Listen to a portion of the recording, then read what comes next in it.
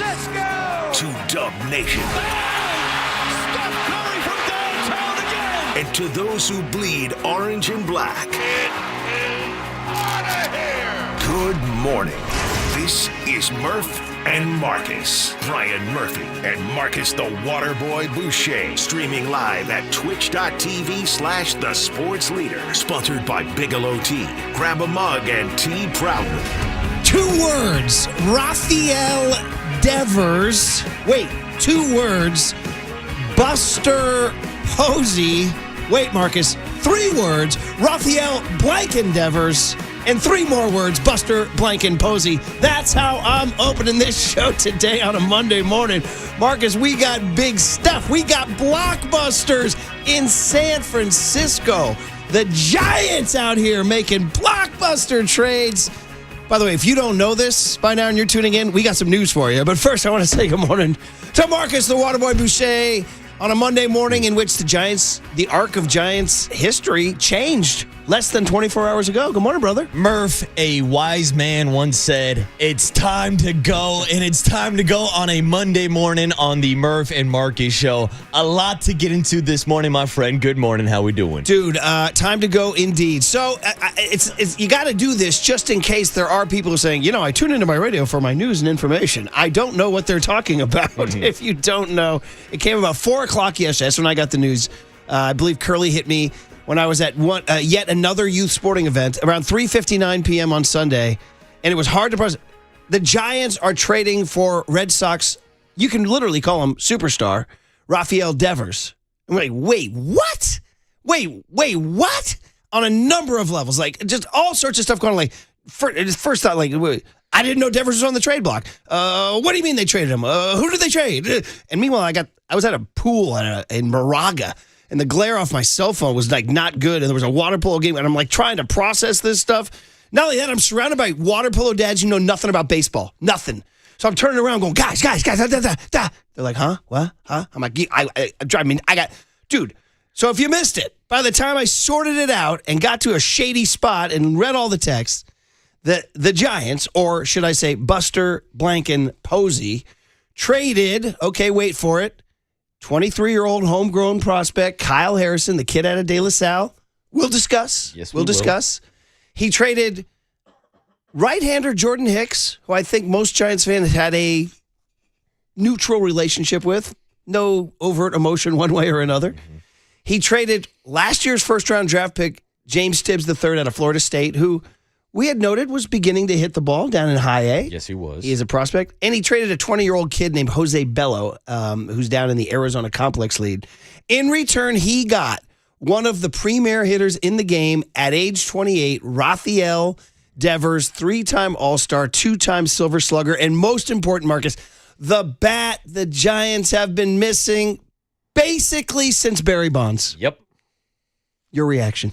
Murph, this is the move that we've been waiting for. Hell, essentially my entire life. Like, we talk about making that big blockbuster move. Buster Posey gets the job done in year 1 and goes out, has to give up some of his top prospects. Like you mentioned, Kyle Harrison, the hometown kid, James Tibbs, first-round draft pick. We can get into those discussions as well. But Murph, they've been looking for a left-handed bat. They've been looking for power. They've been left at the altar with multiple free agents. So Buster Posey took action. And once again, he got ahead of the curve. We saw him earlier this offseason during the winter meetings when everybody was distracted with Juan Soto and how much money he was going to get from the Mets or from the Yankees or from whomever.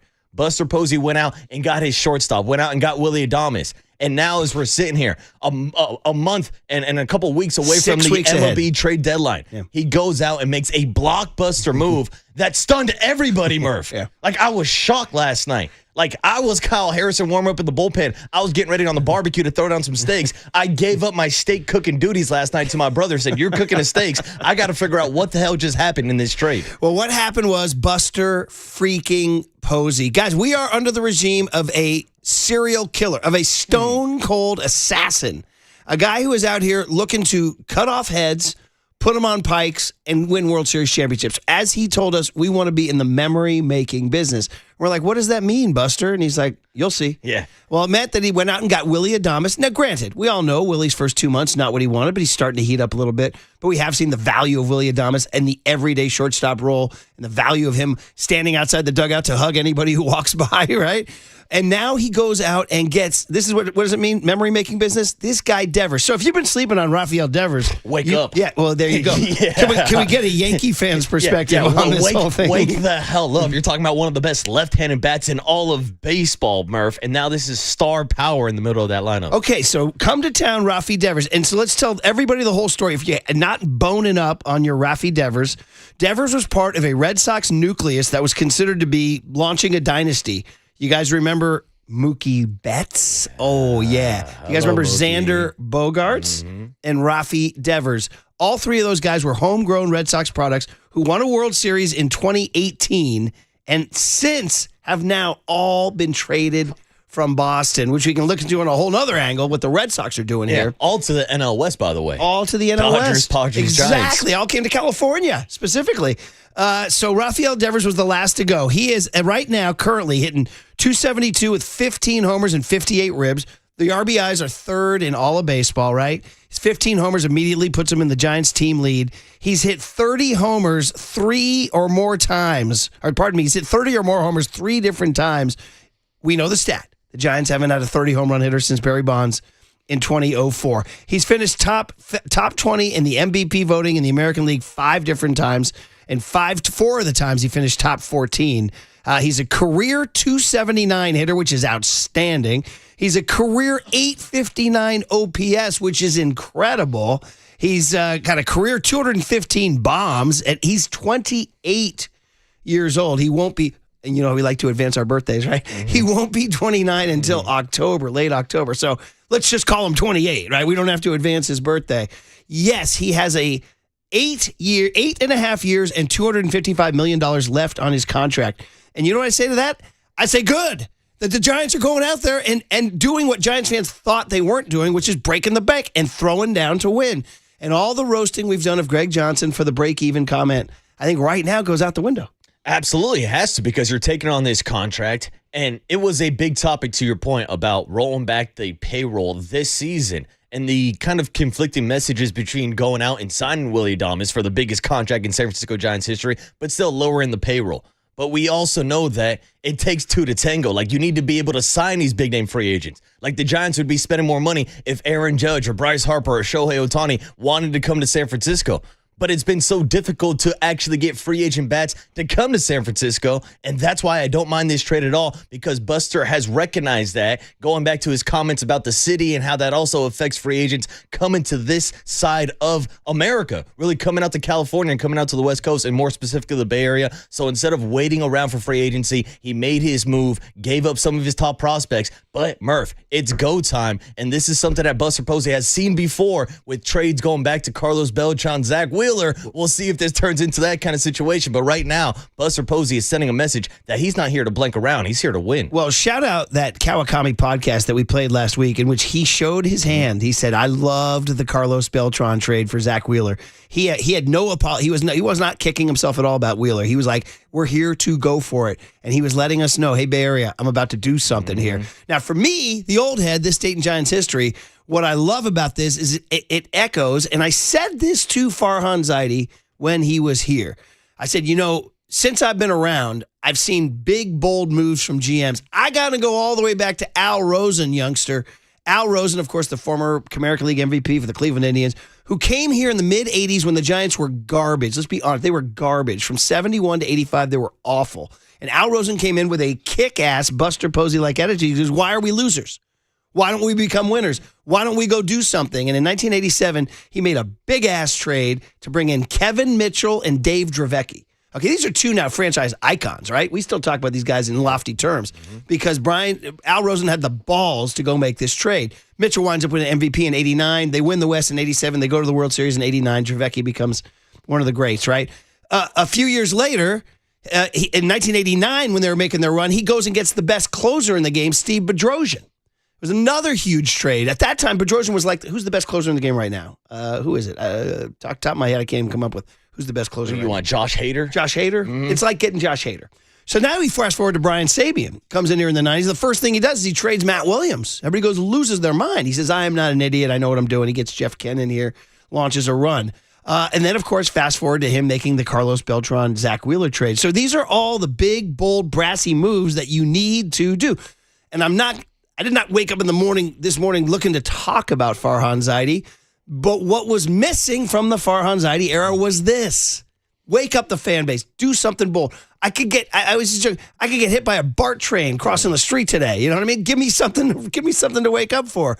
And Buster Posey, in less than a year, is out here making these moves. Yeah, this is year one of the Buster Posey regime. And really, to me, the Buster Posey regime started off when he gave the contract extension to Matt Chapman. Yeah. Now, we know the involvement between Farhan Zaidi and Buster Posey at the time, and how Matt Chapman said Buster Posey is the one who kind of stepped in and closed the deal. So let's talk about that. He goes out and gets the platinum gold glover, gives him the contract extension. Matt Chapman, he's playing the hot corner. Then he goes out and signs the big name free agent. I know he's not this superstar level of a Shohei Ohtani or an Aaron Judge, but Willie Adames was the best shortstop on the market. He went out and got him. And now, to your point, he's making that blockbuster trade. Last year, we sat here and talked about how the Giants need to move on from Blake Snell, get something in return, just like make some type of trade. You got to figure out if you want to be a buyer or a seller. But we just had Zach Manassian on our show last week. He said, Marcus, Murph, Brian, whatever I want to call you, we're not looking to be buyers or sellers. We're looking to read the market. And here they are, 6 weeks ahead of the trade deadline,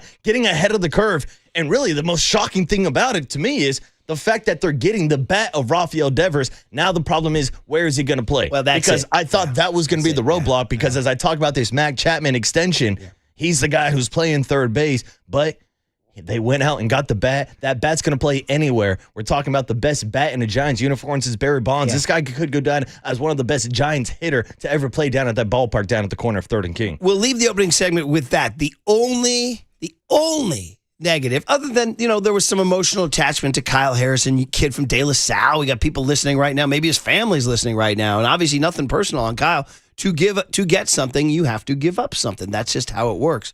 But really, the only, other than that emotional part, and, we wish Kyle Harrison well for sure. Hope he has a great career in Boston. We always rooted for the kid.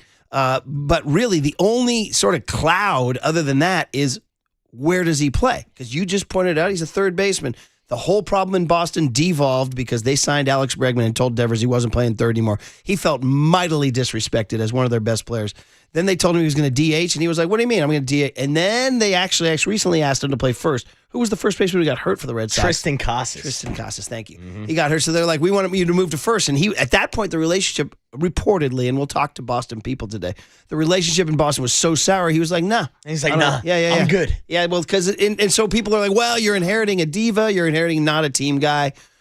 Well, if you did a lot of kind of reading, research, quotes, and sources that it wasn't that. He's always been a guy who plays over 150 games a year. He's always out there. It's just that he in the Red Sox front office, right, we're basically in a war. And now he's out. Now he's coming. He's a Dominican kid, and so's Willie Adames. They've known each other since 2015. So now you got two, can you see Willie just hugging him when he walks right into the clubhouse today? By the way, Giants off today. I imagine Devers would make his debut tomorrow. We don't know. Listen, so much to get to. We got calls. Bang the number. 808 KNBR is the phone number. We'll get to some calls. We'll get to your reaction. It's a gigantic day in Bay Area sports, and I can't really, other than if you really want to nitpick, that's nitpicking, isn't it? About, he plays third and Chapman's already there. And what do you do about first base and DH? You want to talk about, we'll figure it out. Other than that, this has to be a 100 out of 100 trade for the Giants, and Buster Posey out here doing this thing, waking up the fan base and bringing in a bat that they have been missing for decades, literally decades. Yes. Buster Posey, we're in the memory-making business. I don't think any Giants fan is going to forget this Father's Day moment for the rest of their lives. Let's go. Buster saying, who's your daddy? Mm-hmm. On Happy Father's Day, Buster. On the sports leader.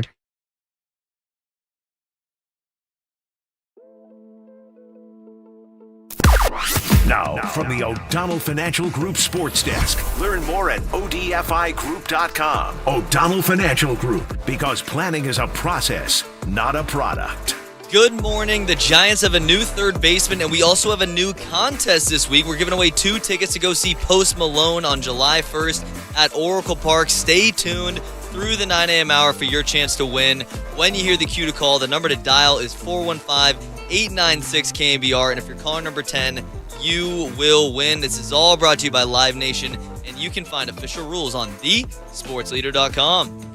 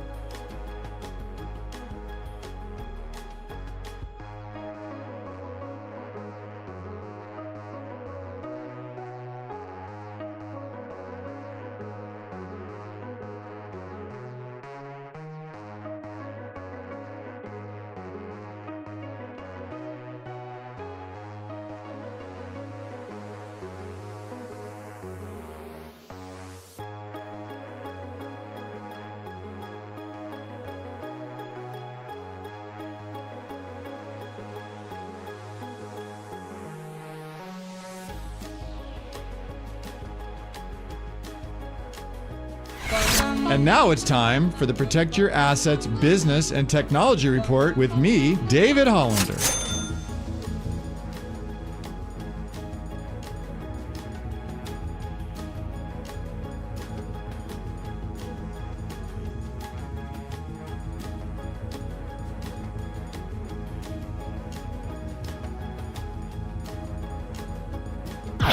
This has been the Protect Your Assets Business and Technology Report with me, David Hollander. You've worked hard during your career to save money, but is your money growing the way you want it, or should you invest it differently? Let's talk about it. Join me this Saturday from 8 to 9 a.m. right here on KNBR for my show, Protect Your Assets, or call 1-866-PROTECT.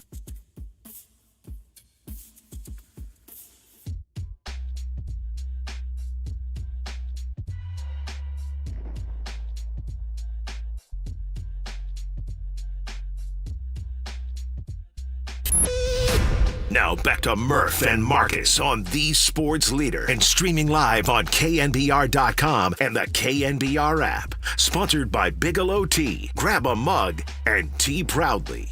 The Giants apparently have made a very significant move, a big trade with the Boston Red Sox that is directly impacting this game before the player who's going to be coming back to the Giants even shows up in a Giants uniform. Again, nothing is absolutely official, but here we are, 3 minutes before first pitch time, and the Giants have a different starting pitcher than we thought they would have today. The reports are that it's Kyle Harrison and Jordan Hicks off the Major League roster, and then James Tibbs, who was the Giants' first-round draft pick last year and has been having a nice run of success in A-ball for the Giants this year in the minor leagues. The bulk of the deal going to the Red Sox for Devers. Man, that was all happening live on the radio, and I happened to be in the car. I spent the whole weekend at either a baseball game or a water polo tournament in the car a ton, and I was getting it all. I was like just gobbling it up, like, give me more, Flem, give me more, and then raced home. Had some wonderful grilled steaks. Thank you, Candace, for the awesome Father's Day dinner. As the kids were bouncing off the walls. I got 2 Giants fans in the house. They were hyped. Big Deck said, we fleeced the Red Sox, Dad. That was the take from the 17-year-old. Rory had all his stats. Rory the Greek had all his stats out and everything. And it was just a buzz. It's been less than 24 hours, Marcus. We're still just kind of soaking it all in. Still buzzing, Murph, because think about it. Like the timing of the trade, the fact that it happened before Sunday Night Baseball, Giants, Dodgers. It put the Giants on the national landscape. And how cool is that? Because it always feels like we're talking about other teams making the blockbuster trades. But for your boys to have that excitement, for the entire baseball world, hell, the entire sports media world to pay attention to San Francisco, that to me is one of the biggest messages here, that Buster Posey is sending a message to the baseball world that I'm not here to blink around. I'm here to get the Giants back to their winning ways. And that it's the Red Sox and the Giants brings national attention to both. That is until I excitedly tuned into my simulcast of Get Up this morning, and I heard Mike Greenberg going, the trade that everybody's talking about, Desmond Bain to the Orlando Magic. That's like, the Desmond Bain blockbuster. You can't throw a Grizzlies Magic trade over a Giants Red Sox trade. I mean, on every level. Size of market, history of franchise. What are you doing? Stop. Don't mention Desmond Bain to me today. He's going to the freaking Orlando Magic, dude. We're talking about the Red Sox and the Giants. We're talking about Ted Williams and Willie Mays, dude. Jesus sakes. All right, let's get out to the phones. Pat H was our first caller this morning. The legend that is Pat H. That's it, from Jesus H to Pat H. Pat H, you're our first caller, buddy. How you doing, man? Pat, what's up, my man? Hey, I'm doing pretty good. How are you guys? Fan-freaking-tastic. Oh, man. So I've watched just about every game Devers has played, especially this year, and he's a special hitter. There's no doubt about it. He doesn't need to be platooned at all. He's hitting over 300 against lefties. I was more going to talk about the fit. With Eldridge long-term at first base, and then obviously Chapman's not going anywhere on that 6-year deal. He's going to have to DH for the most part, and that's fine because the Giants mostly needed a bat. So I like that fit as far as we go. And then just what they gave up really quick, like the Hicks, we all know he's been inconsistent. Harrison's had mixed results, and Tibbs, he is 2 years older than most players in single-A baseball right now. And what's in common with all 3 of those guys? They're all Farhan guys. So Posey's trying to turn a page here, and I love the trade from the Giants' perspective, dude. Posey did a great job. That's a really good analysis on the. I mean, I don't know if Buster like calculatedly said I want to get rid of all the Farhan guys, but and part of it is just because Farhan's been here for the last 5 years, so most guys are Farhan guys. But there is something to that about putting his own stamp on the franchise. There is something to that. And as far as, Harrison goes, listen, we all had high hopes. And remember Mike Krukow said to us Wednesday, he thought he was the best of the three. Now, Mike also might have been doing that to kind of prime the pump for the Red Sox. Mike and Buster might have been talking. You're telling me he's manipulating the market. Maybe. Stocks are going up on Kyle Pat Harrison. H, thanks for the call, buddy. We appreciate it, guys. A thanks, couple more to Pat. get to. It is like, if you want to like try to spin negative on this thing, 8.5 years, $255 million left for a DH. But yeah, hitting matters. And now here's the other part. So he mentioned Chapman, he mentioned Eldridge. First of all, Bryce isn't here yet. We don't know, right? So first base could be open. Dom Smith, who we enjoyed, maybe takes a back seat, becomes a bench piece now. If he becomes a full-time DH, though, and they play Dom Smith at first, or then it's cutting into Wilmer Flores this time. Absolutely. So it sounds like it might be sort of a patchwork where one day he takes Flo's at bats, one day he takes Dom Smith's at bats. I don't know. It's going to be Bob Melvin's going to have to do some managing. Yeah, and it's going to come down to his willingness to maybe adapt and learn a different position because, as we alluded to last segment, there were issues with him not playing third base anymore after they brought in Alex Bregman out to Boston, and then he told Boston straight up that he wasn't going to play first base. They moved him to DH, so if Buster and Bob can talk to him and have him have some willingness to actually learn the first base position, then that does give you a little bit more flexibility, and to me, it maybe buys you a little bit more time to develop Bryce Eldridge because now you're not desperate for the bat. And I know we're talking specifically about defense, but offensively, you're going to find a position to play Rafael Devers, whether it is third base right now with Matt Chapman being hurt, whether it's learning first base. Hell, who knows if he could play outfield. Maybe get an outfielder's mate. You could play a little bit of right field too or a DH.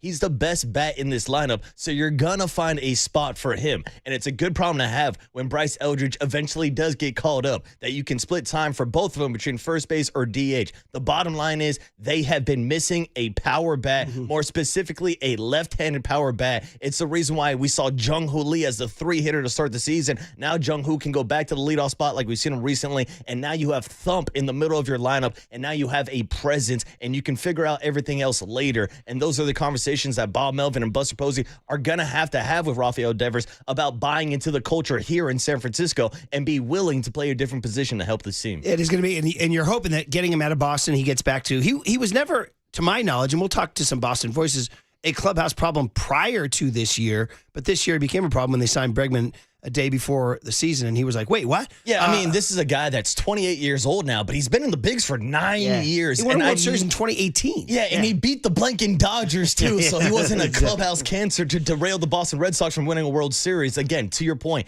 the first 8 years of his career, I never heard anything bad about him being a negative in the locker room. Except for the fact that he was just spraying balls all over the American League. Okay, I do see calls, but I do look at the clock, and we got to say good morning to Young Tone on the other side, playing the horns. Young Tony Farias. Your take, buddy. Good morning. Happy Monday. Tony, you got a new left-handed bat. Dude. Congratulations. Buster making moves. It's time to go, fellas. Yeah. It's time to go. Tony. Do you want to play your I got it ready to go. You want to hear it now? Yes. Tell me when to go, Buster. Yeah, I mean it's time to go. It's time to go. It's time to go. Go. It's time to go. It's time to go. Go.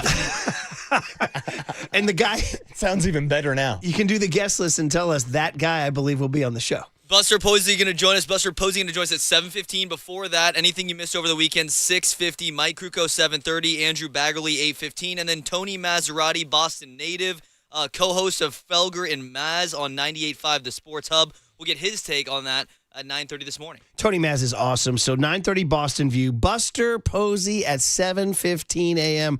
I love how comfortable Buster is in his skin. A lot of guys are like, yeah, well, not until he gets here. Or we'll do. No, Buster's like, yeah, I'll hop on. Let's go. So, I mean, this guy, Buster, dude, I hope he wants this job for the next 25 years. All right? You know what I mean? Longer It's than like, that, Murph. I mean, Buster's in his 30s, dude. He's like Think your about age. that. Bro. I know, I mean, it's like, come on, man. He's He's like done a lot Curly's better age. than I am. I don't know. Look at you, Marcus. Yeah. Look what that GPA got you, buddy. Yeah, look at me now. Okay, on the other side, bang the number. 808 KNBR is the phone number. We see a ton of texts coming in here, too, on this. We continue to react to the gigantic blockbuster. Biggest Giants trade since ... Next on The Sports Leader.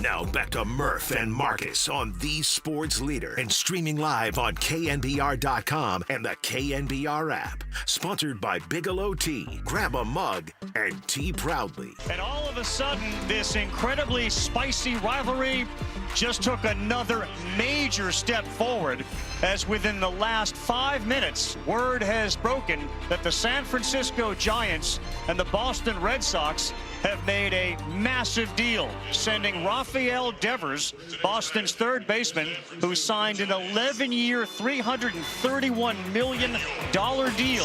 He'll go to San Francisco. Jordan Hicks, Kyle Harrison, who was supposed to start tonight, is also reportedly in the deal. This is an earth-shaking move by both of those organizations. Man, I saw Red Sox fans calling Craig Breslow Nico Harrison for the straight. Fire, Nico. Listen, we like Kyle Harrison a lot, and I had hope for James Tibbs. Hicks, I was okay. And Jose Bello, we know nothing about. He's a kid.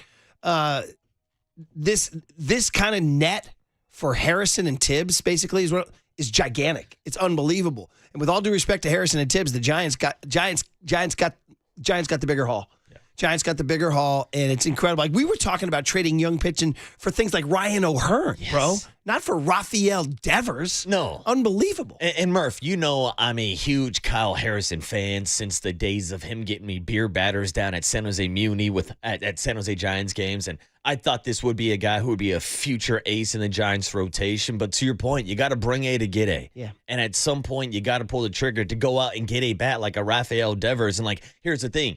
There's a lot of hope maybe for a guy like James Tibbs. Best case scenario, he turns into a Devers type of bat. Which, why not just get it now if you can? So I'm fine with this return. To your point, Jordan Hicks kind of seemed like he was checked out a little bit ever since he got took out of the starting rotation. So for this package to go out and get a superstar like Devers without giving up guys like Logan Webb, without giving up Bryce Eldridge, your number one prospect in the farm system, this is a great move by the Giants. Huge that they're giving up Eldridge. And to be honest, the Red Sox, that glamour franchise to be seen as cost-cutting, man, that is depressing if you're a Red Sox fan. You've now traded Mookie Betts, Xander Bogaerts, and Rafael Devers.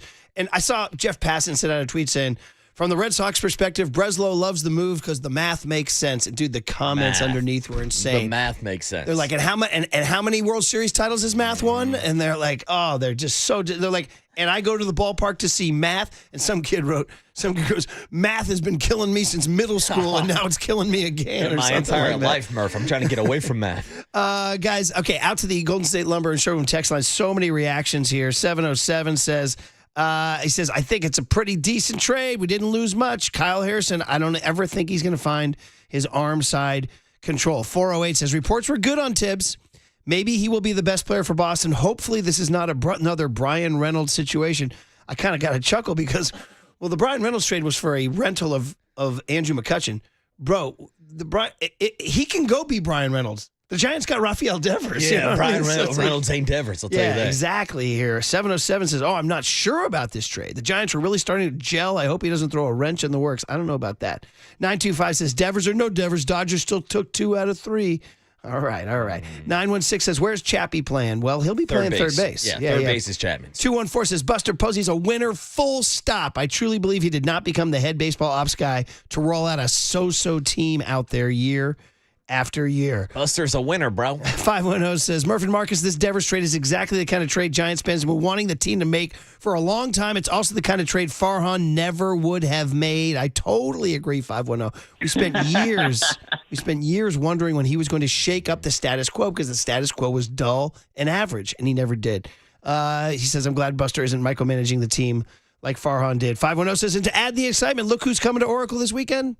The Red Sox. Although Kyle Harrison got optioned to AAA Pawtucket. Yeah, so you will not be seeing Kyle Harrison. Interesting to see what they're going to do with Jordan Hicks if he joins the rotation or if he sticks in the bullpen, but you'll see him in San Francisco in about a week. 408 says, guys, what do you give me for Rafael Devers and Jimmy Butler, right? This is a Jimmy Butler-level trade, right? But Butler's older, obviously, and has only a couple years left on his deal. But similar in heft. Dude, yeah. I need Devers in the clubhouse bumping a little Erykah Badu with candles right next to like Logan Webb or something like that. Light the beam, like the candle. Rafi Devers vibes, golden vibes, orange vibes, orange and black vibes.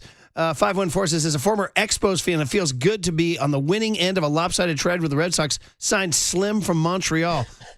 We literally have a guy in Montreal listening named Slim. Shout out to Slim. Who's remembering bad Expos trades. I need more Slim text. You gotta love baseball, man. 310 says paying a DH $200 million will even out when you have a catcher who does not hit. There's now less pressure on Pat Bailey to be anything but the eighth hitter. Okay, Hell, there's less pressure on the entire lineup, Murph. 310 says Red Sox sweep the Yankees and Boston fans are miserable. That tells you everything. Dude, and how, like, I don't know. It seemed like the perfect send-off for Rafael Devers, who's been a Yankee killer his entire career. His last at-bat in a Red Sox uniform was a home run on Sunday against the Yankees. Oh, man. 415 says, seems simple to me. Devers goes to third until Chappie's back. I mean, we loved Friday night's Grand Slam. It was awesome, but let's be honest. You get a choice to play Rafi Devers or Casey Schmidt at third. You're playing Rafi Devers at third base. 100%. All right? And I'm a Casey Schmidt fan, but Casey, you become a bench piece, buddy. Here we go. More texts come in here, too. 559 says... Pat H sounded like B. Craw on Zins. 510 Stop and get some Zins. 510 says, I can't ever recall having to wait a half inning to find out who the Giants starter was. Wait a minute.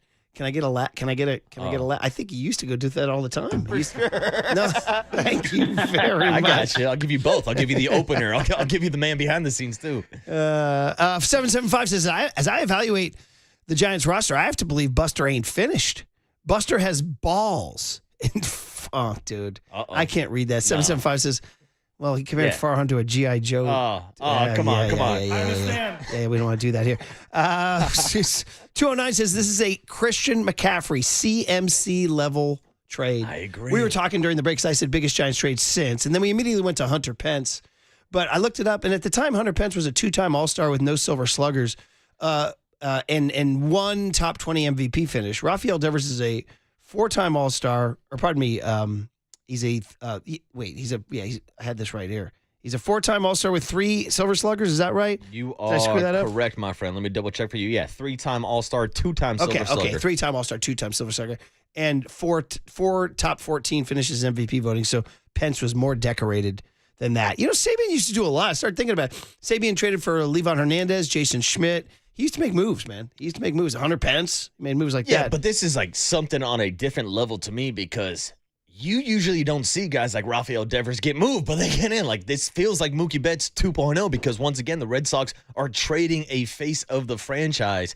And, like, when you talk about going out and trying to sign a big-name bat, how often are you able to get one of the best left-handed bats in all of baseball at his prime, Murph, at age 28 years old? Like, this guy will be the first guy to break the Barry Bonds 30 home run streak that we haven't seen since Bonds was in the box. He's got 15 already this year. Half will be in a Red Sox jersey. I'm guessing he gets another 15 in a Giants jersey. But 319 checks in from Iowa, says, this is such a huge deal for the Giants because imagine trying to sign a bat like this on the free agent market. Exactly what I'm saying. 319. Dude. All right, squeeze in a couple calls, then we'll get to Hums and Bums. And Buster Posey joins us at 7:15. You do not want to miss it. Matt in L.A. was down at Dodger Stadium. Matt, good morning. You're on KNBR. How you doing, man? Hey, what's up, Matt?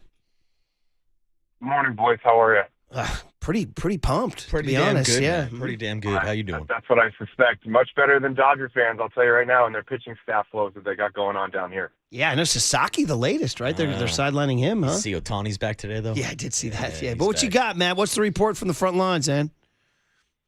Front lines are this, guys. Look, optimism is high, at least in my opinion. I think the deal is awesome. As I said to whoever I spoke with calling in, a little worried the Harrison deal might be like Zach Wheeler 2.0 from years back, if you remember those old Giants days. But I don't think Devers is Beltran. But I'll just say this. I think the move stacks the pieces in place for us to have a long-term future with everybody and also gives us flexibility to make a move even later this summer if we have to, especially with the bullpen or another big bat coming in that we maybe need to have somebody at first base with. Yeah, Matt, I'm with you, man. Listen, even if Kyle Harrison becomes Zach Wheeler, while he's doing that, Rafael Devers will be the 3-hitter for the Giants, you know? That's right. Yeah. No 30 home run hitter in over 20 years. So we get that added to it.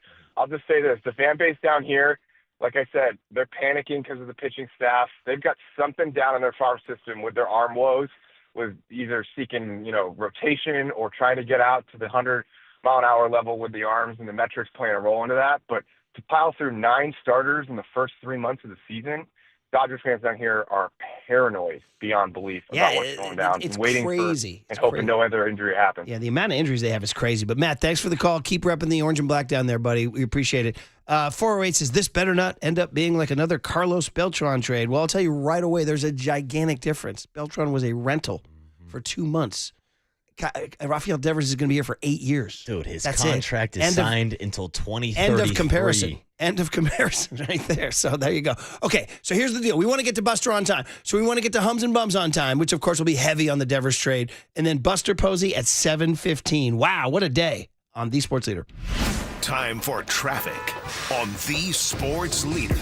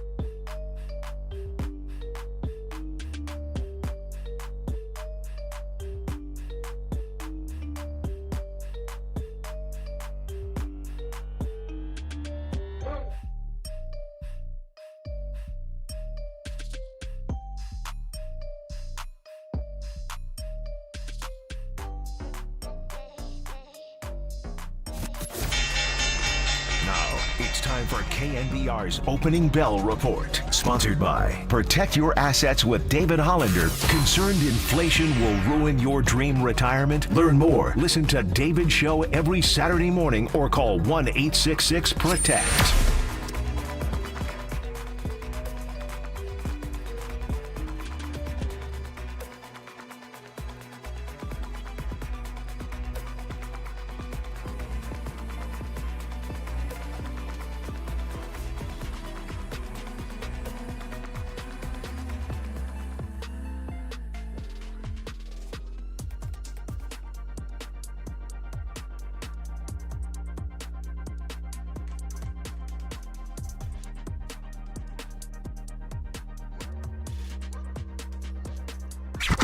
What do you want? Same as you, to remember. Time now for Total Recall. San Francisco! Adios, Canucks! A look back at the highs and lows of the weekend in sports. Get ready for a surprise! Murph and Marcus continue live from the KNBR Casino Matrix Progressive Jackpot Studios. Casino Matrix. Progressive jackpots are here. Where are you? Just drop in. 1-800-GAMBLER. You know, that woman in the opening of Hums and Bums who says, get ready for a surprise, which I never have known where that's from. And that's been, DJ Robbie put that back in like 07, 08. Get ready for a surprise indeed, because if you're just waking up, good morning, Murph and Marcus, Brian Murphy, Marcus Boucher. The San Francisco Giants traded for Rafael Devers, who's by any measure one of the best hitters in all of baseball. He is coming to San Francisco. Giants off today, hosting Cleveland tomorrow. We're talking about it all morning long. And Buster Posey joins us at 7:15 in 25 short minutes. But we got to do what we got to do, which is the hums and the bums. Your weekend does not end until you hear it. Your work week doesn't begin until you hear it. And you don't get to Buster Posey at 7:15 unless you hear it. So we rotate every week. Marcus spun the wheel. He got himself some bum. Babies, Marcus, make it tight. We got Buster swinging a bat in the on-deck circle. Bring me the bum babies, Murph, because it wasn't just the residents of the Bay Area that were shocked by this trade yesterday. Let's go across the coast out to Boston, where Red Sox fans are straight up pissed off that Rafael Devers has been shipped out to the San Francisco Giants in a trade that I'm calling the Mookie Betts 2.0 trade. Because for the second time in the last 5 years, the Boston Red Sox have traded the face of the franchise. And we can get into all the details about how Devers was disrespected by the Red Sox, bringing in Alex Bregman, telling him to move away from third base, turning him to a DH, asking him to play first base, and the back and forth with the Henry family and Craig Breslow and all that nonsense. The bottom line is they soured a relationship with the face of the franchise. They were supposed to be building around Rafael Devers, and now they're shipping him out to the San Francisco Giants. And as I mentioned, Red Sox fans are not happy out on the East Coast. So here's Jared Carabas from MLB Network and also hosts a podcast, Section 10, about the Boston Red Sox, giving his reaction out in Boston to Rafael Devers being shipped out to San Francisco. How the do you trade Rafael Devers for A, that return, and B, the moment in which you did it? How? There better be a press conference when that plane lands, when they get out to the West Coast, and Breslow better answer every question that the media has for him. This is crazy. I cannot believe that this happened, and I don't think it's going to be one of those things where when the dust settles, you'll understand and all is well and the Red Sox will keep on rolling. Like, you traded Rafael Devers. And maybe the pitchers that you got in return and whatever pieces that haven't been named, maybe they're great. But you traded Rafael Devers. This reminds me of when the A's traded Yoenis Cespedes for John Lester. But John Lester was a stud. Like, I don't know that you're getting studs back in this. And then the A's, they were like, yeah, maybe we shouldn't have traded our cornerstone bat. Maybe that wasn't the best idea. And the Red Sox, I don't know. I can't believe it. Boston fans still trying to digest the Rafael Devers trade from last night, Murph, and that sound from a podcast that was recorded after the Red Sox swept the Yankees because Rafael Devers went deep in his last at-bat in a Red Sox uniform. Yes, Dave Portnoy, of course, very famous New Englander, Barstool head of Barstool, absolutely angry. Put on his Red Sox hat and he said, I'm trying to watch the U.S. Open. And I find out the Red Sox blank and traded Rafael Devers. He said, quote, for a bag of baseballs. That's what he said. Now, we think of Kyle Harrison more than that, but that's how they're viewing it back in Boston. So there's your bum baby number one, right? Yeah, they are upset. It's Breslow versus Boston, the Mookie Betts trade 2.0. More sound coming later from Rafael Devers' press conference. And, of course, Buster Posey right around the corner. So let's keep it moving. The bum baby number two, I got to do it because the Giants lost the series this weekend down in L.A., and I'm taking a look at Saturday's game and the performance of Landon Roop, getting bum rushed by Shohei Ohtani with a leadoff home run, only last an inning in 2/3, allowed 6 earned runs before he got the hook from Bob Melvin. But I'm making an executive decision. On a morning where it's such good vibes, I don't want to hear the highlights. I don't want to get into a digression about how the game turned into Logan Porter versus Kike Hernandez and the embarrassment that was on Saturday night for the Giants and Dodgers rivalry. So just real quick, Landon Roop, bum baby number 2, Murph. Well, fair enough. It's a good one. We don't need to play the low lights. You're right. But the story is that Giants kept him instead of Harrison, or the Red Sox wanted Harrison over him. He's been pitching very well until that one, so we'll wash it off and let him go forward. But definitely a bummer because Friday night was so good, which we'll get into, of course. A big learning experience for the kid. I did wonder about the Dodgers taking one on the chin, Giants Friday night, and then how angry the Dodger lineup, which we know is the best lineup in baseball, basically. And it was probably a tough situation for him to be in, but it'd be interesting to see how he bounces back in his next start. Yeah, and honestly, I was paying attention to Sunday Night Baseball because I thought there was a possibility maybe if Kyle Harrison outpitched Landon Roop, that maybe Landon Roop would be the one sent to the bullpen in Justin Verlander's return. But breaking news, bum baby number 3 is the Kyle Harrison trade involvement. Now, I want to make this clear. I'm not making Kyle Harrison the bum baby, but I'm just going big picture the situation. Being a hometown kid that was born in San Jose and raised in Danville, a guy that grew up a Giants fan, to be 23 years old and to be down at Dodger Stadium, literally warming up to pitch a game on national TV with the brightest of lights, with the entire nation watching.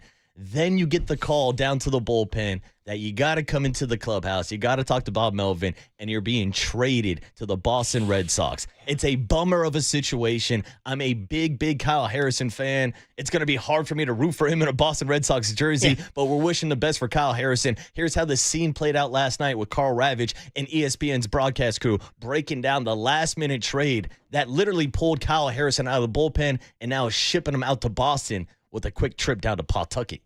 And all of a sudden, this incredibly spicy rivalry just took another major step forward, as within the last 5 minutes, word has broken that the San Francisco Giants and the Boston Red Sox have made a massive deal, sending Rafael Devers, Boston's third baseman, who signed an 11-year, $331 million deal. He'll go to San Francisco. Jordan Hicks, Kyle Harrison, who was supposed to start tonight, is also reportedly in the deal. This is an earth-shaking move by both of those organizations. Yeah, and something that I don't think I've really seen before with a pitcher who's scheduled to pitch that night getting pulled 20 minutes before the game. Credit for Sean Jelly for being ready to go, but this is a tough scenario and a tough way to end your career in San Francisco, getting pulled from the game. And Murph, you were saying he hung out in the clubhouse the entire game. Yeah, that's what the beat writer said, and Logan Webb said, I told him, go be a star in Boston. And this definitely is going to take some time for this kid's head, because as you point out, he's got the orange and black on. He's at Dodger Stadium. He's warming up. I mean, this is everything he's worked for his entire life. This is the peak. I mean, he's going to go on national TV, and then he's not only yanked off the mound, but told he's being traded to Boston. This will mess with the kid's head. It's going to take him some time to get his head right. We know his dad, Chris, listens, and we've enjoyed talking to Chris, and nobody wanted to see Kyle Harrison shipped out. But this is the facts of the business are to get A, you got to bring A, and to bring in a bat like Devers, you had to part with a talent like Kyle Harrison. And we knew, and we've been saying this for weeks and weeks and months, that the Giants have this surplus of young pitching. It was just which one? Was it going to be Carson Whisenhunt? Was it going to be Hayden Birdsong? Was it going to be Landon Roop? was it going to be Kyle Harrison? Yeah, and it turns out it ended up being Kyle Harrison. He will now rejoin Andrew Bailey out in Boston, former pitching coach of the San Francisco Giants. So at least he has that connection there. But yeah, the Red Sox have already made the announcement that they're opting him down to AAA. He'll be spending some time in Pawtucket, so you will not see Kyle Harrison next week when the Red Sox come to town. So definitely a bum baby situation for the De La Salle Spartan family and the East Bay and everybody who knows him over there. That's a good one. All right, well, that's it for your bums. You're listening to KNBR AM and KNBR FM, San Francisco, the sports leader, a Cumulus media station. So now we get to do something a lot more fun and do the hum babies. Yeah, baby. And it's going to start with, well, the guy we opened the show talking about, Buster Posey, or as we called him, Buster Blanken Posey, who will join us at 7:15, putting on his Al Rosen hat, putting on his Brian Sabian hat, and doing something that the organization needed, which is going out, cojones out, and going and making the kind of move that takes brass ones to bring in Rafael Devers, even though it's a cost, to bring in the bat that has been so sorely lacking. So we're going to give the first hum baby to the guy who made the trade. No minor league moves. Again, I didn't wake up this morning looking to bury Farhan Zaidi, but the no move too small thing, we really were like, wow, he really meant that. Well, this is the anti-no move too small. This is Brian Sabian trading Matt Williams. This is Brian Sabian making the move for Carlos Beltran. This is Al Rosen trading for Dave Dravecki, Kevin Mitchell, and Steve Bedrosian. Hey, as the great Ray Lewis said, you got to be pissed off for greatness. And this is what Buster Posey is. So, little sound here from Jeff Passan explaining the move. Rafael Devers, after all that had happened with Boston this spring, the move from third base to DH, then them wanting him to play first base, did not want to be in Boston anymore, and the Red Sox saw this as an opportunity to get rid of more than $250 million that he was owed, and the San Francisco Giants are taking on every penny of his remaining contract that runs through 2033. At the same time, the Red Sox in Kyle Harrison and Jordan Hicks get a couple of arms. They're also getting James Tibbs, the first-round pick from the San Francisco Giants last year, 13th overall out of Florida State, as well as one more prospect. Regardless of the mechanics of this deal, Carl, it is a shocker. The timing is shocking. The magnitude of the player is shocking. And again, Rafael Devers was supposed to be the guy that Boston was building around in the future, and now he's going to be a San Francisco Giant. There he is, Jeff Passan, breaking down what Buster went through. And in that taking on the contract, I guess we should probably give hum baby to Greg Johnson and ownership, who have been knocked by Giants fans for the famous break-even move and the story that Andy Baggerly wrote that they were cutting back on payroll in December. Well, guess what? They just added a lot of payroll here. 8.5 years, $255 million left. You told me some of it is deferred. But either way, they are spending to win. So we're going to talk to Buster about that in just about 14 minutes. He's joining us at 7:15. So hum baby number one is Buster Posey, the silent assassin, man. Silent but deadly, as we used to say in elementary school, right? As we used to say. He who smelt it dealt it. I mean, he who smelt the lack of offense dealt for a bat. I was going to say, he who smelt it dealt Kyle Harrison and James Tibb to go get Devers. All right, guys. Hum baby number two is the kid himself, Rafael Devers. Hey, man, this guy has never worn orange and black in his life, and he's already a hum baby because welcome to town. 3-time All-Star, 2-time Silver Slugger, 5-time top 20 MVP finisher, career 279 hitter, career 858 OPS, 28-year-old Rafael Devers from the Dominican Republic by way of Boston. Where is he going to play? You want to talk about a first world problem. That's a first world problem. So welcome to town, Rafi Devers, as the bat the Giants have been missing, forever, really. Going back to Barry Bonds, honestly. So here we go, a little package, actually. We do have some fun sound here. Clayton Kershaw. That's right, Clayton Kershaw, who, by the way, on Saturday night, oh, my God, I'm tearing my head. It's 2025. Yeah. He's supposed to be washed, and he's still doing it to the Giants. Anyway, I digress. He put on a mic last night and actually gave pretty good breakdown of the trade. Here's Clayton Kershaw in the dugout last night breaking down the Giants trade. Yeah, how about that trade? That's wild. Buster's really doing it. Not only Buster Posey's really doing it over there. Good, good for Buster, man. He's going for it. I consider Rafi one probably, top 10 hitters in the game at worst. Right. So he's definitely a game changer. It'd be interesting to see what position he plays over there. I know they have a big prospect at first base coming, so it'd be interesting to see if he plays first. Obviously, they have Matt Chapman, who's one of the best in the game at third. So Even if he's just DH for however long that contract is, I don't even know what they gave up. I know Harrison was supposed to pitch today, so he's a good one. He is a good one, but I don't know, man. It makes him better right now for sure. Yeah, Kyle Harrison was in the deal. Tibbs was in the deal. I don't know who that is, but okay. Yeah, well, Eduardo does because he was a Florida State star. Oh, okay. I don't care about college. I want to know what you did in the pros. I don't care about college. Hicks was in the deal. He was the 13th pick in the draft. That's all you need to know about still that. Don't care. But Jordan Hicks is a good pitcher. He's solid, so I get that. I love it. Absolutely. I'm with you. I signed out of high school, too. Yeah, it doesn't matter.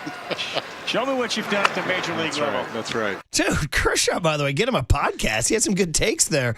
But James Tibbs catching strays. He's like, wait a minute, I'm down here in single A. Why am I catching strays from Clayton Kershaw? But it goes to show you kind of that perspective of a Hall of Fame career like Clayton Kershaw, like recognizing, like, yeah, there's prospect status, but like until you're in the big league, it doesn't matter. And I've heard some people worried about what if James Tibbs turns into this? What if he turns into that?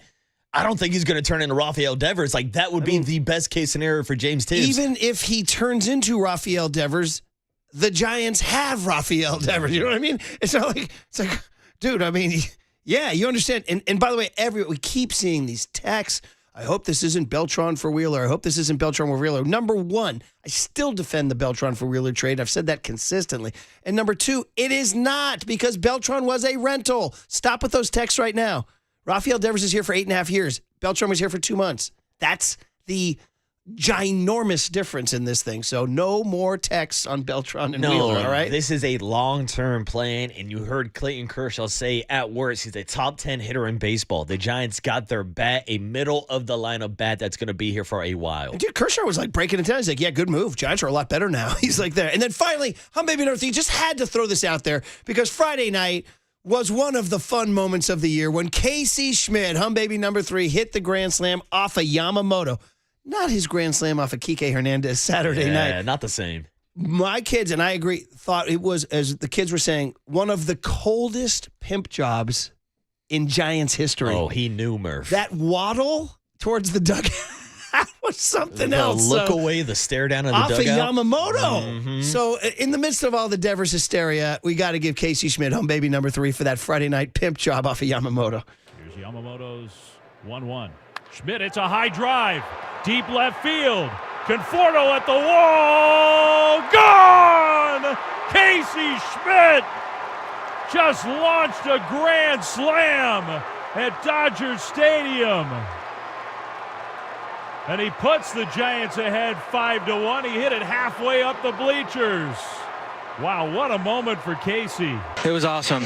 Just to be able to come through like that in that moment. Here it was really awesome. I actually only watched it I think twice. I just wanted to see the pitch and then pitch location. That was pretty much it. I didn't really dig too deep into it yet. Yeah, so there was another case right with yesterday and having to come back, quick game. We were here and now all of a sudden to hit a grand slam like that kind of puts the day before away, and you feel great for him because this kid works really hard to prepare for a game. There's a lot of ability there, both defensively and offensively. The grand slam obviously is the biggest hit of the game and gave Webby a little breathing room. So, hats off to him to turn around the next day and put together a bat like that. Yeah, you would have liked to have gotten 2 out of 3. You got 1 out of 3. You lost a game to the Dodgers in the standings when it was all said and done. But the bottom line is that was such a great moment for that kid. And that pimp job, I mean, that was so much more, again, to use the vernacular, that was colder than, throwing the bat, beating the that was like, what'd you think of that pimp job? Oh, dude, the confidence. That's the thing. Like, I have a rule. When you hit a home run, if you're going to pimp it, it has to be a no-doubter. Yeah. And Casey Schmidt knew from the crack of the bat that ball was gone. So an ice-cold moment from Casey Schmidt staring down his own dugout. And Murph, if he keeps swinging the bat like this, we're going to start talking about Casey Schmidt getting some more playing time at second base over Tyler Fitz. There you go. That ends the baby period there. So you're going to go number 1, Buster for the move. Number 2, Rafi Devers, welcome to town with that baseball card. And number 3, Casey Schmidt for that. Somebody, FP called it a waddle, kind of a little waddle out of the dugout. It's pretty good, man. All right, there you go. Hum babies and bum babies are done. And by the way, thank you to all the texters who told me, get ready for a surprise. It's actually from the movie Total Recall. with Arnold Schwarzenegger, which is what DJ Rob B was trying to do way back when, but I was so thick I didn't pick up on it. All right, Buster Posey, the man who's out here making gigantic moves, is next live with us on The Sports Leader. Buster Posey's really doing it over there. Good for Buster, man. He's going for it.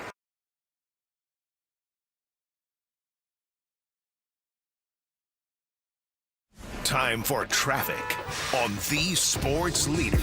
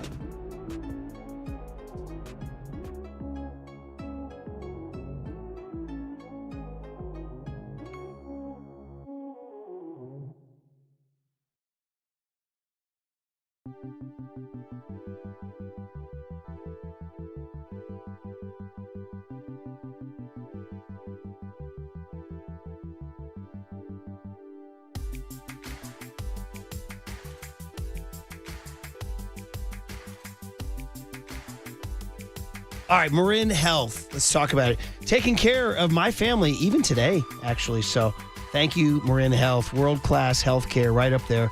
Marin Health, not just the closest medical care, but the best. With a cardiology team that delivers treatment twice as fast as the national average, a world-class maternity care center with doctors and midwives available 24/7, an accomplished orthopedic team to get you back on the trail, and a partnership with UCSF that expands our world-class capabilities. It's all right here to get you closer to being at your best. Marin Health, world-class care, closer than you think.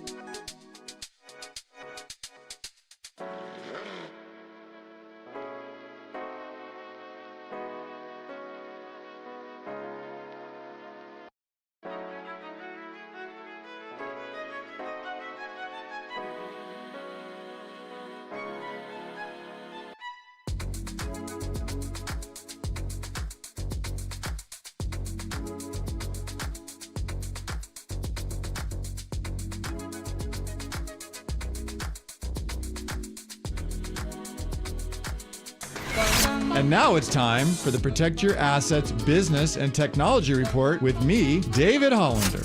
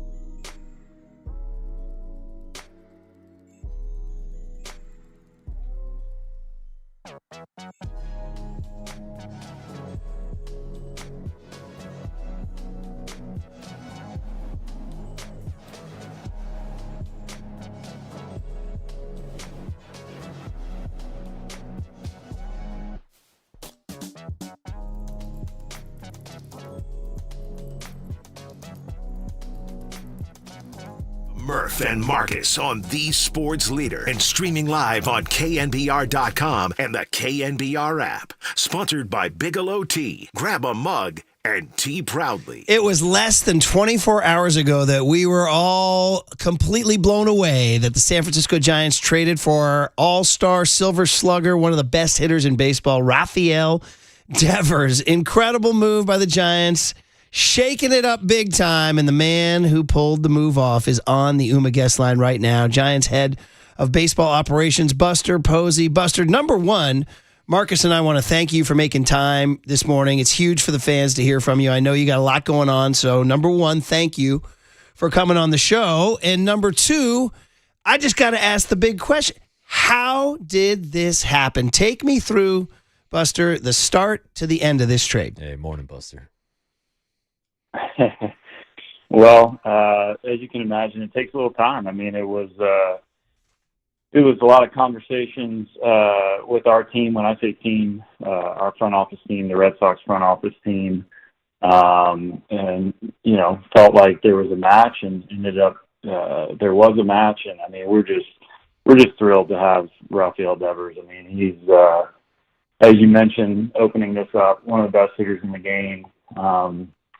Just a tremendous boost, not only for our offense, just for our team overall to have an impact like this. I mean, we're thrilled, and I can't wait to see him in a Giants uniform. So you say it takes a little time. Is there any way you can kind of give us a general range? Like, how did you guys know Devers was out there, and how long were you discussing it? Yeah, I mean, as I'm learning this job, I think it's a matter of just sometimes asking questions, and you never know. You got to ask to see if it's even a possibility. And I think going into the conversation, probably thought that the likelihood of making the trade initially was probably fairly low. But as we got into it more, gained some momentum. And look, I've mentioned it a lot. I believe foundation to success is pitching and defense, and we had to give up, a promising young starter, and Kyle Harrison was not an easy thing to do. Another big arm in Jordan Hicks, and our first round pick last year, and another intriguing arm in Bayo. So, it's a great day for us and the Giants organization, and like I mentioned earlier, just thrilled that Devers is going to be in a Giants uniform for a long time. Yeah, and Buster, it feels like most people around the baseball world were pretty shocked by this move, especially because you don't see too many blockbuster trades happen in the month of June. So talk to us about the timing and how you were able to pull off this trade 6 weeks ahead of the trade deadline. Yeah, I mean, again, I think it just boils down to matching up with somebody to probably fill in needs for both teams. As the Red Sox got some arms, and we got an impact hitter. I think both Craig Breslow and myself in this felt like when we saw that we were aligned and what was going to go back and forth, that we didn't need to wait around. Craig and I talked a lot about trying to make a good baseball deal, and at that point there was no need to wait for another 6 weeks. Earlier this offseason, we saw you go out and sign Willie Adames while a lot of teams were focused on Juan Soto and some of the bigger name free agents. Is it part of your guys' strategy to try to get ahead of the curve when you are making moves like this? I don't know if it's part of the strategy or not. I mean, I think it's just trying to seize an opportunity when you see it. It most certainly doesn't mean that we're going to go and jump the market per se. I just think that some of this timing is going to happen naturally, and I imagine that there'll be transactions that come down the wire as we move forward as well.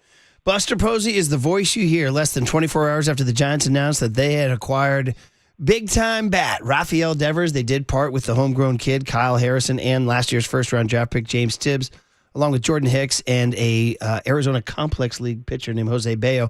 Did you have any history with Craig Breslow, either personally or professionally, prior to this?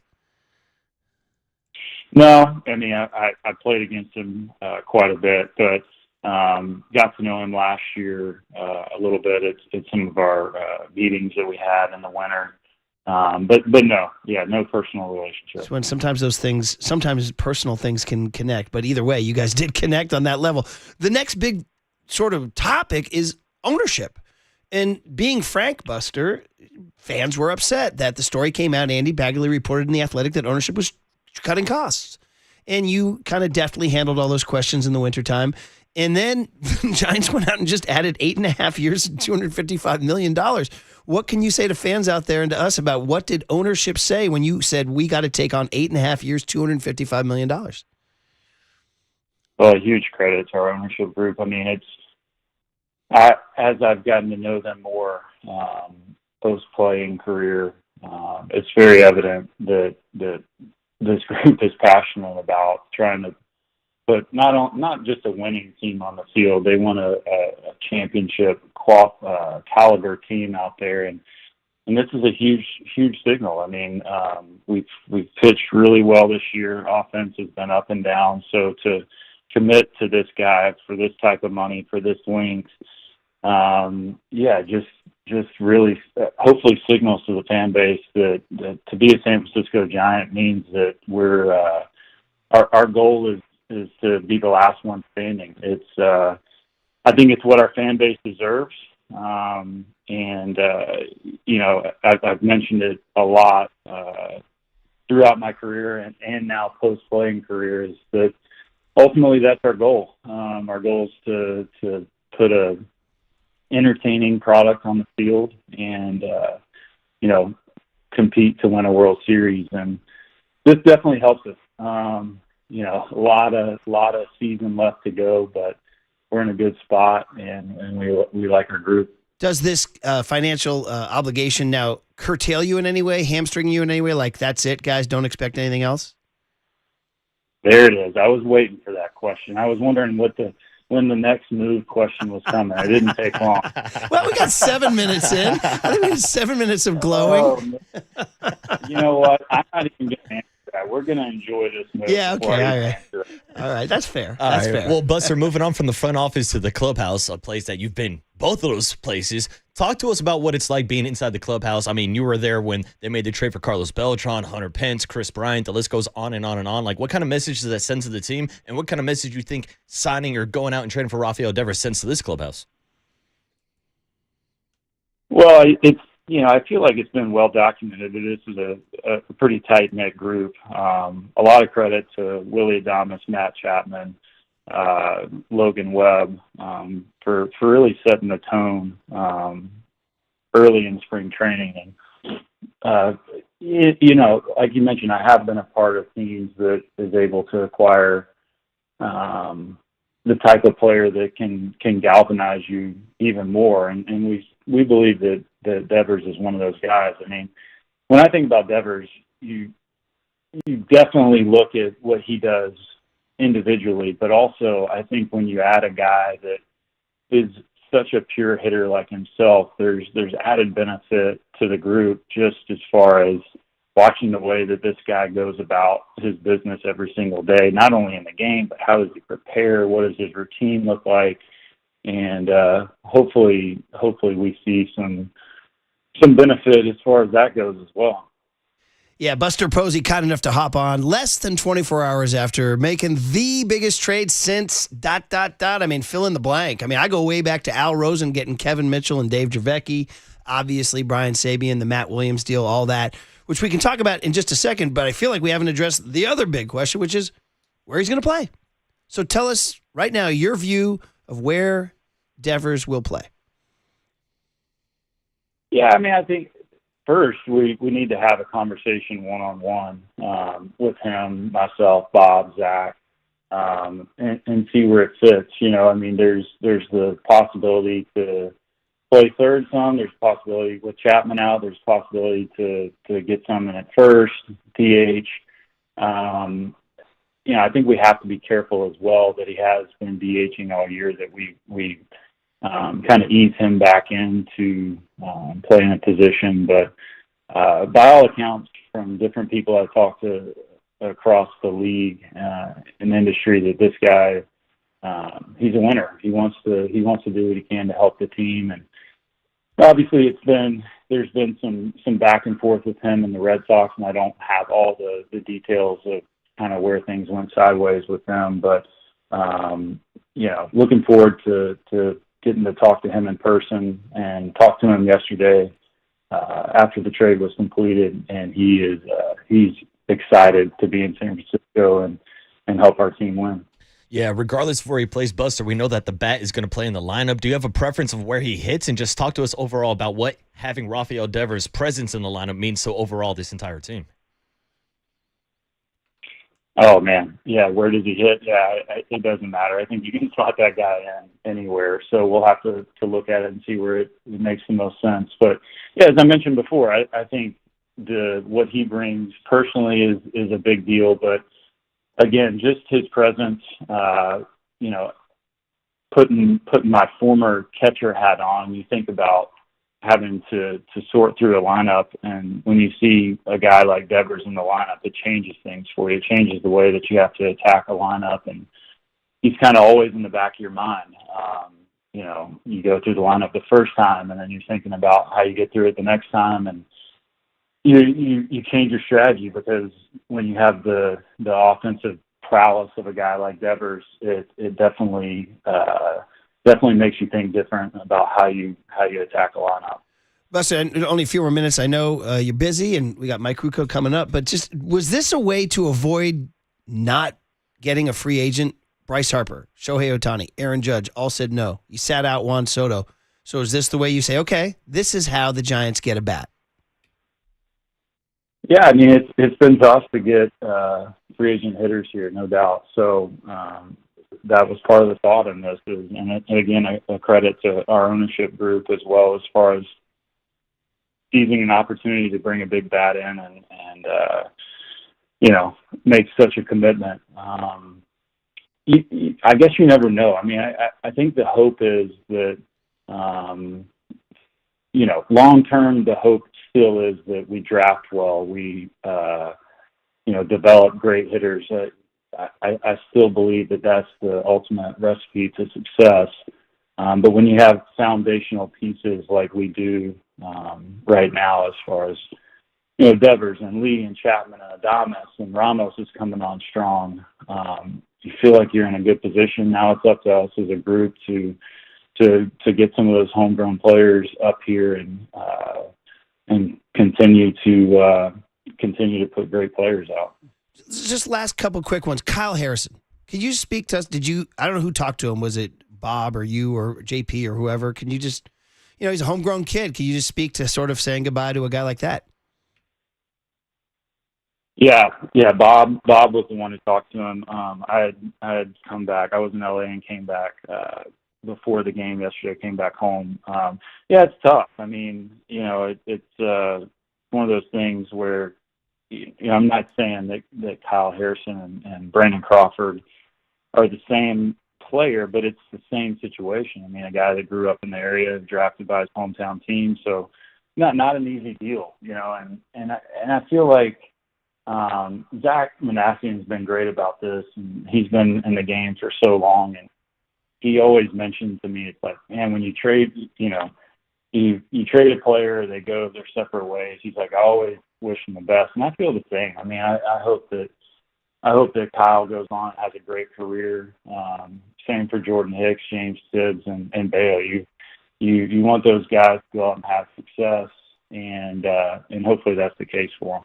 And then finally, could you just talk about finally saying, yes, let's do this? Like that moment, like was there an adrenaline rush? Was there any sort of sense of like, man, I've never made a decision like this before? What was it like as the president of baseball ops, not as a player, to make this kind of trade, to say, yes, go do it? Yeah, it's good. That's a good question. I was telling Kristen yesterday morning as this was felt like it was coming together. I said I kind of have some of the same anxiousness or anxiety that I had before every single game. So it was it was a fun feeling. It was exciting, and it was, look, I mean, a decision like this is not made solely by myself. There's a lot of input from our team, whether it's Zach or Jeremy or our advisors. So ultimately, I had to be the one to pull the trigger on this, but felt like as a group, we came to that decision together. It's like a movie, right? Like Draft Day or whatever, where you're like, ultimately, like you finally had to say, do it, Zach. Right? Was it you and Breslow on the phone, or was it Zach and Breslow? Who was it? The one that said yes, done.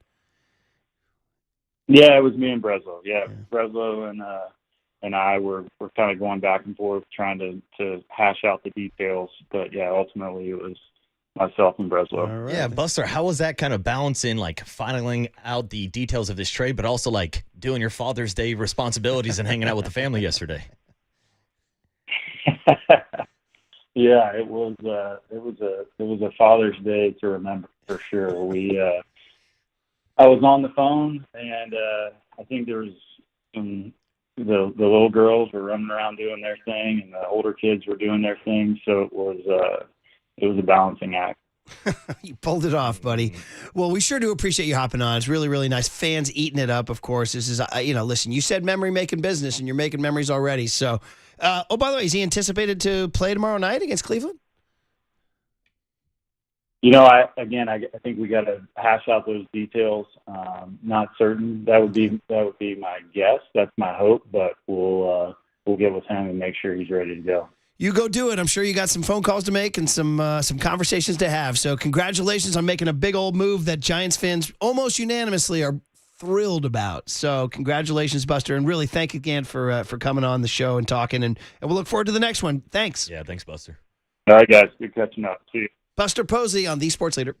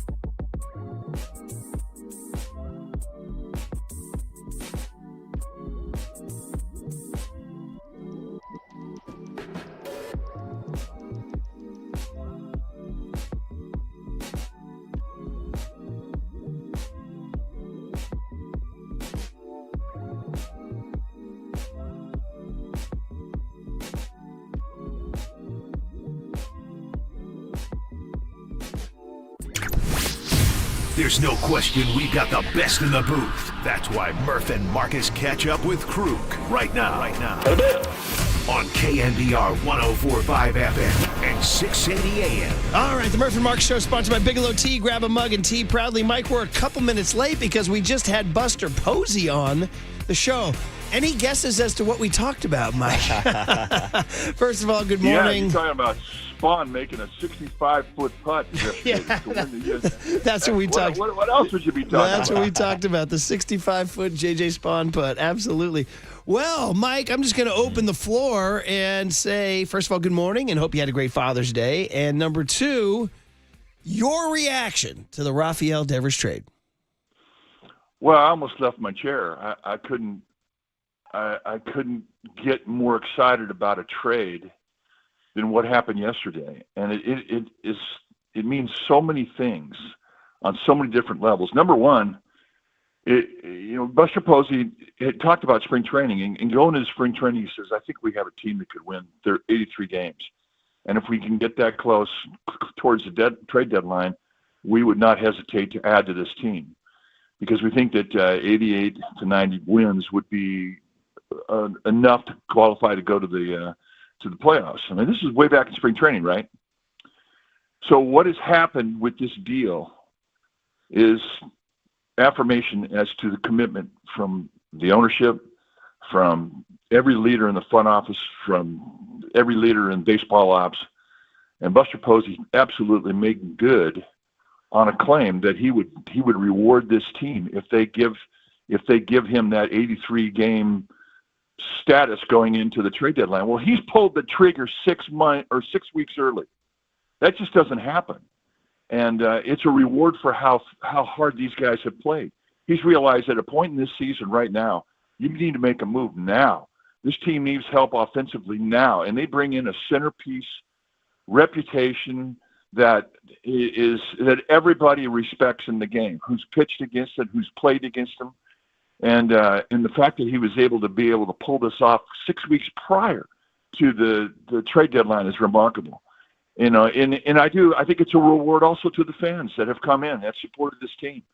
I think that it's just a way of saying we're going for it, and we're going for it not just for this year. This isn't a one and done deal.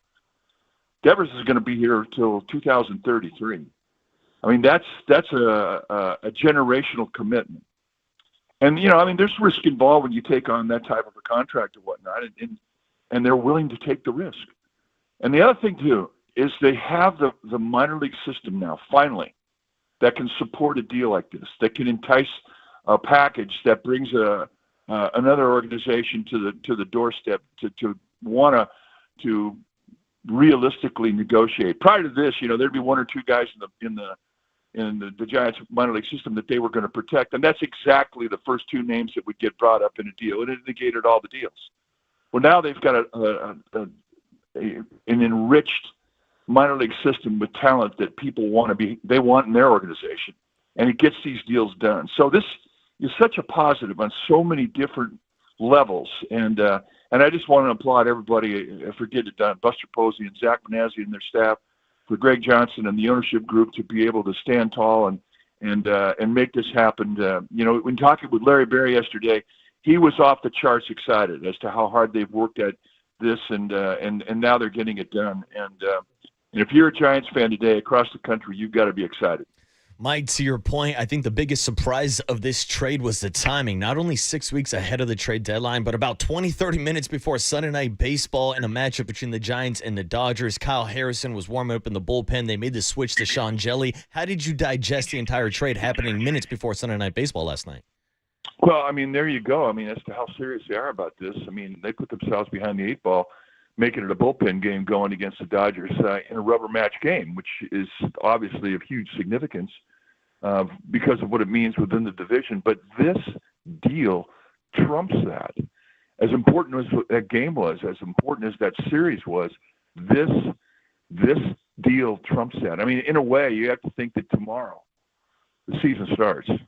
And I can't even tell you the effect it has in the clubhouse. Guys are looking around. I've been on teams when deals like this went down that maybe were not of this magnitude, but they had such a positive effect like, man, we're going for it. They're giving us what we need, and that feeling is such an incredible feeling of support, and that's what this means. That's what this means, and everybody in that clubhouse is feeling it. You know, I hate to say goodbye to Kyle Harrison. I love that guy, and there's no doubt in my mind that Jordan Hicks is going to help them. I've never seen Jaden Tibbs, but they say you can play, and so, you know, a deal of this magnitude has to hurt. I mean, both teams have to feel that they've got something that's going to improve their organization as they go forward. But in regards to momentum, this is an enormous momentum deal that everybody in that clubhouse is going to benefit from. You were there in '87, Kevin Mitchell, Dave Dravecki. I mean, you were there in '89, Steve Bedrosian, right? These are this kind of moves. So Buster Posey enters the Al Rosen, Brian Sabian sweepstakes of having the cojones to make a move like that. He's had this job less than a year, Mike. What's your breakdown of your buddy Buster making this move? Let's go. And that's all he said the whole time. Let's go. Let's get it done. Let's get what we need. And this trade is the cloak of invincibility. I mean, that's what you feel like as a player when your organization, when your ownership group, when your president of baseball ops gets this done, and everybody involved who has a say-so on this thing jumps on board and says, let's go. I mean, they should be handing let's go T-shirts out to everybody who comes to the game tomorrow night. And that's how big this is. And the other thing, too, is the perception that it has around the game, what other organizations are saying, what other organizations within your league, within your division are saying. And there's some head shaking going on. And you know what other organizations are saying? Why didn't we put this package together? Yeah. And Buster and his staff got it done, and it is so righteous. It just feels so good. So now, I mean, now they got to make it happen. But you know what? Let's go. Well, Mike, speaking of perspective, there's a perspective that Rafael Devers could be a clubhouse problem after he was butting heads with the Boston Red Sox front office about moving positions from third to DH to first base. What's your breakdown on that situation, and where do you want to see Rafael Devers defensively? I want to see him in that clubhouse. I want to see him in that lineup. I think what happened in Boston is a situation that I don't really know enough about. All I do know in asking people about Devers here the last 24 hours, every report I got on him is he's a solid citizen. He's going to help his team win. All he wants to do is that. He's a get there early, leave late guy. He's a guy that supports everybody in that clubhouse. We've watched Adames do it all spring long. Even when he's been slumping miserably, he's been a great teammate, and we're getting another guy like that. So I see zero negative to this. As to where he's going to play, I have no idea how they're going to sort this all out, and that's why I can't wait to get there tomorrow to see how it's all going to unfold. Yeah, Buster told us I can see him playing some third base with Chapman out. I can see him playing some first base. I can see him DHing. He said he hasn't played in the field all year, so they're going to have to kind of slowly ramp him up. So it looked like it might be for Bob Melvin, like a lot of managing day-to-day on the lineup card. Which he has no problems with. I mean, the one thing that you want in your clubhouse is talent. How you use it, how you sort it out, how you apply it to that team you're playing that day, where he plays, where he hits in the lineup. I mean, those are wonderful problems to have. Yeah. And you got a guy at the helm who's dealt with this before, and who will deal with us now in a positive way. And now, I mean, you can almost guarantee that every time you go to that ballpark as a Giants player, you're going to think you're going to win that ball game, and that's an enormous positive that you can drop on a team, especially mid-season.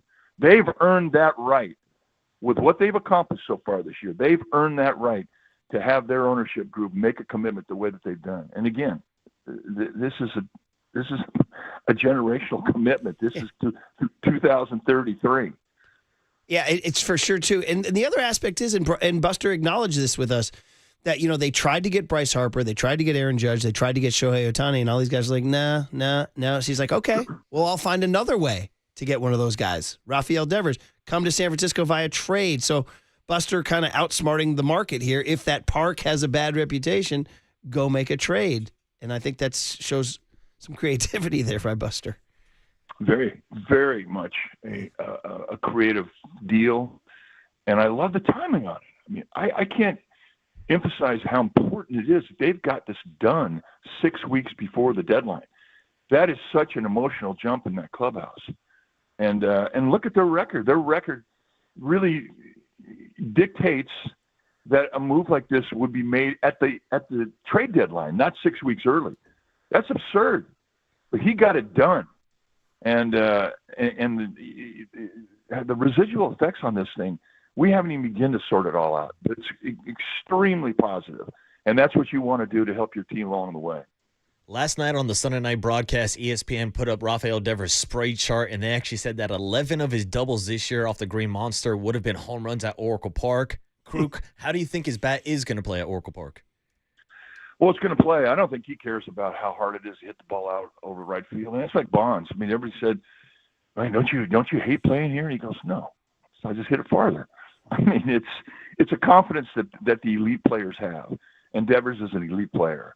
He is not going to have one negative excuse not to perform up to his expectation when he puts that uniform on, steps in that batter's box, and starts to take his at-bats at Oracle Park. That's not even going to be an issue. Man, and I guess the only problem, Mike, is that he wore number 11 with the Red Sox, and old Carl Hubble took that one. We got to find something new. Call the Carl Hubble estate right now. Carl Hubble gives the estate, bequeaths the number to Rafael Devers. Well, it's exciting times, Mike. It's just unbelievable. I mean, we didn't even comment on the Dodgers series. I mean, like, I don't know. Did you have any thoughts on the series? Web on Friday night. Yeah, I mean, the Casey Schmidt Grand Slam. Some people thought the best pimp job by a Giant ever coming out of the box, the Grand Slam off of Yamamoto. And that's pretty good. And given it came from Casey, I mean, I had to chuckle a little bit. It's like, okay, he obviously knew it was going out, and he hit it above the center aisle of the pavilion in left field. You don't see many go up there. That was amazing. And then, that game was just so pure with what Webby. You could see the development and how far Logan Webb has come. When we first saw him to where he is now. He can pitch. He can figure it out. He's got weapons, and he showed the Dodgers a new look that they had never seen before, and it really played. They got 2 hits off him in 7 innings, and against that lineup in that environment, that's doing it. A complete stinker on Saturday, you flush it, and then on yesterday, with all the disarray and distraction that was surrounding that club because of the deal, I thought they played pretty well, given the fact that it was a bullpen game. And they had an excellent chance to win that game. They fell short by a run, but, man, they walked out of there with big-time momentum. That doesn't happen when you usually lose a rubber game and you get on a plane after losing it to your rival. But there was very little negative on that bus and on that plane last night coming home. Well, Buster Posey here to change things up, and he said this message from ownership and him is that when you're a San Francisco Giant, you want to be the last one standing. He told us that this morning. So... Well, I got to tell you, I mean, conversations along the way with Greg Johnson, with every owner that I've talked to, with Larry Baer, it was the same question. Well, if a package presented itself where you had to take on significant salary, would you do it? Without hesitation. Oh, hell yeah. And it was just great. I mean, Rob Dean was he was adamant. I mean, he got out of his chair when he was answering. Oh, hell yeah. Oh, hell yeah. It's just I love when they have that passion. I love when the opportunity comes to them. And I love the fact that Buster Posey and Zach Manazzi and everybody in Baseball Ops put this package together that was across the board 100% behind. And here we go. It just says volumes about how this ownership group, this front office, this Baseball Ops want to reward their team and their fan base. And this is what makes it incredibly exciting. My phone's blowing up today. It seems like everybody I've ever met in the last 35 years is calling me today or leaving messages. That's how excited they are. And we're glad you made time for us. So listen, by the time we talk to you Wednesday, there'll be a lot to discuss to see how it's going with the Devers plane touching down in San Francisco. So get back to all those texts and calls, Mike, and thanks for the time. We'll talk to you Wednesday. At a bit. Mike Krukow with an attababe for the season right there on Raf Devers coming to town. Let's call him Raf. Rafi Devers coming to town. Okay, big hit, 808 KNBR, bang the number. You guys just heard from Buster Posey and Mike Krukow. What's your reaction next on The Sports Leader? Now, from the O'Donnell Financial Group Sports Desk. Learn more at odfigroup.com. O'Donnell Financial Group, because planning is a process, not a product. Good morning. We have a new contest this week. We are giving away 2 tickets to go see Post Malone. Stay tuned through the 9 a.m. hour for your chance to win. It's going to be at Oracle Park on July 1st. And when you hear the cue to call, the number to dial is 415-896-KNBR. And if you're caller number 10, you will win. This is all brought to you by Live Nation. And you can find official rules on thesportsleader.com.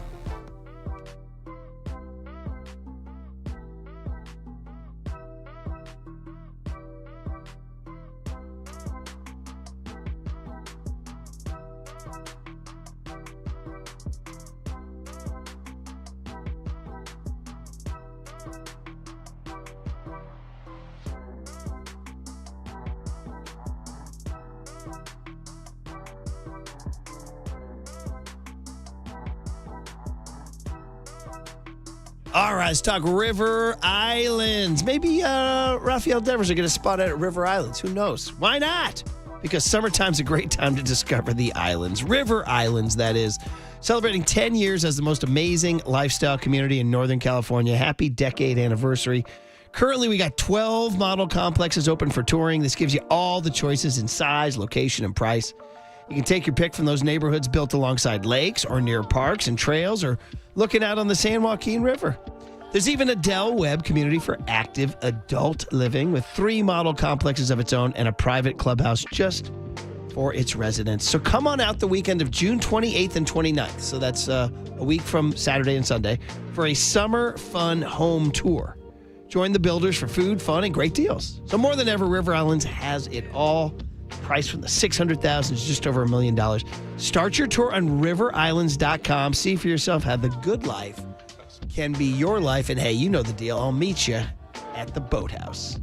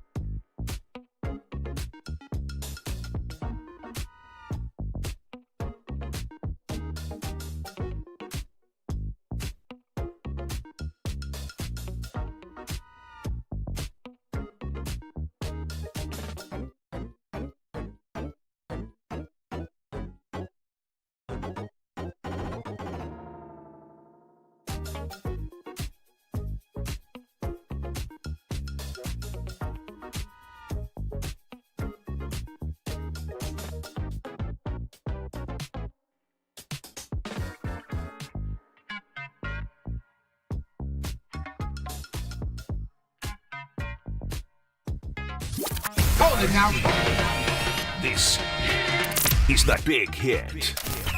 Sponsored by Benjamin Moore Paints. Experience the Benjamin Moore retail difference at their independently owned, authorized retailers today or at benjaminmoore.com. On KNBR 104.5 FM and 680 AM. The sports leader. Murph and Marcus is sponsored by Bigelow Tea. Grab a mug and tea proudly. Well, as you can imagine, it takes a little time. I mean, it was a lot of conversations with our team. When I say team, our front office team, the Red Sox front office team, and felt like there was a match, and ended up there was a match. And I mean, we're just thrilled to have Rafael Devers. I mean, he's as you mentioned, opening this up, one of the best hitters in the game.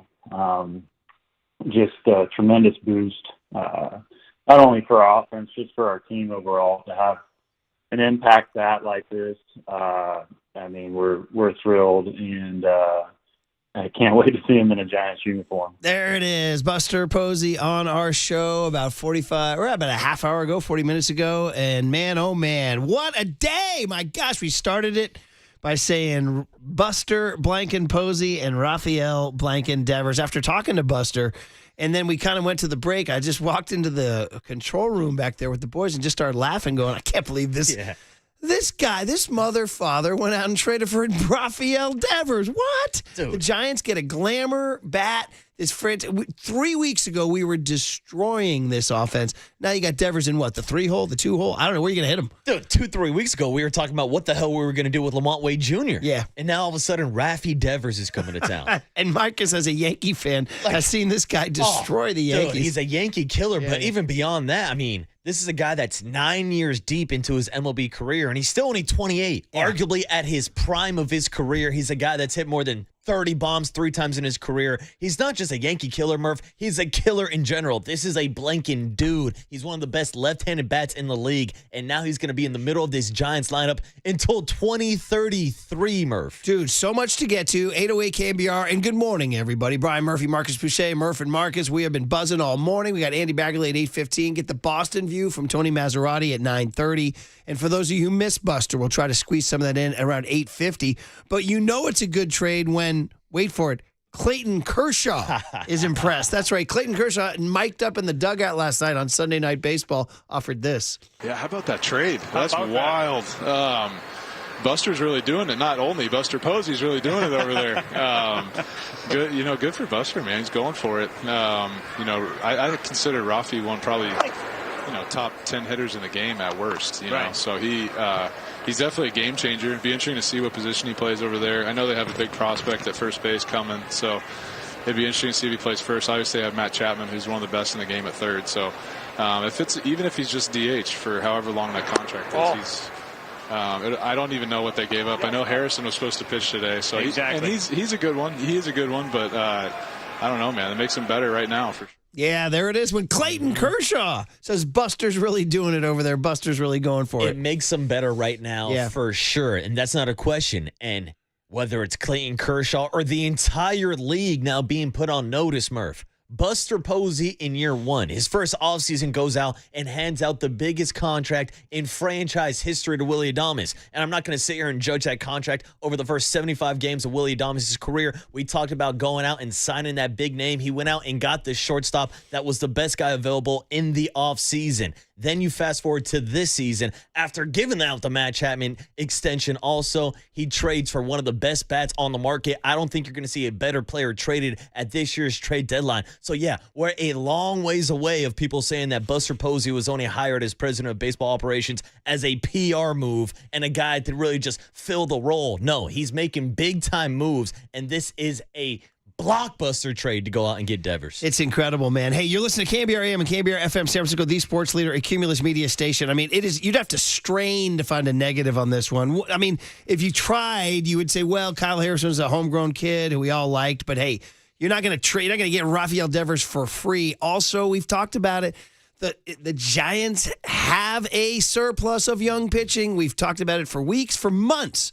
It was just a matter of who were they going to trade? Was it going to be Hayden Birdsong? Was it going to be Landon Roop? Was it going to be Carson Whisenhunt? Or was it going to be Kyle Harrison? It turns out it's Harrison, and to be totally honest, the Giants make this move knowing that Carson Whisenhunt is kind of Kyle Harrison. He's a lefty. He doesn't throw as hard per se, but he's a young lefty starter who arrow up in the system. Yeah, I mean, Carson Whisenhunt is a guy that's been ready, in my opinion, to pitch at the major league level for like going on a month now. He's put up amazing numbers in AAA. Actually is a little bit older than Kyle Harrison at 24, 25, a guy that has college experience. But Murph, he sits 94, 95, similar to Kyle. We know that fastball plays a little bit faster than it actually is, but a big league ready changeup. He's one of the top left-handed pitching prospects in baseball. So again, when you look at the abundance of talent in that minor league system, this is what you have to do to get a big bat in San Francisco, because you've seen it. Hell, you've been on radio here for 20 years now in the Bay Area for the Giants flagship station. And it always felt like the Giants were always the bridesmaid and never the bride. Left at the altar for Aaron Judge, Shohei Ohtani, Juan Soto, Bryce Harper, Giancarlo Stanton. The list goes on and on and on. But not today, my friend. Yeah. Today you're waking up with Rafael Devers being traded to the San Francisco blanking Giants. And it's Buster Posey out here making the kind of moves we have been waiting for. And again, this is not about Farhan Zaidi, and I'm only going to just mention this by way of comparison. Was when he got here, I said, I'm excited. I think he's going to engineer some big, complex trades. And to his credit, he got Chris Bryant in 2021. That was a good move. We all liked it. It was a rental, but it was worked out well for the Giants. But that was it. Then they went quiet. He went stone silent for the next several years. And we were saying, you got to shake up the status quo because it's not working. Well, Buster Posey out here, not just going and getting Willie Adames ahead of the winter market, but now going ahead and getting Rafael Devers. Every time I say it, it's still kind of crazy that the Giants got Rafi Devers. And to your point exactly, circumventing that problem they've had on the free agent market. They've had a problem getting guys to come here. So Buster's like, well, here's another way to get a guy to come here. I'll get a guy with 8.5 years left on his deal, and I'll trade for him. A guy that has 215 home runs already in his career at age 28. A guy that has multiple seasons of hitting more than 30 home runs. And it feels like every year we do the same routine of talking about how no one has hit 30 home runs in a Giants uniform since Barry Bonds. I'm not saying that Rafael Devers is going to be Barry Bonds, but he is looking like he has the ability to be one of the best hitters whoever puts on a Giants uniform down at that ballpark on the corner of 3rd and King. All right, 808 KNBR is the phone number. Bang the number, just like Rick and Hayward has banged the number. Now, if I recall, Rick has been a critic of the Giants organization. So we'll see what Rick has to say this morning. Rick, good morning. Hey, morning, Rick. Yes, I'm calling up. I want to make sure I give kudos to ownership. I've been a staunch critic of the ownership because I didn't think they wanted to spend. And wow, I guess I'm wrong on that. Well, hey, I mean, life happens, and we see what happens. And did you hear? We asked Buster about it, and he's like, "Yeah, they want to win a championship." Yeah. I caught the interview late, so I'll be happy to listen to it later on, and plus I know I can get it online. But I'm in shock. I listened to a couple of Boston Red Sox fans, and they said, "You mean to tell me we gave up a bucket? They gave up a bucket of balls for Rafael Devers?" Dave Portnoy That's said what that. The Red Sox. Well, I mean, that's classic Boston. I mean, listen, Kyle Harrison has the potential to be a real good starter for a long time, and the kid Tibbs, there's promise there. But you heard Clayton Kershaw. I mean, he's in Single A. So yeah, you would think something like Rafael Devers would cost a lot more. Some people have they were jokingly calling Craig Breslow Nico Harrison because he didn't get enough for Rafael Devers, like Luka Doncic, Nico didn't get enough for Luka Doncic. Yeah, I listened to Clayton's comments on the air, and he goes, "Don't tell me Tibbs' college stats. Tell me what he did once he's got to the majors." So that was a big key right there. When you have other players talking about Devers, you know that it's a good trade. Hey, and Marcus, you just mentioned Barry. I looked at the stats. When Barry came to San Francisco from Pittsburgh, he had hit 176 home runs in 7 years. He also had hit 570 RBIs. That's one RBI every 6.3 at-bats, one home run every 20.3 at-bats. Devers, in 8.5 years with the Red Sox, one home run every 18.95 at-bats, and an RBI every 5.85 at bat. So not trying to compare Barry to Rafi, because I know that's impossible and it's not fair, But Devers comes to the Giants with better stats than Barry had when he played for Pittsburgh. That's a hell of a dig. I'd have to double check those, Rick, but that's pretty darn cool, great man. research, Rick. Hey, we got more calls coming in, but we do appreciate that. That's a hell of a stat. Rick and Hayward calling up to say, yeah, I criticized the owners, and now I'm praising the owners. All right, 530 Steve-O is up in Auburn. Gotta love Auburn, California. Hey, 530 Steve-O, good morning, man. You're on KNBR. What you think? Yeah, what's up, Steve-O?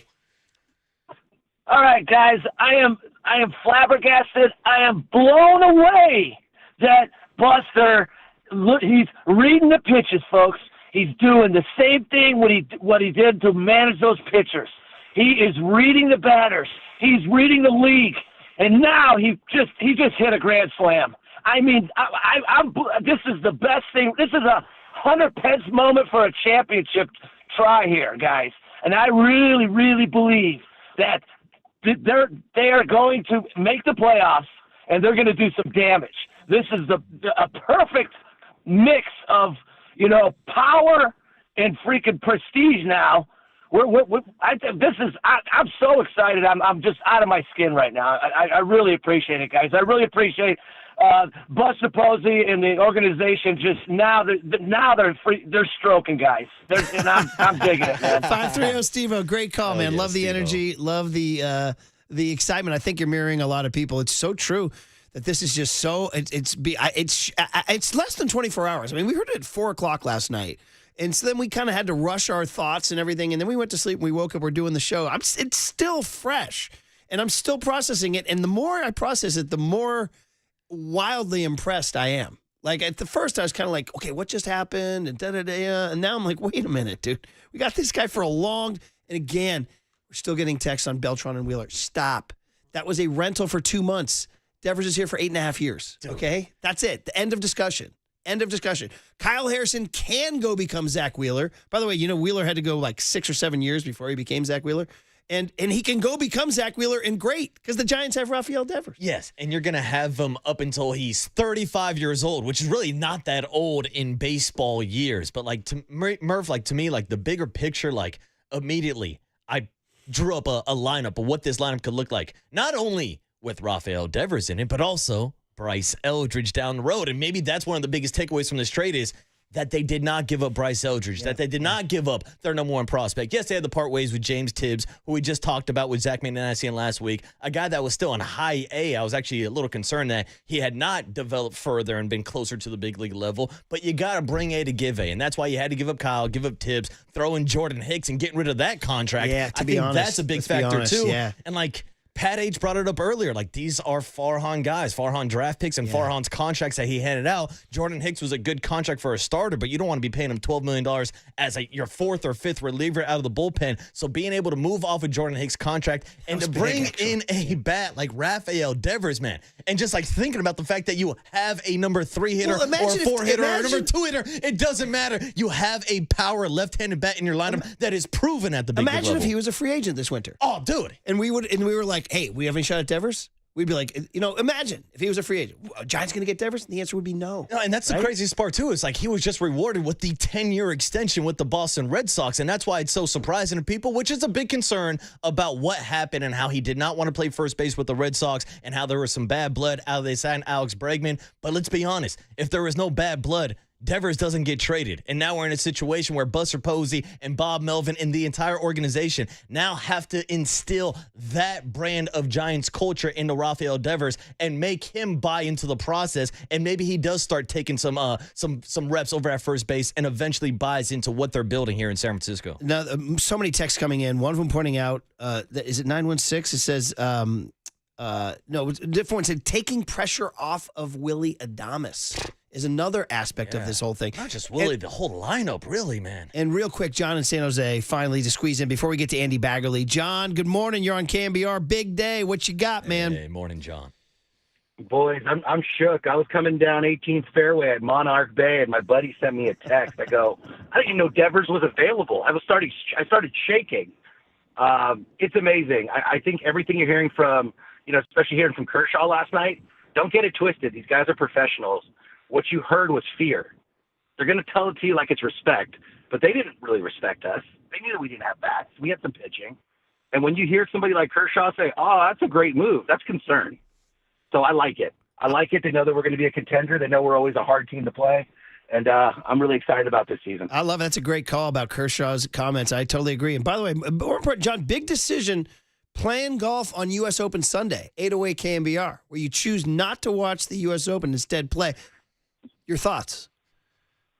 I love JJ Spawn. I was shocked that he won. I knew there was a rain delay, and I think we were like on 13 or 14. But so you it was willingly great. scheduled a tee time during the U.S. Open, so you wanted to play instead of watch. The course might have been open. As a father of two, I get out whenever I can. I got the you're a good pass, man, so John. I ran to the course. You're a good man. Monarch Bay, good challenge too out there. Was it blowing? Was a wind blowing? Yeah, we got about 25-mile-an-hour gusts on like 15 or something right off the water. It was tough. Sets up well for your game, though, John. You hit that knockdown shot there, buddy. All right, John, thanks for the call. We appreciate you. How about that? Like, he got the text on 18. I got it at a water polo match in a game in Moraga, and it was like really hot, and my iPhone was overheating, and it was a curly text, and my phone brightness was low, and I was like reading it. I'm like, wait, Rafael Devers? And by the way, worst place to be when the Giants trade for Rafael Devers is at a water polo game. Something about water polo families, not baseball families. None. They weren't locked I was in looking on around. Rafi, I'm like, huh? dude, can you? I'm like, that guy doesn't know. That guy doesn't. I tried it on a guy. I'm like, dude, the Giants just traded for Rafael Devers. The guy goes, I don't know what that means. Oh, I was come like, on. bro, I got to get out of here. I got to get out of here. It means it's time to go, buddy. It's time to go. Right. So, anyway, and shout out San Francisco Water Polo. They had a great tournament. All right, guys, let's do this. Andy Baggerly will break down. Man, Baggerly got back from Chile, and it's all going down. It's like Buster's like, I'm going to wait till Bags gets back from Chile. Then I'm going to unload everything. Next on the Sports Leader.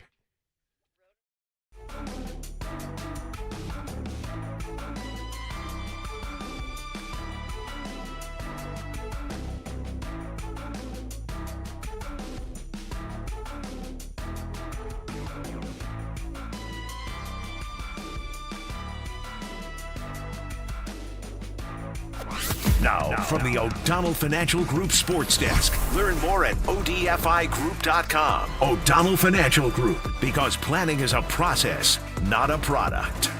Good morning. We have a new contest this week. We're giving away 2 tickets to go see Post Malone at Oracle Park on July 1st. Stay tuned through the 9 a.m. hour for your chance to win. And when you hear the cue to call, the number to dial is 415-896-KNBR. And if you're caller number 10, that means it's your lucky day and you win.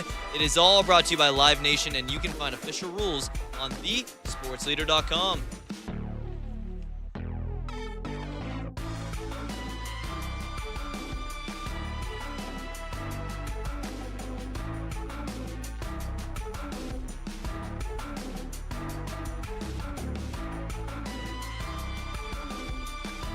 Amici's East Coast Pizzerias. We want to talk about half-baked pizzas. It took me a while to learn the glory of the half-baked pizza, because I was like, yeah, well, I'll get my pizza fully baked, right? I got no problem with my fully baked pizza. And somebody's like, dude, have you tried the half-baked? I said, no. And they said, well, do it. You can't talk until you try it. So I tried it. Freaking loved it. Because you take it home, and whenever you're ready, right? It's not like, hey, man, when's the delivery guy coming, whatever. So you're like, hey, put that in. 5 minutes later, it comes out, and it's like piping hot and crispy, because it's like having it just at the restaurant. So I'm a half-baked pizza guy. So for the rest of June, if you order any size half-baked pizza online from the menu category scroll bar at Amici's.com, Amici's is 20% off the half-baked pizza. That's what we're talking about. So once again, rest of June, any size half-baked pizza online from the menu category scroll bar at Amici's.com, 20% off. So there you go.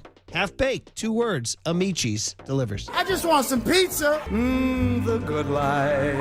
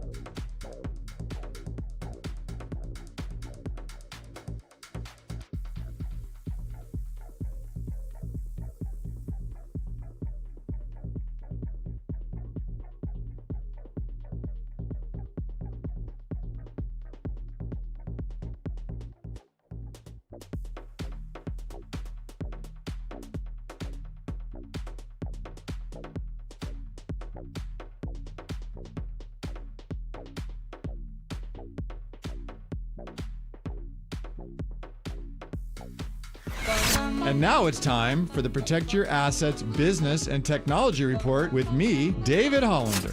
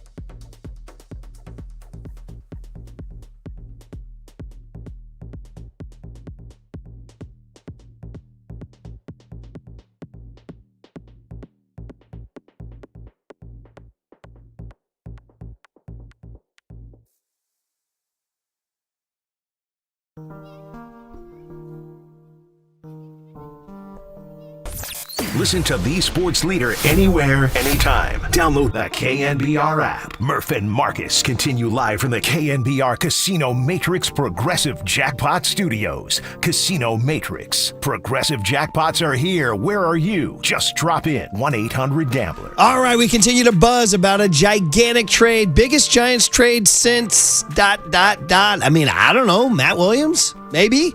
Beltran Wheeler? No, Beltran was a rental. This is 8.5 years of Rafi Devers, as I read from our next guest in The Athletic, Andrew Baggerly, who's sponsored by the Dolan Law Firm. They live here.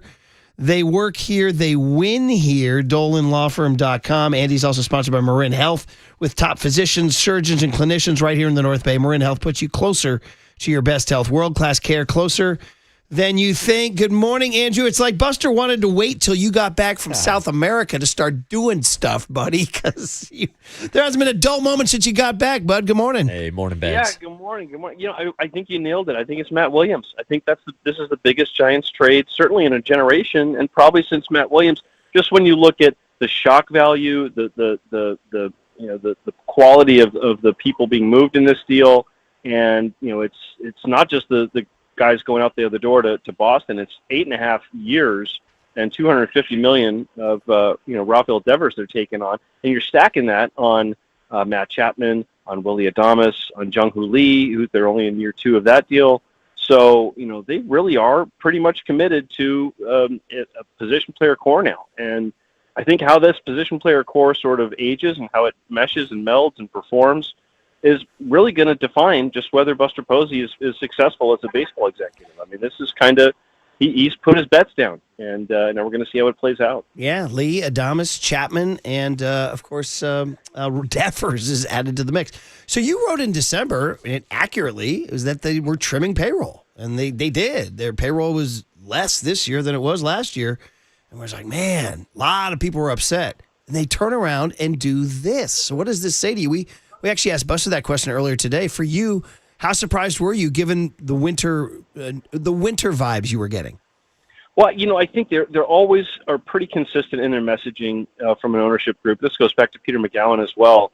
They're going to be opportunistic, and if there's something that they see that makes sense, they're going to go for it. And obviously, you can't go for it every single time you see something you want to go out and grab, but really, this is their one shot. I mean, when it comes to their farm system, what they'd have to offer in a trade, it's not a really robust farm system. So between taking on the money, between sacrificing the talent, this is really a one-shot deal, and they're sort of burning it all right now, getting Rafael Devers, and they're still under the luxury tax. I think that was important to dip under the luxury tax if they can. They had the Hicks money going the other way, so they're basically adding about $10 million, I think, in this deal for this year's payroll. But obviously, they are making they're reducing their future financial flexibility by taking the rest of Devers' deal. And you look at Devers, and even if he is just a pure DH, I mean, you could look at other deals that have been made recently. Vlad Guerrero Jr. got $500 million over 10 years, and he's not someone who adds a ton defensively. Obviously, he's basically a bat. So you could even say that contract is already aging pretty well. And they're getting a guy who's 28. He's got some prime seasons here, And they know how difficult it is to get a difference-making hitter and get one to sign here. So, you go out and you trade one. And I think they sort of bottom-lined it as, hey, we're confident enough in our abilities as a front office to figure it out. We'll figure the rest out. Where's he going to play? Can he play first base? We'll figure it out. We're all adults in the room. We don't have the baggage he had in Boston. We'll manage that situation. I'm at Burbank Airport. No worries, Bags. Fly by there. How are we going to figure out we're developing and drafting, more cost-effective talent that you're going to have to sprinkle in around these guys with big contracts? We'll figure it out. There's a lot of self-confidence that goes into making those assessments and not, finding reasons not to make a big move. And that is certainly becoming a hallmark of this baseball administration. And for a lot of people, it's pretty refreshing. The Giants made this trade not only 6 weeks ahead of the trade deadline, but they did it about 20, 30 minutes before Sunday Night Baseball against the LA Dodgers. So, Bags, how was your perspective? How did this all play out for you down at Dodger Stadium yesterday? Yeah, ESPN's got to love it, right? I mean, Sunday Night Baseball obviously is sort of sunsetting here and obviously isn't really maybe enjoying the ratings it used to, but this was some pretty big here. There was a tweet from Robert Murray, a fan cited that the deal was going to go down, and that's pretty much. I mean, once one person sees it in the press box, then it takes about 3 seconds for everybody to know what's going on, and then the next thing I do is look in my binoculars and say, okay, who's in the visiting bullpen? Is Kyle Harrison down there?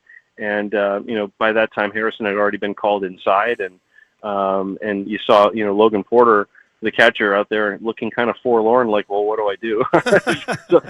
so it's okay. Well, what pitcher's going to show up? Oh, who's the guy who's 6'11"? Oh yeah, that's Sean Jelly. Okay, that's pretty easy to spot him. Okay, I guess Jelly's starting. Yeah, I guess this is really happening. And you throw out your text messages and try to get someone to confirm it because it's the responsible thing to do. And then you have the questions: who's going back the other way? Is there any money changing hands in the deal? Is there what are the other little bits and pieces going on here? And then Joey Lucchesi shows up, and it's like, I guess he's on the roster. Nothing had been announced at that point. They didn't officially announce the deal until the bottom of the 6th inning. So that was the weirdest part for me. And I was talking to Susan Slusser. Between the two of us, we covered a few baseball games, and none of us could remember a time when a player just showed up in the middle of a game and there had been no announcement that he'd been on the roster. So it's more important that Dodgers knew than we knew, and apparently they did. They were all brought up to speed before the first pitch. So even though it hadn't been officially announced, that the Dodgers didn't seem to have a problem or raise any fuss. But yeah, the timing of it was very strange, and you wonder, could they have just waited 24 hours to let Harrison start? But obviously, if you're taking on a guy, you have the deal agreed to, you have the momentum, you don't want anything to possibly get in the way. And that could include Harrison maybe, coming out of a start early or getting hit with a comebacker or who knows. So, they took the short-term pain there and tried to compete their best, in a compromised way with Jelly starting because they knew that this deal was much bigger than one game. Great stuff. We know you got a boogie real soon. But just the biggest thing is, so Devers, thrilling for everybody except and it's what they call a first world problem, right? Where do you play him and where do you parse it out? We asked Buster. He said, some third while Chappie's out, maybe some first, maybe some DH. So who loses the most at bats in your estimation from this move? Well, probably Dom Smith. Maybe he's the guy who was starting to play every day as a left-handed hitter at first base, and so if Devers does agree to play some first base, that would be an obvious one.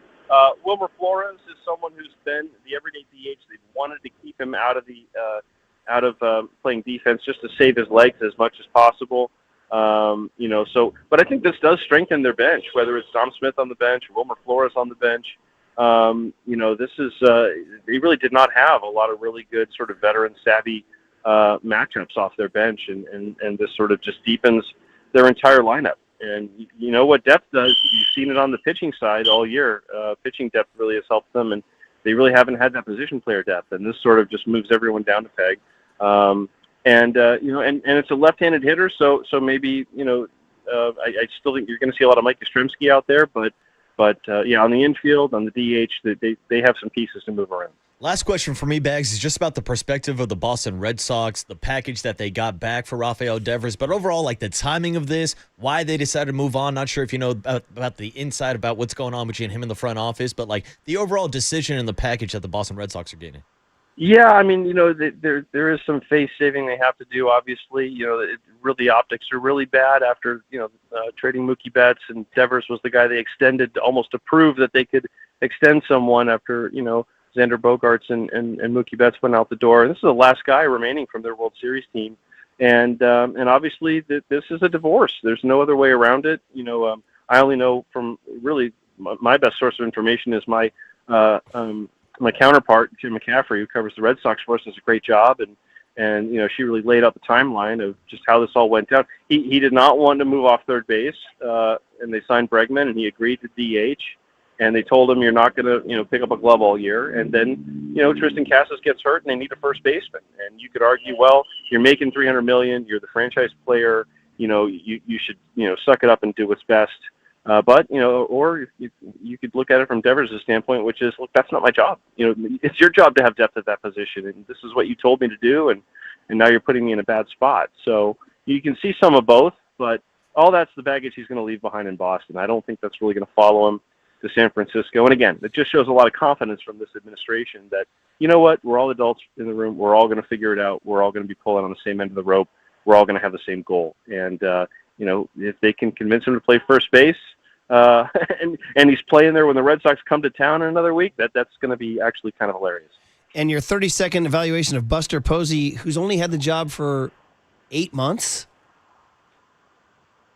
Yeah, just self-confidence. That's the thing I come away with. I think I've mentioned it a couple times, and that's the way he was as a player, and that's the way he certainly is as an executive. To know that there are a billion reasons why you might not want to do a deal like this, but he's looking at the positives and just looking at the difference-making bat and knowing how hard it's been for the Giants to get that kind of bat. And so, it's not throwing caution to the wind, and it is possible to be overconfident and for that to be a flaw or to be something that can be your undoing. But there's just a lot of confidence that I sense from this front office that they're getting the guy that they know is going to make an impact, and they'll figure out the rest. They're smart enough. They're confident in each other, in the group they put together.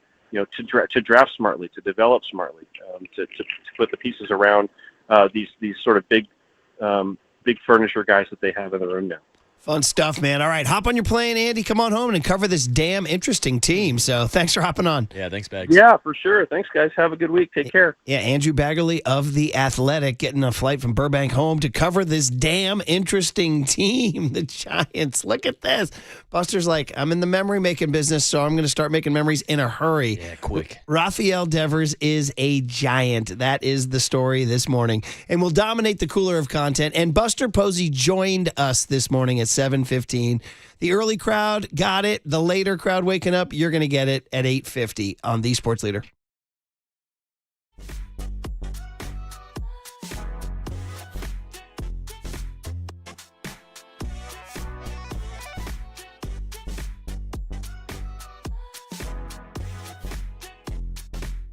Oh, let's talk about what happens when you get into a car accident. That stinks. Well, that's why you call my friends at Ravon Law. In fact, specifically, we're going to call Ted, the giant lawyer, and save you a lot of time and money right now. We tell everyone to call Ted, 415-888-1045. Who you call first could make or break your case. So Ted is not a billboard lawyer who doesn't call you back. He's a local, just like you. He's a fighter like the Orange and Black. Knows how to win.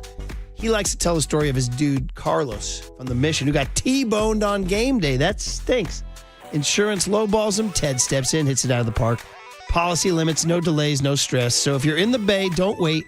Call 415-888-1045. Again, 415-888-1045. Or head to thegiantlawyer.com right now. Fast, free, confidential. You got one shot to get it right. Make sure the guy fighting for you swings like a giant.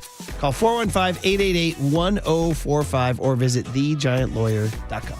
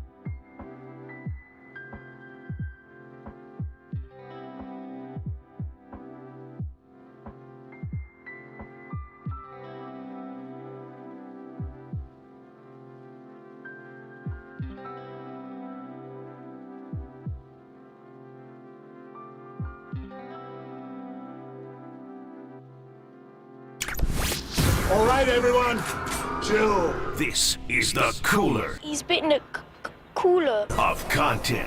Cornucapacious of joyful news. We might be on to something. Yeah, baby! Murph and Marcus is sponsored by Bigelow Tea. Grab a mug and tea proudly.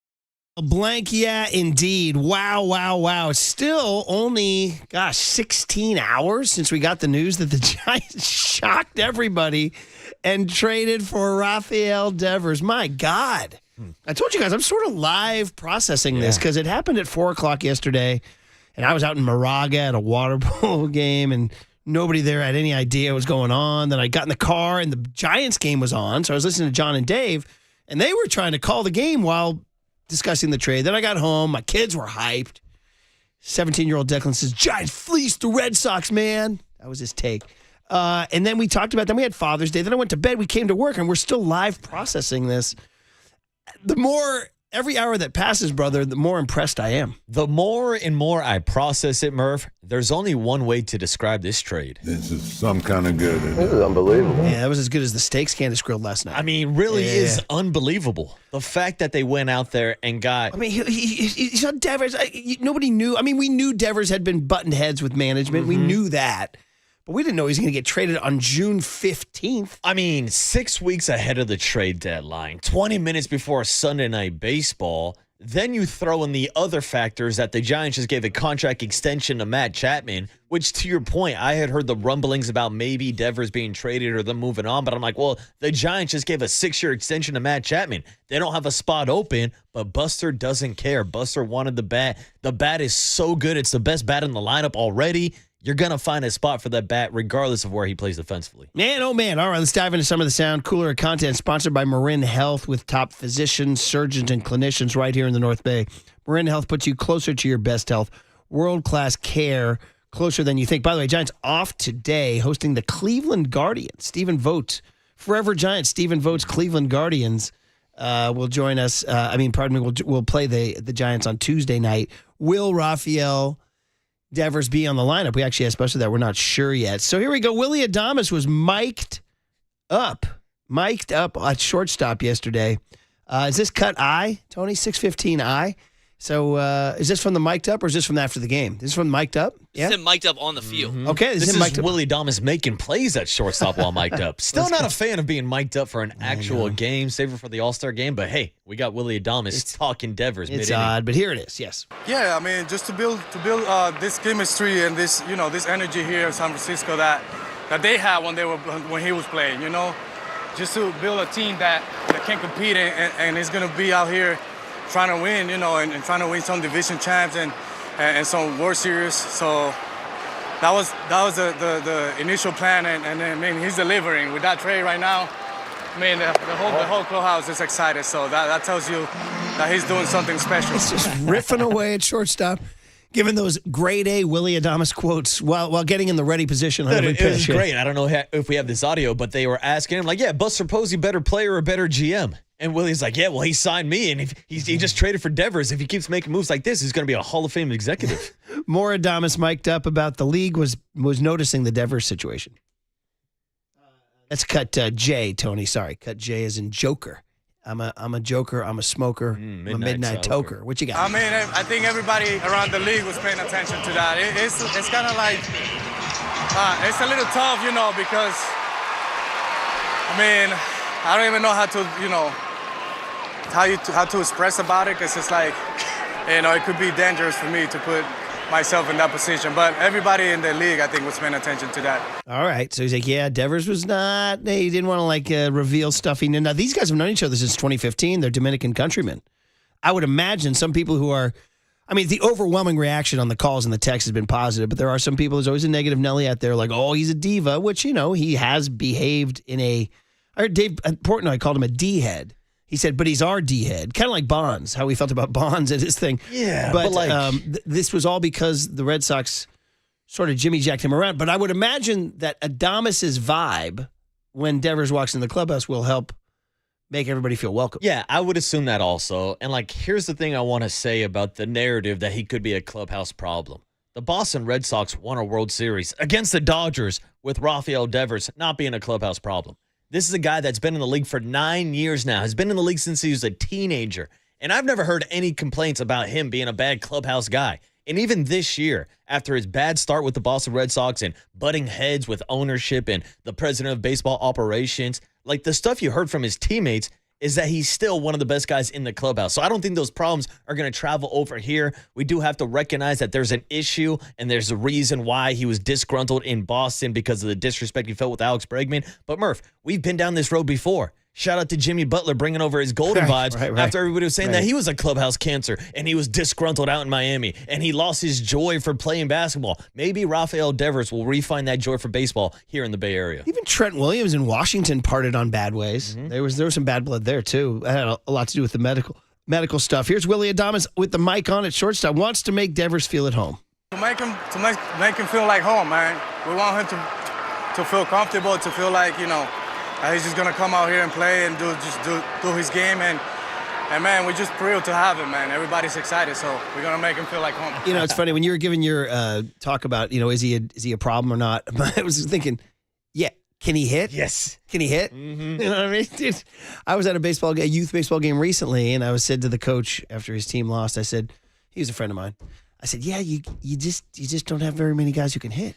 You got to have hitters, right? And that's the thing that this lineup has been missing since the days of Barry Bonds. Like, we can get into the belt wars, but he was a guy that maxed out at 29 home runs. Like, you haven't had this type of power. You haven't had this type of bat, especially from the left-handed side. It's the reason why Jung Hoo Lee was batting in the 3-hole to start the year, because they didn't have any options. That's why we've been salivating over the idea of Bryce Eldridge, because you're looking for that left-handed bat in the lineup. But maybe this makes it even easier to slow down the rush of Bryce Eldridge to the big league level, because now you have Devers in that lineup to give you protection for Willie Adames and Elliot Ramos and Jung Hoo Lee and Matt Chapman. This expands your lineup. So regardless of the clubhouse issues or the issues defensively of where he's going to play at third, at first, or at DH, this is a bat that's going to play at this ballpark. Yeah, man. It's it's so exciting to think. I've seen all the sample lineups with his name in it. You're like, oh, yeah, let's go. More Adames about, we're trying to win the NL West. That's right. Jock blogged about. Why are we surrendering the West already?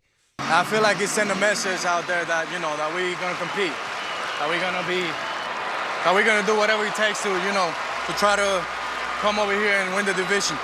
Okay, there it is. By the way, I hadn't seen this one I want to check out. It says weather and travel has been the biggest adjustment in San Francisco. Cut M. Let me hear this one. Here. Cut M. Willie Adames talking about some of his struggles in San Francisco. Uh-oh. Mm-hmm. Cut M. The very next cut on the list, buddy. Yeah. Right there. Yeah. I mean, I think the traveling is a little different, and obviously for me, just to adjust to the weather in San Francisco, to be playing outside every day, I think it's been the toughest thing. But beside that, I mean, everything is kind of nice, The boys here are nice, are great, and the clubhouse people are amazing. The staff. I mean, we have a pretty good group, and I'm really happy to be here now. All right, so he does admit playing outdoors in the cool breeze is a thing. Yeah, but he's starting to settle in a little bit, Murph. We've seen him get hot over the last week. We know if you look at his numbers, he's more of a second-half player. And as we were just talking about, the presence of just having Devers in your lineup. You heard Buster Posey talk about what it does for expanding the lineup, but that protection, it takes a lot of pressure off a guy like Willie Adames, who was the highest-paid player in San Francisco history. That was until they traded for Devers. Buster's out here spending cash. Greg Johnson's like, I'm not so stoked I hired this guy. Dude, Buster Posey's like the kid who gets his first credit card. He's like, I'm maxing it out, Pops. I'm maxing it out. I remember using my first credit card at the Triangle in 1989, the Balboa Cafe, Pierce Street Annex, and the Golden Gate Grill. And I was like, I got my first credit card, and I was like, dude, it's like free money, dude. Then I got this bill that said $95 at the Balboa. I was like, whoa, I don't have $95. What am I going to do? All of a sudden, Buster's getting a bill. He's like, I'm paying Devers till 2043 with this deferred money. I started doing monthly payments on $95. By the way, speaking of playing outdoors in the breeze, do you think Willie would like to come take some grounders here at Marchbank? That's it. Bring him in. I'll pull out the fungo. Down here in the Har. I'll hit him some P-rods. Clayton Kershaw, we thought, gave one of the best breakdowns. Clayton freaking Kershaw. That's Marcus's guy. Hey, Kershaw, where the mic? Yeah. Hey, Kershaw. Hey, Kershaw! The Dodgers! Hey, Kershaw. I don't need 7 scoreless innings from yourself. I was tearing my hair out. I'm like, it's 2025. He's still doing it to us? Couldn't believe it. Wearing that weird uni, too. even I will admit that the Dodger uni, as much as I hate it, is a clean uni. They shouldn't be wearing those stupid City Connects. Anyway, point is that he gave some pretty good breakdown of the trade. This is Clayton Kershaw with the mic on Sunday Night Baseball. Yeah, how about that trade? That's wild. Buster's really doing it. Not only Buster Posey's really doing it over there.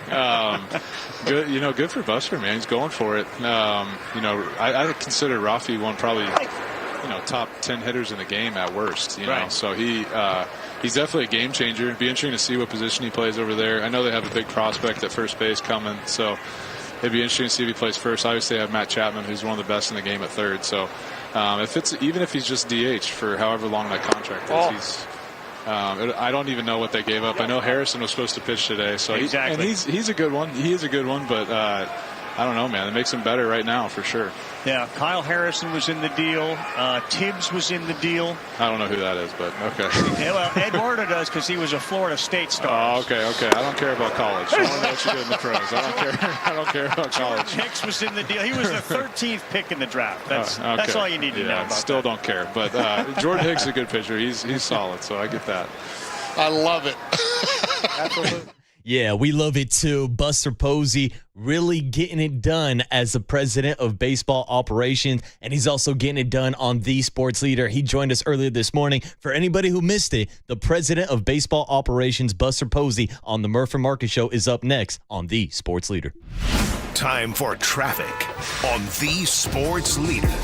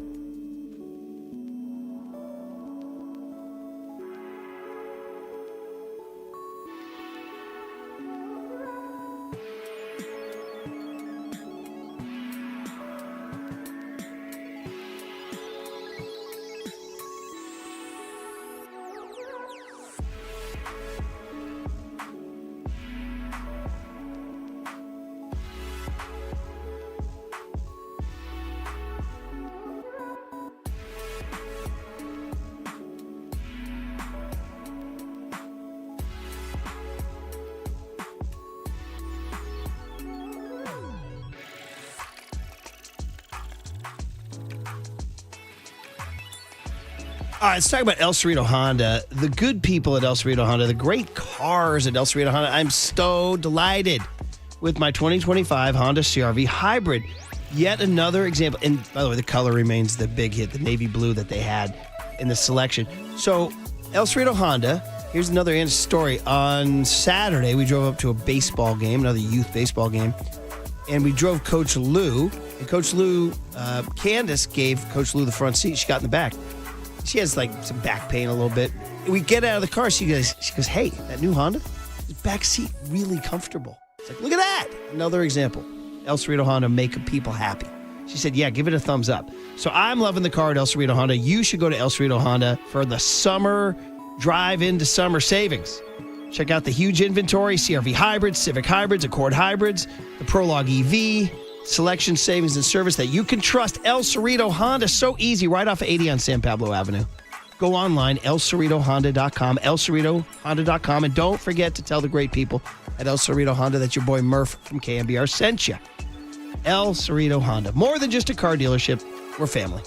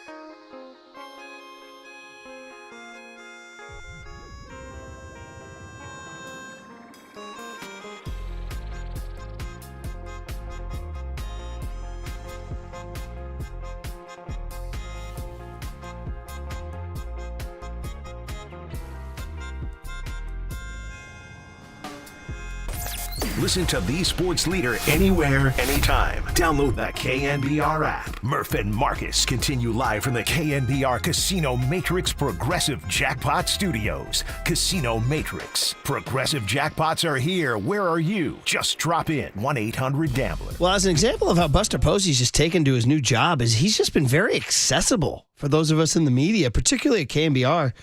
I found all our conversations to be really fun and just kind of easy. I mean, he's just, as guarded as he was as a player, he's been very, very open as a president of baseball ops. And that goes down to, the trade goes down at 4 o'clock last night. And the Giants say, yeah, Buster's ready to go. He'll hop on with you guys at 7:15. I mean, lots of guys are kind of pairing, no, I'll talk to you guys later. See you at the press conference. He's like, no.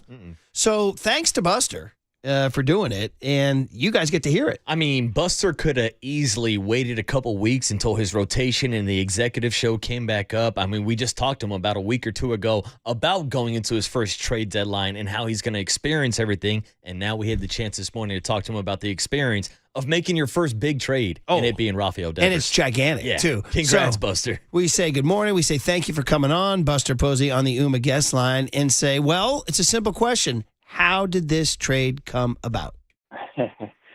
Well, as you can imagine, it takes a little time. I mean, it was a lot of conversations with our team. When I say team, our front office team, the Red Sox front office team, and felt like there was a match, and ended up there was a match. And I mean, we're just thrilled to have Rafael Devers. I mean, he's as you mentioned, opening this up, one of the best hitters in the game. Just a tremendous boost, not only for our offense, just for our team overall, to have an impact like this. I mean, we're thrilled, and I can't wait to see him in a Giants uniform. So you say it takes a little time. Is there any way you can kind of give us a general range? Like, how did you guys know Devers was out there, and how long were you discussing it? Yeah, I mean, as I'm learning this job, I think it's a matter of just sometimes asking questions, and you never know. You got to ask to see if it's even a possibility. And I think going into the conversation, probably thought that the likelihood of making the trade initially was probably fairly low.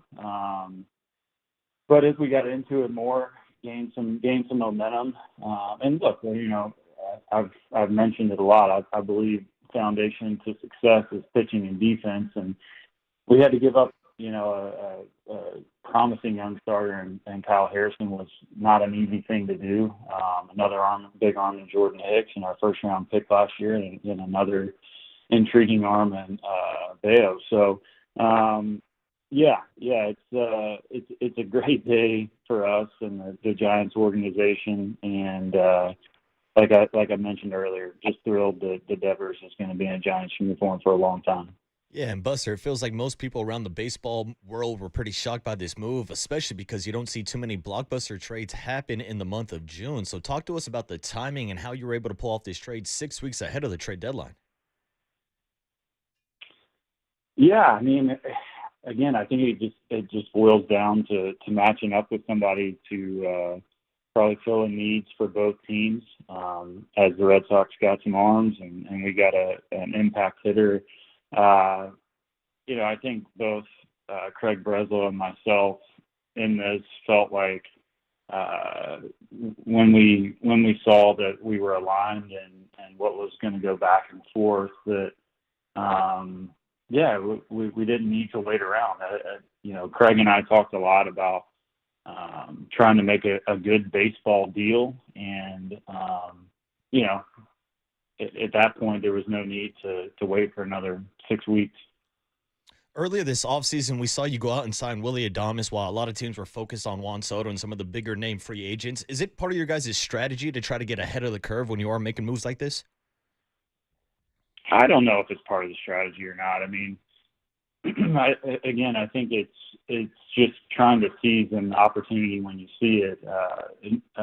It most certainly doesn't mean that we're going to go and jump the market per se. I just think that some of this timing is going to happen naturally, and I imagine that there'll be transactions that come down the wire as we move forward as well.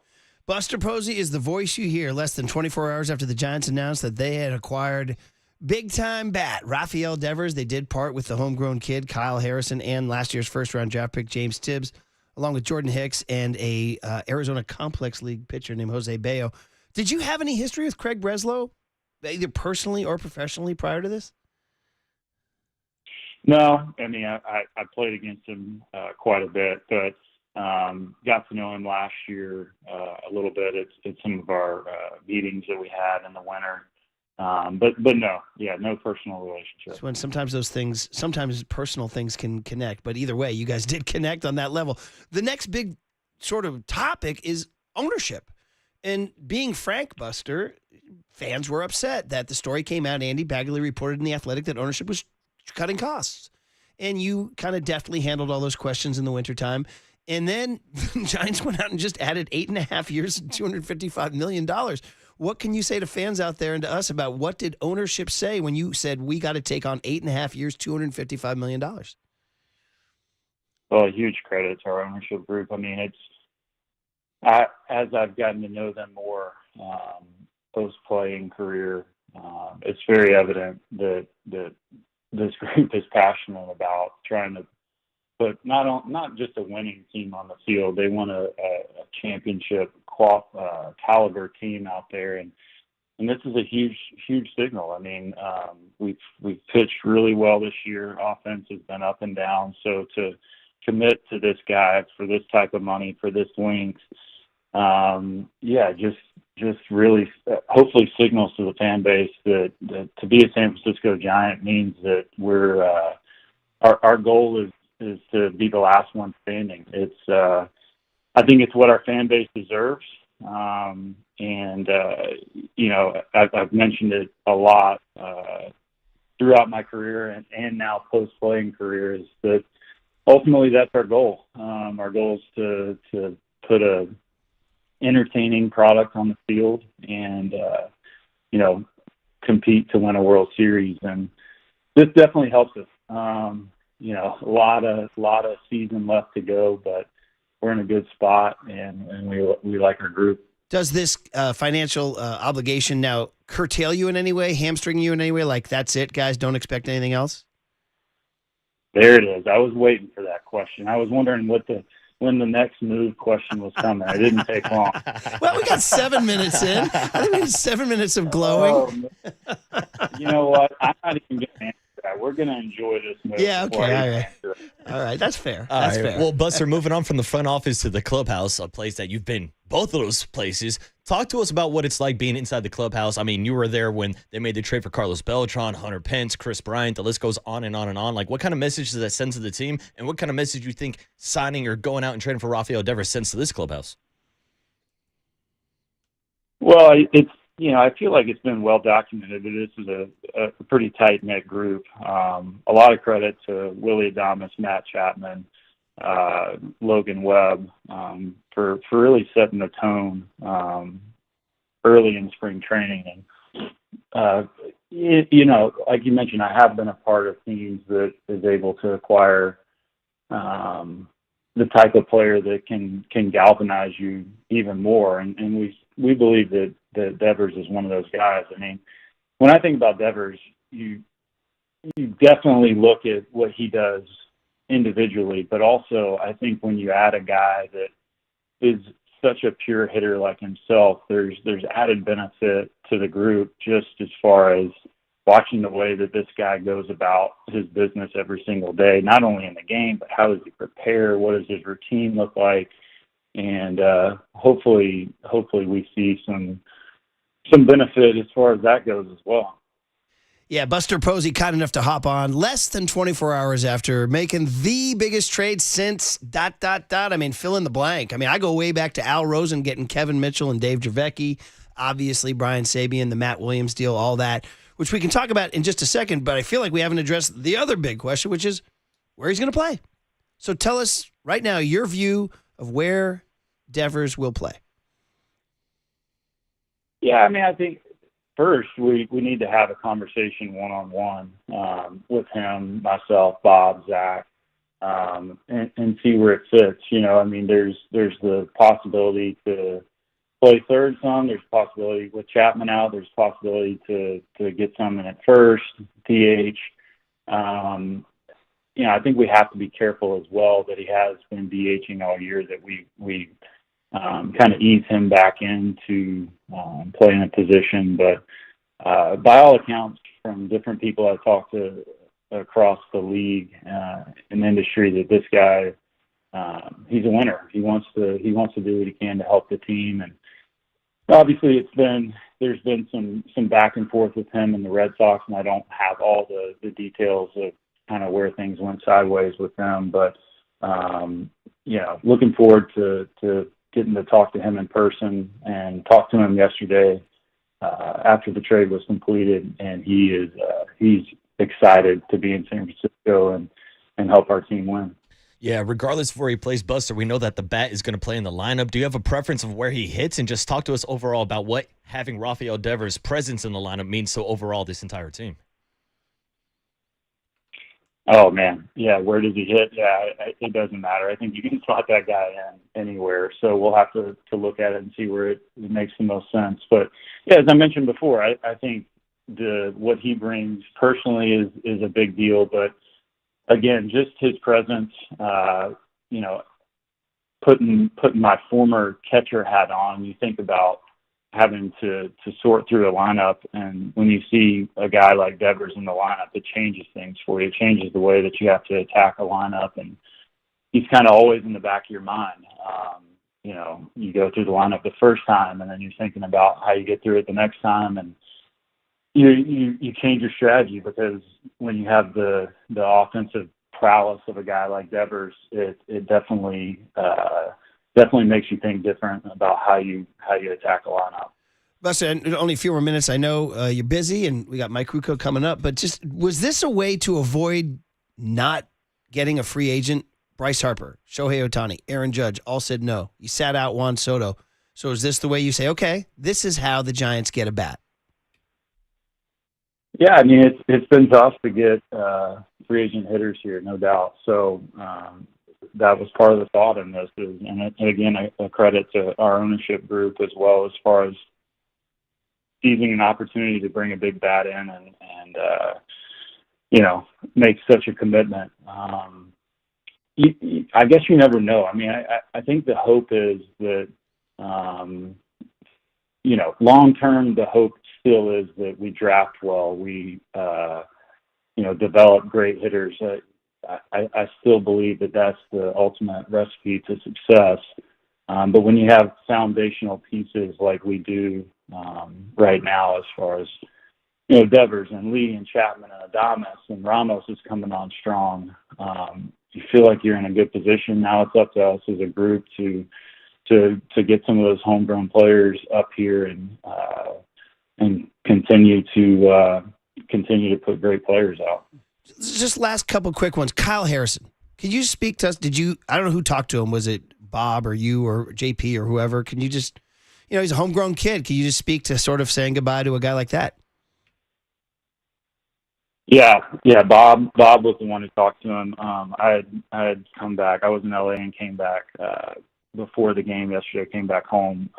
It's tough. I mean, it's one of those things where, I'm not saying that Kyle Harrison and Brandon Crawford are the same player, but it's the same situation. I mean, a guy that grew up in the area, drafted by his hometown team, so not an easy deal, And I feel like Zach Manassian's been great about this, and he's been in the game for so long, and he always mentions to me, it's like, man, when you trade, you trade a player, they go their separate ways. He's like, I always wish him the best, and I feel the same. I mean, I hope that Kyle goes on and has a great career.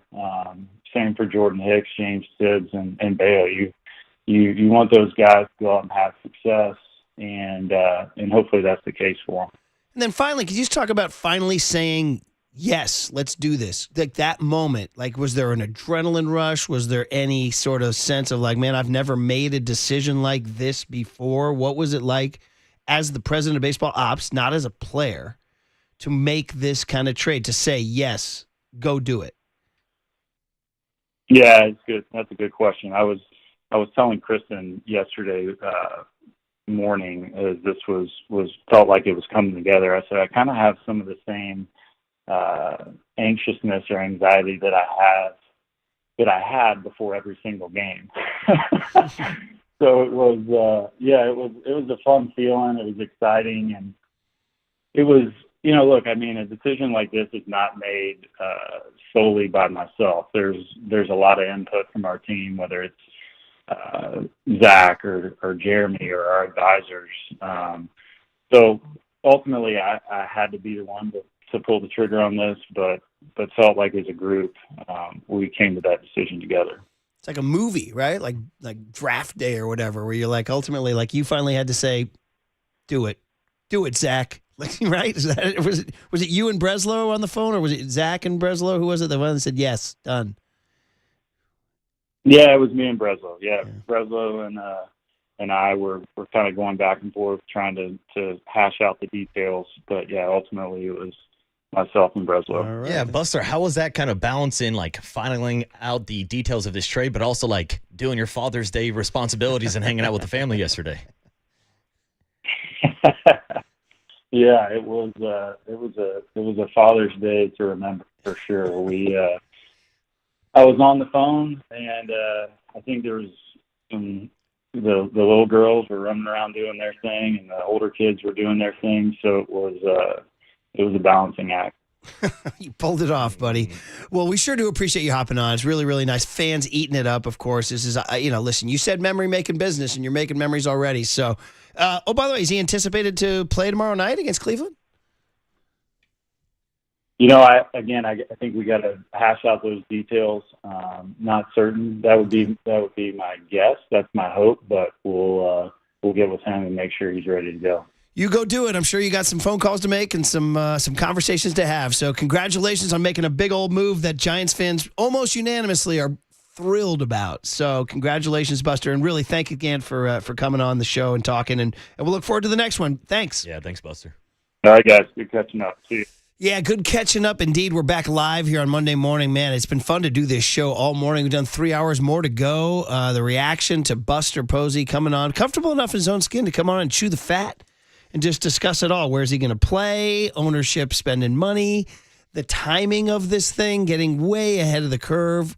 Being on the phone with Breslow, the anxiousness and anxiety or the thrill of getting it done, like being in the batter's box or playing in a game. And ownership saying, yeah, go ahead. We'll take on 8.5 years, $255 million to say, as Buster says, we want to be the last one standing. Yeah. So, I mean, that's just like, and by the way, P1 Chuck just sent me this from the New York Post. So Red Sox fans are upset. I just heard from my buddy Jeff back in Boston. He says, we're crying in our pillows, Betts, Bogart, and Devers, all for little in return. And Bill Simmons, my guy, your guy, the sports guy, floated, because, John Henry and that Red Sox group own Liverpool. They own freaking Liverpool. Yeah. So you think that they can't be short of cash, right? Well, they want to get some guy, I guess, named, and we're going to need to talk to Oppo about this, but I'm a little light on my Florian Wirtz. Is that his name? Florian Wirtz. He's a big a German soccer player that Liverpool wants. Okay. And the question was asked, how can Liverpool afford Florian Wirtz? And Simmons wrote, meaning he thinks there's a chance they shed Devers' salary to afford Florian Wirtz. That's bad. That's a Marcus level conspiracy theory. And I like to trace that conspiracy, but it is a bad look for the Boston Red Sox, who, I'll even be honest, as much as I hate the Red Sox, they're a marquee franchise. Like, they are box office. They're one of the biggest markets in baseball. And in the last 5 years, they've traded not one, but two of the faces of the franchise, Mookie Betts and now Rafael Devers. You can throw in Xander Bogaerts as well, going to San Diego. But also Chris Sale being traded for Vaughn Grissom down to Atlanta. Like, the Red Sox in that front office, man, they are making some interesting decisions, and I'm here for it, Murph. It's incredible, man. I'm absolutely here for it. By the way, I did say to Buster at the end of the interview, I said, so almost unanimously fans like it. Some 510 goes, almost unanimously. Any Giant fan that doesn't like this trade is a GD idiot. I was like, oh, all right, there we go. Well, I feel that way, but I'm telling you, there's people out there, well, diva. Listen, there's 7 billion people in the world. You're going to get some opinions. I'm going to go ahead and say, 90% approval rating right now? Something like that. And then the other 10%, it's like, bro, I don't know what to do with you. I mean, I don't know what to tell you guys. The other 10% were probably the 10% that were doubting Buster Posey to begin with. The same people were like, oh, this is just a PR move. Yeah. He's just a puppet. He's just there to save face. No, Buster Posey is out here handing out the biggest contracts in San Francisco Giants history and now trading for one of the biggest contracts also. Buster is making moves, Murph. And I told you when Buster took this job, I'm not betting against Buster Posey, and it's in Buster Posey that we trust. I remember in 2022 when he joined the ownership group, I jock blogged about it. You probably go find it in your jock blog archives.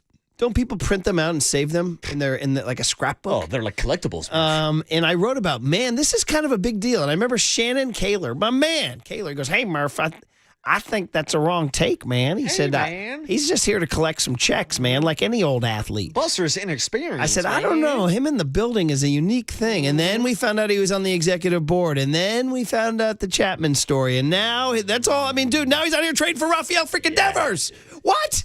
The Giants got Rafael freaking Devers? What? It's a Buster blockbuster. Oh, my God. This guy, hey, as the great Bobby Knight soundbite used to say, now, I didn't come here to blank around this week. Now, you may have, but Buster Posey did not. No, and that message was sent to not just Giants fans, but all of Major League Baseball, that Buster is not blanking around as president of baseball operations. Sick and blank and tired of losing to Purdue and the Dodgers and the Padres.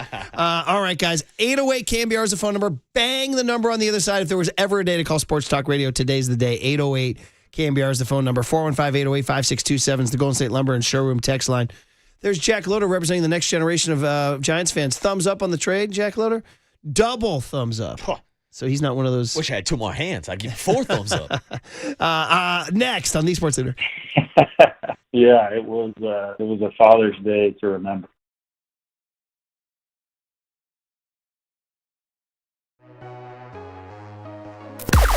Now, from the O'Donnell Financial Group Sports Desk. Learn more at odfigroup.com. O'Donnell Financial Group, because planning is a process, not a product. Good morning. We have a new contest this week. We are giving away 2 tickets to go see Post freaking Malone on July 1st at Oracle Park. Stay tuned through the 9 a.m. hour for your chance to win. And when you hear the cue to call, the number to dial is 415-896-KNBR. And if you're caller number 10, that means you win. It's all brought to you by Live Nation. And you can find official rules on thesportsleader.com.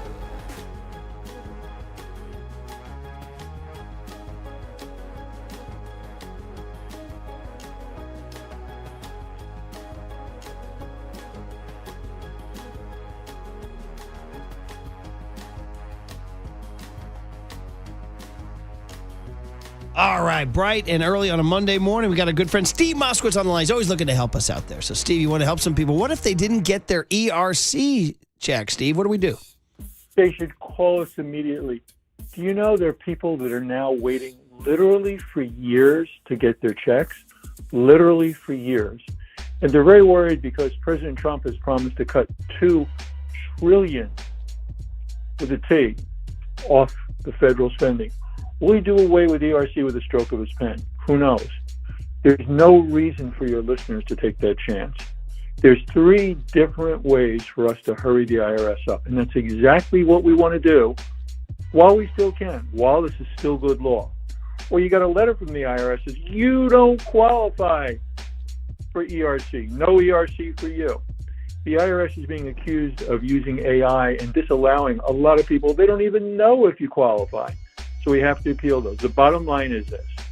If you've been waiting and you haven't received your check, or you got a notice saying you don't qualify, call us immediately. We'll explain everything to you in our free consultation. And then if you want us to, we'll just do everything for you. The only thing you do have to do is call up and say, hey, Steve, I want my ERC money now. That's what you do. That's tax attorney Steve Moskowitz. He's my tax attorney. He should be your tax attorney. Give him a call at 888-TAX-DEAL. 888 tax deal, or go online to MoskowitzLLP.com.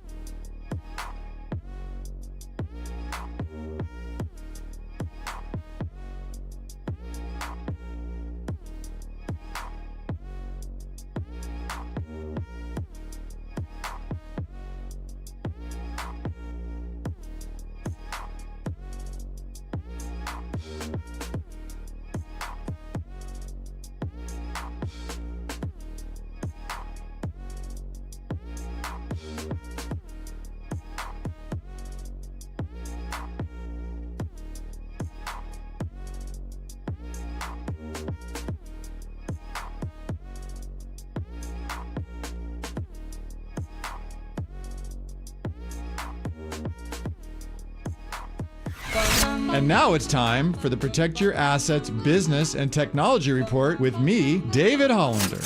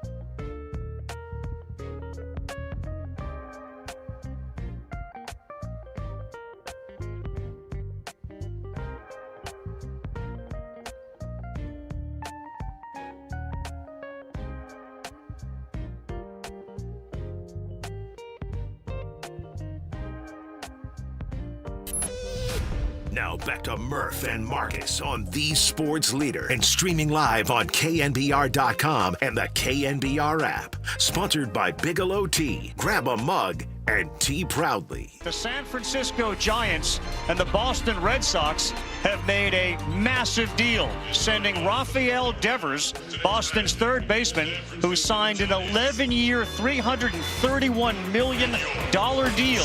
He'll go to San Francisco. Jordan Hicks, Kyle Harrison, who was supposed to start tonight, is also reportedly in the deal. This is an earth-shaking move by both of those organizations.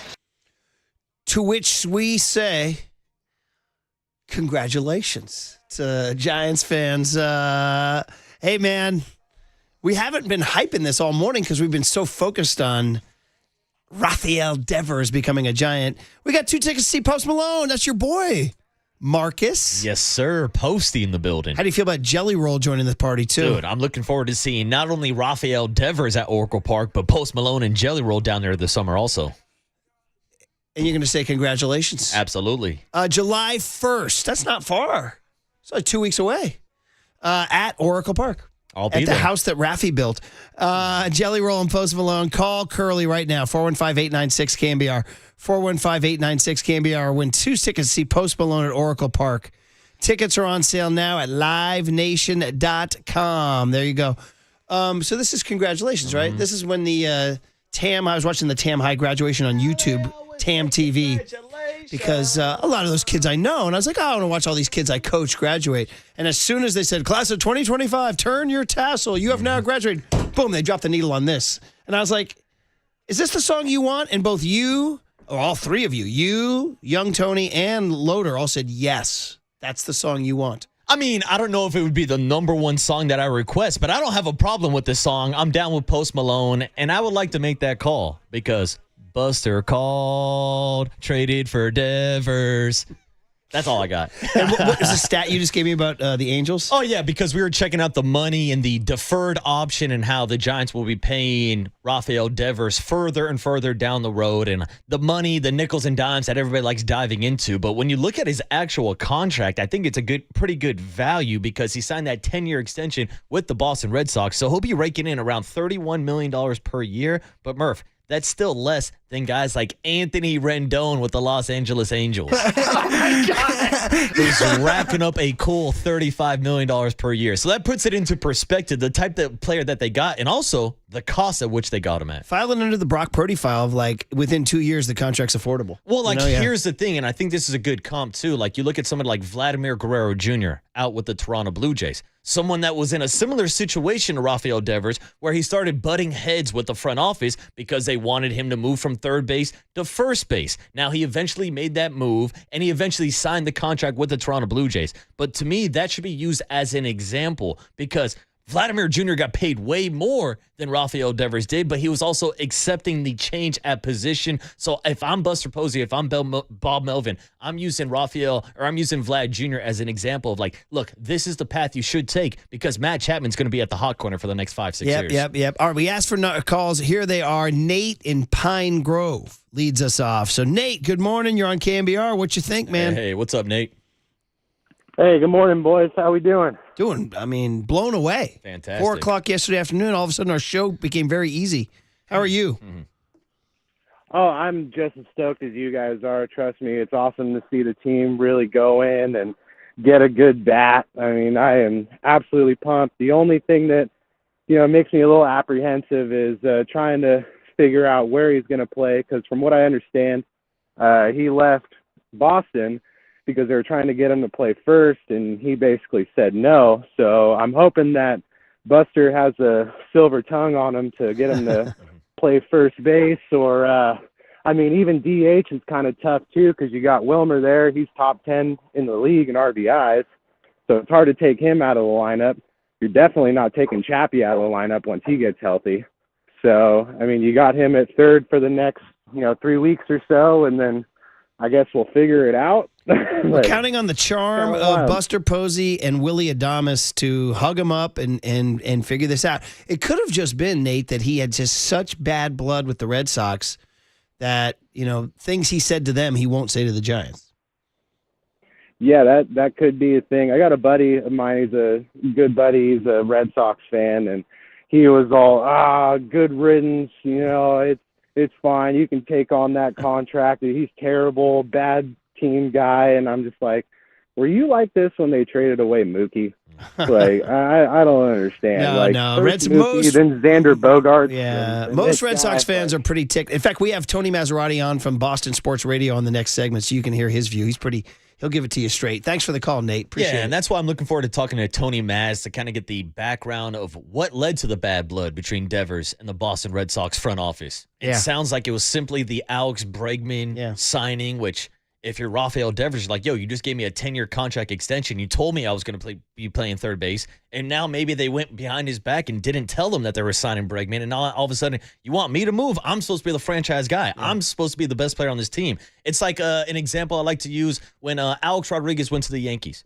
Defensively, was he better than Derek Jeter at shortstop? Some would make the argument that he was. But it was Derek Jeter's position, so he stayed at shortstop. And Devers, in my opinion, might have felt disrespected that the new guy's coming into his franchise, to his town, where he's already won a World Series for this organization, and now you're telling me I have to leave the hot corner? That's where I think the bad blood kind of boiled over, and so we'll see if Buster Posey and Bob Melvin can get through to Devers and get through to him maybe developing over at first base also. Here's a guy named Thomas Carrieri. He's a Boston media guy, has a picture of, I'm putting it up on the phone. It's a picture of Devers, Mookie, and Bogarts all in their Red Sox uni, and it says, "And then there were none." Wow. How about that? How about that? Vanished, dude. Mark in Burlingame is next up on KNBR. Mark, good morning. How are you, man? Yeah, what's up, Mark? I'm doing well. Thanks for having me. Yeah, first of all, I like to say that it's refreshing to see Buster Posey use his head rather than analytics, Buster could be a coach if he wanted to. Now he's our GM, but he's using his baseball savvy, his baseball knowledge when he makes this trade. So it was a good trade. Devers, he's going to give you, 270, 90 runs, over 30 home runs, over 100 RBIs consistently every year. Great move. Great to have his back, and then we'll surround him with Helio Ramos and, Flores and Chapman. And, I think with Willie Adames, even though his bat has not, been what we expected, he's a great clubhouse guy. You can see by his attitude, his demeanor on the field. So that's all good. It gives the Giants a great lineup to go with the best bullpen, I think, in the majors the Giants have. And our starters are very good. The only thing that really concerns me, and the fact that, we're going to play Devers at DH, because I believe Wilmer Flores has played first base in his career before. So I think it's an easier switch to send Wilmer over to first and Devers DHing, because I think Devers is going to need a full spring training, to train over there at first base and become up to speed. So here's what concerns me. I was watching a Sunday night game a couple of weeks ago, and there was a slow roller to second base. Devers was running down the line, and he stopped running. He had a chance to beat out the throw, but he laid up, and he walked back to the dugout, and Cora was looking at him like, "Are you hurt?"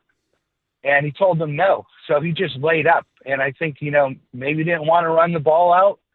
So for me, it's about great. You're a great player, but how are you going to fit in the clubhouse? Yeah, How are you going to deal with the other players? Mark, it's a valid point. I think maybe what you're hoping for as a Bay Area sports fan is the Jimmy Butler analogy. And I know every situation is different, every person is different, but there was a situation where Jimmy was viewed as just awful, and then he got here and everybody loves him. I mean, clearly the situation with Devers in Boston had deteriorated so badly. So, I mean, again, it's not apples to apples, but you can see sort of a Jimmy Butler tie in there. And then if not, maybe he comes here and he's a total jerk. But there were, even the way he acted, there were still people. I used Dave Portnoy as an example. I was watching him. He's a true Boston fan saying, yeah, he was a D-head, but he was our D-head, and Manny Ramirez was a D-head, and we won World Series. Barry Bonds wasn't exactly, he wasn't exactly winning Miss Congeniality awards out there, too. No, So, and to tie it back to the Jimmy Butler trade. and thanks for the call, Mark. Appreciate it, man. What did Draymond Green tell us? Bring me the a-holes. Yeah, right. Bring me that type of personality. I gotta and I just don't say even this know right if now. Devers is that type of personality. I just got to tell you right now, you need hitters, brother. You need hitters. That's my take. It's a hot take. Yeah. Tony Maserati will give us the Boston view, unvarnished, too. Tony gives it to you straight, man. He's 98.5 The Sports Hub. My old buddy from the sports writing days. I'm so glad we're still friends because I love talking to him, man. He's going to come on with some Boston Tude next on The Sports Leader.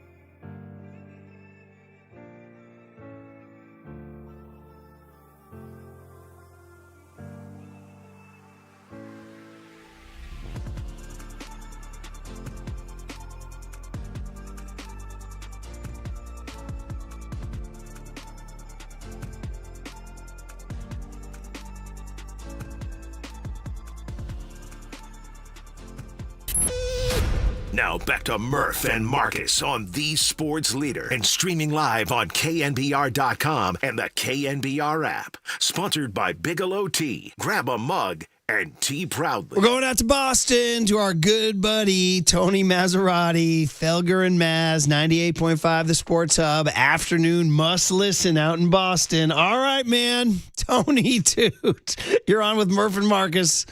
Brother, give us the story, man. Give us what's it like on the front lines out there, buddy? Hey. What are they saying in Boston? And good morning, Tony. Yeah, Good morning, Tony. Well, it's afternoon here, but thank you. Good morning to you. And so I can tell you this. It has been a while since I have gone in and like really been charged up about a show. You know, look, I love the job. Don't get me wrong. But this kind of story, walking in at 2 o'clock today, has a tendency to sort of be gold for talk radio, as you know.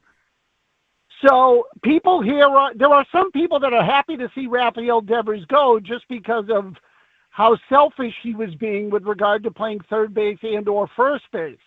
But I would say the Red Sox history in recent years of trading away good players or letting them leave without getting anything for them, and their unwillingness to fully commit to mega contracts has people up in arms. And I am stunned that they made this deal at this time. If you had told me a couple of years down the road that, you know, they were able to move Devers, eat half the money, and get rid of him because they were sick of him, fine. But given the way they were playing the last 4 or 5 days and his importance to the team, I'm stunned. Stunned that they would do this. I think it's an insult to the fan base. Yeah, and Tony, you mentioned some of the recent history with trading big-name players. Of course, the first name that everybody thinks about is Mookie Betts being traded to the Dodgers 5 years ago. Do you see any similarities between this trade and the Mookie Betts trade from a couple years ago? Well, so the easy thing, Marcus, is to talk about the fact that they're both all-star caliber players, but the reality is I think they're very different. So in the case of Betts, they weren't able to sign him to a long-term contract. It was sort of, you know, now you can blame whoever you want for that. That might have been the Red Sox unwillingness to pay him. It might have been Mookie Betts' unwillingness to stay in Boston, and I think it was at least a little of both. And I owe a lot of that on Betts because I don't think he really wanted to stay here. So, but that was sort of your run-of-the-mill guy reaching the end of his contract, and they couldn't come to an agreement for whatever reason. Rafael Devers is in the second year of a 10-year deal and is having arguably the best year of his career. So they have stripped down the team. They have all these young guys. I think this was largely a contract dump. And I think that they pretty much just pulled the plug on the 2025 season. I think that they decided that they weren't going to be good enough. The team wasn't as good as they thought. And despite the fact that the American League absolutely stinks, they decided to cut bait now. And I'm again, if you know, I grew up here, but you know, I haven't been what I would call exclusively a fan in a long time. If I'm a hardcore fan, I am pissed at this. It's great stuff from Tony Maserati live from Boston. He's, of course, the afternoon host with Felger and Maz on 98.5 The Sports Hub. Must listen. You got to check them out. They're going to be bringing it today, man, because this is the Boston Red Sox. I mean, this is one of the great franchises in American sports, and they are perceived to be cutting costs. And so it makes you wonder, I don't know, do you want to get into even like this whole Liverpool ownership thing? Like the fact that John Henry and that group own Liverpool, does that have anything to do with it, Tony? How can the Red Sox be a cost-cutting organization? So, look, Murph, it's a good question. It has to have some bearing in terms of costs that they're absorbing in other areas because they're all under the umbrella of the Fenway Sports Group. All these teams are, and all the properties of John Henry and FSG. So, but in the same breath, I'll tell you that, look, the Red Sox were over the luxury tax. I think this is a big factor. They were underachieving, and they were over the luxury tax. And a few years back when they had Chaim Bloom, and I can't remember if it was 2022 or 2023, they were over the tax and they missed the playoffs. And I think that in the eyes of John Henry, that is a cardinal sin. And I think that that was a big reason why Chaim Bloom ended up getting fired. So now Craig Breslow was in a similar circumstance. The team was headed toward missing the playoffs, although there's a lot of the season left. And the team is over the tax. And I think that this deal was, put it this way, I think this deal appealed to them because the Giants were willing to take on the entire contract and they were able to get under the tax. The combination of those two things just from this trade, because the return, with all due respect, looks like garbage. I mean, you guys can tell me, but the return looks like trash. I will say, Tony, that the kid, the lefty, has promise. I mean, he's a local kid, so he was like beloved here. He grew up here in the Bay Area. He went to the premier high school baseball program in the area. So there was a lot of sentimental attachment to him. And the left arm is live. It is. He's a hard throwing lefty, but he's raw. He's kind of a four-seam only guy. He needs to develop more of a repertoire. But, there was hope. But the Giants have so much young pitching. We knew they were going to move some portion of their young pitching for a bat. But, Tony, we were talking like Ryan O'Hearn. We weren't talking Rafi Devers, dude. I mean, this is like, for us, from our perspective, yes, we knew some of our young pitching had to go. And we feel like as much as we like Kyle Harrison, there's more guys that can step in for him. But we didn't expect to get Rafi Devers. The kid out of Florida State, the first-round draft pick, has some sort of, hope. Jordan Hicks, he is what he is. He's going to be an average guy. So, yes, I would say you guys did not net. I would say that this isn't necessarily Luka Doncic, but they're like second cousins. So that's actually a good way to look at it. I hadn't considered. I usually don't compare one sport to the other. And the lefty you're talking about, Murph, is that Bayo? No, that's Harrison. Bayo is just a puppy. He's just like an infant. Nobody knows anything about this guy. He's like in low rookie league ball. Nobody knows anything about him. Harrison was a third round draft pick who could have been first round. He was going. He's good. Like he could be a starter for you guys. Okay, I mean, look, I'll take your word for it. I just look at it as I don't see what I would call, when you're trading a guy who's a perennial all-star, one of the best left-handed hitters in the sport. Yeah. To me, there's got to be, unless they are taking on the whole salary, which they are. Well, it's kind of, I got to jump in and interrupt you here, Tony. Sorry, but it's kind of like what Juan Soto. The Nationals got a monster haul for Juan Soto, like a monster haul. And I'm not saying that Devers is Soto, but he's not that far behind Soto. And like the Red Sox got nothing compared to what the Nats got from the Padres. Well, right, Murph. And the other thing is, that, and it probably helped that he didn't have a big contract, right? So the more money that is tied to the player, the less you're going to get back. Yeah. So I think part of the thing that the people that wanted to get rid of Devers, their biggest point here is that, well, wait a minute, how come they didn't do better? And the answer is because they wanted to unload the entirety of the contract.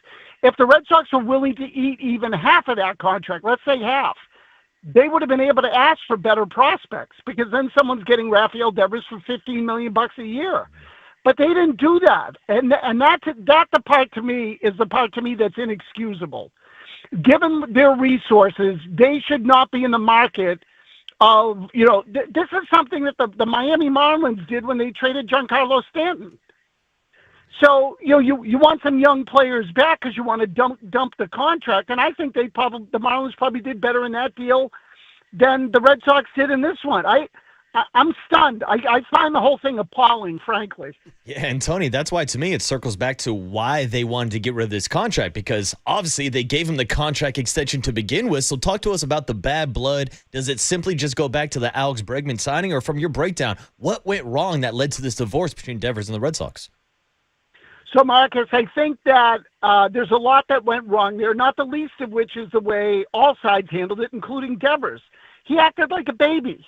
There were reports in September about the Red Sox instituting an off-season plan that was going to result in Bregman coming here and Rafael Devers moving potentially to first base. That's been out there for months. Now, did they lie to him? Probably. So that part is on them. In the same breath, there's nothing in the contract that says you're going to play the same position for the rest of your life. And so people are angry about Devers for that. And frankly, I think the organization when he came out and said, I play third, I'm not going to play anywhere else, then they asked him to play first, and he took a shot at Craig Breslow. I think the Red Sox took it personally. And look, in this market, and in any market, there are always a-holes on your team. It's unavoidable. And you tolerate the ones that have talent, particularly in the bigger markets. Manny Ramirez was a colossal pain in the ass for 7.5 years. They didn't trade him until the very end of that deal when he was going to leave anyway, and they could get something for him, so they did. But this to me is totally different. And look, they may end up being right in the long run, but in the short term, the team's playing the best it's played all year, and they just pulled the rug out and basically said, okay, we're done. We're not really all that concerned about making the playoffs this year. Tony Maserati, last couple minutes here. Of course, you can hear him on 98.5, the Sports Hub. You can stream it. He's in the afternoons, Felger and Maz, and he's ready. He's revved up, ready to go. Appalling, he calls it. And it's true. And, one of the things we've talked about this, Tony, and we checked in with you periodically through the years is, and I grew up a Red Sox fan out here on the West Coast. I was a big Fred Lynn, Yaz, Jim Rice guy. But the Cardinals, the Red Sox have become boring and forgettable. Now, I know Roman Anthony's exciting, right? That's exciting. And who's the other the prospect they called up? Michael Meyer. Marcelo Meyer. Yeah, thank you. So, maybe that was a little buzz on that. But here's a case now where you guys are going back to stripping away marquee value. This Red Sox franchise, are they kind of mired in mediocrity and boredom? Yes. Yeah. Yep. It's been this way for 6 years, Murph. They basically, since they won in 2018, and they had a good roster in 2019, but they kind of half-assed it that season. They didn't play well. And then they got rid of Dombrowski and they took it apart. And since that time, again, starting in 2019, they've been basically a 500 team. They've had, I think it's 3 or 4 last-place finishes. They've cut some payroll. They don't want to invest in the big contracts. They run it like they're the Tampa Bay Rays, although they certainly put in more money than the Tampa Bay Rays do. But this is the kind of deal Tampa Bay would make. Trade a singular veteran for 4 guys who have some upside that they can control costs on for a period of time. Yeah. And that is, that's getting old when they play 500 baseball. And more importantly, they play stupid baseball. They've led the major leagues in errors for the last 6 years combined. They lead the major leagues in errors now. They consistently throw to the wrong base. So now I'm giving you more of a big picture Red Sox perspective, but they've really played like a stupid team for a long time. And one of the few things, the whole premise was, well, when we get the prospects here, we're going to be ready to go. Then the prospects get here, they have a good weekend, and now Devers is out the door. So the whole thing is kind of mystifying now in terms of how they want to run it. And, and they'll sell out the ballpark every night because if Bostonians don't buy the tickets or New Englanders don't, whoever comes in for that weekend, their fans would love to travel to Fenway Park. So, they're in this sort of can't lose financially situation if they do it the way they do it. And that's irritating the people here. Yeah, great stuff. Last one, just a little bit on Devers, the hitter. I haven't studied him. Marcus is a Yankee fan, so he's seen a lot of them. Yeah, just tell us about Devers, the hitter. Like, where does he kind of rank in your pantheon of Red Sox hitters through the years?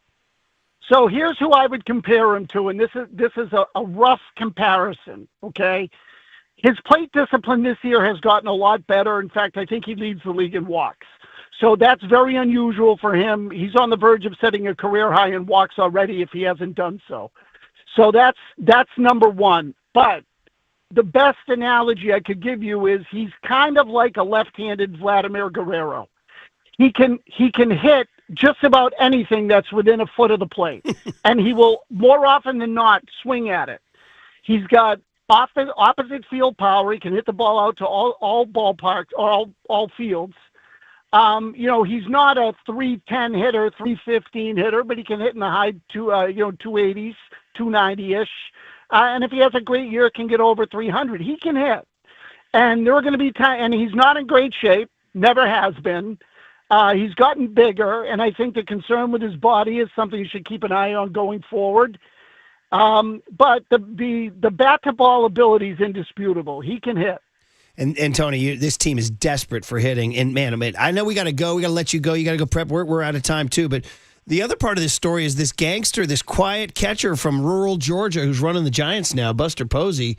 He's doing some stuff out here. We'll have to pick up that thread another day. But he's been quite the revelation for us. So, all right, Tony. Yeah, go ahead. Let me just leave you with one thing, because I am racking my brain trying to come up with a player who was traded in the prime of his career with this kind of term on his contract in Major League Baseball. And the only thing I can come up with is Alex Rodriguez with Texas when they traded him for Alfonso Soriano, and there was about 8 years left. He had an opt-out. But other than that, I don't think you see trades like this all that often. If you think of any, text me. All right, buddy. Have a great show, man. Thanks for hopping on. Yeah, thanks, Tony. All right, see you guys later. Bye-bye. That's the great Tony Maserati, Felger and Maz. Always fun. All right, we'll wrap it up on the other side on The Sports Leader. Time for traffic on The Sports Leader.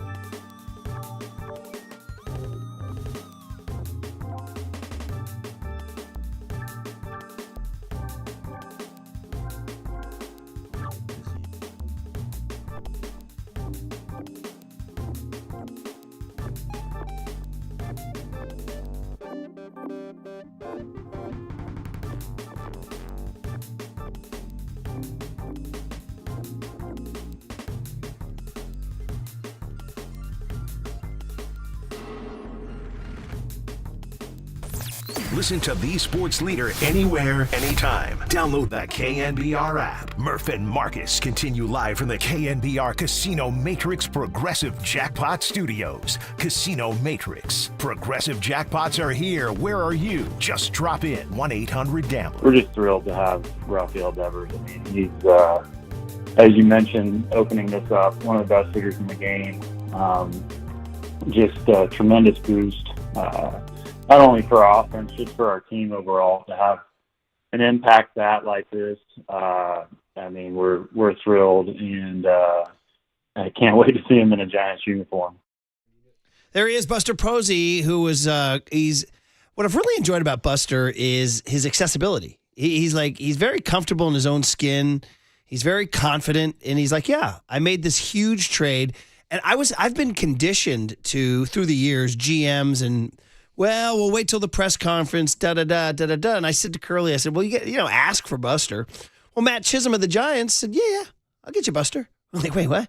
And Buster's like, yeah, I'll hop on 7:15. I mean, that says a lot about his confidence, his self-confidence, and just his humility. Yeah, I don't care what you guys ask away.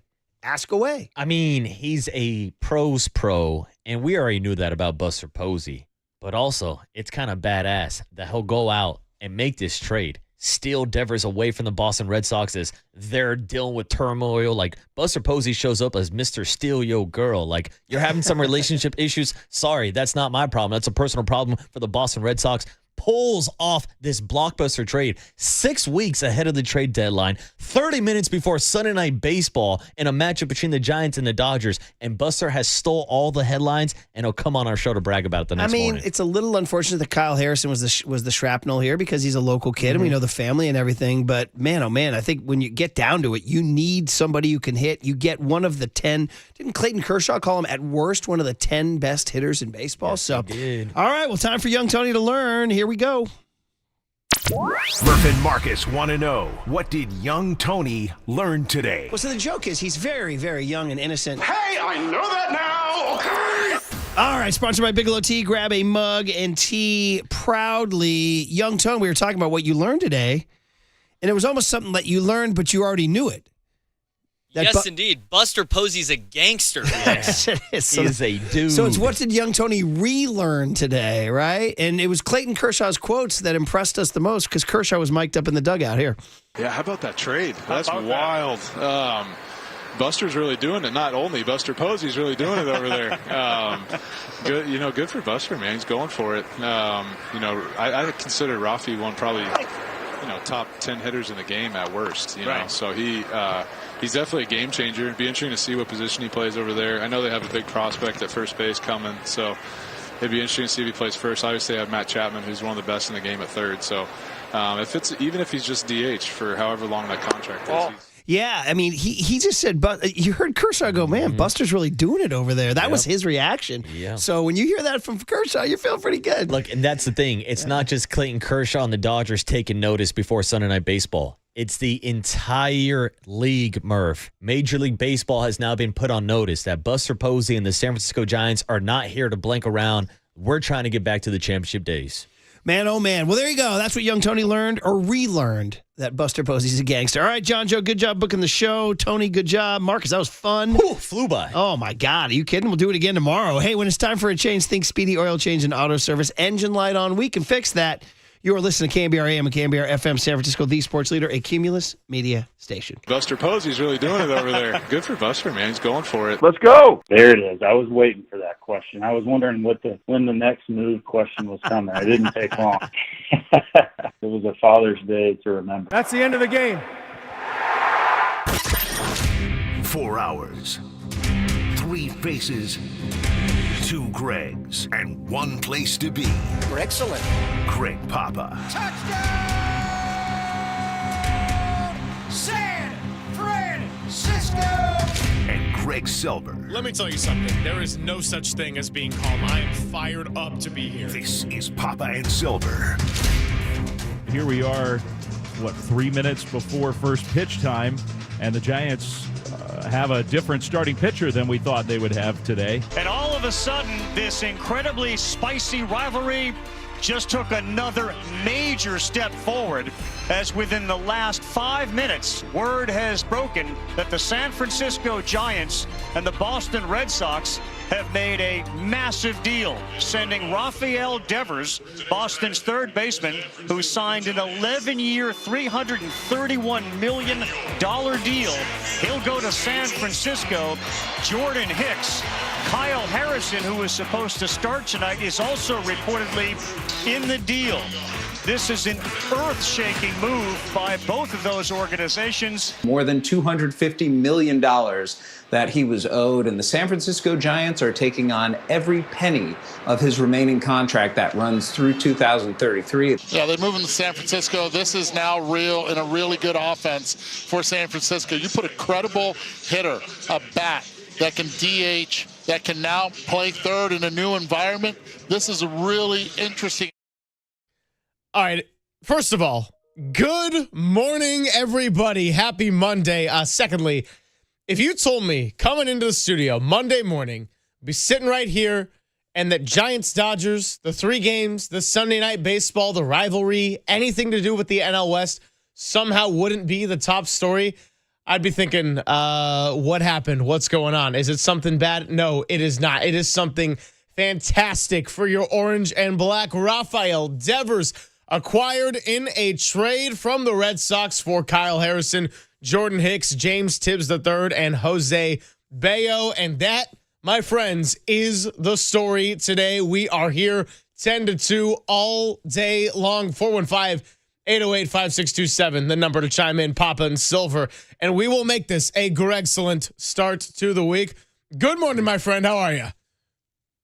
Busy weekend. And Father's Day, always overlooked. Mother's Day, Mom's Day, Mom's Day. So what does Buster Posey and Craig Breslow do on Father's Day? They make a mother of a trade. We'll get into it all. Rafael Devers obviously has been someone we've talked about going back to spring training. It reminds me a little of the Jimmy Butler trade the Warriors made and a little bit of the Luka Doncic trade that Dallas and the Lakers made. We'll get into it all, but the timing of this is just insane. We watched the Red Sox over the weekend sweep the New York Yankees, shut them out 2-0. We watched almost the entire game on Father's Day morning, and Devers hit a home run. His last at-bat as a Bostonian was a home run. We know who he is. And then flash forward, and we're going to have Carl Ravitch on. We're going to have Buster Olney on. We're going to have them all on. We are stacked today. We are stacked. And Ravitch is a really good play-by-play announcer. We know him mainly as a studio guy. He calls baseball superbly. But to have the starting pitcher that you're getting set to broadcast for the San Francisco Giants in De La Zone, Kyle Harrison, get traded just minutes before the game. I cannot recall a starting pitcher ever getting traded this short from a time to a start. I mean, Jose Canseco was traded right in the middle of a game. Ricardo Rincon, in Moneyball fame, went from one clubhouse to the other, the A's clubhouse to Cleveland's, in the middle of a game. It's just so unsettling to have it all happen the way it went down. And that's why the deadline used to be at 9 o'clock our time, midnight in the East, and they moved it up to the afternoon. The deadline's July 31st at 3 p.m. our time, when no games are going to be played right then. But, you know, Boston did get the whole day's work of Rafael Devers. I didn't want Kyle Harrison to pitch against the L.A. Dodgers. I thought it was a bad matchup, but I never thought it'd be because he was traded. And it means even more reason why they should have pitched Robbie Ray Tuesday in Denver. He could have started the game, but that's all happenstance. I mean, I'm wearing the pepper jacket. The Giants did lose 2 out of 3. Casey Schmidt hit a bomb of a grand slam. They were all over Yamamoto on Friday night. They got good news on Matt Chapman and his recovery, seeing Dr. Shin. Saturday, what the hell was that? Kershaw was just great, and the Giants blew up, and you wind up with position players closing out Giants-Dodgers. Something has to be done. And then last night, they were competitive. Ryan Walker gives it up again to Andy Pajas, so that's interesting.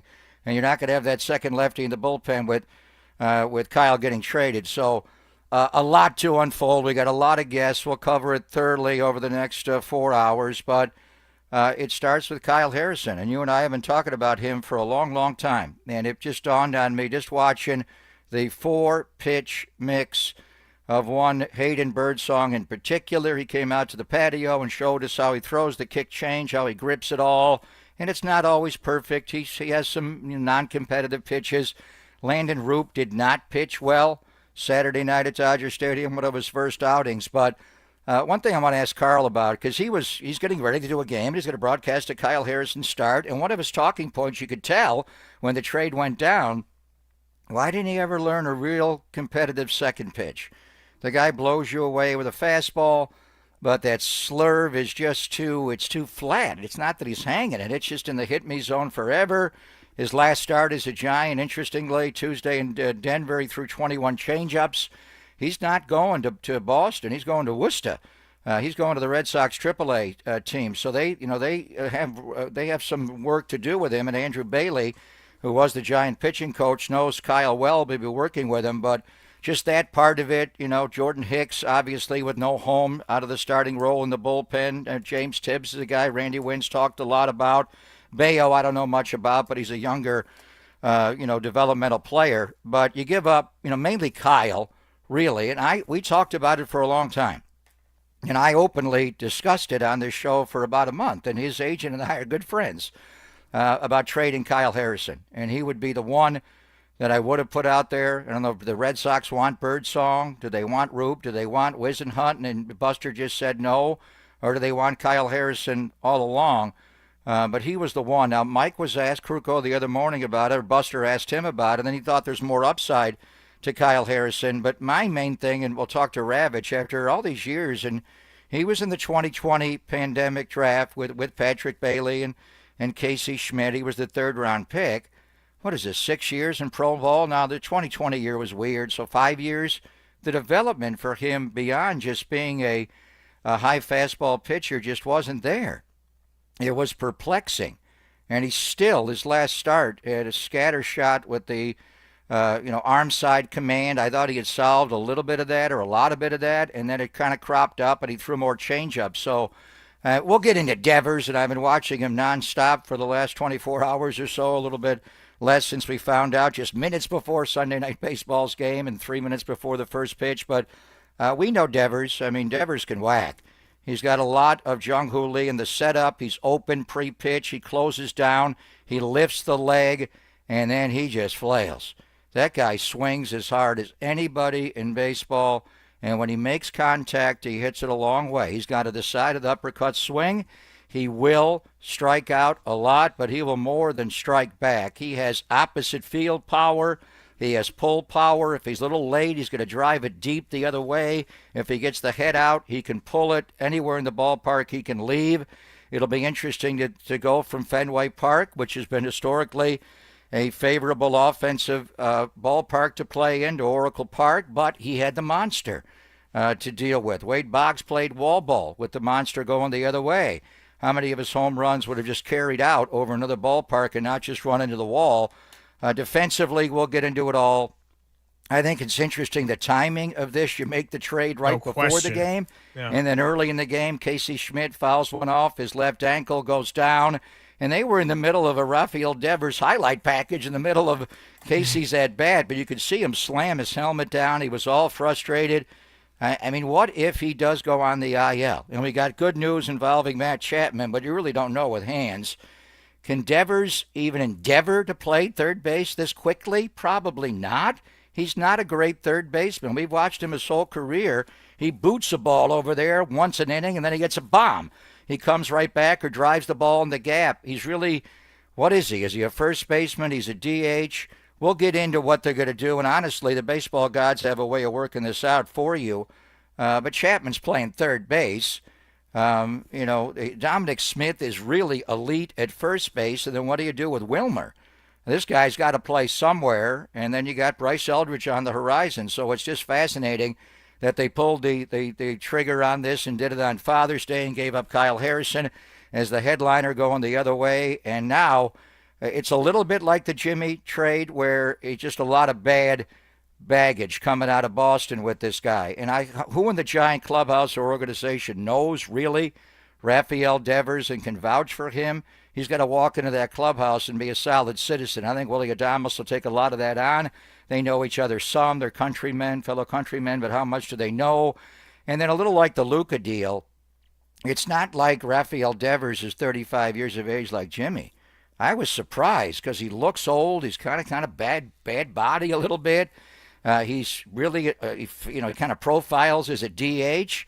Certainly more of a first baseman than a third baseman at this stage, but he's a hitter. What position does he play? Left-handed batter's box. That's the position he plays, and he whacks. But I thought, honestly, he's only 28 years of age, so he's got obviously the length of the contract, a 10-year deal.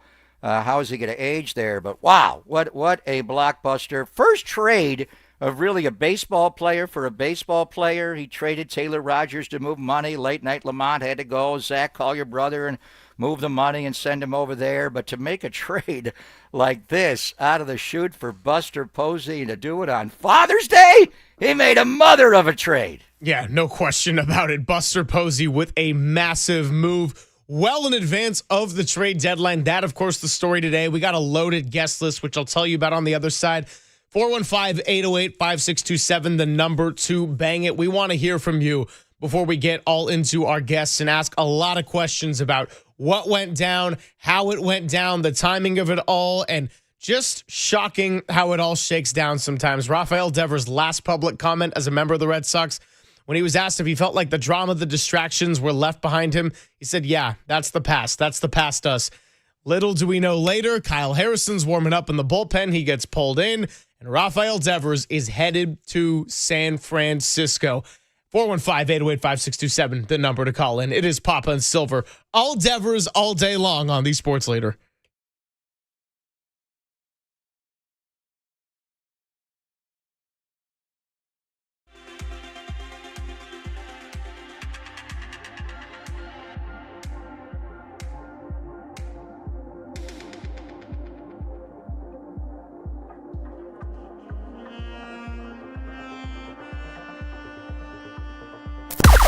Now, from the O'Donnell Financial Group Sports Desk. Learn more at odfigroup.com. O'Donnell Financial Group, because planning is a process, not a product. Buster Posey joined Murph and Marcus at 7:15 this morning to talk about all things Father's Day. Oh, and by the way, the big acquisition he made to get Rafael Devers and kind of break up that family time for a bit. Check out that interview on thesportsleader.com, the KNBR app, or wherever you get your podcasts if you missed it, because you won't want to. It was good stuff.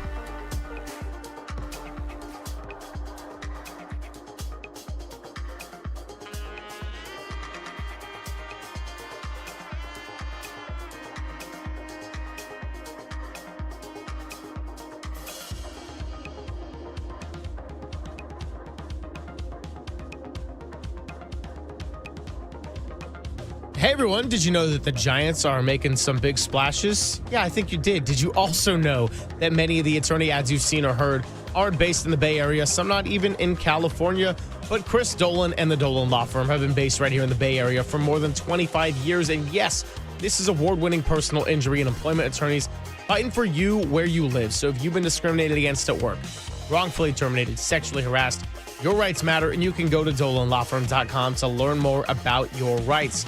Over the past year, Chris and his team also saw a sharp increase in no-fault injury accidents. And remember, with all the chaos and people around us, please let's be careful and work together to make the Bay Area a safer place. But feel confident that you're in good hands when you need the help, because this is award-winning California Lawyer of the Year. The Dolan Law Firm has secured more than $1 billion in verdicts and settlements. That's right, $1 billion. You pay nothing up front, no hourly rates, no upfront fees, and they don't get paid until you get paid. They live here, they work here, they win here. DolanLawFirm.com.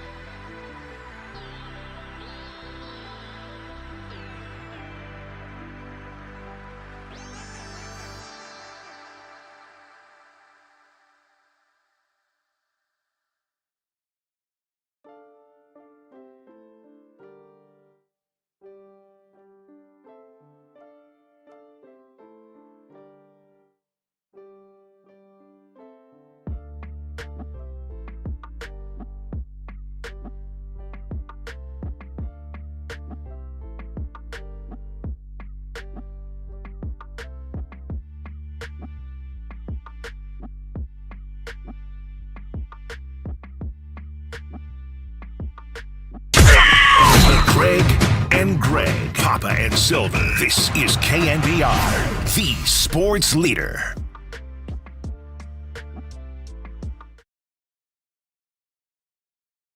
And all of a sudden, this incredibly spicy rivalry just took another major step forward, as within the last 5 minutes, word has broken that the San Francisco Giants and the Boston Red Sox have made a massive deal, sending Rafael Devers, Boston's third baseman, who signed an 11-year, $331 million deal. He'll go to San Francisco. Jordan Hicks, Kyle Harrison, who was supposed to start tonight, is also reportedly in the deal. This is an earth-shaking move by both of those organizations. Yeah, chaos on Sunday Night Baseball. Happy Monday, everybody. Hope you had a good weekend. And I think for a lot of Giants fans, it was made better by that afternoon Father's Day news just minutes before Sunday Night Baseball.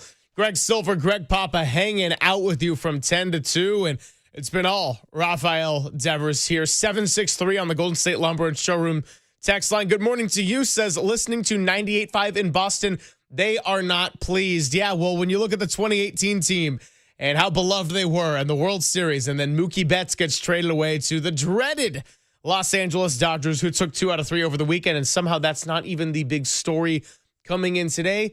Then the face of that franchise and what was left, Rafael Devers, is now also headed to the NL West to be a San Francisco Giant. 415-808-5627 if you'd like to chime in.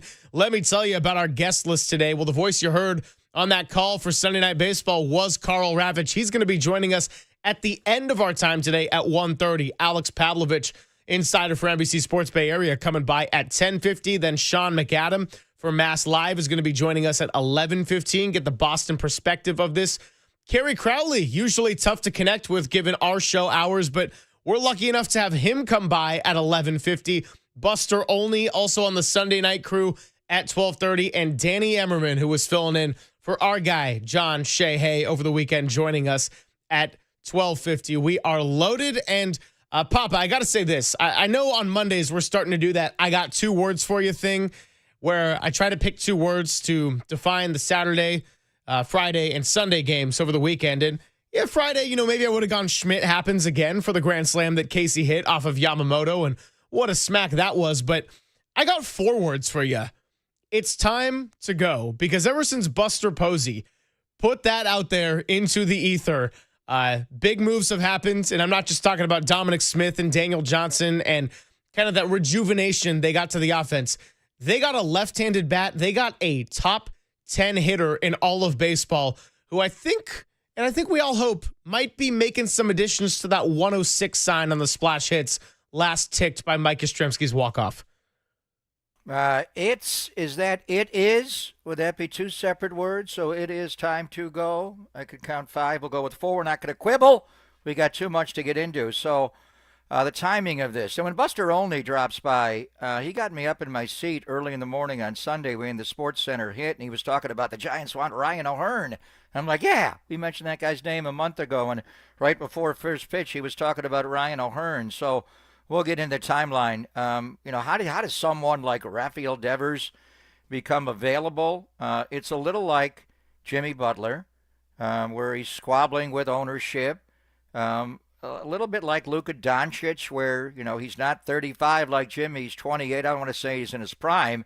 Seems like Devers has been playing forever, and he's older, but he should be, as a hitter, be able to hit for another 10 years. Do you want to play a DH that much money? But as you backload the contract and look at the, terms as you get further down the line, it's not as much money. The bottom line is, this goes back to Alex Bregman. We'll find out, in Boston they're not happy. It's very different than when Mookie got traded. Mookie got traded for pure finances. And at one time it was Benintendi and JBJ. Love our J's and our BJs, Jackie Bradley Jr. and Mookie. And like, what? Mookie, you just did the wrong thing. You traded Mookie Betts and you traded them to the Dodgers? Why would you do that? Let Xander Bogaerts leave. He's not that great of a player. He's overrated. San Diego overpaid him. But for Devers, where do you play him defensively? We got to upgrade. We'll bring in, Bregman. And now he's just unwilling to move anywhere. So we talked about it in the spring. Why was he not made more widely available? You know, what the Red Sox did not want to. They just wanted to get him out, a little bit like what Pat Riley was forced to do, with Jimmy. But Pat Riley did shop him. You know, he openly said we're trading him, and the whole league, and he almost went to Phoenix, so that was different. So it's a little like Nico Harrison and what he did in Dallas with Luka, where why just Anthony Davis? Why just the Lakers? If you opened it up to the whole league, you may get a better return. I don't know, but I think. And it also reminds me of Paul George years ago when he got traded from the Indiana Pacers. He had one more year on his contract, and Mel Simon was my first owner in professional sports, still owns the Indiana Pacers. And that fourth quarter Friday night broke my heart, but they could still win this series. But after Paul George basically said, I'm leaving and I want to play in L.A., Mel Simon told Kevin Pritchard, their GM, get him out of here. I want him out of here right now. Trade his ass. I don't care what we get back. Get him out of here. And that's what owners do. You know, owners don't get told what to do a lot. You may make $350 million out of contract, but I got that in billions, and I still run this organization. So his unwillingness to trade, change positions, obviously a couple of times, and then Casas got hurt. Can you play first base? No. Really? No. So the owner flies to Kansas City, John Henry, and he looks him in the eye and says, I'm not doing it. Wow, we got you under contract. So that's how it happens. Now, why didn't Boston just open it up? Boston's different, brother. And they love the Bruins and they love the Celtics and they love the Patriots, but they've been bleeding Red Sox forever and ever. They love the Red Sox. If all of a sudden Rafael Devers is up for trade and anybody can bid for him, what a sideshow that would be. But the timing is just crazy. I think you had an angry owner who wanted them out. Do it now. They just swept the Yankees. He hit a bomb. He's hitting well after that hideous 0-for-19, 15 strikeout start to begin the year.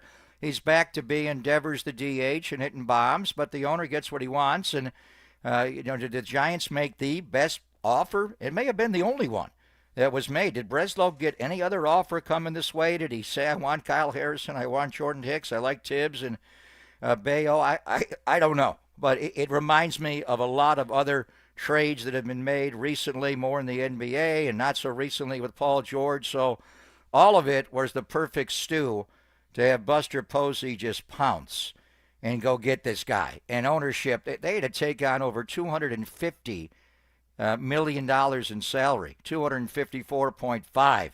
This guy will be under contract through 2033. So we'll get into where you play him, how do you play him. The baseball gods have a way of working this out. I mean, Casey Schmidt goes down right away after they get Devers and he has to sign a physical, I think, and take is the trade officially official? The Giants announced it, so you would think so. But, can he go play third base like tomorrow night, against Cleveland? I don't know. He hasn't played third base since spring, I guess. I don't know. But things have a way of working it out. I do like Tom Smith. What do you do with Wilmer Flores? You'll work all that out. And I got radical ideas how to move pieces around. But the first thing is you don't do that with this guy, because that's what pissed him off in Boston is I don't know how they approached him. Alex Cora is kind of a tough guy. He doesn't respect the GM there, Breslow. How they approached him about moving positions. You would think he'd be smart enough to say, Alex Bregman, wow, that guy's a great defensive third baseman. Maybe I should go somewhere else to help the betterment of the team. But so I think, players are much more inclined to make a dramatic change and how they're used when they join a new team. When it's their team and you think, I am the Boston Red Sox and you sign me to this massive decade deal, I'm going to tell you where I'm playing and where I need to be. Then all of a sudden you get traded. Didn't have a no trade clause. He wasn't in Boston long enough. I thought he'd be a 10-5 guy. He's not quite there yet.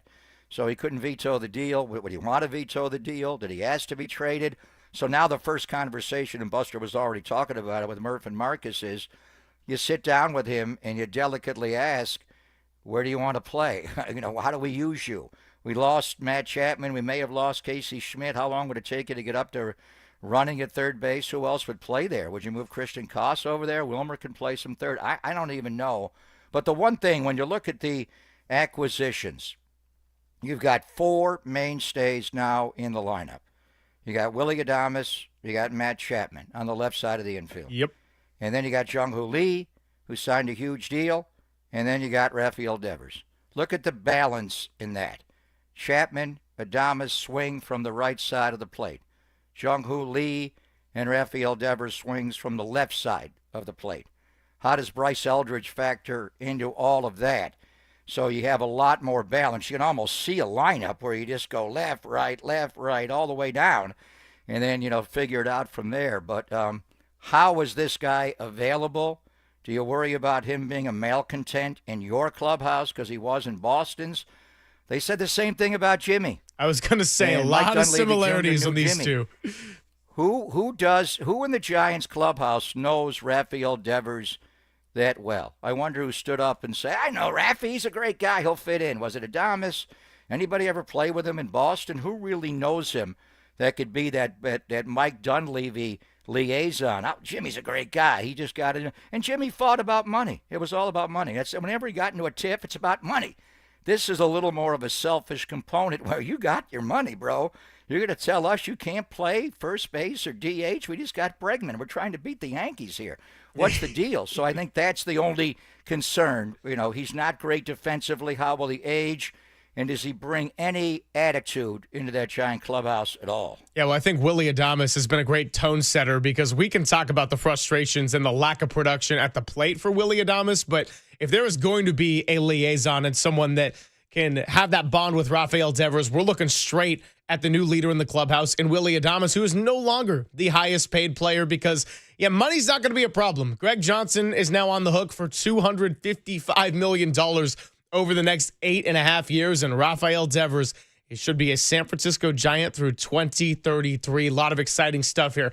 Our buddy Ryan in Atlanta is on the line. We will get to you on the other side coming out of the break, Ryan. If you want to join Ryan in that queue before we get to Alex Pavlovich at 10:50, 415-808-5627. It is Papa and Silver on the Sports Leader. KNBR, the Sports Leader.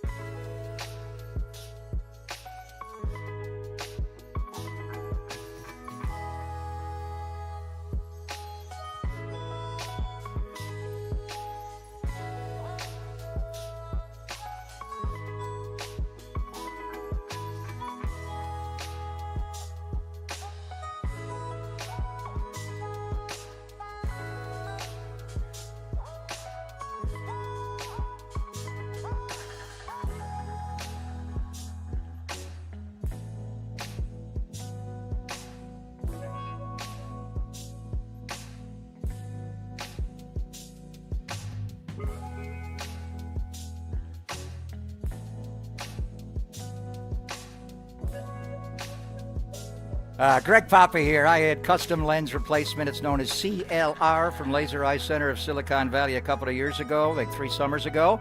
It has been a game changer for me. I was in the chair 20 minutes, went from 20/80 vision to 20/20 like that, threw away all my glasses, and I had the Hubble telescope to be able to see.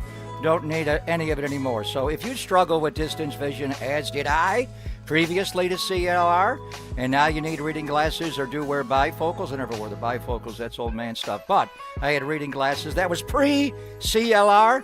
CLR, custom lens replacement, is your permanent solution to readers, bifocals, glasses, contacts, and you'll never develop a cataract the rest of your life. So don't wait until you're old and gray to see great. Do all the things you love to do with perfect vision now. After tens of thousands of vision correction procedures, my friend Dr. Craig Bindi and his staff at the Laser Eye Center of Silicon Valley can tell you if it's your right time for CLR. They make it easy. They start with a free virtual consultation at lasereyeclr.com. See if you're a candidate for CLR. Maybe it's LASIK or one of their other procedures. They'll discuss your vision goals and all the different lens technologies. Again, no readers, no contacts, no glasses, no cataracts the rest of your life. What are you waiting for? Sounds simple. lasereyeclr.com or call and get what I have. 877-GET-2020.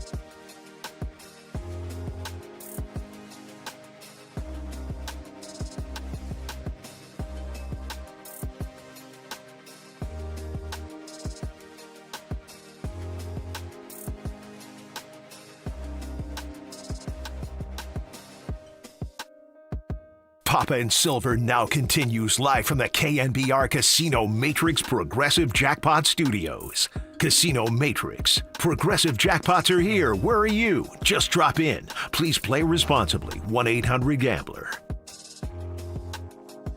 Good to be with you all to start a new week. We are feeling refreshed, renewed, because the Giants lost 2 out of 3. Oh, wait, no. It's not about what happened over the weekend. In fact, it's crazy that Giants-Dodgers was not the top story of the weekend, because here I was thinking it would be 4 hours of that. And then minutes before Sunday Night Baseball, Rafael Devers from the Boston Red Sox coming over to the Bay. Alex Pavlovich going to be joining us in about 15 minutes, so want to get out to the phone lines. Our buddy Ryan in Atlanta wants to talk a little Rafael Devers. Ryan, I appreciate your patience and hanging on with us. Thanks for being our first call of the week here on the Sports Leader. What's up, my friend? Hey, what's going on, guys? Happy to be back. Well, since last night, man, this is all things Devers, and I think it's cool of all of the layers. I mean, from the timing that it was announced, going on prime time, ESPN Sunday Night Baseball against the rivals, to Posey showing that he can roll his sleeves up, get dirty, and make moves happen. I mean, it seems like for years, every time there's rumors of a big player being on the move, the Giants get attached, and it's like, well, that opportunity is come and gone. So I guess we're on to the next. And I mean, even looking forward to the upcoming series this weekend against the Red Sox. It's just, I got my popcorn popped and I'm just enjoying the show. Hey, I appreciate you calling in, Ryan. And yeah, I mean, talk about the timing of the Red Sox season and where that was going, but also the fact that we got the Red Sox coming into town in a few days, Papa. Rafael Devers does not have to wait long for what we are deeming the first of a few revenge games. Dave Fleming's brother is going to be coming out here, Will, and that's not going to be the big rivalry. It's going to be Rafael Devers in orange and black going against the Boston Red Sox for a Friday, Saturday, Sunday right here at Oracle. And before that, Cleveland comes in tomorrow, and Wednesday will be on the patio on Thursday. So I've been watching a lot of the Guardians and just watching Red Sox more lately and all the changes that they've made. And the youth infusion they have. We had Bags on Friday, and we were talking about Jarren Duran. Will they really trade Jarren Duran? I mean, he doesn't make a lot of money. He's under control, team control for a couple of more years, arbitration eligibility. We talked about the Braves and Marcell Ozuna and Ryan O'Hearn, so the need was obviously there. And then Devers comes along, who's probably, there's not going to be a hitter moved at the deadline that has the pedigree. With all due respect, Ozuna's a good player, strictly a DH. He can play some in the outfield. Ryan O'Hearn is an ascending player, but he hasn't had the body of work. And, Devers, the one concern with Devers is taking on the contract, taking on $254+ million. And then where does he play and making it all work? I do wonder how it's all going to flush out, and we'll talk to Alex Pavlovich about it. Wrote a great story about just the timing of it. I mean, Kyle Harrison, when they ended baseball tonight, they teased that big news coming up at the top, and then Carl Ravitch picked it up from there. He was warming up in the bullpen at Dodger Stadium, set to make the start, and he gets pulled out about 20 minutes before the game, and they go to Sean Jelly. I mean, we guys have been traded in the middle of games, Jose Canseco, Ricardo Rincon. There's been several, but I can't recall the starting pitcher getting traded minutes before his start. And wow. And just the timing of it all. And Boston already played their game. Rafael Devers got on the Red Sox charter to fly to Seattle. They got a 3-city road trip. They go to San Francisco on the weekend, Seattle, and then after that, they go to Sacramento. I mean, I can't recall ever a player being pulled off a charter and be told that you just got traded. I'd have to go back and think about bus rides, and I don't know. So the fact that it happened is shocking, that they were able to get Devers. And, boy, if Devers was ever up for sale, for all the other 29 teams to make a bid, you would think they would get a better package back. And we do like Kyle Harrison, but what is he? We talked about it a lot. He only has one pitch. Is he more of a short reliever or a starter? Same for Jordan Hicks. What exactly is he? Both these guys throw electric fastballs, but they need more. James Tibbs, how far away is he? Bayo, we don't know a lot about. I mean, can you imagine the offers that Breslow would have gotten? And they opened it up a lot like the Luka trade. So a lot of fascinating elements to it for the short term, the medium term, the long term. Is Casey Schmidt, when we talk to Pabs, are we anticipating another Giant third baseman going on the IL in a week here? And Casey may have to go on after the foot got hit, the front foot, when he fouled that pitch off. They're saying a contusion. Those can be bad, obviously, and he went down in a heap. So just so much going on here, but sorted out later. The bottom line is they added and the fact that he's a left-handed hitter specifically, but not just a pull guy. He goes gap to gap. He goes line to line.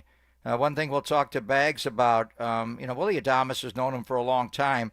Dominic Smith played with him briefly last year, like half a year when they were in Boston. He has vouched for him, but how much do you really know him that well? The concern would be the age on the player. Is he strictly a DH later on in his career? You can ride that out the last 5 years of the deal and make adjustments there. The fact that he's not going to be a 5 and 10 guy. He does not have a no trade in his contract. And he's going to have to be with the Giants 5 more years. I was surprised he wasn't a 5 and 10 guy to start, and he could veto a trade, although he probably wanted to get traded. But just what's the severity of the Casey Schmidt injury? Are we looking at him going back on the IL? And then how do you piece where does Devers ultimately play? DH, and then Wilmer's gone. Do we want to say goodbye to Wilmer? Wilmer's had a hell of a year. You got Bryce Eldridge there. Are you more inclined to trade Bryce Eldridge at some point? If you think Devers can play a reasonable first base, he's not going to play third base here. You've got two guys that are much better in Matt Chapman and Casey Schmidt. So they obviously pulled the trigger on a massive deal, a Father's Day mother of a deal. And now, all the dominoes fall and you figure it out. But I think you figure it out later. And a lot of times the baseball gods have a way of making these decisions for you. Well, you talk about the Luka trade, and that was shocking. And in the same sense of if Luka was apparently up for sale, I couldn't even imagine the offers that he would have been getting. And it certainly, you would think, would have been something much better than the package that the Lakers ended up giving him. I understand that Anthony Davis, when healthy, is still a hell of a player, but there's a big asterisk on the when healthy part. And on top of that, could have got more picks. Desmond Bain just went for 4 picks yesterday to the Orlando Magic, but that is neither here nor there. And then as far as the Jimmy trade, yeah, that was chaotic, but that was also minutes before a game in Utah against a team that was figuratively tanking and actually ended up being kind of a costly loss when they had the 11-point lead in the last 3 minutes there. But that wasn't a primetime game right before national television against LeBron James and the LA Lakers or something. This is Kyle Harrison getting ready to start Sunday Night Baseball. Got taken away about 15 minutes before. So when that news went down, I was just about ready to hit the road and leave good old Barry Esser Brewing Company, where I had some nice Father's Day festivities, and thinking, oh man, this is going to be one heck of a drive. Immediately popped it on to the sports leader to hear Dave Fleming talk all about it. Let's get Max in LA in for a quick one because he's been waiting on the phone line. And then we'll get to Alex Pavlovich. Max, you're on with the Gregs. How are you? Hey guys, I'm great. What a day, what a trade.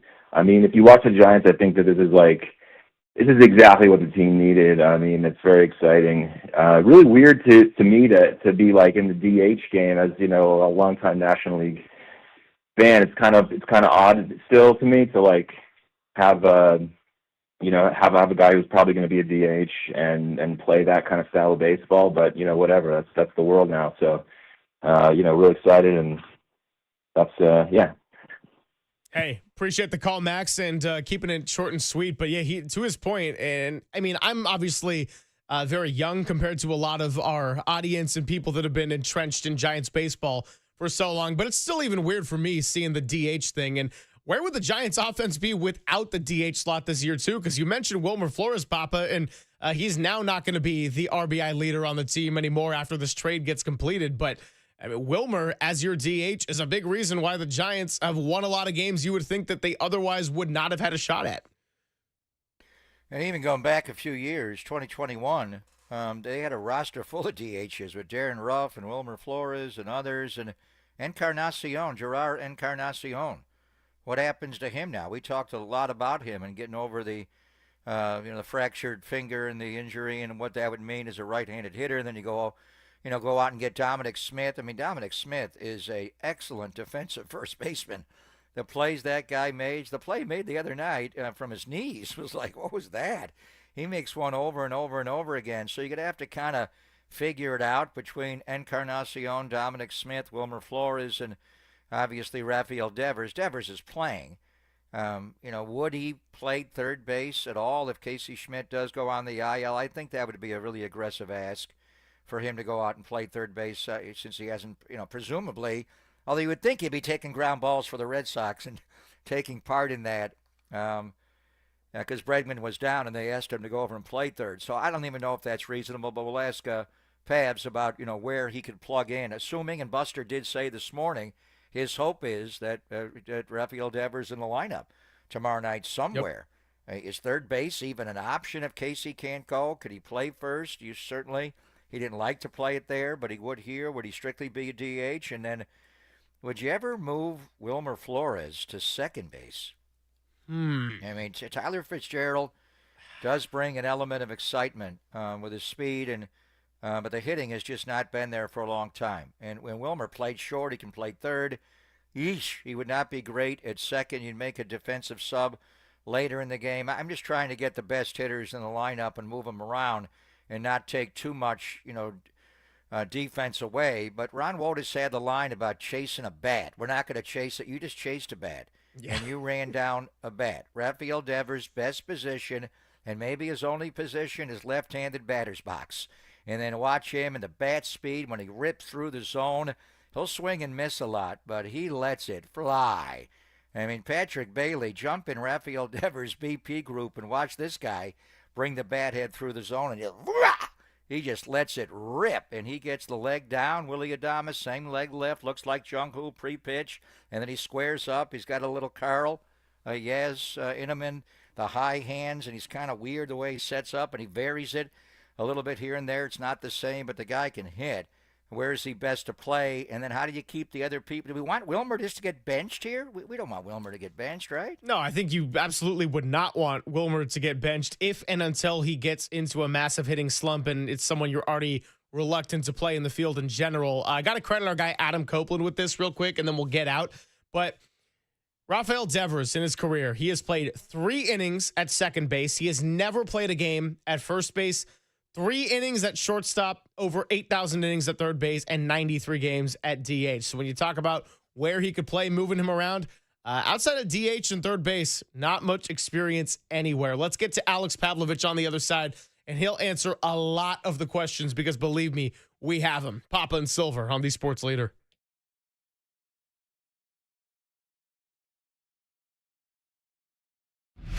Time for traffic on the Sports Leader.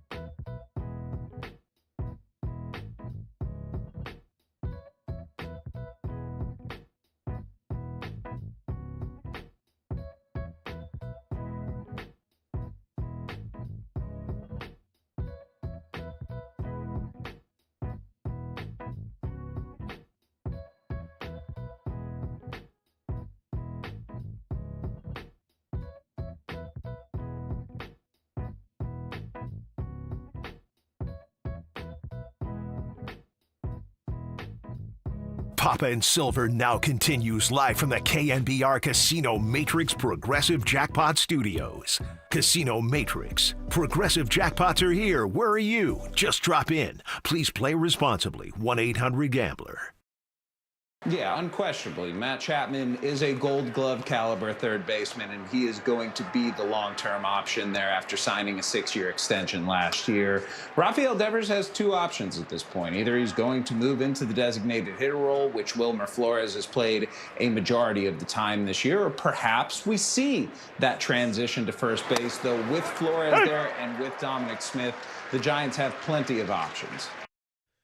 And Jeff Passan interrupting a little Giants-Dodgers to weigh in on the blockbuster trade that went down yesterday. Good to be with you all, Papa and Silver. Very busy and eventful start to the week, and here to help us out with breaking it all down is one of the best in the business. Giants insider for NBC Sports Bay Area, Alex Pavlovich, joins us on the UMA guest line. Alex, Greg Silver, Greg Papa, I think first time we've had you on this show, but really appreciate your time and how you just kind of processing what's gone down in the last 24 hours.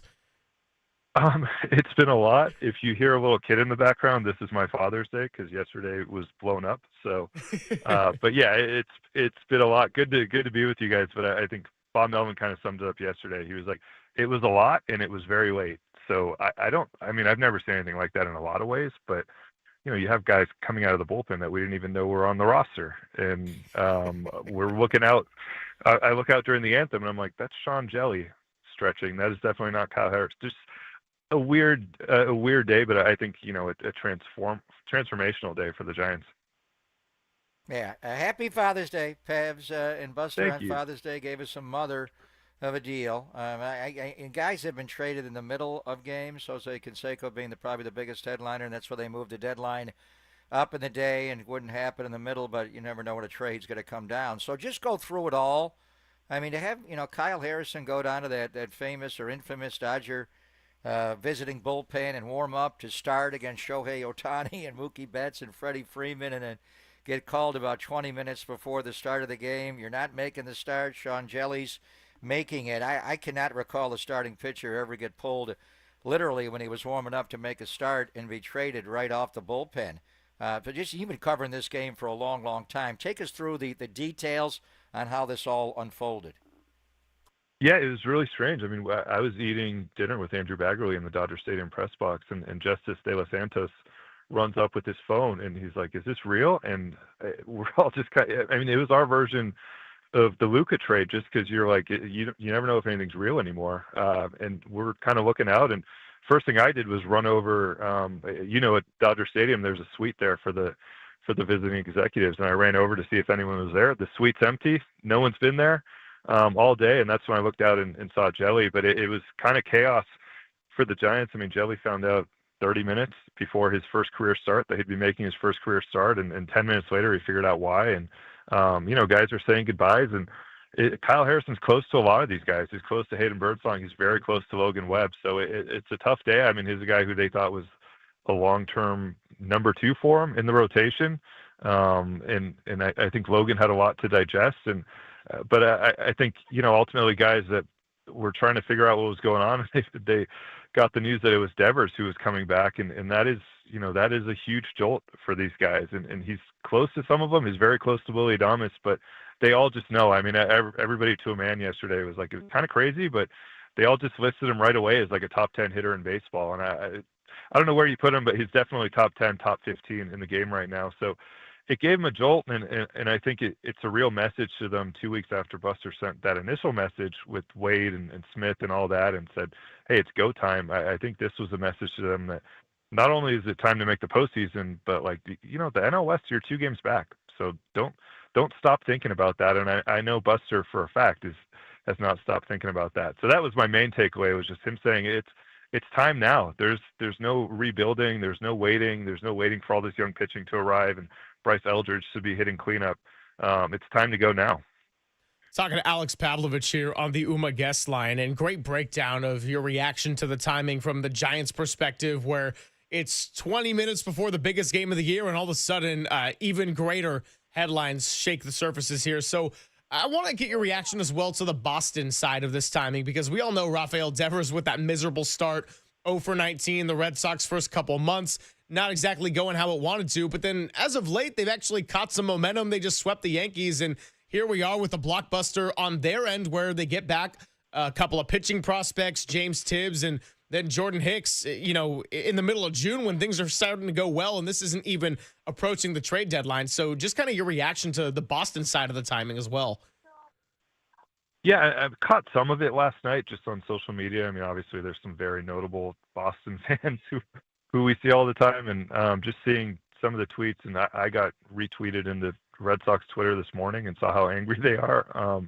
So I think the fan base is understandably very angry. I talked to some people who are close to that team who know the situation there very well, and they basically are like, look, this had run its course. I mean, it just got ugly, and it got ugly behind the scenes. And they like Devers. They think someone told me he just absolutely rakes. Like, they're like, you haven't seen anything like this in your time covering the team, which goes back to 2012. So from that perspective, they think it's going to be a huge gift for the Giants. But I think it just got pretty ugly there at the last few months. And, this is where I think Buster Posey as an executive is a real advantage for the Giants. And not saying that Craig Breslow, who played the game, not saying that he won't be good at this, but I think Buster's strong suit is communication. And he said it last night. He said, I want to be open and honest with everybody.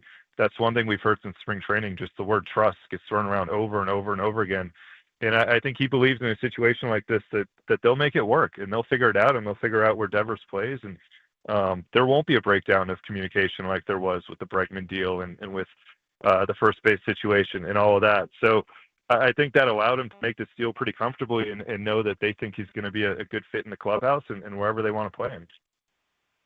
Yeah, Buster was on this morning, our morning show, Pavs, with Murph and Marcus, and he said he really did not know Craig Breslow at all, and they played against each other, and they got to know each other a little bit at some GM things in the offseason. So my question is, and you mentioned the Luka trade, and with Luka Doncic, they didn't open it up to the entire NBA. Nico Harrison made the deal with Rob Pelinka and the Lakers to get Anthony Davis and the other pieces. Did the Red Sox talk to other teams? I mean, part of me thinks, did they want Hayden Birdsong? But then you read reports that they like Kyle Harrison.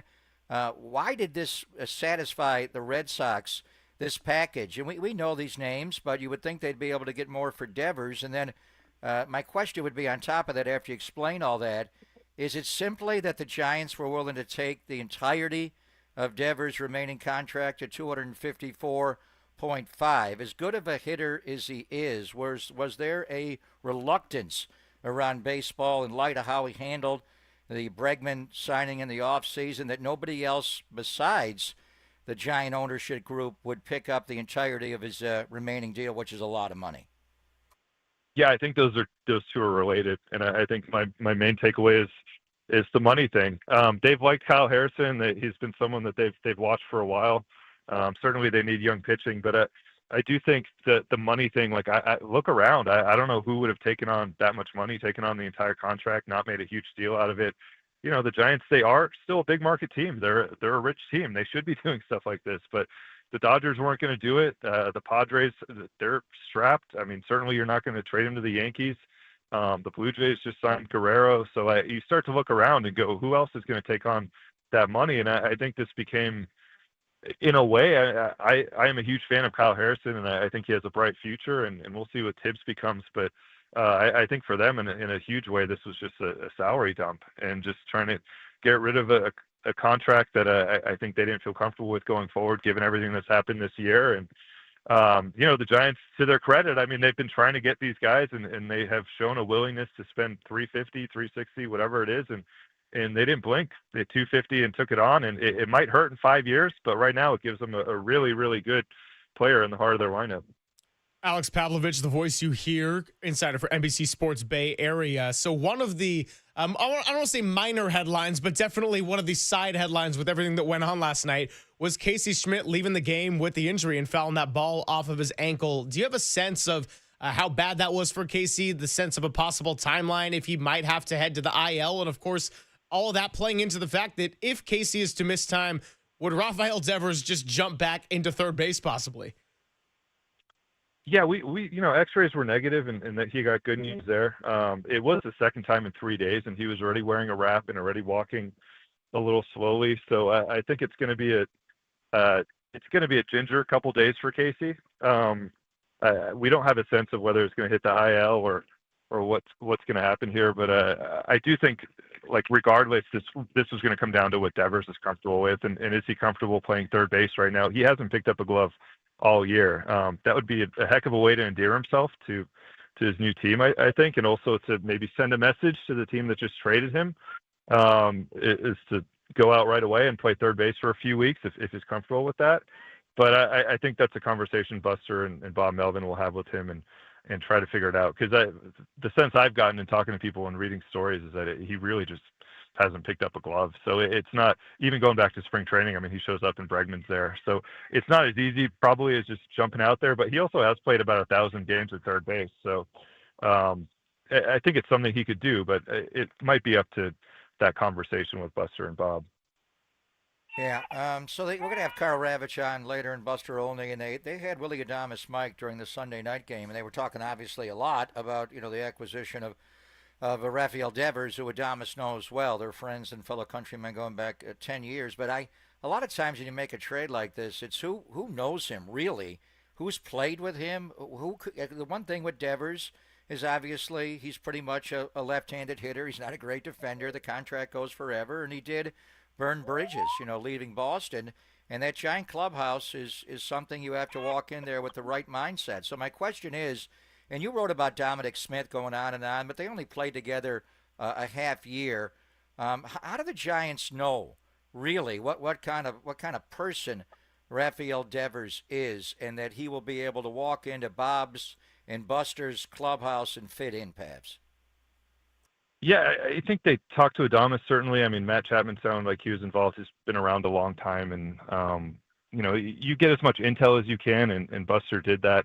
I think one thing that'll help here is they don't need him to be the team leader. And from people I've talked to the last day, the Red Sox really thought he was the face of the franchise and team leader and clubhouse leader, and maybe that's not something he's 100% comfortable with or wasn't in Boston, given everything that went down. But I mean, this is Logan Webb's team. It's Matt Chapman's team. It's Willie Adames' team. All these guys will be here for almost the entirety of that contract. They don't need him to be giving speeches. They don't need him to be a mentor. If he wants to do that stuff, great. But I think that'll help. And I also just think the fact that he's known Willie for 10 years, and you guys have seen it every game. I haven't seen many clubhouse guys like that. And I think Willie will probably take care of a lot of this. And he was very complimentary last night. He said it's going to be great. Don't worry about it. He said I know it's been out there, but he said he has talked to Devers about some of the stuff that went on earlier this year, and what he came away with was that there was just a lack of communication. And one thing Willie told us last night is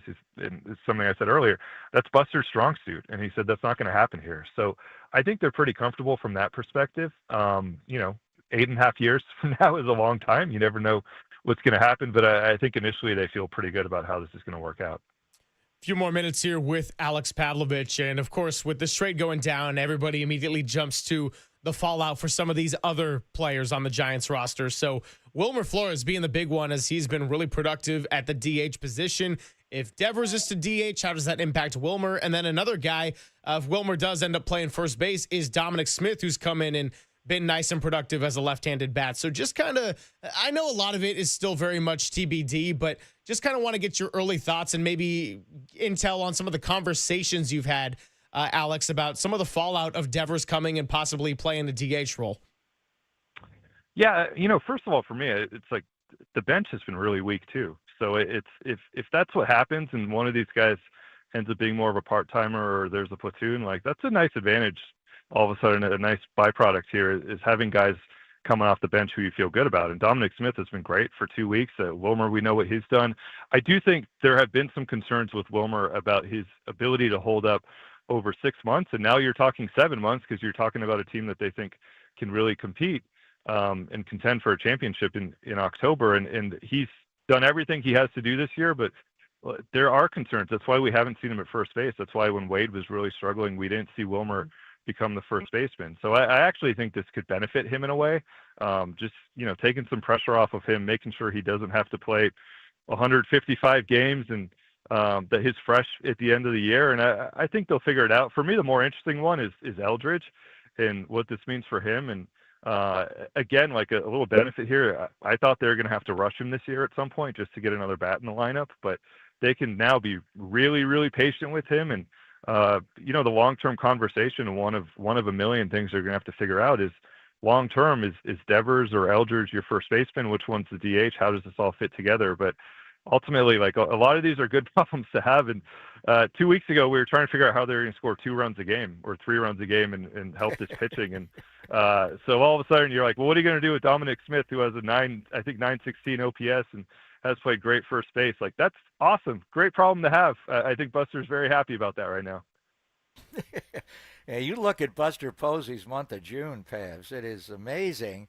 Starting with those 2 terrible losses to the Padres where they couldn't score and gave it up, and a bad outing by Camilo Duvall, and then, we got a fast track and send Eldridge from AA to AAA, and then June 4th rolls around, and later days to late night Lamont, you bring Dom Smith in and Daniel Johnson, and there's so many moving parts here and there. And then, on Father's Day, he pulls off a mother of a trade, and we've been wondering, how Buster would handle this.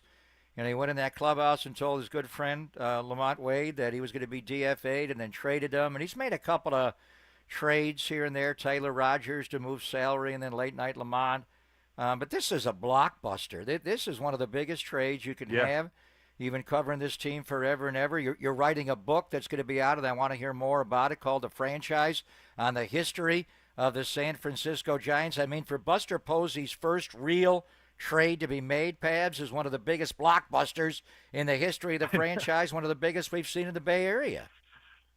Yeah, the book is out July 8th, and there's an entire chapter on them finishing second for free agents. So this is very appropriate because this is the guy that they haven't been able to get. And there's 2 chapters that are basically centered around Buster, and really what I came away with in a lot of ways was the competitiveness. And it's something we obviously knew, but I don't think people know just how crazy competitive this guy is, because he's so even keel the whole time. You never see it. You don't see him going crazy. You don't see him fighting people, but he's just obsessive about winning. And it goes back to, one of the stories in my book is I talked to Dave Greshner about the night Buster got hurt, and they tried to bring the cart out for him because his leg's destroyed. And he's like, no, I'm walking off this field. It took forever to get him off the field. It took forever to get up those stairs in the clubhouse, but he just refuses to show weakness to the other team. And it was something Logan Webb said last night. He's like, you guys don't know, this is just how much he wants to win. And I think this is him just saying, I'm not going to sit around. We thought a couple weeks ago he was very patient. He believes in continuity, but at some point enough was enough. And that was, to me, sending a message. They could have gotten Dominic Smith. They didn't have to also swap their backup catcher and make a third move. That was a message to the clubhouse. This is unacceptable. And I think this is a message to the clubhouse, to the fan base, to everybody, to the rest of baseball, that the last few years where they were just kind of hanging around and we didn't really know what was going on, and they were hoping to win 86 games and sneak into the postseason. That's not acceptable to Buster. And he, I'll go back to what I said about the division. He came in 2021 and told these guys, let's go win the West. And Gabe Kapler wasn't even thinking that way. He's like, okay, I think this team can be pretty good. But Buster's the one who set the tone there. And I think this is the way he's going to be an executive. We'll see what this all looks like in 3 years and 5 years. He might ultimately have a bit of a mess to clean up financially, given some of the contracts that are on the books. But at the same time, it's part of ownership. So if that is the deal, he's going to be part of fixing that as well. Look, all I know is that as of right now, June 16th, "It's time to go" has the potential to be one of the great quotes in Giants history. Alex, thanks so much for your time. Enjoy your belated Father's Day. Happy belated Father's Day. And we'll catch up soon down the line, because there's going to be a lot of Giants news to get into, and we're just getting started here. Yeah, I think this is going to be a busy summer and fall. So good to talk to you guys and call anytime. Good luck with the book, brother. The Franchise, San Francisco Giants, releases July 8th, but available for pre-order now. We'll get Pabs on certainly in the ensuing weeks to to get ready for that. Good timing, huh? Buster Posey is a prominent member of the book, and a whole chapter on how they couldn't get Bryce Harper, they couldn't get Giancarlo Stanton, they couldn't get Carlos Correa, Arson Judge, and they got Rafael Devers. So interesting. Great to talk to Alex Pavlovich. Coming up on the other side, let's get a little Boston perspective. Sean McAdam from Mass Live joins us. When we return, it's Papa and Silver on the Sports Leader.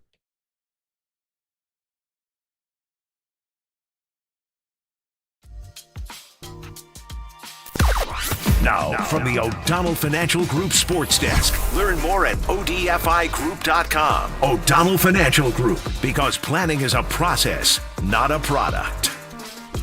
Well, who would have thought that Giants-Dodgers would play second fiddle last night? About 10 minutes before first pitch, the broadcast and the rest of the baseball world was shook. So we're going to talk to a couple of those voices on the show today. Buster Olney going to be joining us, as well as Carl Ravitch. Keep it right here on Papa and Silver. Catch those interviews and how they process the Rafael Devers trade in real time.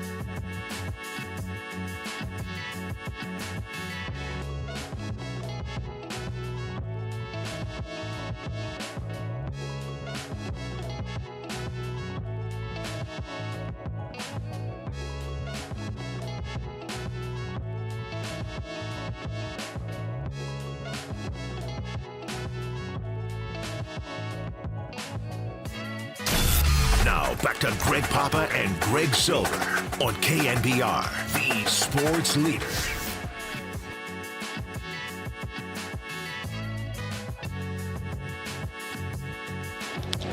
And a high fly left field back toward the wall.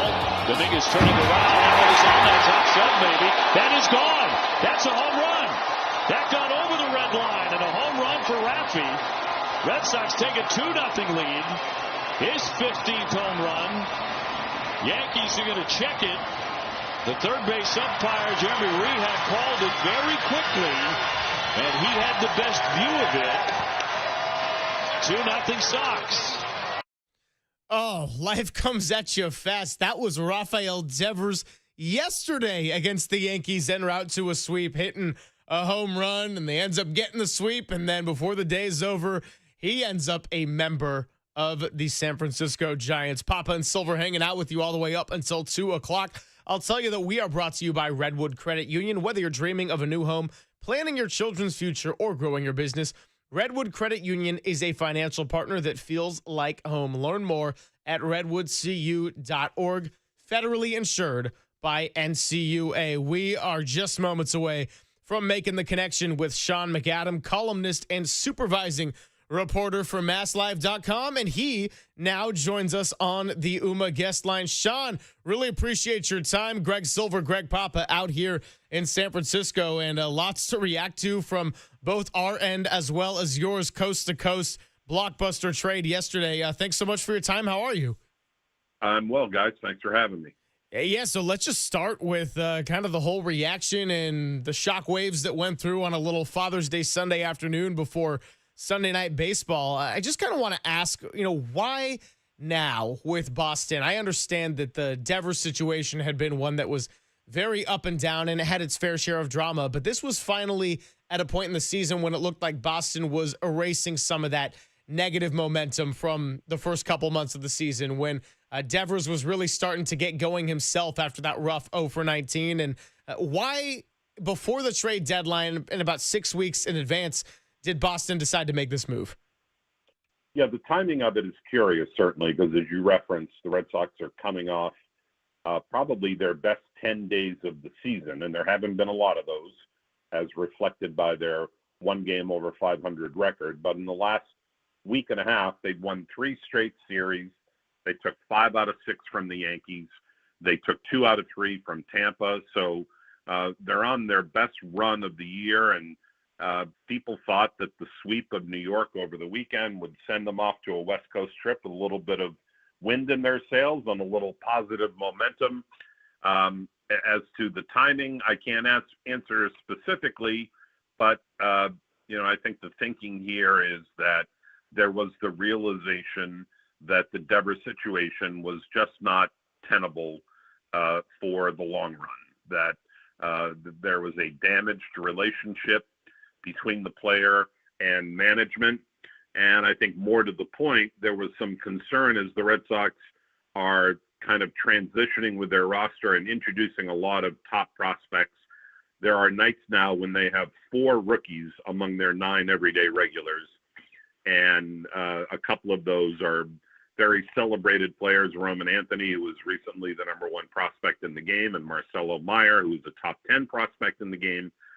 I think there was some concern on the part of the Red Sox that having Devers behave as he did, and that is essentially refuse to try another position when they needed some help at first base, was not the kind of culture that they wanted Anthony and Meyer and Christian Campbell and others to be immersed in and observing and perhaps thinking that it was okay to do.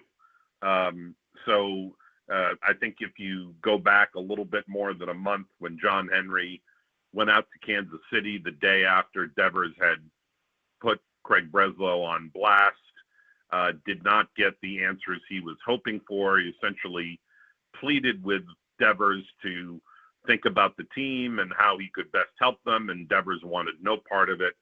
I think the wheels probably started to go in motion then. They were waiting to see what the market could offer them.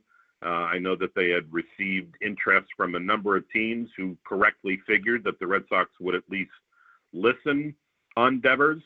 But it's clear that your Giants were the most motivated, and I'm told that, things really heated up with them over the last 3 or 4 days. Sean, were the Giants, as far as you know, the only team that was willing to take on the entirety of his existing contract and over $254 million? Was any other team in baseball willing to do that if they traded for Devers, as far as you know? Unclear on that. I do know that San Diego, Atlanta, and Toronto all reached out and called the Red Sox to at least discuss the parameters of a deal, whether it got far enough for them to determine that they would take the $254 million remaining or a part of it. I do know that the Red Sox had signaled to some teams that they would be willing to retain some of the money, and that's led a lot of people to think that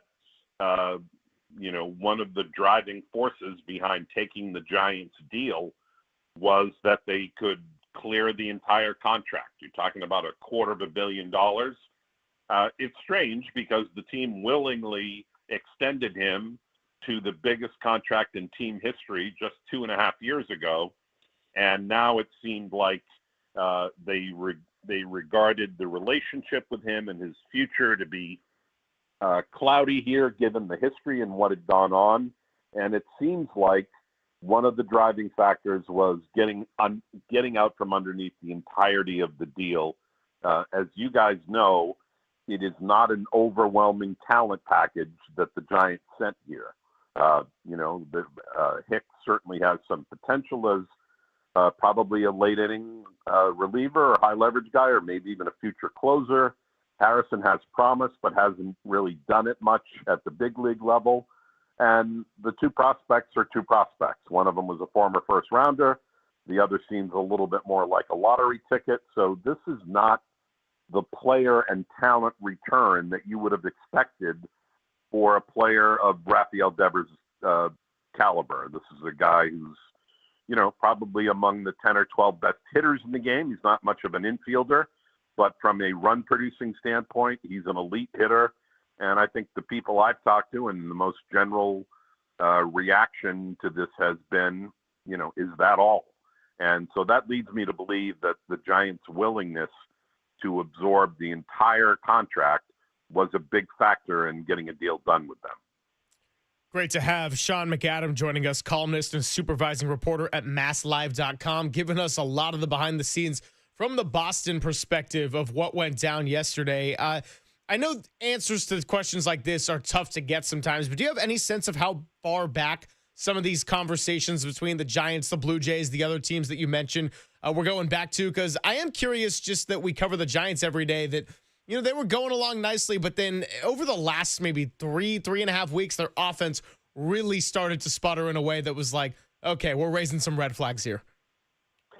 Yeah, I don't have a timetable on when things started to pick up. I was told last night that the Giants really kind of separated themselves and established themselves as really motivated to get a deal done.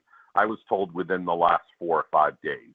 I know that as recently as Friday night, there was a long meeting in Alex Cora's office about 90 minutes before first pitch, the first game of the Yankee series, where he and Breslow talked, and I'm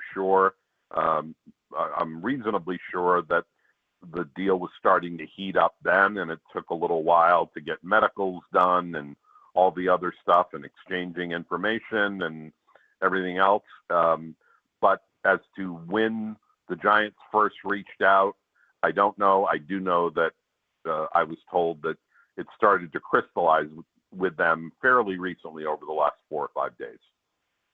So this is a player, obviously, Sean, you know well, signed international free agent with the Red Sox back in August of 2013. Just a baby. His nickname was Babyface. Made his major league debut at the age of 20 and essentially became the Red Sox everyday third baseman from 2018 on, and they won the World Series the first year.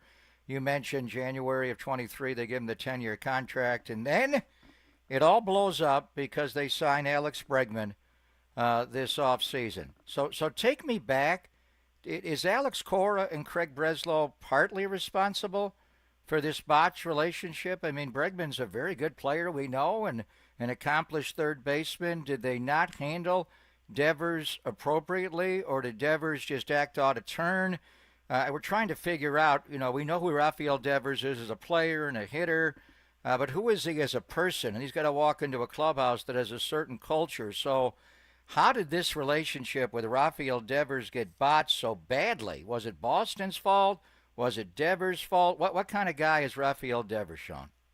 Yeah, I think it's a good question, and I think that there's probably plenty of fault to go around here. But there's little question that the Red Sox badly bungled the whole Bregman acquisition insofar as Devers is concerned. They desperately needed a right-handed bat this offseason. They're very left-handed. Devers himself is left-handed. The Red Sox could play an all left-handed hitting outfield. They had Tristan Casas at the start of the year at first base. He's left-handed. And the kids on the way who are now here, Anthony and Meyer, are also left-handed. So they were desperate to get some balance. They needed a right-handed bat, and the market was such that the most obviously available right-handed bats who could come in and make an impact both happen to be first basemen, Bregman and Nolan Arenado with St. Louis. That would have been a trade. Bregman was obviously a free agent. And Devers came to them several times over the winter and said, hey, I keep hearing that you guys are talking to Arenado or talking to the Cardinals about Arenado and talking to Bregman in free agency. Where does that leave me? What is this? And the message that they gave him was, no, don't pay any attention to that. That's media speculation. And clearly that was not the message that should have been sent. It obviously was a delicate topic, and you have to prep a player of that stature and say, look, we need balance. We need a righty bat. It just so happens that the available bats also happen to play third base. And let's face it, both are superior defenders to Devers. And I think they were unsure whether either of those scenarios were going to work out. As it turned out, they didn't sign Bregman until they had reported to camp. It was the same couple of days that pitchers and catchers were arriving in Fort Myers. But they should have been more proactive in preparing him for at least this potential. Even if it wasn't likely, they should have been more upfront. Look, yes, we are listening and talking about both these guys. We may not end up with either of them. We may end up with one. And if it happens, you're probably coming off third base. Now, that's not an easy message to deliver for a guy who is the face of your franchise, your longest tenured player, your lone 2018 World Series champion remaining on your roster, all of that. But by just saying, don't pay any attention, that's media speculation, he was lulled into a false sense of security. And, he shows up one day and Alex Bregman's on his way. So that began the deterioration. And, they have themselves to blame for that. Yeah, it's a pretty obvious situation. You mentioned the right-handed balance in the lineup, and Alex Bregman is a far superior defensive third baseman. But players sometimes can't self-scout, which leads to, when I watch Rafael Devers play, he is a decidedly below-average third baseman to me, does not have a lot of range.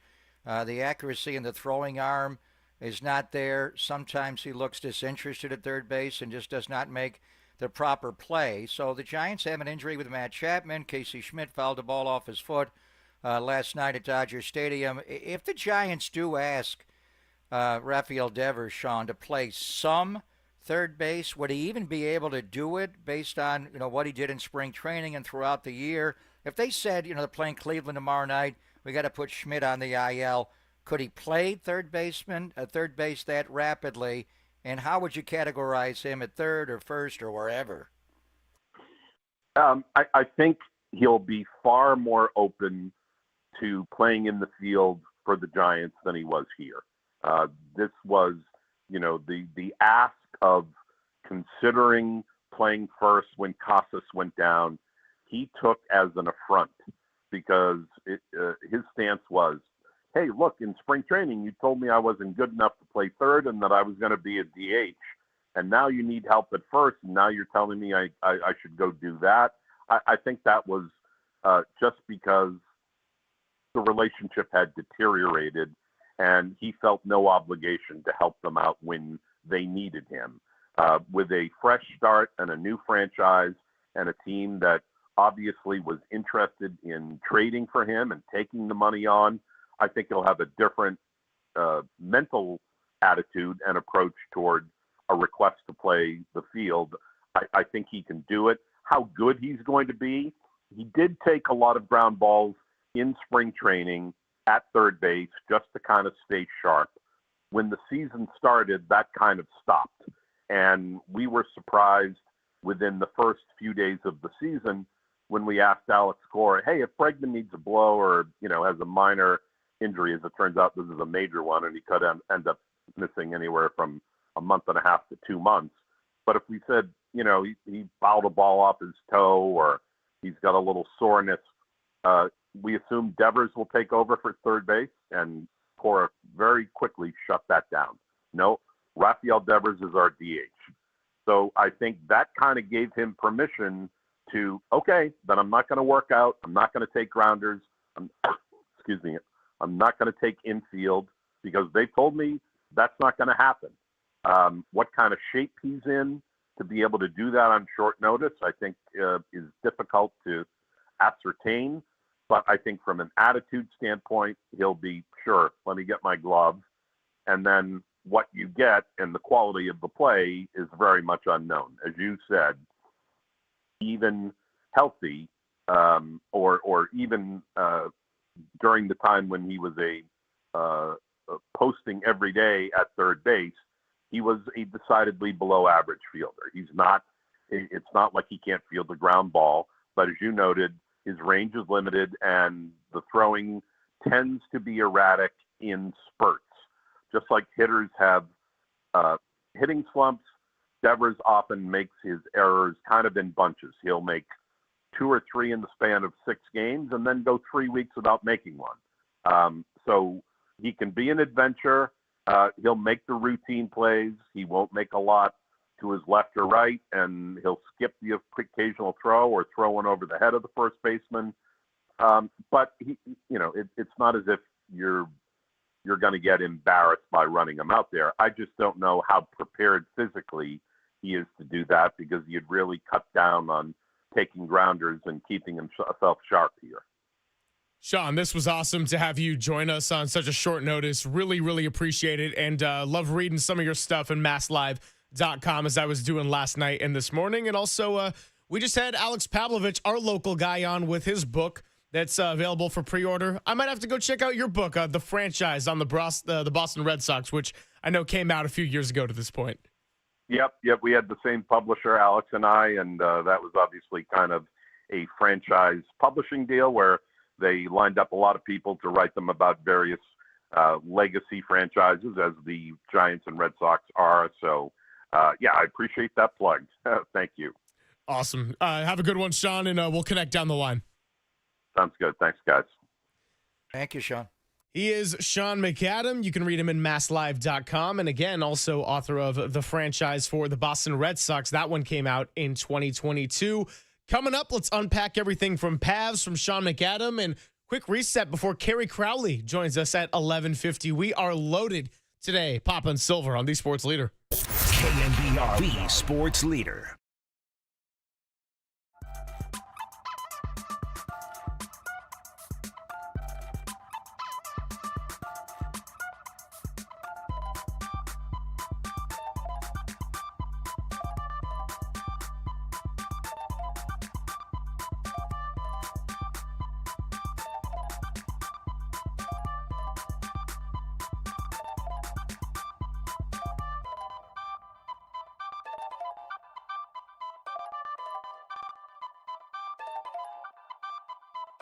Hey, it's Greg Papa here. I tell you to do this every day, but today you need to call O'Donnell Financial Group because having the proper investment strategy in place may allow you the freedom to do what you want, and when you don't want to do whatever you want to do, and potentially for the rest of your life and go into retirement, you've worked hard.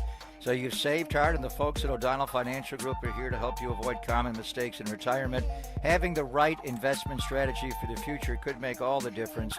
Reduce what you owe to the government and keep hundreds of thousands more in your pocketbook, especially for those who have saved a lot. So don't wait any longer. Call O'Donnell Financial Group today at 866-496-2300. Learn what it means to truly achieve retirement independence. Call 866-496-2300. You can learn more online at o'donnellfinancialgroup.com. That's 866-496-2300. Also online at odfigroup.com. O'Donnell Financial Group. Let us help you retire confidently.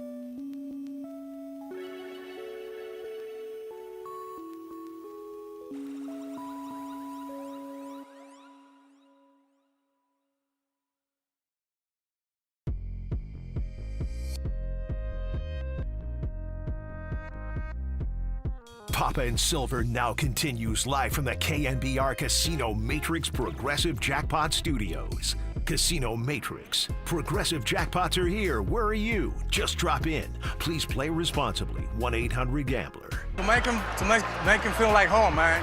We want him to feel comfortable, to feel like, he's just gonna come out here and play and do his game, and man, we're just thrilled to have him, man. Everybody's excited, so we're gonna make him feel like home. Willie Adames on the Sunday Night Baseball broadcast. We're going to have a couple of those guys joining us later in the show. Buster Olney stopping by At 12:30, Carl Ravitch, the play-by-play voice, coming at 1:30. Kerry Crowley going to join us coming up next, though, so we'll keep this a short segment. But there you just heard Willy Adames on wanting to make San Francisco feel like home for Rafael Devers.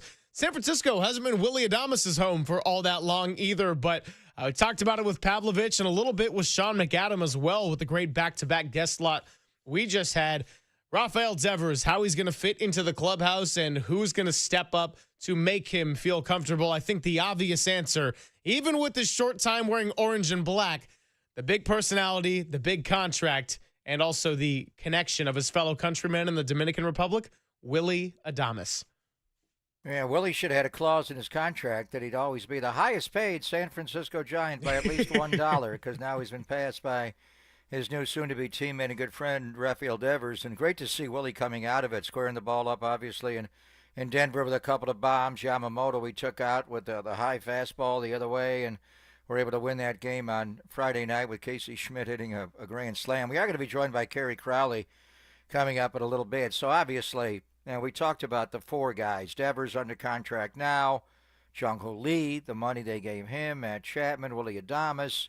You have kind of a core four. It's not your bullpen, but it's position players that they've laid long-term deals out to get, obviously, signing Jung-Hoo and getting Chapman here for a one-year deal and Bob Melvin knowing him and dealing with Boris and Buster getting that deal done, and then Adames.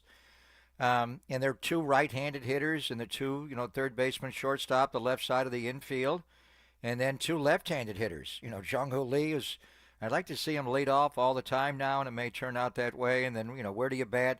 Rafael Devers somewhere in the middle, and you can surround him, go left, right, left, right, left. But Kerry's such a fan. He knows the game so well inside and out, as we hear on the radio, doing a great job. But when you look at it, Rafael Devers is 28 years of age. And it does surprise me. He had the nickname of Babyface when he came up, and he's kind of got the chubby, cherub-looking face. He looks older, though. I just looking at him play, and the way he's not great defensively and kind of slow and kind of a big slugger and a DH. I just thought he was older, but he is 28. He's got a lot of money left on his contract.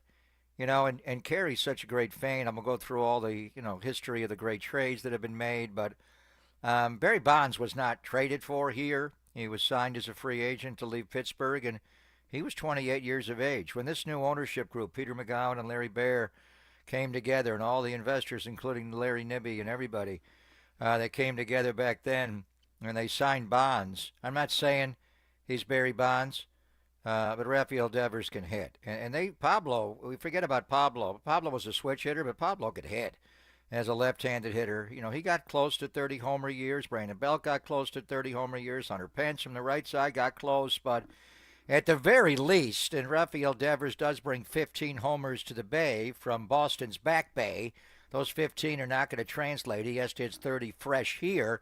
You're talking about a guy that should easily hit 30 home runs. I'm fascinated by the, the overlay on the balls hit that Devers had at Fenway Park versus Oracle, and how his numbers, home run-wise, and some power numbers would be better at Oracle Park at Fenway, which is interesting. But Kerry can speak to the player. I mean, Devers should be able to break the 30 home run drought going back to Bonds in 2004. And this is not a free agent signing, it's a trade, so we could get into the biggest trades in Giants history that Kerry can remember. But wow, for Buster Posey, and I know he traded in the middle of our show, left-handed reliever right in the middle of the show. Taylor, the other twin, we always confuse the two of them together. Tyler Rogers, Taylor Rogers, that was Tay. But they were moving money. Thank God one's a lefty and one's a righty, by the way, with completely different form. They are mirror twins, so it does work out that way. But it was more of a transaction where you were offloading money. Likewise for late night Lamont. This is essentially Buster Posey's first trade in baseball, and to pull off this mother of a trade on Father's Day, one of the biggest in the history of the franchise. We'll see how it all unpacks. You got time, but getting someone like Devers at age 28 is kind of like this generation's free agent signing of Bonds. And then compare it to all the big trades that have been made in the history of the Bay Area. It goes on, and the recent ones in basketball, obviously, with Jimmy Butler and Luka. I mean, wow, for Buster Posey, to make his first trade and have it be this, and then the timing of it right up against a game. And Kyle Harrison, you're not starting. You're not pitching against Shohei Ohtani. You're going to have to face a lineup from the International League, and you are pitching for it. It's not pronounced Worcester. It is Worcester. You think Kyle Harrison could find Worcester, Mass on a map before yesterday at about 4 o'clock? Yeah, we need. I think it was the NBA and TNT crew that was doing reading cards of sentences and trying to do it in the Boston accent. Of course, Charles Barkley couldn't even say like Ernie's name in the one, but we got to get Kyle Harrison on that Boston kick as well. So he's going to Worcester. By the way, do you know who Nate Eaton is? Do not. Who is Nate Eaton? He is the super utility who is going to be replacing Rafael Devers on the Red Sox active roster. So there you go. Super utility takes the roster spot. They got a lot of guys, and we'll get into that a bit little later on what they're going to do there. But could Rafael Devers possibly play third base for the Giants against the Boston Red Sox on Friday night and bat third in the lineup? Let's talk about it next with KNBR and the SF Standard's very own Kerry Crowley. We'll do that. Papa and Silver on the Sports Leader.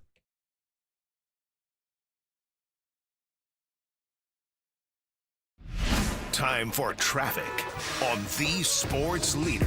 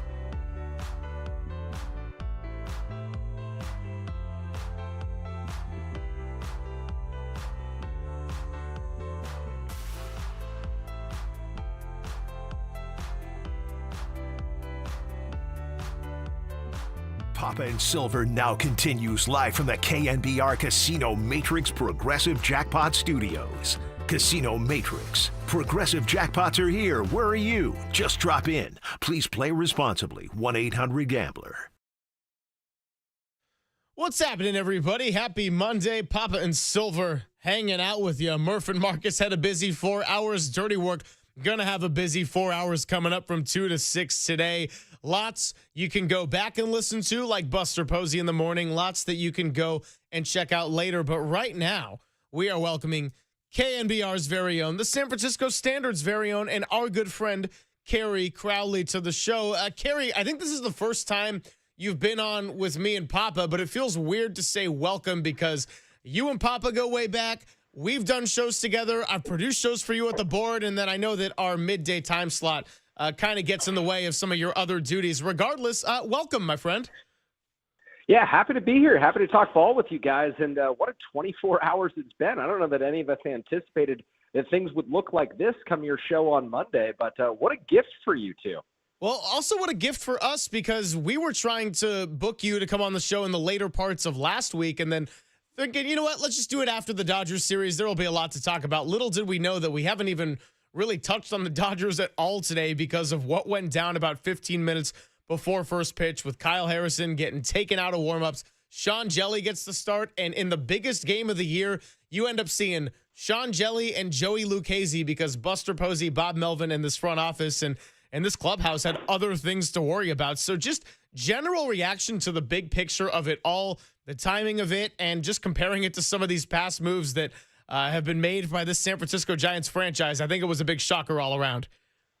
Yeah, I mean, it's really hard to find a historical comparison for this type of a trade. I think you'd have to go back to November of 1996 when Brian Sabean executed the Matt Williams for Jeff Kent trade that ultimately netted the San Francisco Giants a future MVP to find anything remotely close to this. But that trade wasn't a deal that saddled the San Francisco Giants with 9 years and $280+ million left on a contract. So this is by far the biggest gamble that this franchise has ever taken via a trade, and really the most significant transaction the San Francisco Giants have made in terms of a risk since signing Barry Bonds to the 6-year, $43.5 million deal way back in December of 1992 that kind of saved the franchise when the new ownership group took over. So finding a historical precedent for this deal is really difficult. Obviously, there have been significant transactions.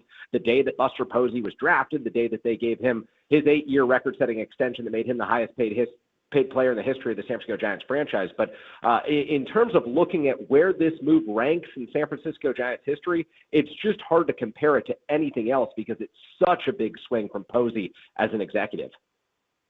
Yeah, and going back to the Brian Sabean deal, when they dealt Matt Williams, I am not an idiot. People were like, what are you doing?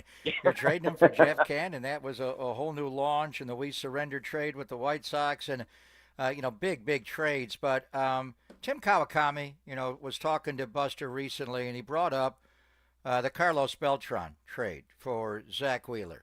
And I remember that trade like it was yesterday, and that was when Buster, Scott Cousins ran him over at the plate May 25th of that year, and they were doing well, but they needed a clear middle-of-the-order hitter, which Beltran was, and he was a terrific outfielder. He was a five-tool player. He hit well for the Giants for that short time, and then he got drilled by a pitch on the hand or the finger, and he wasn't the same. And they had to give up a young arm. Now, Zach Wheeler had a lot of injury issues, and then he signed the big deal in Philadelphia, and he kind of locked in. And I'm not saying Kyle Harrison necessarily is going to be him, but we don't know.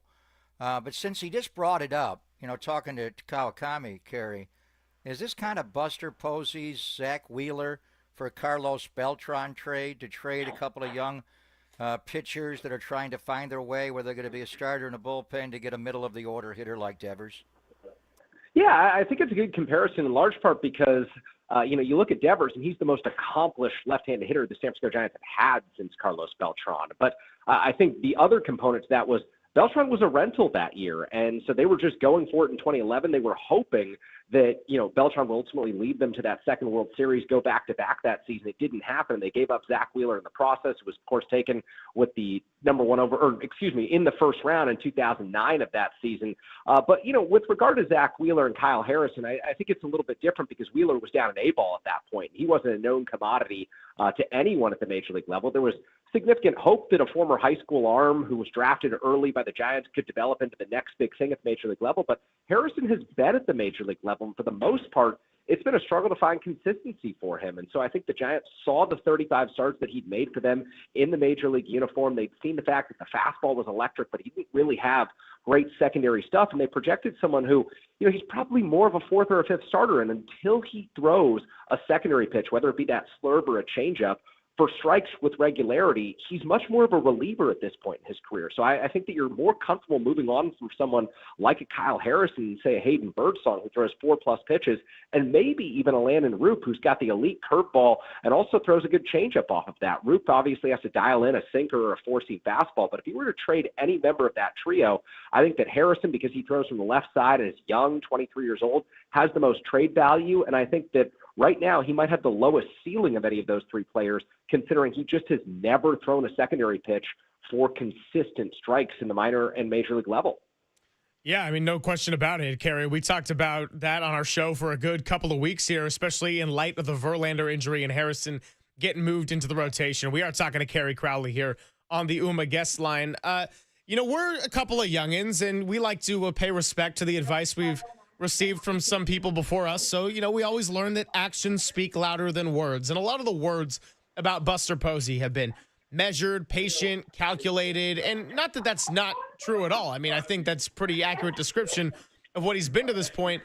But yesterday was a big action. And just based on that, what kind of tone is Buster Posey setting here as president of baseball operations when he's really not that far removed from playing as a competitor, and now he's embracing a new role with the organization in which he won 3 championships?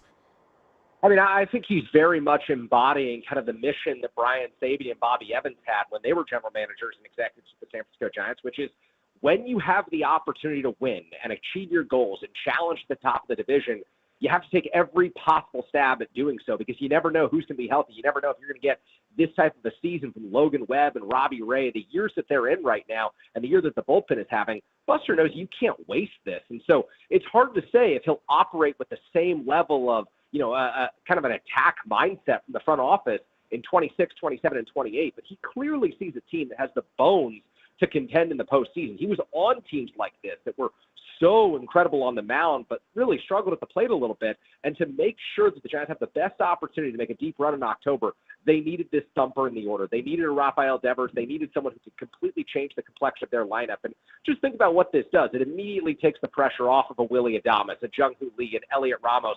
Devers changes everything for this team. And so I think that this says that when Buster Posey has the opportunity, he is going to go for it. What it's also done is set the Giants up from a position player core standpoint of giving themselves an opportunity in the future. I mean, you think about what this group is right now, and Lee and Adames and Chapman and Devers all signed long-term.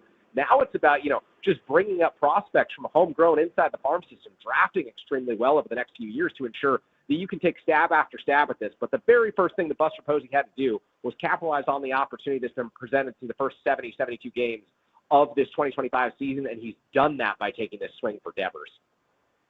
Yeah, well, I think it's got a lot of salary, obviously, in adding Rafael Devers, but they were able to stay just slightly under the tax line, that competitive balance tax, which is important. But I don't know if they have a lot of financial freedom to make more moves to add. So just right now, and we saw, last night's game was weird, changing your starting pitcher, and Sean Jelly never started, and taking Harry out 20 minutes for the game, and they actually took the lead, but then, Walker gave it up to Pages, and you wind up losing. But the Dodgers are 2 games up on the Giants. San Diego's right there. Arizona's playing a lot better baseball. We're always looking at them.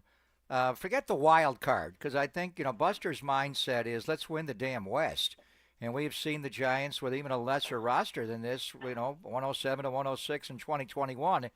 With this addition of Devers, do the Giants have enough, do you think, offensively with their starting pitching, the bullpen, and whatever moves the Dodgers make to add pitching if they don't get enough of their starters back, and Shohei's going to pitch 1 or 2 innings tonight?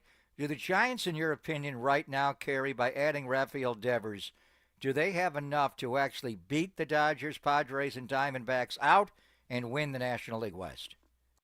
I think they're one or two more arms away, and I think that those arms, believe it or not, Greg, are probably in the bullpen right now because you put so much stress on Tyler Rogers and Camilo Doval and Ryan Walker and Eric Miller and Randy Rodriguez to this point in the season that if Buster gets the opportunity come July 31st around the trade deadline, I could very much envision a scenario where he does what Brian Sabian did back in 2010 and targets pitchers like Javier Lopez and Ramon Ramirez. Remember how much they stabilized that 2010 bullpen that, of course, had Brian Wilson at the very back end but needed some middle relief help, and those guys were able to do that. They were able to pitch situationally for that team, and I think that when you look at the Giants right now, everyone sees the bullpen as a tremendous strength. I just see it as a group that's been stressed so heavily through the first half of this season that if you want to succeed in the second half, if you want to compete with the Dodgers and the Padres, teams that you're talking about, Pop, I think you very much need to consider adding another arm, and I do think that that's where the Giants may have some flexibility under that CBT threshold. Is relievers come cheap. Oftentimes if they're arbitration eligible, they're easy to get at the deadline, and I think that that could be the opportunity that Buster Posey looks at when you get closer to July 31st to compete atop this division for the long haul. Kerry Crowley, the voice you hear with us on the UMA guest line. I love that Javier Lopez example you just brought up because we had him on the show last week and kind of asked him about what it was like coming over in 2010 and coming part of a new bullpen and a whole team that really caught fire, and we all know how that one ended up ending. So just as far as the Dodgers series this weekend, I mean, something we haven't really touched on much at all today because of the trade, but what was your takeaway in light of the trade from the Dodgers series? I thought about how Gerard Encarnacion really hasn't been the hitting savior that a lot of us expected or maybe hoped for, maybe a little wishful thinking there. A big growing up experience for Landon Roop as a starter at Dodger Stadium and got hit up pretty quickly on Saturday. So just kind of general takeaways from that Dodger series and maybe how it shaped your view of the trade come Sunday afternoon. I mean, I hate to say this, but my takeaway is none of it mattered. I mean, my takeaway was Logan Webb's brilliant. He can beat the Dodgers in the postseason. Robbie Ray didn't get to face the Dodgers. He's probably good enough to beat the Dodgers in the postseason, but the Giants very clearly needed another bat, and that's just big picture. That's not taking away anything from what happened on Saturday and Sunday, which are obviously disappointing losses for this team. You want to be more competitive, and you look at Sunday as a game that got away. But at the same time, I think you look at the body of work that the Giants have put forth this season, and you realize that on an individual game-by-game basis, none of it matters because Rafael Devers is here to change things. Rafael Devers is here to supercharge everything that this club is trying to do this season. They've got pieces in place in Webb and Ray and Doval and Rogers at the back end of the bullpen to win, and now it's on Devers to deliver with expectations that are higher for any player that's come to San Francisco since Barry Bonds back in 1992. So that's the reality of what he faces, and that's the reality of what Buster Posey has done over these last 24 hours. Yeah, so we'll see the Dodgers again. We'll be chanting beat LA in about a month's time, and they come in right before the All-Star break, July 11, 12, and 13, their first time coming to Oracle Park. So we chant beat LA against a lot of teams, including the LA Rams, Kerry. And the reason why did I have you on last week, early this week before this Devers deal, was to get your thoughts. You were at Santa Clara last week. I couldn't make it for the mini camps. Schedule wouldn't allow, but what you learned at mini camp last week, I'm reading in the Standard. Love the dime. Whenever you're dropping the dime, I drop all over that. So just tell me about going to watch the 49ers play and what you learned last week, or at least practice during the mini camp. Yeah, I think it's difficult to learn a ton, but clearly Jacob Cowing's going to be much more part of the equation, the wide receiver room, and some of that's the byproduct of Ayuk wasn't practicing, Pearsall wasn't practicing, obviously Juwan Jennings wasn't on the field, but Cowing looks good, Pop. I mean, this looks like someone who can get in and out of his breaks. He looks like someone who you could reliably trust to run deep down the field, and on the defensive side of the ball, Bryce Huff's first step. I mean, folks aren't kidding about this. It's easy to see when you look at Bryce Huff next to the other defensive lineman why he went undrafted, because physically he doesn't look like he's going to dominate you. He doesn't look like he's going to take over on the defensive line. And then you see him line up, and even in drills, even in Skelly, where he's just up against another offensive lineman and the pads aren't on, you can tell how quick he gets off the ball. Robert Saleh has got someone who he can really trust in Bryce Huff. And then the other two guys who I really enjoyed watching were D. Winters at the linebacker position. I think he has a legitimate shot to play alongside Fred Warner a lot more than the 49ers have ever trusted D. Winters over the last two seasons. Then Trey Brown, the corner they added from Seattle. I wouldn't be shocked if Trey Brown is in a serious competition at the nickel position with Upton Stout this year. He was sticking to guys like glue. Really enjoyed watching him. He gets out of his back pedal pretty smoothly. So he's just someone who caught my eye as kind of a newcomer. And I'm definitely excited to hear what you have to think about these guys, Pop. Well, Kerry, we always appreciate you coming by, and 49ers stock's going to be a great time to bring you back into the circle because I love that breakdown. And Jacob Cowing, a name that's been popping up a handful of times over the offseason. And, of course, do love reading you in the dime, which you can do for free twice a week. Weekly newsletter, I should say, for the Bay Area sports obsessives, as you put it. Check out Kerry Crowley with that written skills as well as his radio skills. Next time you're in town, come by Daly City, check out the new area, and let us know. We got to hang out. Well, I'll be there tonight. I'll be doing the show 7 to 9 tonight, Sports Phone from overlooking Marshbank Park. Look at that. Look at that. Okay, fantastic. Well, maybe Rafael Devers will be on the diamond taking ground balls over at third base. You never know. It's a great spot to hit ground balls in practice. There you go. Yeah, we might need to do Kerry. it. Thank you, brother. Thanks, Kerry. All right, have a good one, guys. Yeah, I was going to say, if Casey Schmidt heads to the IL or something, I'm going to tell Devers to get out to Marchbank Park right now. I'll give Walter permission to leave the show just so he can be hitting him batting practice for the time being.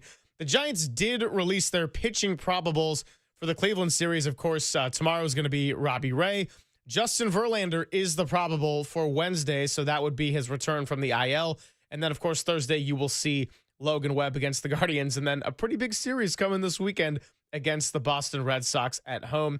Lots and lots and lots to look forward to. On the other side, let's keep getting into it. Buster Olney going to be joining us at 12:30, so we are cranking away the guests here. Answer your phone calls as well if you want to squeeze one in. 415-808-5627. It is Papa and Silver. Come hang with the Gregs on the Sports Leader.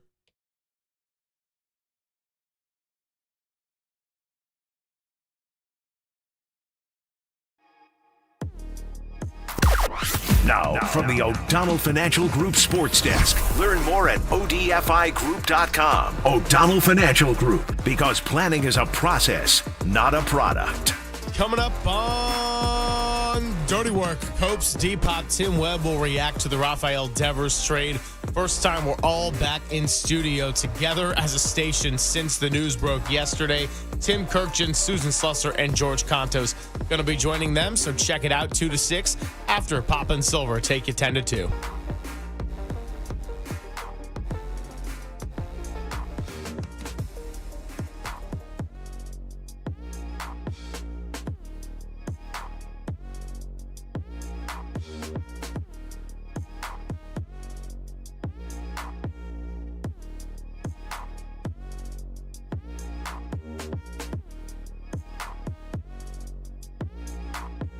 Did you know that many of the attorney ads you've seen or heard aren't based in the Bay Area, some not even in California?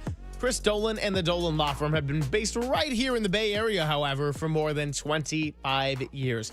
We're talking about award-winning personal injury and employment attorneys fighting for you where you live. So if you've been discriminated against at work, sexually harassed, wrongfully terminated, or had your rights violated, go to DolanLawFirm.com and learn more about your rights and how they can best be protected and fought for.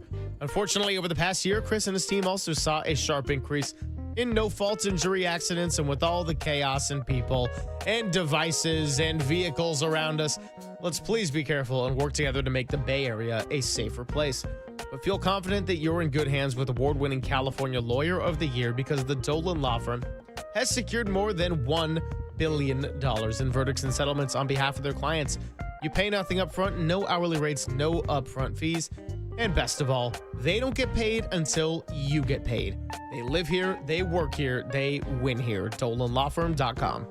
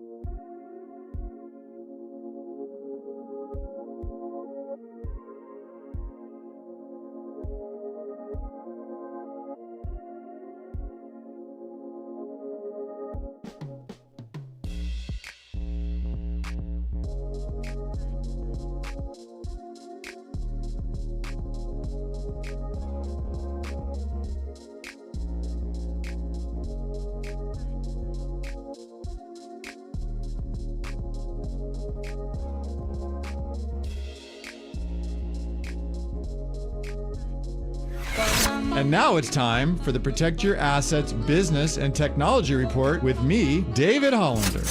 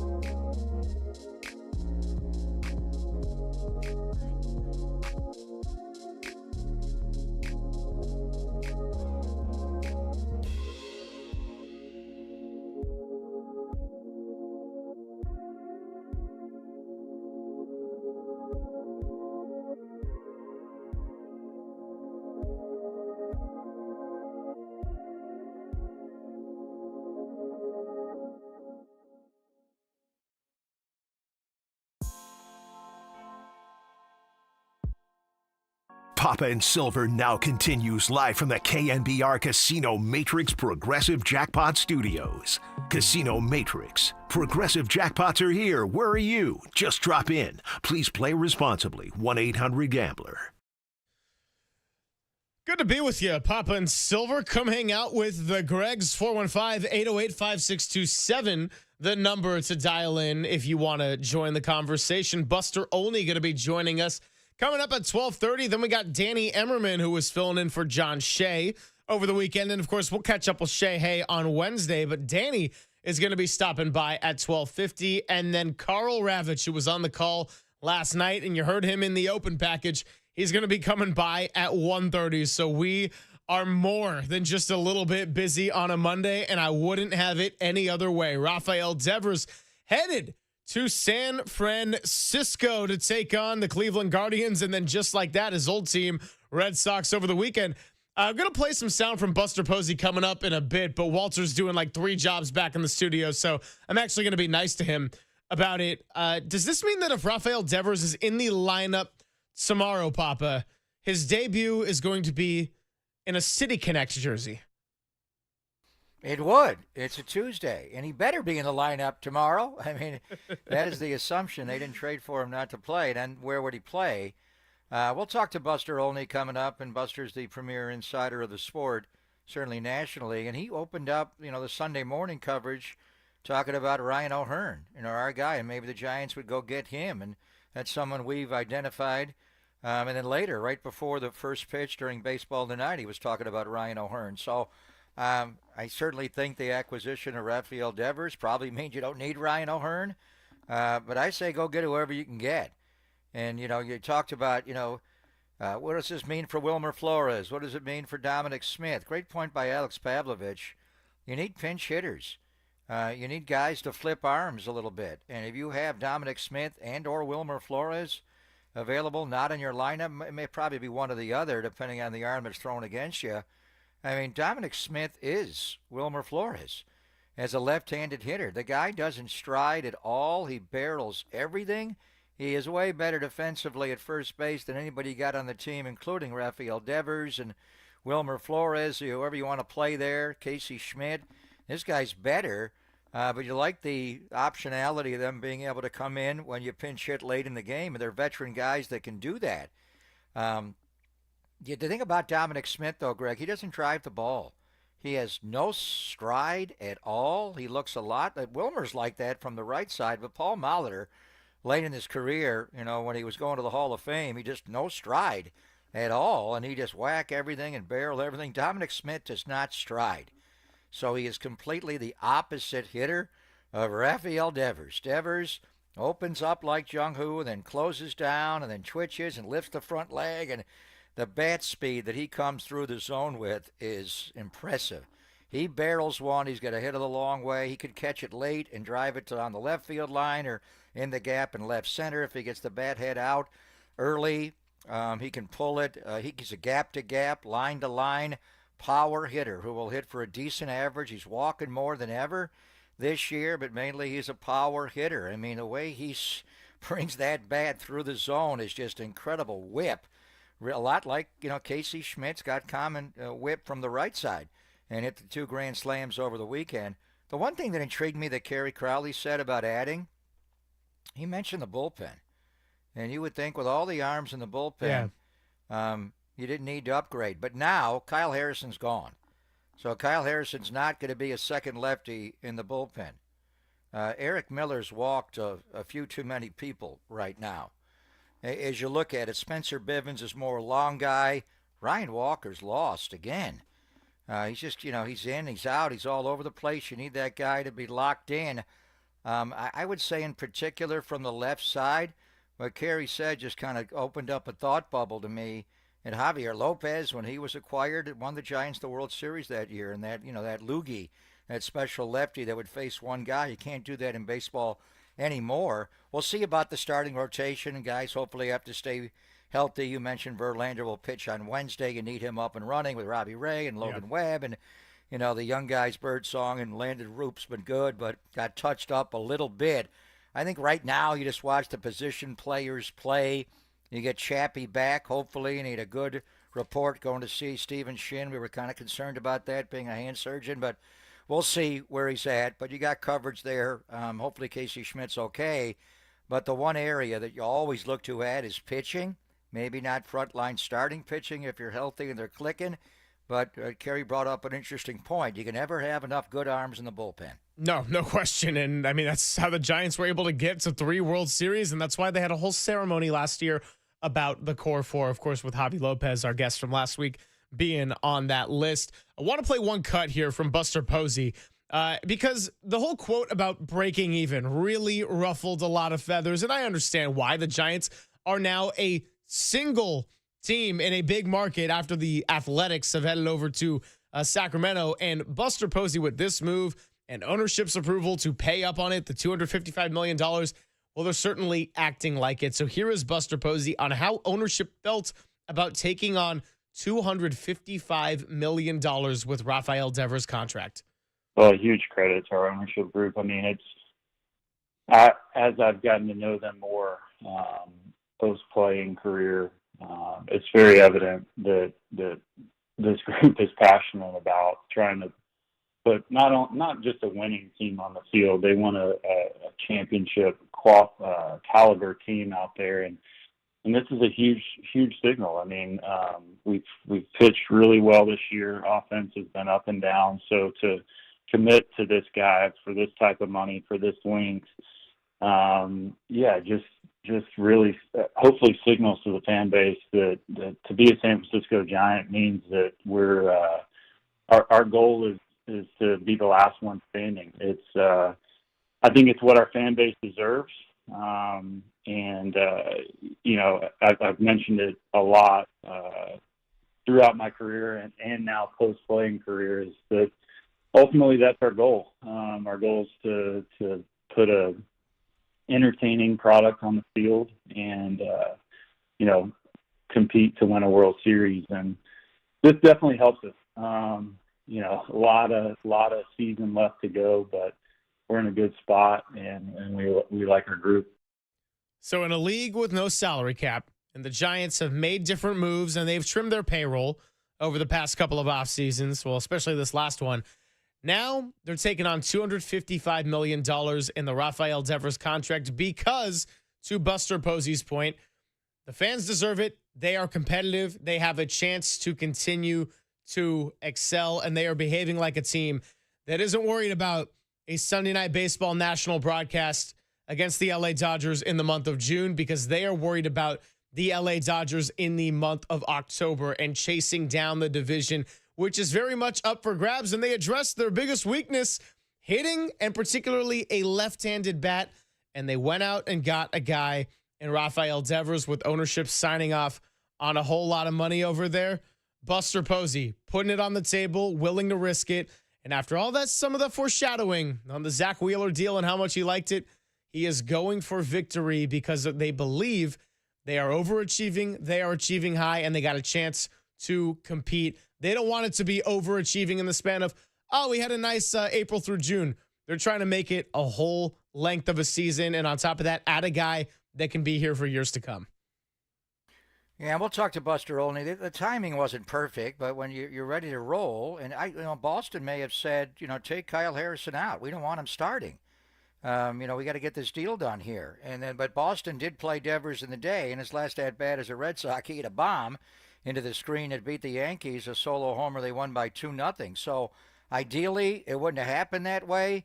I would have liked to have seen Robbie Ray, pitch Tuesday in Denver, line up Sunday to pitch, and not even have Kyle Harrison go through all of that. It did. I don't want to say it cost you a game. It wasn't like pulling Andrew Wiggins and the lollygagger Kyle Anderson out of the layup line right before and Dennis Schroeder in Utah. You lost that game. You also let them score like 30 points the last minute of the game, and then you lost the Laker game. And keep in mind, the Warriors did not make the playoffs this year. They had to play in the play-in, and that cost them an extra game. So these games, you don't want to lose to the Dodgers no matter what. So if you could have got it done, earlier or later and had it be more of a normal game, but they had to strike, and that was more important, obviously. When you look on the salary that they've taken on with Rafael Devers now, Willie Adames, Robbie Ray, Jung-Hoo Lee, Logan Webb, and Rafael Devers all make over $17.5 million a year. And in Adames and Chapman, and his contract's there as well.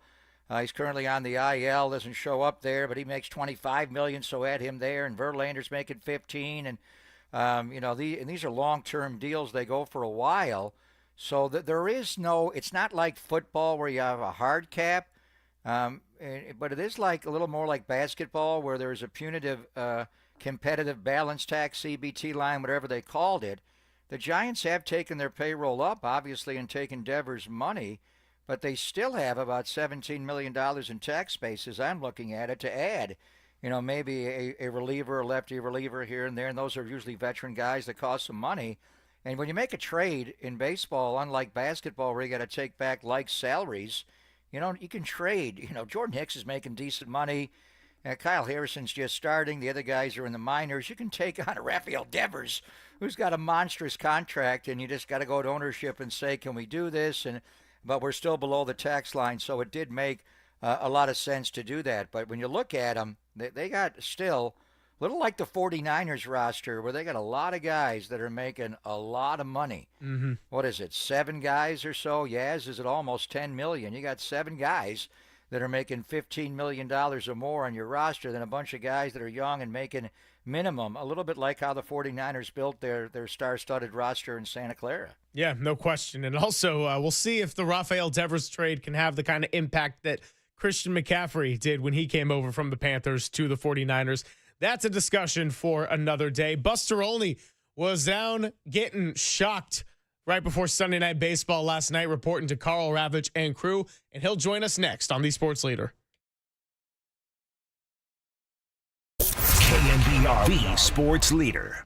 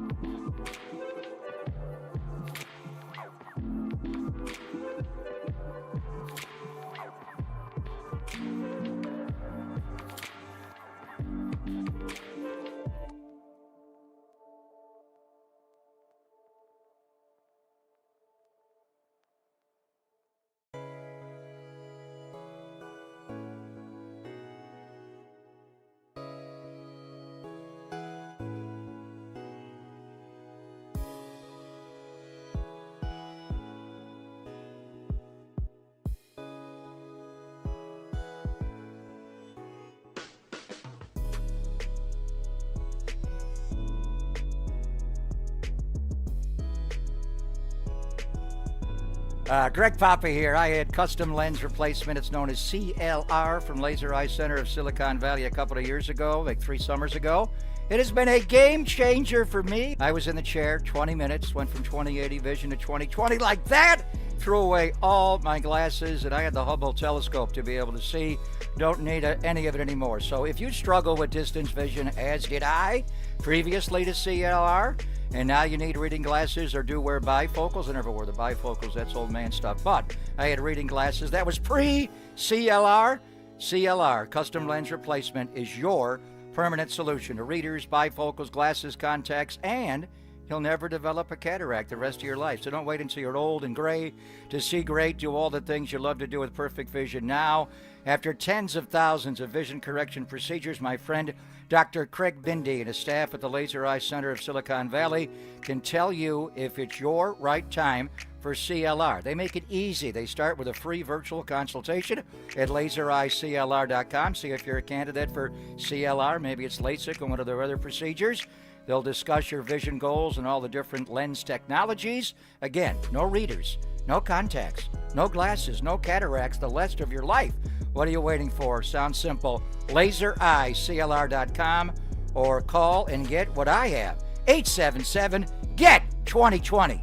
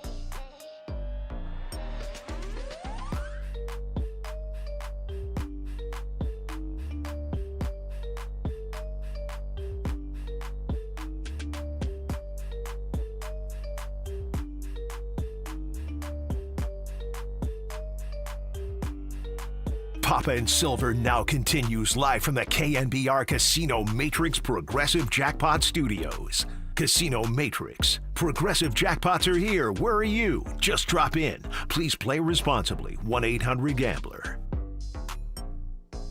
Papa and Silver, good to be with you. Happy Monday, everybody. Got an hour and a half left or so in the show. We're going to make the connection with Buster Olney of ESPN in just a moment. Just working on making that connection with him. But Danny Emmerman going to be joining us coming up in about 15 minutes regardless. One of the things I wanted to get into with Buster Olney, Papa, when we do make that connection is obviously this trade is big for the San Francisco Giants, and it's big for Buster Posey in his first role as president of baseball operations. But just looking at the National League West as a whole, not just in terms of the competitiveness at the top with the standings of the Dodgers, the Giants, and the Padres, just the general star power that this division has now commanded. And really, the Giants had not been much of a headliner in that. Matt Chapman is one of the best defensive third basemen in all of the sport, but he's not an all-time star in today's modern game when it comes to the bat. Willy Adames was the big free agent acquisition, and he hasn't performed up to that level with the bat and has also had his fair share of defensive struggles. You look at Fernando Tatis, Shohei Ohtani, who, by the way, is going to return to the mound coming up, so the Giants didn't have to face him there. You can go down the entire Dodgers lineup and look at all the stars. Now you bring in someone like Rafael Devers, and the Giants, in addition to just their competitiveness, when you look at the standings, they also just got a dude who can swing the bat and add to this star-studded division. Yeah, we were looking at it. I mean, go back even a week ago or so, 2 weeks ago, those first two games against San Diego, and we went through the lineup. You know, Cronenworth is hitting down in San Diego's lineup. Gavin Sheets is hitting down towards the lower third of the lineup. Those guys would be middle-of-the-order hitters in the Giants lineup. And then you look at, obviously, the Dodgers and their top four, where you've got, and put Will Smith in that as well. The top three are all former MVPs. But the depth of their lineup with Tommy Edman and Pajas and what he was able to do last night, and it just goes on and on and on. Teoscar, so no. And obviously, the Arizona Diamondbacks. Now, they're not pitching well, and they got the Corbin Burns injury, and the bullpen's not been strong, but their lineup, and they don't have a galaxy of stars. People know Corbin Carroll, but beyond that, but just the acquisition, and we'll ask Buster about it, what does this do to the Giant lineup to bring in someone like Devers and put him around Jung-Hoo Lee and Matt Chapman and Willy Adames? What does it do for Dominic Smith and Wilmer Flores and Elliot Ramos and Yastrzemski and Encarnacion when you get Bailey back? I don't know if it's as star-laden as those lineups, but with their pitching and their bullpen, it's certainly good enough to compete in the National League West. Yeah, no question. And we'll see what happens with that Giants bullpen, because we dubbed them the Elite Eight, and now it's really the, I don't know, what do we call them? The Sexy Six. Ryan Walker has been struggling, and Kyle Harrison is off the roster. Now Jordan Hicks is off the roster. So what's that down to? 5 at this point? Joey Lucchesi might be another lefty arm. They still have 8 in the bullpen. I think the big need is by trading Kyle Harrison. And Eric Miller is good, and then he's not good. He's in the strike zone, and that slider kind of sweeps in and out of the zone a little bit. I keep hearing Kerry Crowley in my ear about adding more relief pitching. You can never have enough pitching, obviously, and I think specifically left-handed relief pitching may be the way to go. Unless the Giants get Ryan O'Hearn on top of all the moves they've made. Because Buster got me going yesterday when he mentioned him. And also just by making this trade so early, doing it on Father's Day, doing it on June the 15th when the deadline is July the 31st, what does this do to the rest of the industry now? Where people are thinking about trades and talking about trades for days and weeks and months. And now the Red Sox just got rid of Devers. The Giants got their guy. Do we have to go out and add? And for the Dodgers, it'd probably be more pitching. Are they going to get any of their guys back, whether it's Blake Snell or Roki Sasaki or Tyler Glasnow? Shohei is going to pitch an inning or two tonight. We'll see where that goes. But I think because the deadline started a little bit premature as far as trading activity with this massive deal, you may see the whole industry not wait 6 weeks. They may start making trades in like 6 hours. Well, if we want to use the Luka Doncic trade comparison again, I think what you're touching on right there is a good way to bring the Luka trade element back into it, in the sense of that was not right before the trade deadline. It also wasn't public that Luka Doncic was just getting shopped around and they were taking calls from every team. Rafael Devers goes early. Now, obviously, this much earlier than the trade deadline than it was for the NBA, but it sort of sent the NBA trade deadline into somewhat of this frenzy to the point where we had a good 48 hours or so where we're thinking, would Kevin Durant really come back here to the Bay Area? Because if you told me that before the Luka trade, I thought, maybe we'll see. Phoenix is in of a flux, but felt like a bit of a pipe dream. All of a sudden, it was like, are we kind of talking on the radio? But all of a sudden, felt kind of realistic to the point where we had a lot of really good sources between John Gambadoro, Sam Amick thinking there was a moment where it looked like it was going to be real, and then Kevin ended up stepping up and shooting it down, but ends up being Jimmy Butler coming over, and that's kind of the other comparison we were using. Disgruntled star, kind of ran its course with its old organization, had achieved some good heights over in the East Coast, but now coming to the Bay Area to try to find some new answers. And now the question just becomes, if Rafael Devers is going to be Jimmy Butler, but at a younger age, who's his Buddy Hield going to be? Will it be Willie Adames? I don't know. I'm trying to trade them all to get Kevin Durant, but that's not going to happen. But you look at a lot of things, and we'll talk to Buster about, he obviously knows Rafael Devers from all those Red Sox Yankees and just seeing the Red Sox so much, and we know him as a hitter. The guy can hit, and specifically now that he's a member of the Giants, you immediately start looking at his career numbers. How does he hit against some of these Dodger pitchers and even out of the bullpen? And he does have good career track numbers against NL West opponents. Not a lot, being in the AL East, and it's a whole different world for him.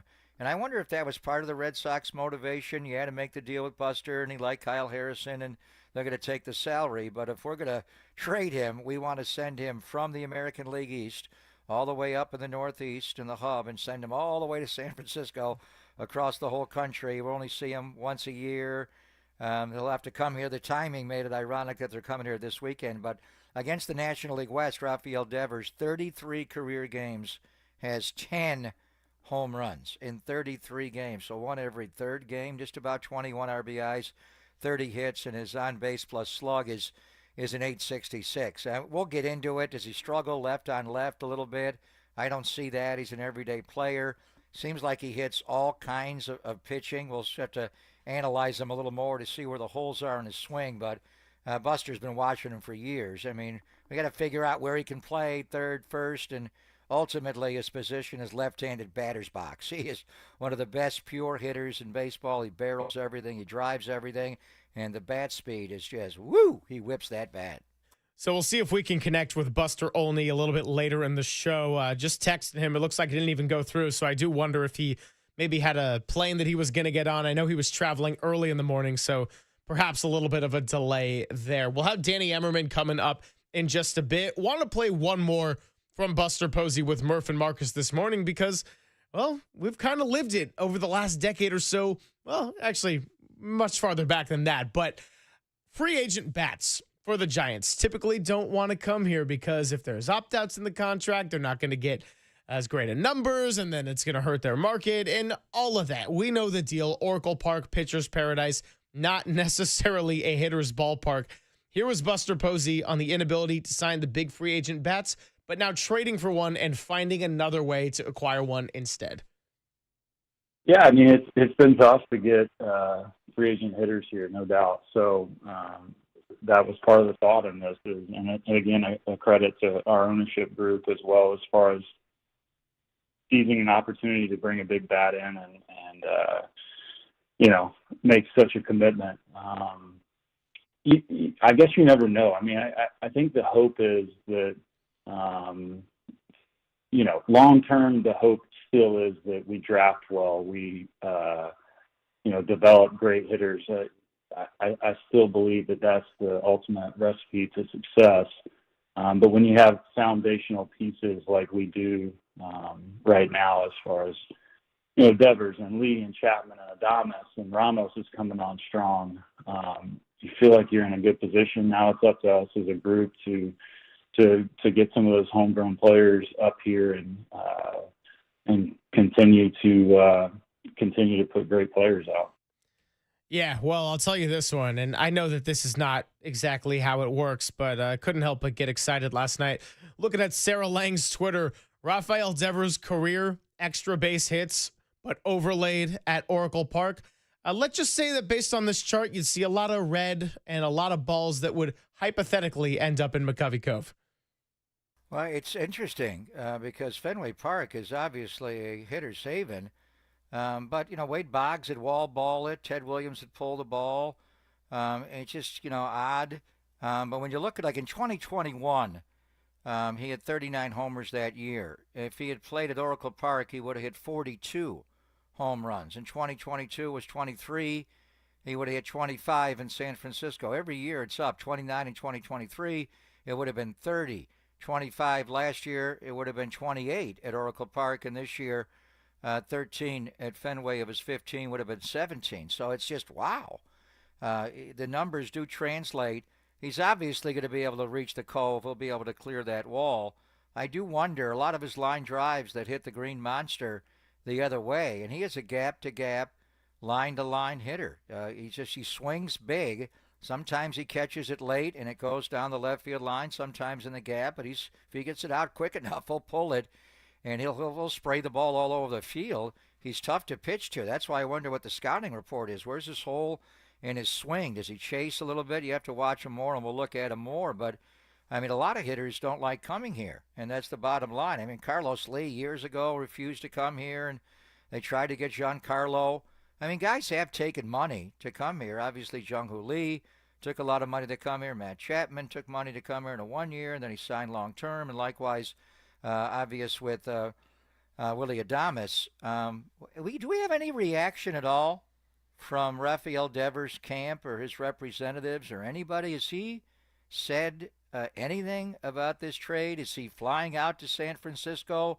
What's the reaction from Rafael Devers? Does he want to be a Giant? What numbers is he going to wear? We're waiting for tomorrow for all this to unfold. We know anything about his excitement level and getting out of the hub and coming to the Giants? I have not seen anything about Rafael Devers himself or his camp, as I've been kind of getting caught up on all of it last night and into this morning. But if something came out there during the show, you guys let us know, and we're happy to be playing it on the show. I will say this, though, as far as the jersey number, Carl Hubble has the retired number 11, and that's the only number that Rafael Devers has ever worn in his career, so might be going a different direction for a new team here. The great screwballer, Carl Hubble. He's long gone, obviously. If you did ask his family, I'm sure they'd allow him. A lot like Justin Verlander, and Brandon Crawford's not in the Hall of Fame, but that number 35 is important, so we'll see. But I would like to hear something from Rafael Devers or his agency, Rep 1 Baseball, on any of this. Goodbye to Boston. Anything at all from Rafael Devers? Eternity has gone down since the trade. We're almost coming up on 24 hours, and he's not said anything about the trade at all? No comment? Yeah, I think Rafael Devers is actually out hiding on a plane somewhere with Buster Olney. We'll see if we can catch up with him a little bit later in the show. Danny Emmerman will join us next. Carl Ravitch at 1:30. So stay tuned. Keep it right here. Papa and Silver, the sports leader. KNBR, the sports leader. Now, from the O'Donnell Financial Group Sports Desk. Learn more at odfigroup.com. O'Donnell Financial Group, because planning is a process, not a product. Buster Posey joined Murph and Marcus at 7:15 this morning to talk about all things Father's Day. Oh, and by the way, the big acquisition he made to get Rafael Devers and kind of break up that family time for a bit. Check out that interview on thesportsleader.com, the KNBR app, or wherever you get your podcasts if you missed it, because you won't want to. It was good stuff.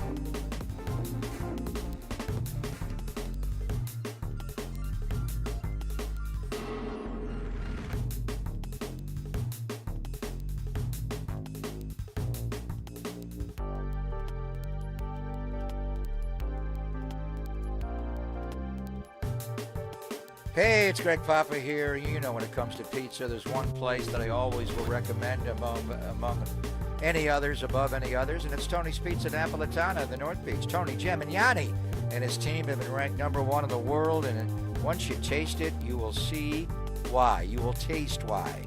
From Neapolitan to New York, Detroit, Sicilian, and Grandma-style pizzas, every slice is crafted with the finest ingredients and baked to perfection. But Tony's is more than just pizza. Their fresh pastas are out of this world, and I encourage you to try their spicy bucatini, one of my all-time favorites. And while you're in the North Beach, don't miss Capo's for deep dish pizza lovers and Descano Brothers Bakery for their luscious breads. Plus, Tony has Slice House locations throughout the Bay Area, including at Chase Center and at Levi Stadium.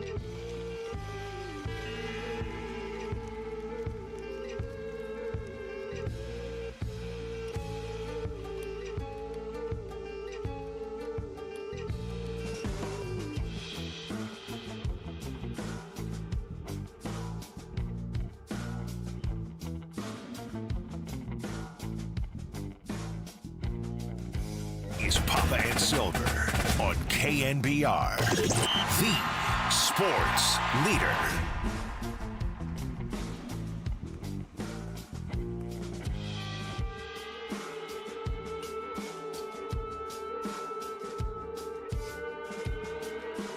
What's going on, everybody? Papa and Silver. And I will tell you something as we get set to welcome Danny Emmerman in, Papa.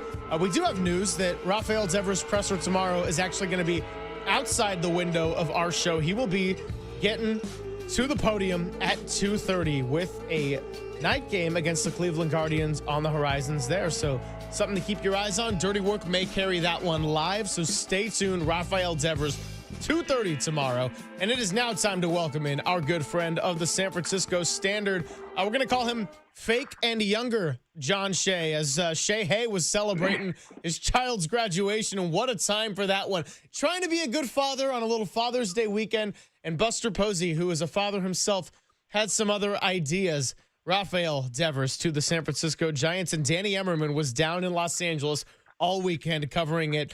Danny, always appreciate you, and kind of weird not asking you about what the Warriors are going to do with pick number 41, but regardless, how are you?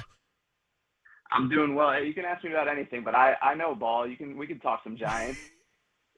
Yeah, and we're certainly going to do that. I mean, listen, we'll get into the Rafael Devers trade and the fallout of everything, but I do actually just want to get your take on the whole Dodgers series from the start. I mean, the bats have been a problem. Then they woke up on this road trip. Coors Field, the perfect place to do that. And then they go down to Dodger Stadium, and Willie Adames continues the mojo that he built at Coors Stadium, or Coors Field, I should say. And then Casey Schmidt, after a costly error on Thursday, has the swing of the night with the grand slam off of Yamamoto. And all of a sudden seemed like things were kind of waking up. So prior to the trade, and I was reading everything you wrote in the Standard, just kind of your recap of Friday, Saturday, and I guess everything before Sunday of how the team was feeling about themselves competing against an LA team that is the defending champs and the division rival.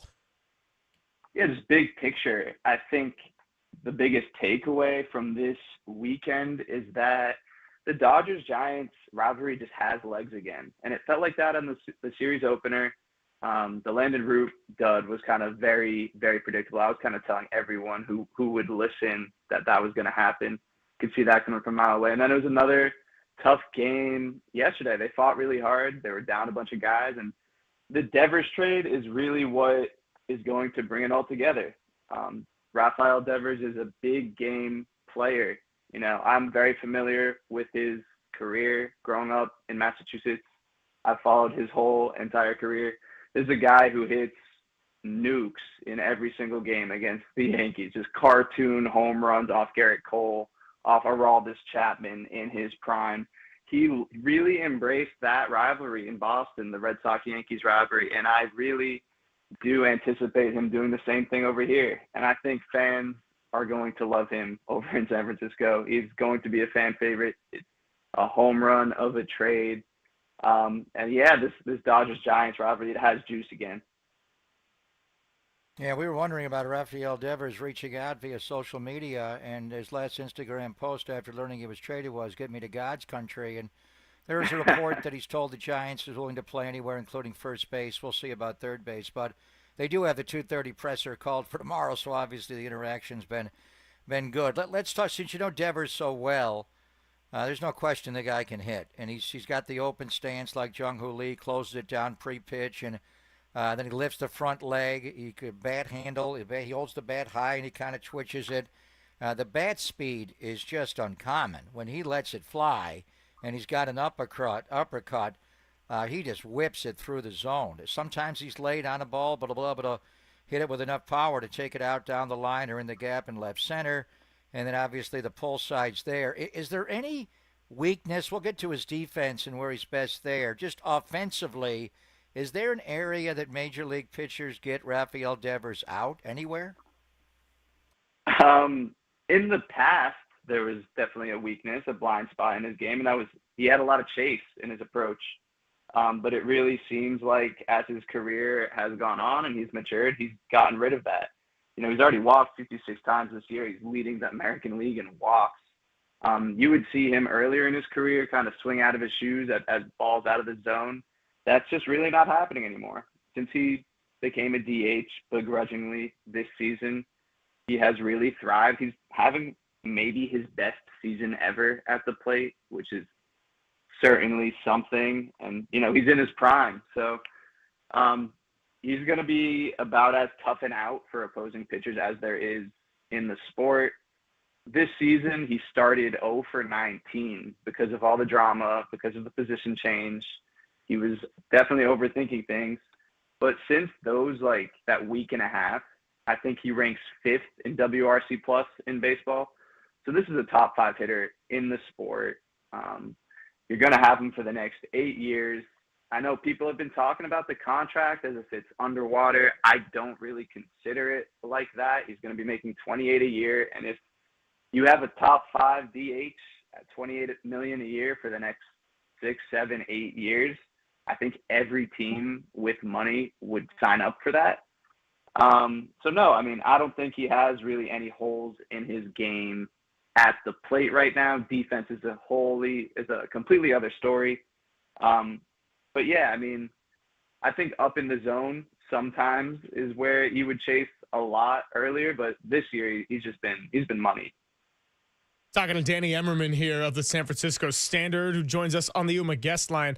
Danny, we haven't even seen the Giants play, and we won't until tomorrow night since this all went down. But just kind of as we've processed everything here, and we're coming up on 3 hours here on a Monday with another one to go and a whole lot more to react to come tomorrow. But as far as the most intriguing trade fallout storylines, what are you looking forward to following the most? I mean, Alex Pavlovich brought up the Bryce Eldridge development and how this trade might impact that.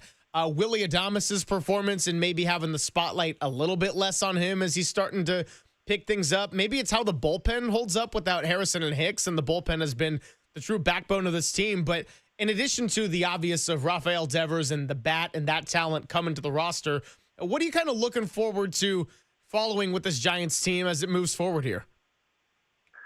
I'm interested to see how Devers' presence in the lineup affects some of the other guys in the lineup who have maybe struggled a little bit. When you add a special hitter like Devers, he's obviously going to produce. He's going to get you extra base hits, home runs, drive-in runs, all that. But he's also going to make the guy hitting ahead of him, the guy hitting behind him, much better. He's that special of a player. And a guy like Willie Adames, Jung-Hoo Lee, hitting around Devers where pitchers are probably going to try to pitch around Devers a lot, I think could be a huge advantage. And that could be the type of thing that unlocks a lineup. And the Giants haven't had that in forever. They might not have had that since Barry Bonds. That kind of, you talk about in basketball, that kind of gravity that Steph has. Like Devers has gravity in a lineup. So I'm excited to watch how his bat plays and how it kind of, how contagious it can be for the Giants. Yeah, and Alex Cora, just watching him the last week or so, getting ready for the Red Sox next week, and now we got Devers on our team. Devers does hit a lot of the number 2 hole, which is, going back to Mike Trout years ago, that's where kind of your best hitter is placed, not in the 3 hole or the 4 hole. Do you see the Giants, and I think they will acquiesce in a lot of what he wants, where do you want to take ground balls? Will you accept third? Will you play first? But as far as in the lineup, how do you see that going with Devers? If he does want to hit number 2, is that the best place to put him? And obviously with Jung-Hoo Lee now leading off, you probably wouldn't want to have 2 lefty hitters back to back. Would you move people around? Would you? Where do you think they'll hit, and where should they hit Rafael Devers in the batting order? Yeah, I think 2 or 3 in the order makes sense, especially when Matt Chapman returns. He was swinging the bat really well. You mentioned how they're going to communicate with Devers about his preferences and probably go with kind of what he's comfortable with. What a concept. The Red Sox didn't really like to do that, and see where it got them. They didn't talk to Devers when they signed Alex Bregman. They didn't really communicate with him when they brought Bregman in, had him take ground balls at third base, which was Devers' position. It didn't really go well at all when they asked him to move off third base. And then when Tristan Casas got hurt for the end of the season, they asked him to, hey, can you take some balls at first? He's like, no, guys, like you told me to throw away my glove for the year. Like, no, I'm a designated hitter now. I thought that's what you told me. So I think communication is going to be key with him. I think he's a good teammate generally. I think there were some unprofessional moments with him this year, but he's very tight with Willie Adames. I think Bob Melvin and Buster Posey, given that their track records of interpersonal skills, should be a huge asset for getting Devers in and comfortable and happy. So I think it'll be a big test for the clubhouse and for manager Bob Melvin, for Buster Posey, to kind of assuade Devers into a role that he's comfortable in and one that he can thrive in.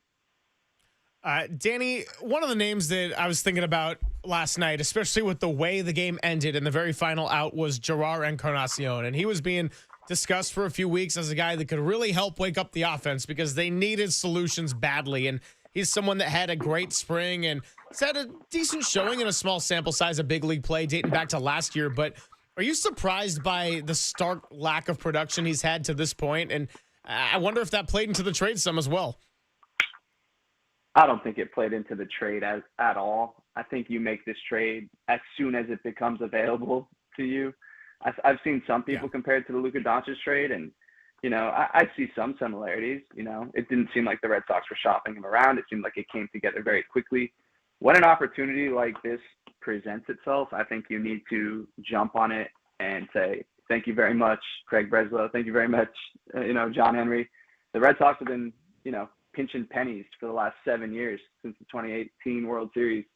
So kudos to the Giants for taking advantage of them, acting like a small market team and for backing up the Brinks truck now. Gerard Encarnacion, I know a lot of people are excited about him. He might be a fine player. It's not really part of this conversation. That's kind of like a Farhan Zaidi era move where you kind of try to capture lightning in a bottle for a week or two there. You might have a long career and everything, but no, I wasn't super surprised to see Gerard Encarnacion struggle a little bit. It's been fun watching Dom Smith swing the bat a little bit. How about that? Yeah, he's been great. But Gerard, he just needs to go back to AAA and get his speed back. It's hard. You sit out a couple of months, everybody else is playing baseball, and you're trying to rehab a broken bone. He just looks like he's way behind. Just going back to Devers and what you said about unprofessional body language. Just watching him, especially at third base, I think, Danny, there are times where he'll just boot a routine ball. And he has this attitude about him sometimes that he's disinterested or it didn't bother him, and that he's working on his swing when he's playing third base. So you see a little bit of that. But more so, there was a situation at Yankee Stadium, not this past weekend when they played at Fenway, but the weekend before when they played at Yankee Stadium.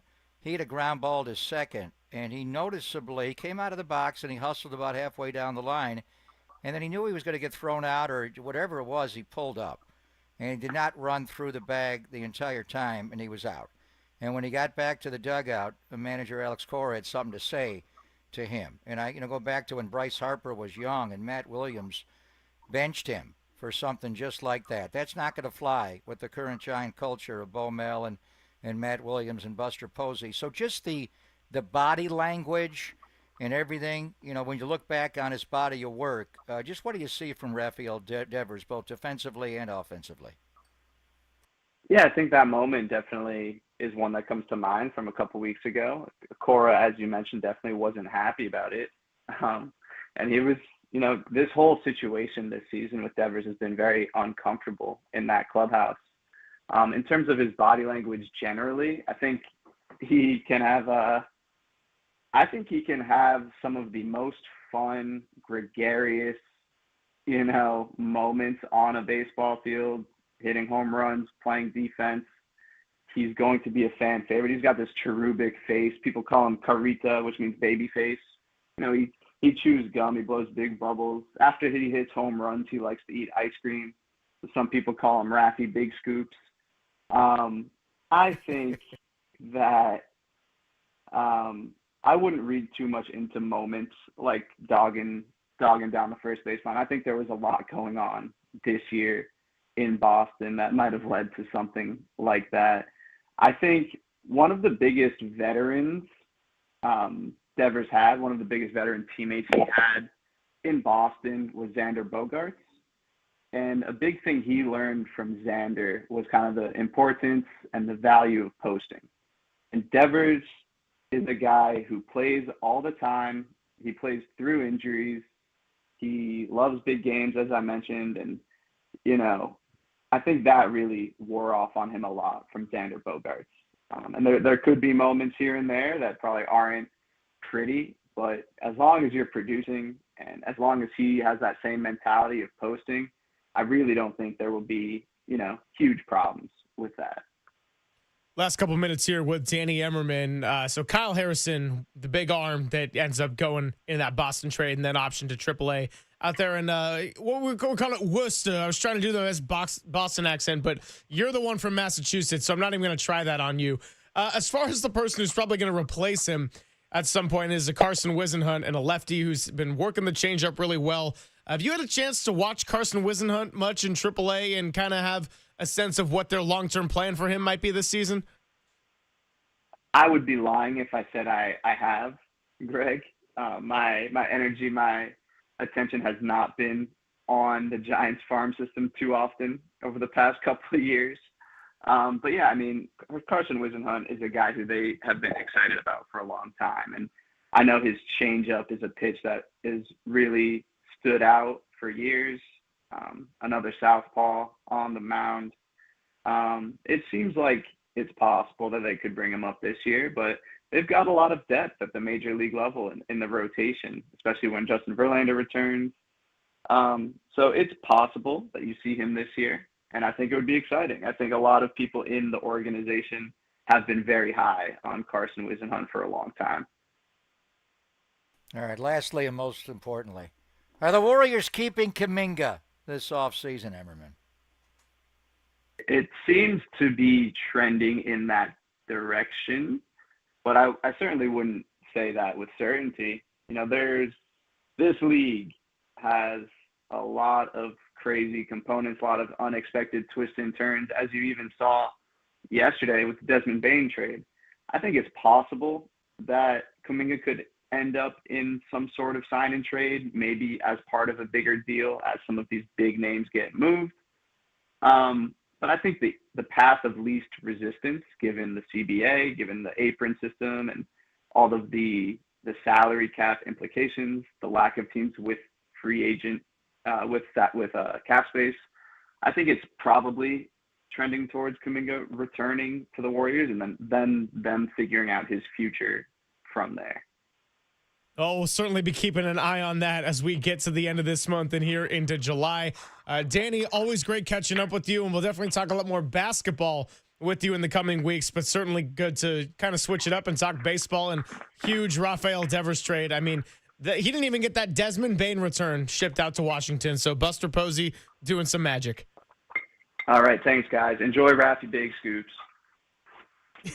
We sure will. I like that. Kind of a Pablo Sandoval personality I'm vibing on. I like that. By the way, the Giant who has the most all-star votes after the first round, you want to take a wild guess? Rafael Devers. How'd you know? Crazy. Rafael Devers. Well, they're going to second. stop voting for him at Fenway Park now. That's for sure. Yeah, they're all going to get transferred over here to the Bay Area. Coming up, let's do a little bit of a Silver Linings playlist. Haven't taken out the jukebox in a few days, and let's just say we got a band from Boston who wants to make some contributions today on the playlist. 415-808-5627 if you want to join us. And Carl Ravitch will be coming at 1:30. Pop and Silver on the Sports Leader.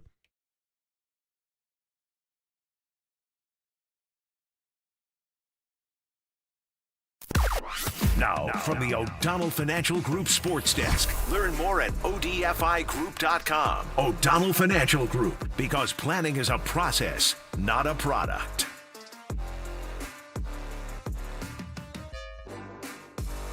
Giants-Dodgers would play second fiddle last night. About 10 minutes before first pitch, the broadcast and the rest of the baseball world was shook. So we're going to talk to a couple of those voices on the show today. Buster Olney going to be joining us, as well as Carl Ravitch. Keep it right here on Papa and Silver. Catch those interviews and how they process the Rafael Devers trade in real time.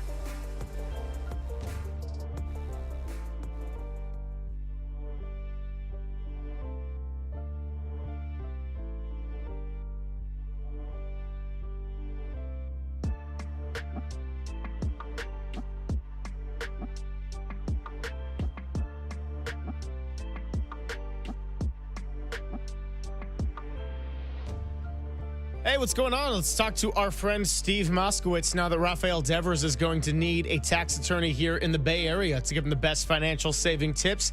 Steve, what can you tell everybody about the ERC today on a Monday?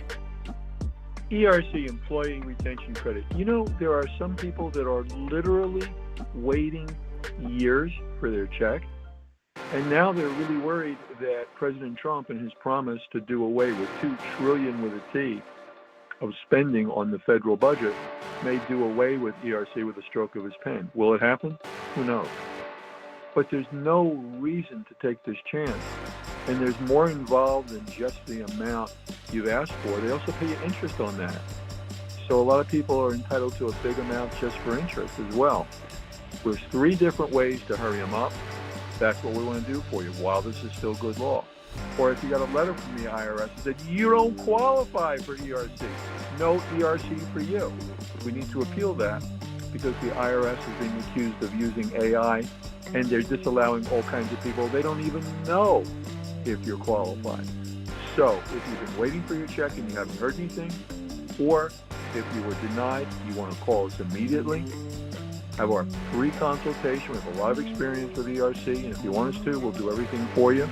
And then all you have to do is say, hey, Steve, I want my ERC money now. There you go. Sounds easy enough. Steve Moskowitz. You can give him a call now at 1-888-TAX-DEAL, or you can go online to moskowitzllp.com.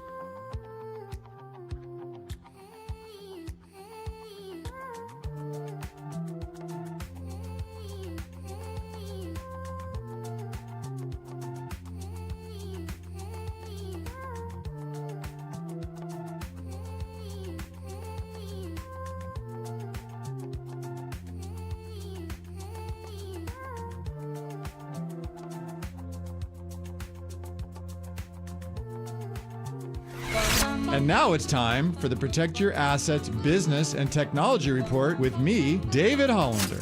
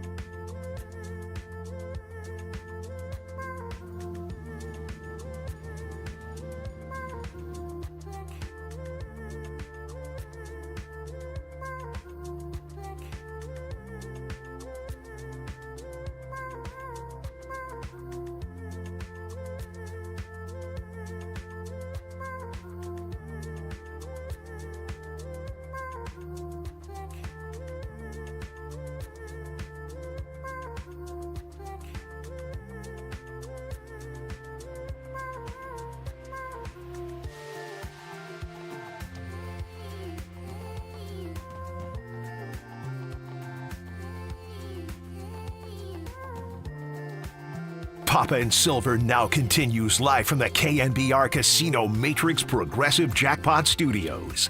Casino Matrix. Progressive jackpots are here. Where are you? Just drop in. Please play responsibly. 1-800-GAMBLER. Silver Linings Playlist. The tunes and lyrics that define the stories of the day. Drop the mic, Silver. All right, today's Silver Linings Playlist is about the NBA Finals and Scott Foster reffing it. I'm kidding. Come on.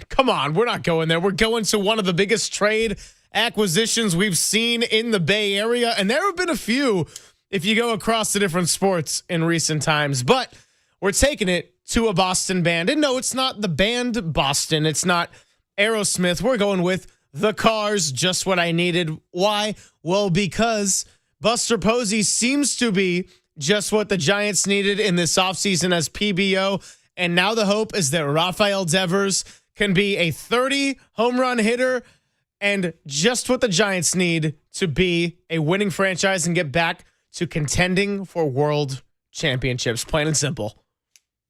Could have gone a lot of places. The Cars and Rick Ocasek. Love them, but I thought for sure you were going More Than a Feeling, one of the greatest rock and roll songs of all time. 2:30 press conference tomorrow. Greg Johnson's going to be there. Buster Posey's going to be there. Bob Melvin's going to be there. Irwin will interpret, and it will be Rafael Devers will be there. So our immaculate grid that you love so much, best combination Giant Red Sox. Who are you going with? Ellis Burks would be a good call. Marco Scutaro was a Red Sox. You fat loser! Pablo Sandoval. Remember when he signed with Boston, took all that money and swung at a fastball and his belt popped right off? Dave Roberts, the manager of the Dodgers. Doc Rajay Davis. The guy who's in the baseball reference page. Head of Henry Aaron, David Aardsma, AA Aardsma, Edgar Renteria, World Series Most Valuable Player. And Pablo, Kevin for that matter. Pia, as they say in Boston. Gene Machi. Javi Lopez. We love our Javi Lopez. Mr. Magoo. Jake Peavy. Yep. Brad Penny. A.J. Buzinski. Bill Miller. Sorry Doc. Cody Ross. Royce Clayton. Good list here. Dave Henderson. I remember J.T. Snow playing with Boston before. We got a few others here. Mike Remlinger. I think I would go. This is a really good list. Up until right now, I would go Ellis Burks. That's a great the best list. Giant Red Sox together, right? You know, I was going to defer it to Pablo Sandoval as a World Series MVP, but now Edgar Renteria is on that list, fellow champion, and I believe was he the NLCS MVP, Marco Scutaro, as was Cody Ross. So a lot of winning associated on this immaculate grid. Jeez. What I like to pick, though, guys that were equally good or really good with both franchises. Ellis Burks was a really good Boston Red Sox. Did he go 30-30 one year with the Red Sox? I think he might have. And Ellis Burks was a really good San Francisco Giant. There are some guys, like Pablo is obviously a World Series MVP. Just ask Justin Verlander, and he did not have a great career with the Boston Red Sox. So when you look at it, as far as really good careers with both the Red Sox and the Giants, I think I would go Ellis Burks here. He did go 30-30. He did in 1996, 40 home runs, 32 bags. He hit 40, and it stole 32 bags? Wow. Oh, I'm sorry. That was good. with the Colorado Rockies. That was his best, but it was not with Boston. Did he go 30-30 with Boston? I think when he was younger, maybe, before he became a Blake Street Bomber. But anyway. He did not. Could Rafael Devers have that kind of year, a career, where he could have as good of a run with the balance of his contract that he did the first 7-8 years in Boston? Could he be as good as a Giant as he was as a Red Sox? It's a fantastic question, and I think the Giants would gladly take, 90% of that if they could. I mean, Rafael Devers is a damn good player, and that's making a lot more sense now on Ellis Burks with the 40 bombs. Would play half the time at Coors Field, but what a great immaculate grid selection right there. I mean, as you were listing them off, I was like, oh yeah, there's some good options, and then I'm like, damn, that's a lot of winning associated, but that's true. The best as a Red Sox and Giant combined that time. I have to go back and think about that one. That'll be a good Tuesday topic since they don't play tomorrow night, or tonight, rather. Yeah, Ellis Burks, his first year, had 20 homers, 27 stolen bases. So he was a guy they thought would be a 30-30 guy. But what a career he had with Boston to begin his career, then to Colorado, then he wasn't a Giant for very long. He was with Boston with 7 years, Giants 3 years. But you think of guys that have been strong for both franchises. JT was there briefly. AJ was not well received here with the Giants fans, more of a Minnesota Twin. So we'll have to look at it more. But he certainly has a chance, Rafael Devers, to be the best. How many Hall of Famers do you see on the list with the crossover? Oh, how about Orlando Cepeda, as the text line alerts us? Orlando Cepeda, without a doubt. It was on both sides of the bay, Cha-Cha, on both sides of the equation. But I think as far as Hall of Famers, and Orlando Cepeda did make the Hall of Fame later, without a doubt, and had to wait way too long due to ridiculous reasons. Anyway, if Rafael Devers continues on this track, and he's going to have to pull out a glove at some point. There are, Edgar Martinez, David Ortiz, Reggie. When it was all said and done, played more games at DH than I think the outfield. But Reggie did play.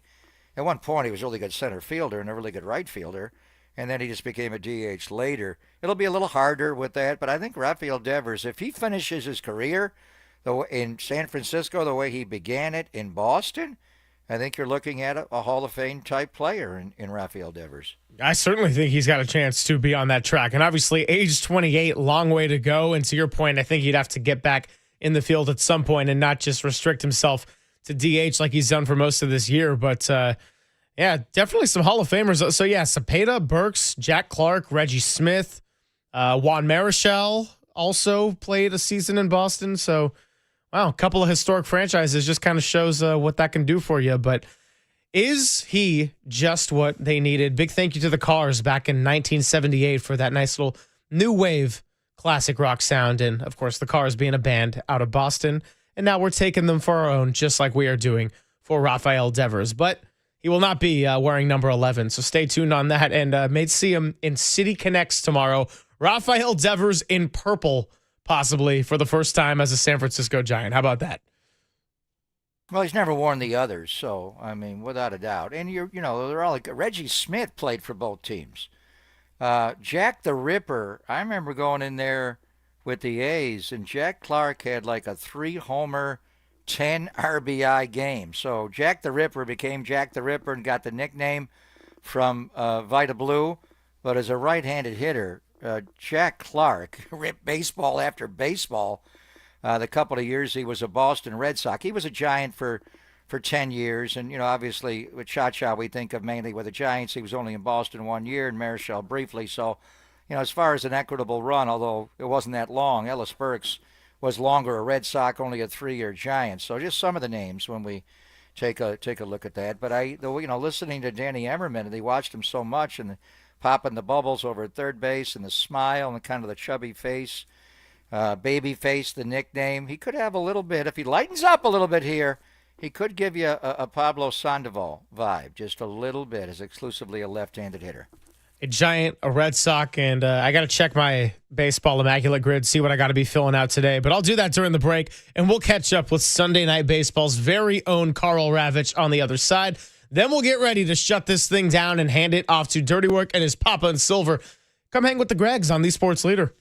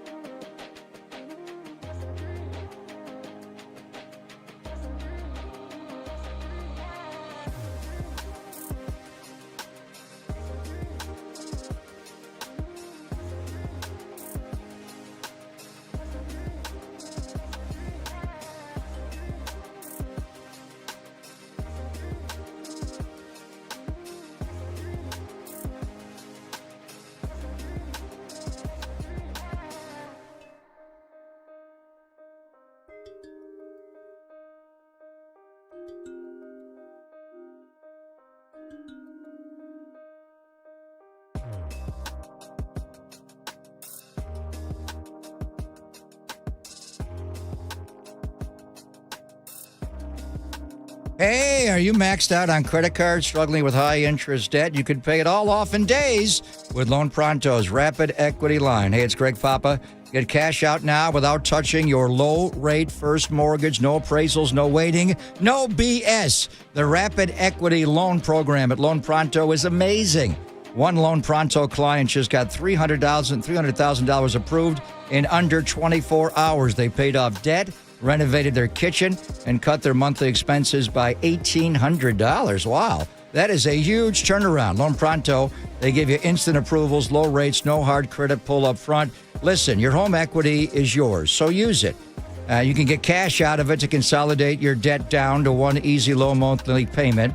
Call Loan Pronto now for a free instant appraisal for your home and see how much cash you can get today. Loan Pronto is A+ rated by the BBB, Better Business Bureau, and have nearly 2,500 five-star Google reviews. Their service is off the charts. So call now to start the conversation.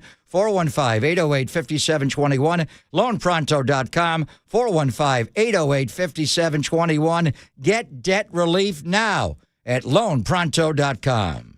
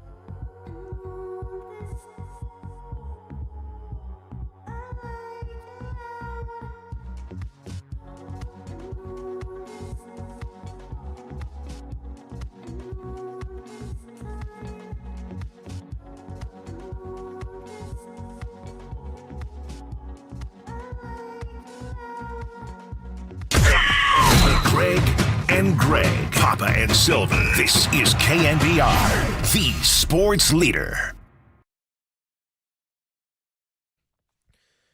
Papa and Silver hanging out with you another 25 minutes or so, and then we'll get it over to Dirty Work. What a day. What a last 24 hours. We went from a nice little Father's Day celebration, and then everything got shaken up. And nobody knows that better than our next guest, who was on the call for Sunday Night Baseball. ESPN's very own Carl Ravitch joins us on the UMA guest line. Carl, thanks so much for working around all the craziness in not just our schedule, but yours as well. Greg Silver, Greg Papa out here, San Francisco. How are you today? I'm doing great. How are you guys doing? Yeah, we're doing pretty fantastic, and obviously a lot of excitement and chaos and trying to piece it all together and find the right discussion points here after the Rafael Devers trade. Let's go back to the start of last night. I mean, you're a play-by-play guy. You prepare for a game. It's Sunday Night Baseball. It's one of the best, if not the best, historical rivalries in all of sports. And then all of a sudden you think that Kyle Harrison, who's supposed to start, grew 8 inches because you see Sean Jelly walking out there making his first career start. What was all of this like for you?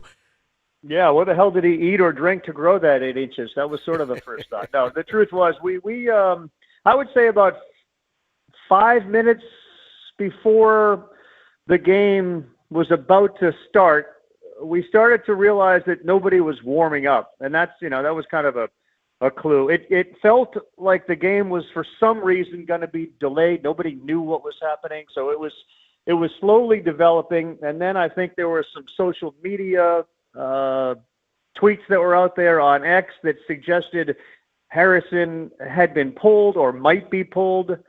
And that was really the last kind of focus on that. And then Jelly obviously came out. And as a result of that, the Dodgers, of course, changed their lineup because it went from a lefty to a righty. But the overarching story was the reason he came out. And that became the central focus was, the Devers deal. And having the Giants be involved in it is the reason that you could carry on with the conversation. It would have been very different if the Red Sox had traded Devers to, I don't know, let's say the Brewers or the Guardians, whoever it would be. It wouldn't be nearly as big and important as it was because the Giants were playing. So, yeah, look, I spent 30 years in the studio doing a Baseball Tonight show. It felt very much like what we would do every night on that show, which is to cover breaking news. So between us and anybody that's listening, I relished the opportunity to handle something like that. I enjoyed it a lot. And you're great at it. You did a great job with Tony and Eduardo. You were all over it. So, and I love your play-by-play. I think you're unflappable there. But also the fact that, and there were other players involved, Jordan Hicks and a few others in the minor leagues, right. But it was Kyle Harrison who was that night's starting pitcher, and you guys have reams of info, and you're all prepared for Kyle to start. You had one talking point during your broadcast, even though he didn't pitch. It may have been a motivator in the trade that we've talked about on the show. And we know Kyle well from growing up in the Bay Area, going to De La Salle. Yeah. Just the fact that he's basically a one-pitch pitcher, right. Revy, that it's right. that high fastball. He has a slider curve, but it's flat. It hangs in the zone. His last start out against Colorado, he threw 21 changeups, which was like, wow, throw that pitch more. But just your overall thought, because you were talking about him being a one-pitch pitcher. Talking to the Giant people, was there an explanation? Yeah, I mean, look. Why at this stage of his career did he not have a second and third pitch, do you think? Great question. So we asked that question, and I'll be honest with you, I would not be able to tell you if Bob Melvin knew anything about this, but we meet with them 2.5 hours before a game, 3 hours before a game, just depending on the day. So we saw Dave Roberts, and then we went into Melvin's office, and one of the questions was, because the guy's got a fairly elite fastball, it really plays. And I said, well, why hasn't he developed a second pitch? Because you need two. You'd really ideally like to have three, if not more. But what's up with the second pitch? He said that in Kyle's case, he likened it to he didn't feel well. He was sick in spring. He didn't have an opportunity to work on it. He was a little fidgety in the answer because it feels like that's something a major league pitcher would want to work on, especially one that has a really good weapon in a fastball. So, yeah, we absolutely asked that question. He went back to injuries and was ill and lost weight and never really developed that. And I think the other part of Harrison's issue yesterday was this sort of Verlander hanging out there. And if Verlander is healthy enough, it was maybe Harrison was the guy that was going to be taken out of the rotation. So there was some allusion to that, and you don't want Harrison to feel that pressure. So I don't know the answer. Why I couldn't, unless somebody asked Kyle why you didn't develop it. It certainly feels like in this deal, the Red Sox immediately sent him down. He's back with Andrew Bailey. There is an opportunity to develop a second or third pitch. I mean, you need it. So there was no real answer. That was it. Health and injuries, and those were the reasons. Talking to Carl Ravitch here on the UMA guest line. Just the Giants being a little bit of a surprise, I think, on the national scale for a lot of people. The fact that you're going into the series against the Dodgers, and it's the defending champs with all this star power and money spent, going up just a game ahead of a team that has been their longtime rival. I mean, how did you view the Giants in this year under their new leadership and Buster Posey, I guess, coming into the weekend? And how did that change, if at all, when the news broke about the Devers trade? Yeah, quickly, breaking news for KNBR and their audience. So Arkansas just had a kid pitch a complete game, no-hitter, near-perfect game, hit a batter. That was it. His name is Gage Wood.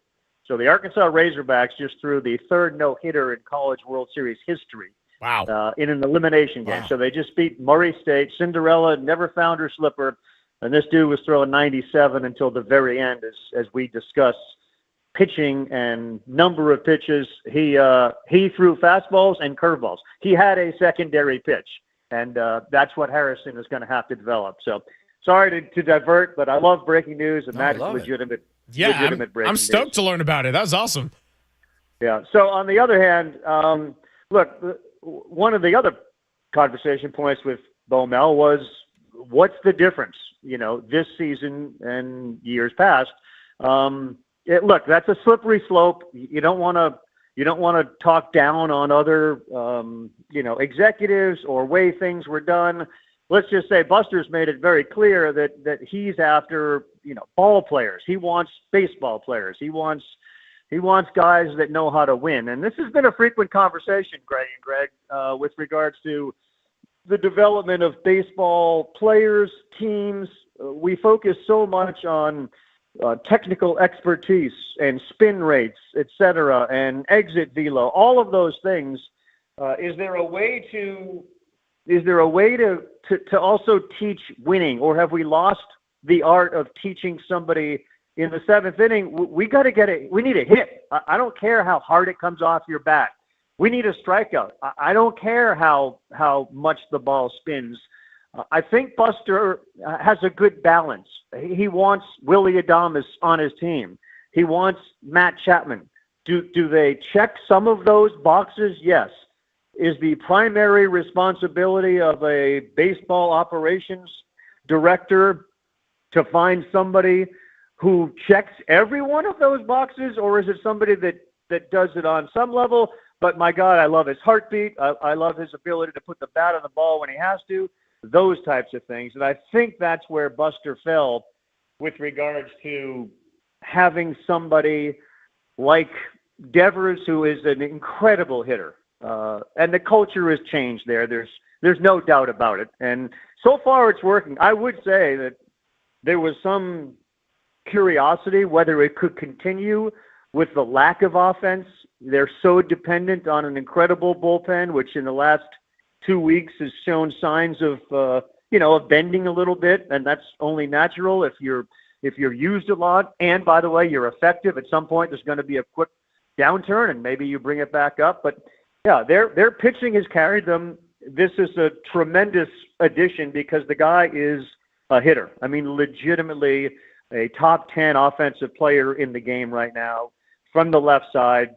Having been there in 10, 12, and 14, it feels like they really haven't had that presence since Bonds.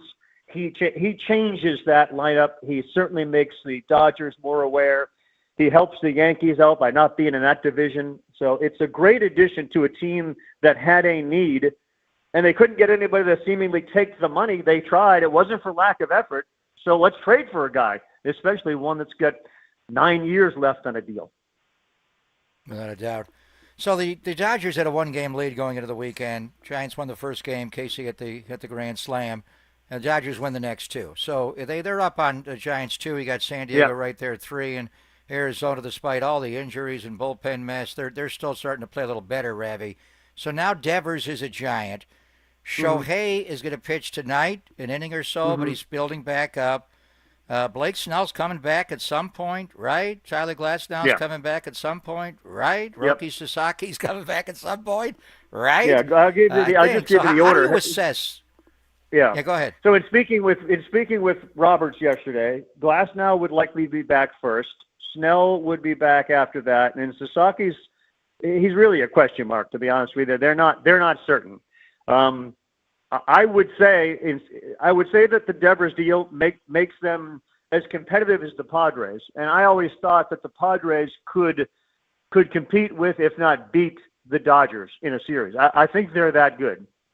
I think in the case of the Giants now, with their pitching and adding a bat like that, it moves them into that conversation. I thought the Giants were probably a step behind those two, and then Arizona was right there. So if you ask me when and if the Dodgers ever get healthy on the mound, look, they may be a thumbnail better to me than the Giants and the Padres.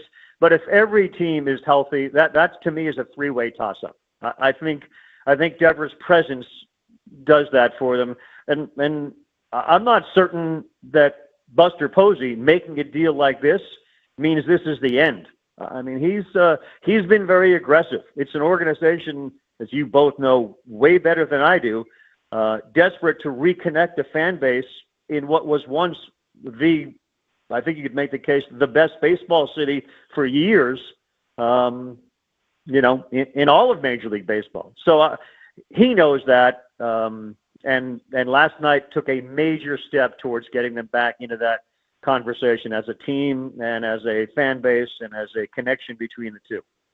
Before we let you go, Carl, I don't know if this is my Bay Area bias, just reading too much between the lines on this perspective, but one of my favorite parts of what you guys do is getting to interview players during the game, and obviously loved Willie Adames, but Clayton Kershaw was one that really stuck out to me, and it showed a lot of respect to the trade and said Buster Posey's really going for it.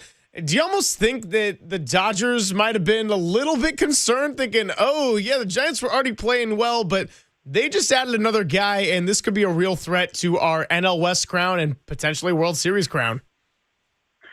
I don't think there's any doubt about it, and I think the secret sauce for a guy like Buster Posey, especially when you're talking about a guy who competed against him and respected him as a player, anytime a player sees a team improving themselves, they're going to have great respect for that team.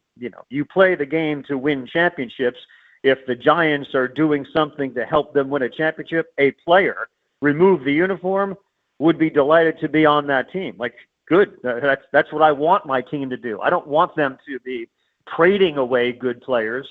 And we haven't really talked about the Red Sox aspect of this deal because I don't think that they necessarily took a big step backwards in doing this. But yeah, I think Kershaw's well aware that anybody's job just got harder when you add Rafael Devers to the lineup. The same way that if Garrett Cole were still pitching this year, he'd be up and down jumping because he couldn't get Rafael Devers out. So yeah, I think that was Kershaw's point. I appreciate you saying that. It clearly is a lightning bolt when we do those in-game interviews. I think for the most part, you get something out of them. It's unique. It's enjoyable. They make sense. It gives you a chance to get exposed to the player or the personality. Adames was phenomenal. I thought he walked a pretty neat tightrope there with, had you paid attention to the Devers stuff, and I think they played together on the WBC team. At some point they played together. So he knew him as a person.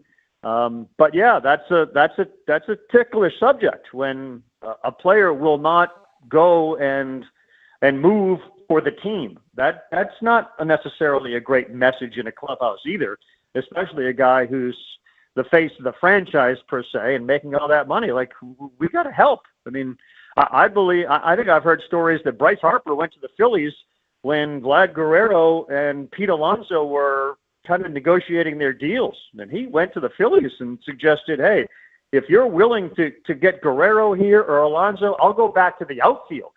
That's Bryce Harper, So when Devers or anyone doesn't volunteer to move, that doesn't resonate in the clubhouse. But when they mess with him the way they did in his world, that was a whole, different ball of wax. So I think the Red Sox made a good deal for themselves. They get out from underneath that contract. I think it's a perfect deal for the Giants. I think in the end it'll be a win-win, but short term, it's a huge deal for San Francisco.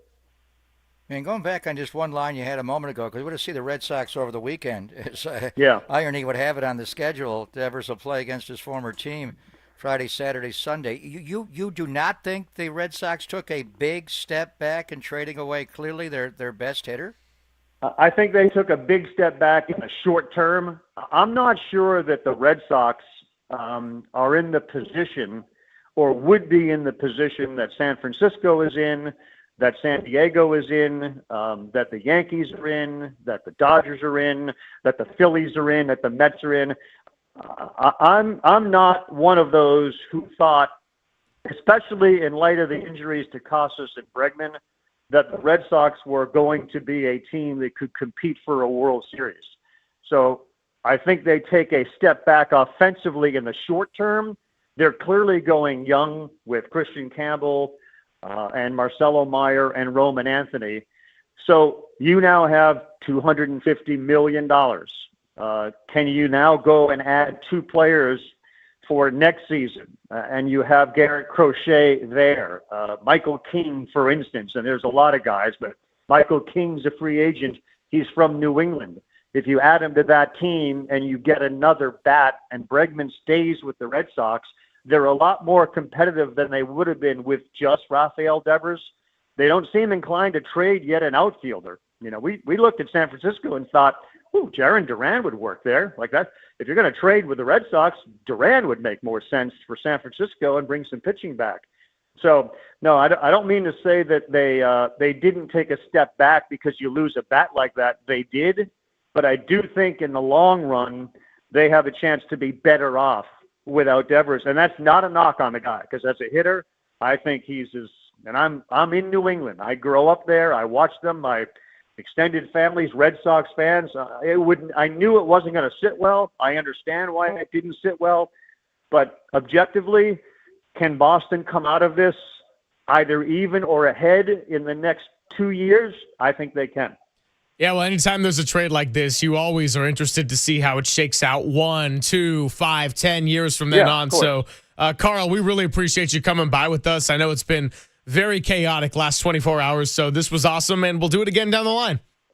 All right, guys. Thanks, Regs. I appreciate being on with you guys. Thank you, Ravi.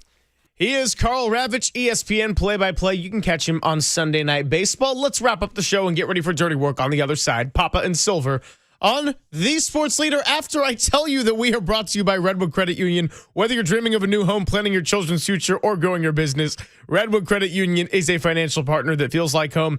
Learn more at redwoodcu.org, federally insured by NCUA. Now, Walter, Papa and Silver on The Sports Leader. KNBR, The Sports Leader. Now, from the O'Donnell Financial Group Sports Desk. Learn more at odfigroup.com. O'Donnell Financial Group, because planning is a process, not a product. Buster Posey joined Murph and Marcus at 7:15 this morning to talk about all things Father's Day. Oh, and by the way, the big acquisition he made to get Rafael Devers and kind of break up that family time for a bit. Check out that interview on thesportsleader.com, the KNBR app, or wherever you get your podcasts if you missed it, because you won't want to. It was good stuff.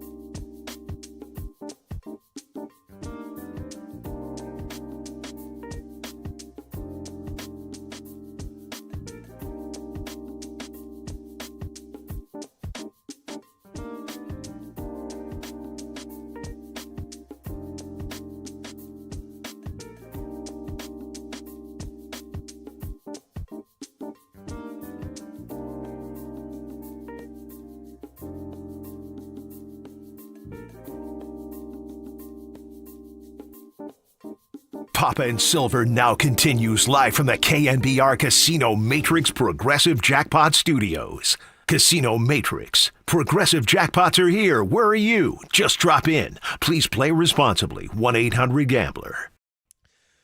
So we had 3 hours and 58 minutes, rightfully so, all focused on the Giants and the Rafael Devers trade. Big news over the weekend. But when I was getting my anniversaries all mixed up and I called Matt Cain's perfect game anniversary 10 years instead of 13 years, which it was last Friday, well, that was because I was mixing in a couple other numbers. Today, June 16th, marks the 10-year anniversary of the Warriors' Game 6 victory in Cleveland for their first title in 40 years. It also marks the 3-year anniversary of their fourth title captured, Game 6 in Boston. Both of those were down 2-1, made some big-time adjustments. Steve Kerr, Draymond Green, Steph Curry, in the case of both, actually, Klay Thompson, did a lot of figuring it out, and rest is history. A dynasty was born. A dynasty was captured with its first and then fourth titles. Big date in Warrior history, to be sure. And I remember the one in Northeast Ohio.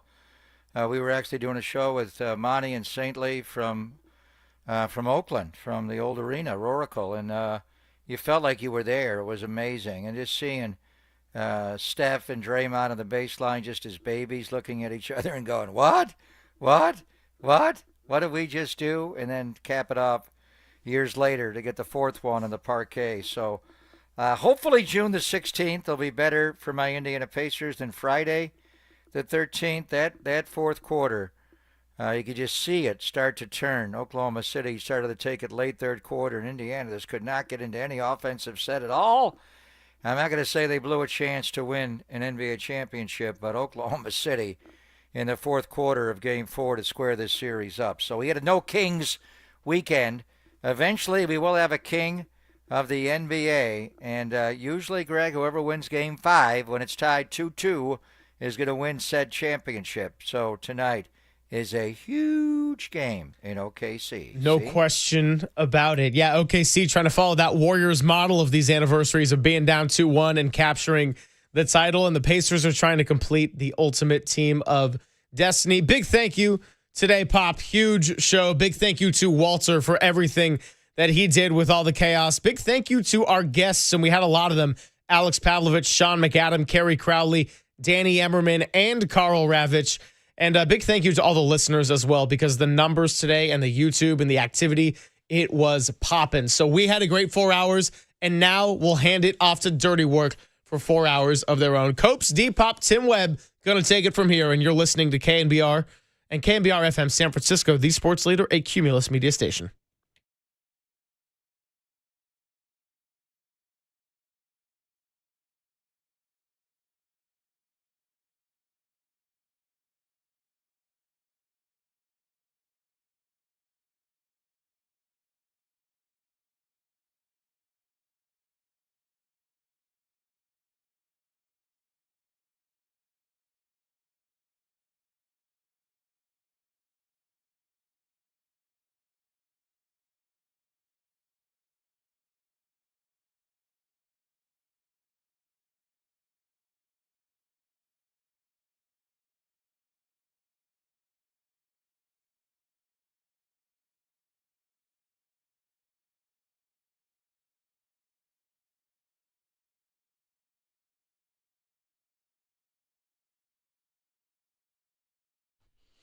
It's Dirty Work on a Monday afternoon. Adam Copeland, Depop, Tim Webb with you. What a weekend. How about that series? For the San Francisco Giants. An opportunity to move back into first place in a tie yesterday. And I just said it to the guys in the bullpen.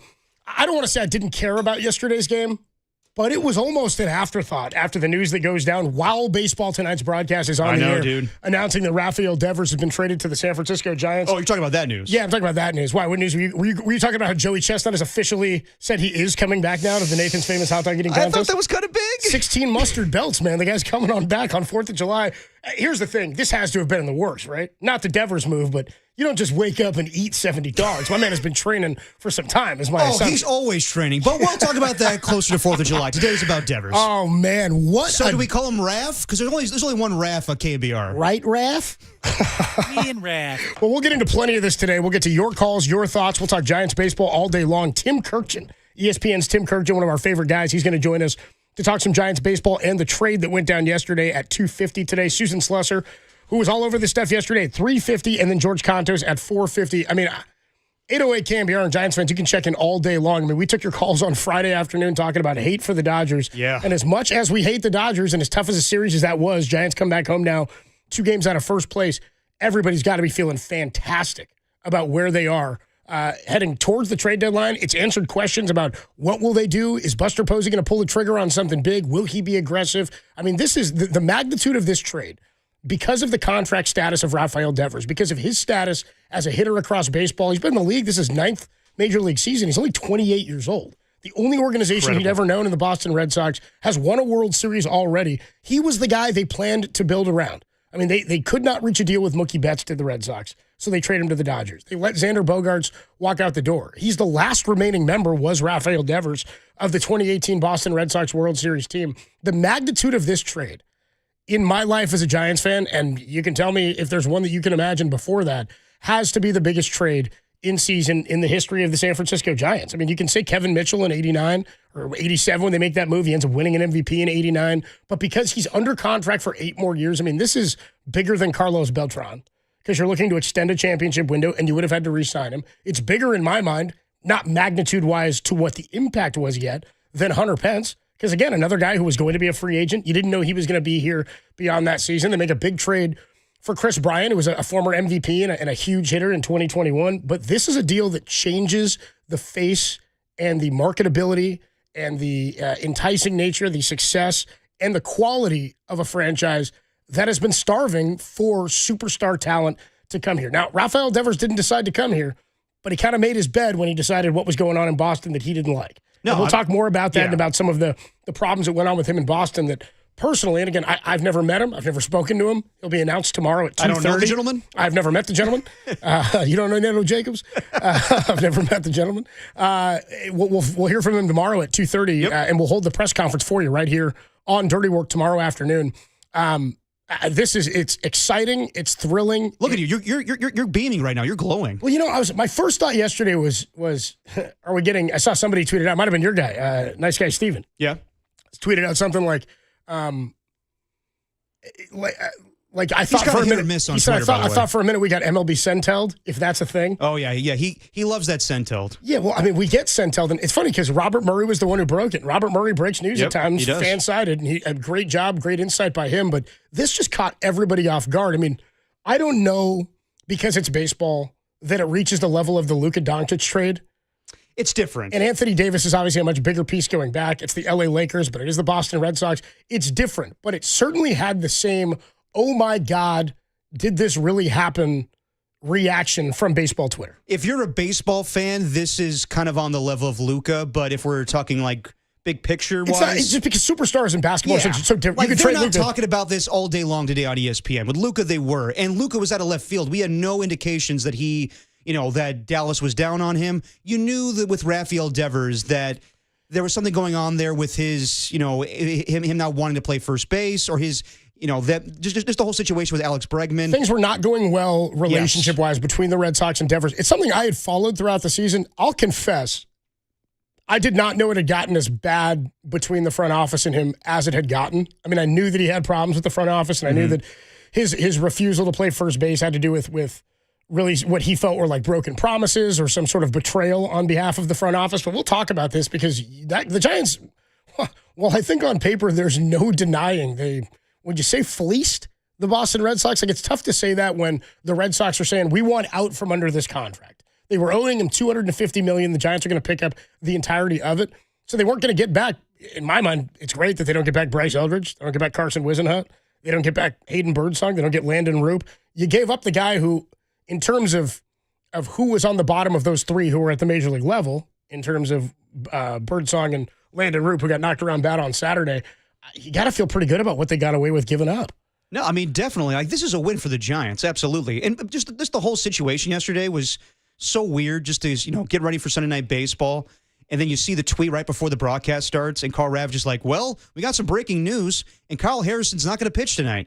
And that, like, my dad tells the story all the time about Jose Canseco getting traded in the on-deck circle. Yeah. He's going from the A's to the Texas Rangers. I've never seen anything like that, where it's like Sean Jelly now is going to pitch this game. It's almost like, and I get it, you had to do the deal right then and there. But I in that moment, I was like, God, the series is tied 1-1. Couldn't you do this deal tomorrow? But whatever. You do the deal. You're happy to do the deal. It's similar to Luka in the way that I think Dallas didn't get enough in return and didn't shop properly. I don't know what the hell the Boston Red Sox were thinking, not shopping this to the rest of Major League Baseball. Well, according to Buster Olney, and I was listening to the Baseball Tonight podcast this morning, Buster Olney said in his conversation with Alden, you heard the whole podcast? Just about 30 minutes, but it sounded like they just want to get this deal done. Like the owner was kind of over the whole thing with Rafael Devers. Well, Buster Olney said his understanding is based on this trade going down. And by the way, it happened so late.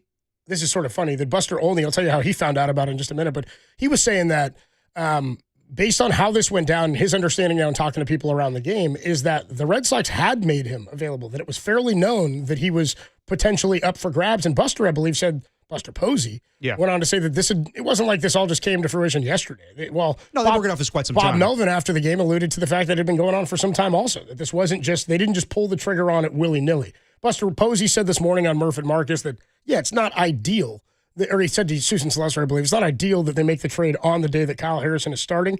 But you just said something that was interesting, as you said, why couldn't they just do it tomorrow?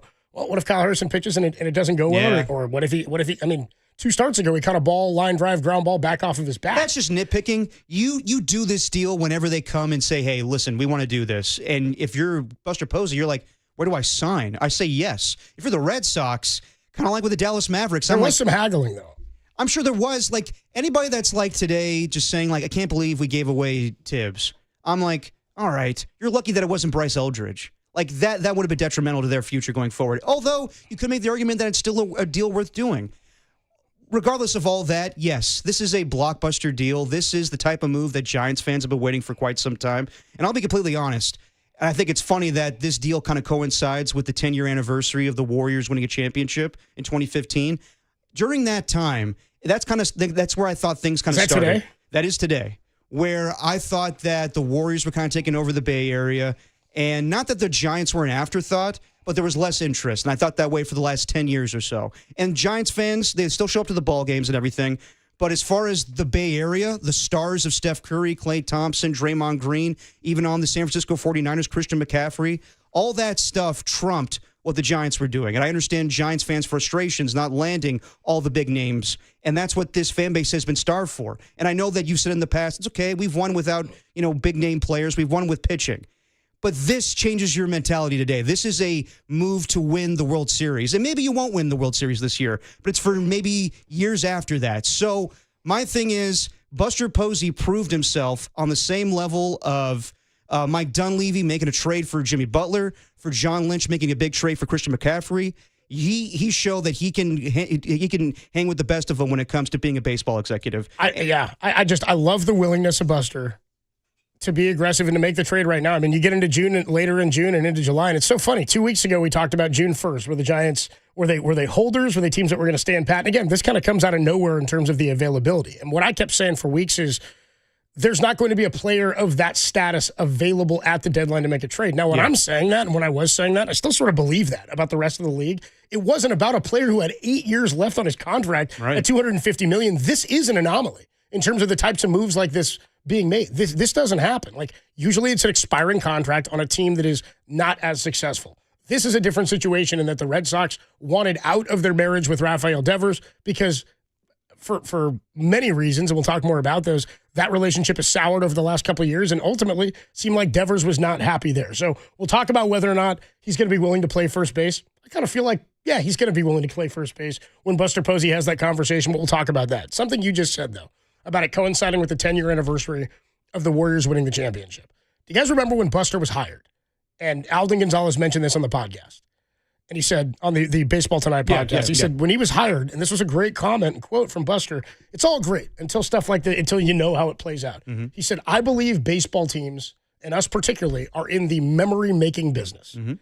This is a day and a moment that Giants fans, for the rest of our lives, no matter how this plays out, is going to be one of the most memorable moments for Giants fans in history. And Buster has been the author of so many of these moments, or a part of so many of those moments. So for a guy who only bleeds orange and black, who has only ever played for this organization, who has given the reins of writing the lineup to Bob Melvin, who has delegated what he doesn't know how to do across the organization, this is year one. Who knows how this all plays out?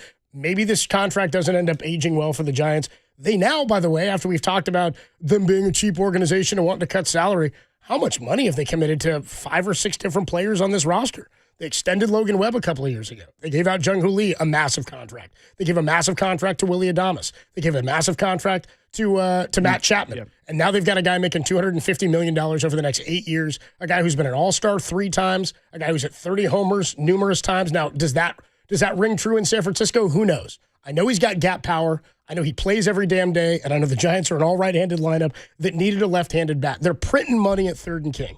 They're a privately funded stadium that's been paid off, and it felt like not all of that was coming back into the roster itself. It's there. They weren't able to do it on the free agent market in terms of Aaron Judge or Shohei Ohtani or even Carlos Correa, who failed the physical, right? And it didn't work out. We talked about this for a couple of years. You may have to get creative in how you acquire talent. This also, by the way, and we've got to say, you know, when you look and people go, this is not Farhan ball, obviously. You don't necessarily get these moves made without some of the things that Farhan did for the organization. Absolutely. When the Giants went out and they tried to get Juan Soto via trade a couple of years ago, it was not good enough in terms of what they had in the system. James Tibbs III, who was the number 1 pick for the Giants last year, the 13th overall selection, wasn't like tearing the cover off the ball in single A. He was playing pretty well, but he's viewed as a plus prospect. You were able to hold on to your top talent in the organization, even though Tibbs is a guy who they project to be a high one. I told you last week, I'm willing to trade anybody if I think the Giants are getting value or I think my team's getting value. I don't know how you think this isn't value. You're willing to pay for it, and if you didn't take the contract, you'd probably have to give up a lot more in terms of player equity, and they didn't. I'm ecstatic. I'm thrilled it's Buster who got it done. It's early enough to where you think, hey, the division's in play. I think the division's in play. And by the way, this all happens on the heels of finding out that Shohei Ohtani is going to pitch for the first time against the Padres on Monday. Yeah, but also, like, we'll talk to Tim Kirchin about it at 2:50. I mean, you know that the Dodgers aren't going to sit idly by and watch the Giants make a move like this. But I don't know tonight, I should say. I don't know if they can make a move that can rival this right now. I think the Giants have made, honestly, the biggest move that anybody can make at the deadline. Yeah, I don't know that there will be any other in my mind, there's no way. Based on the magnitude of the player moved and how long he's under contract for, like, this didn't change the Giants' fortunes for this year, just changed the Giants' fortunes. In terms of, I mean, maybe I'm talking for the future. I mean, you have a guy who you're planning to pencil in there. Yeah, I mean, it's beyond this year. Like, whatever happens this year, I mean, that's right what I'm now, saying is the move is so it's a tectonic plate moving for the next decade for Giants baseball. And now the expectations are you better make the playoffs. But if you don't, I mean, whatever. But in World Series, no, whatever. I mean, now I need postseason now. I know you need it now, but we'll see what happens. Regardless, this is for the future. This is Buster Posey. I didn't know if he was going to make Brian Sabian moves, but he's definitely making Sabian moves right now. And yes. He said 2 weeks ago he loved the Zach. On the Tim Kawakami podcast, talking about he loved the Zach Wheeler trade. So it's becoming evident that basically Buster Posey's taking after his mentor when it comes to front office stuff. Adam is trying on Derek's shoes. He wants more all of a sudden. I want more. By the way, the Derek Papa Giants fan era has been electric. Oh, man. All right, today's not about me. I mean, all they do is, where does he rank now among your favorite Giants? We needed you, buddy. Dude, you got to avoid the entire Kapler era. Derek shows up, and now we got Devers. I avoided. I was producing the show when that was going on. We're sitting there breaking down burgers. Now we're getting Devers? Where were you? Dude, I got nothing bad to say about Derek Papa today and his Giants fandom. It's incredible. Welcome aboard, buddy. Not a fan. When Buster was hired, man, he said, we are in the memory-making business. And the Derek Papa business. And the Derek Papa business. Baseball teams. Well, apparently not. He's not on our show. Well, baseball teams more like football and basketball. They're like civic institutions. Yeah. They're supposed to have pride. There's supposed to be a sense of pride for the city. And it feels like maybe for Giants baseball, we haven't had that in the last 5 or 6 years. I don't know that anybody's got a better sense of pride today. 808 KNBR 415-808-5627 is the number to call and the number to text. We'll be talking all day long about the newest San Francisco Giant, Rafael Devers. We're also going to talk to Tim Kirchin at 2:50, Susan Slusser at 3:50 about more on how this one went down. That can't happen. And then at 4:50, our guy George Contos. Devers is a Giant. Will he play first base? We'll get into it next, only here on The Sports Leader.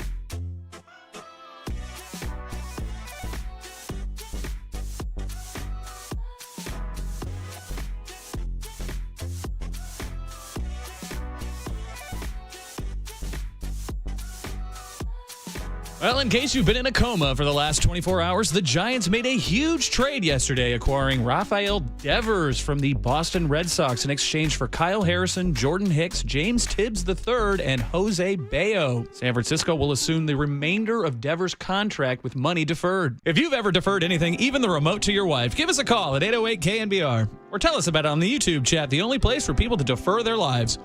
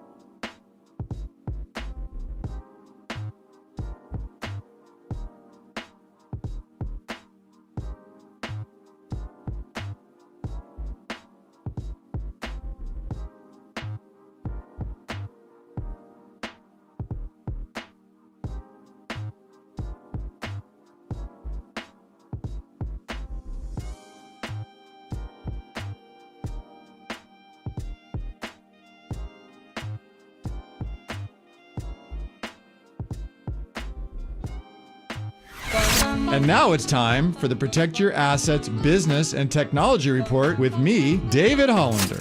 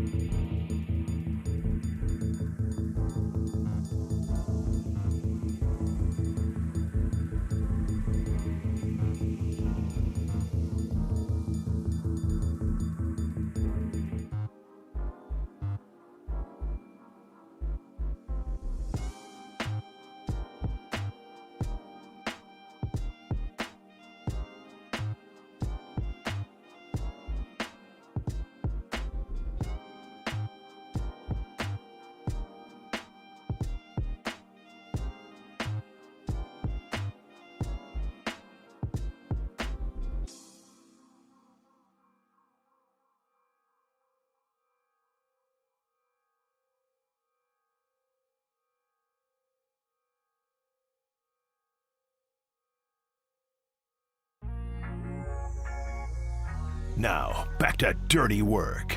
Adam Copeland and Derek Papa on KNBR 104.5 and 680 AM.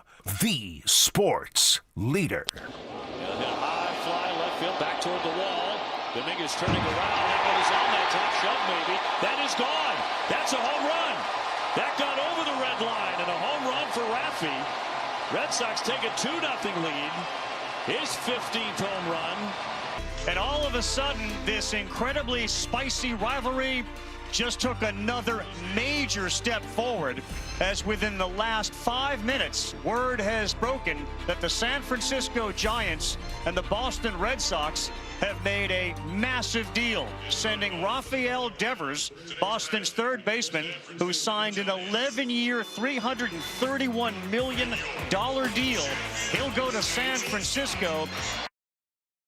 There it was. The final home run of Rafael Devers. He hit it yesterday against insane. the New York Yankees in Boston. How insane is that? They sweep the Yankees. They look like they're playing their best baseball in weeks. They're on Sunday Night Baseball. They're about to do the broadcast. I've never seen anything like that where everybody in the booth was like, this game doesn't matter anymore. Who cares? Yeah, I mean, it's funny because you and I have dealt with, because of the timing of our show, and Yes. even when Tom was here, so much breaking news. I remember the McCaffrey trade going down, and us getting that news. Jimmy Garoppolo coming back to the Niners. I mean, anything like that breaks during our show. Arson Judge. Correct. It's like all live reaction stuff, right, that we're dealing with in the moment. But having a day to sort of reflect on it, I mean, you sort of saw their live reaction happening. They get passing on during the broadcast to everybody to talk about what a shock this was in terms of it feeling like it came out of nowhere. It's not a surprise, I don't think, to anybody that there was more going on behind the scenes. I mean, these things don't just come together for a deal of this magnitude. You've got to get ownership involved to approve a trade and agree to take on that money. Yeah. You've got to get, make sure everybody's of health and that both teams are getting what it is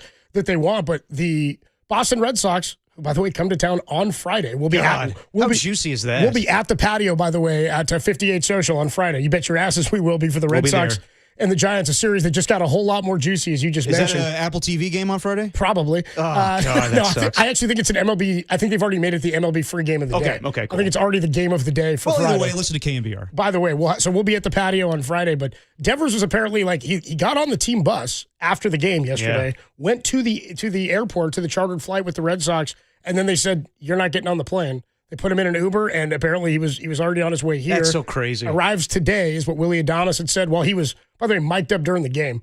Dude, I mean, last night was great television where it's like, it's good TV. The players are into it too. Like, Willie Adames on the field reacting to it in real time. Clayton Kershaw giving his opinion about it. The Kershaw comments were cool, yeah. No, they were. I mean, even Mookie Betts, like, of course, his perspective, being a former Red Sox, having this kind of the same situation happen to him. Yeah. I mean, the only thing I could think of is, like, I remember Al Michaels announcing Christian McCaffrey was traded to the 49ers during a Thursday night football game, and then you were like, I don't care about this game anymore. What are the details?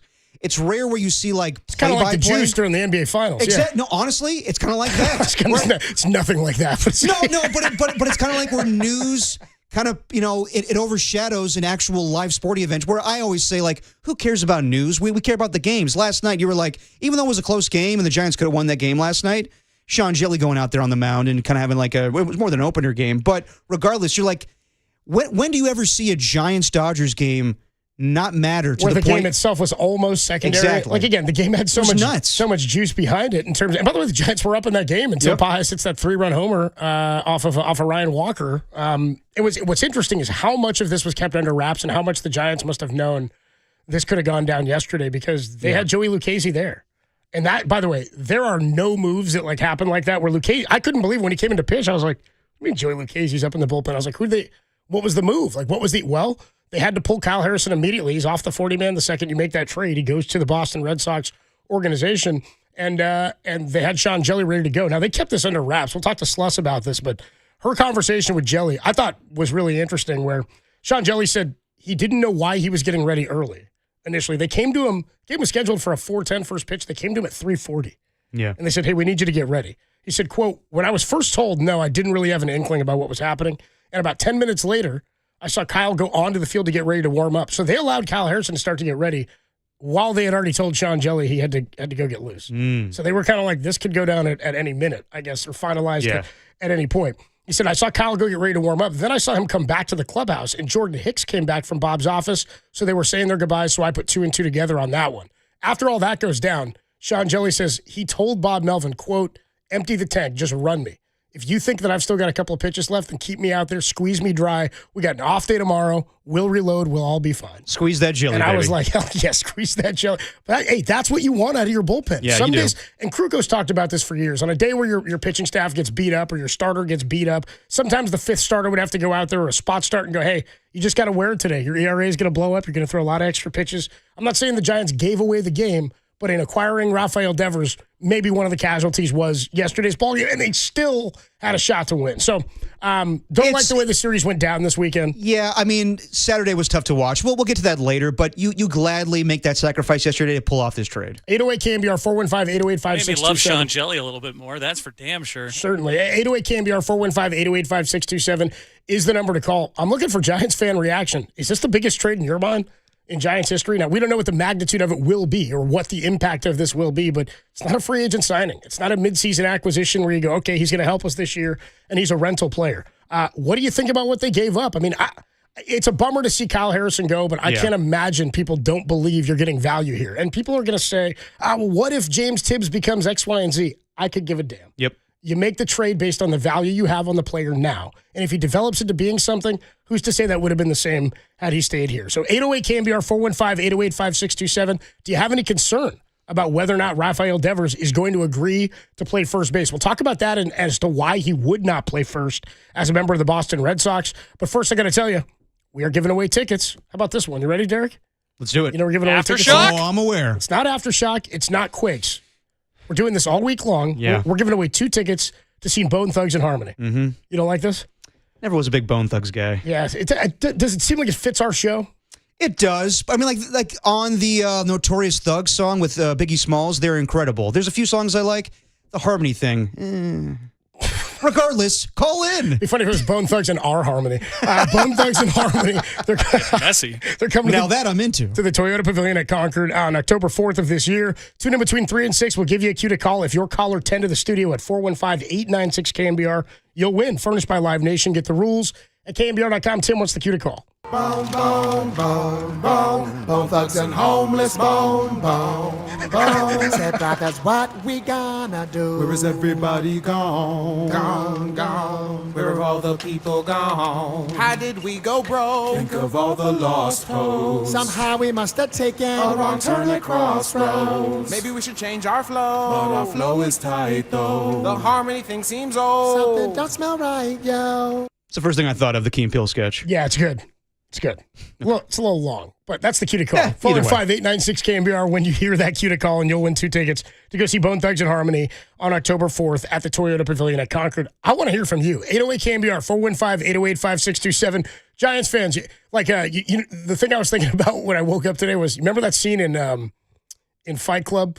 When Tyler Durden goes into the liquor store and he walks the guy out, he puts him on his knees, and he puts the gun to his head, and he takes his ID and he tells him he needs to change his life and blah, blah, blah. And he goes, tomorrow, food is going to taste better. The sun will shine brighter, whatever. His whole life will be the greatest day of his life. I'm sorry, are you comparing this trade to having a gun pulled on you? I'm comparing this to being Giants fans. Rafael Devers is here, and everybody's walking a little taller today. Okay. It's good to be a Giants fan I today. guess I get the comparison. Come on, work with me on this right. one. 808 KNBR Giants fans. How we feeling about Richard really his hair, right? About what was acquired and what was given up? We'll get into your calls and your thoughts next. And do you think he'll agree to play first base? I'll tell you what his problem was with Craig Breslow and the Red Sox next. It's Dirty Work. It's the greatest show in America.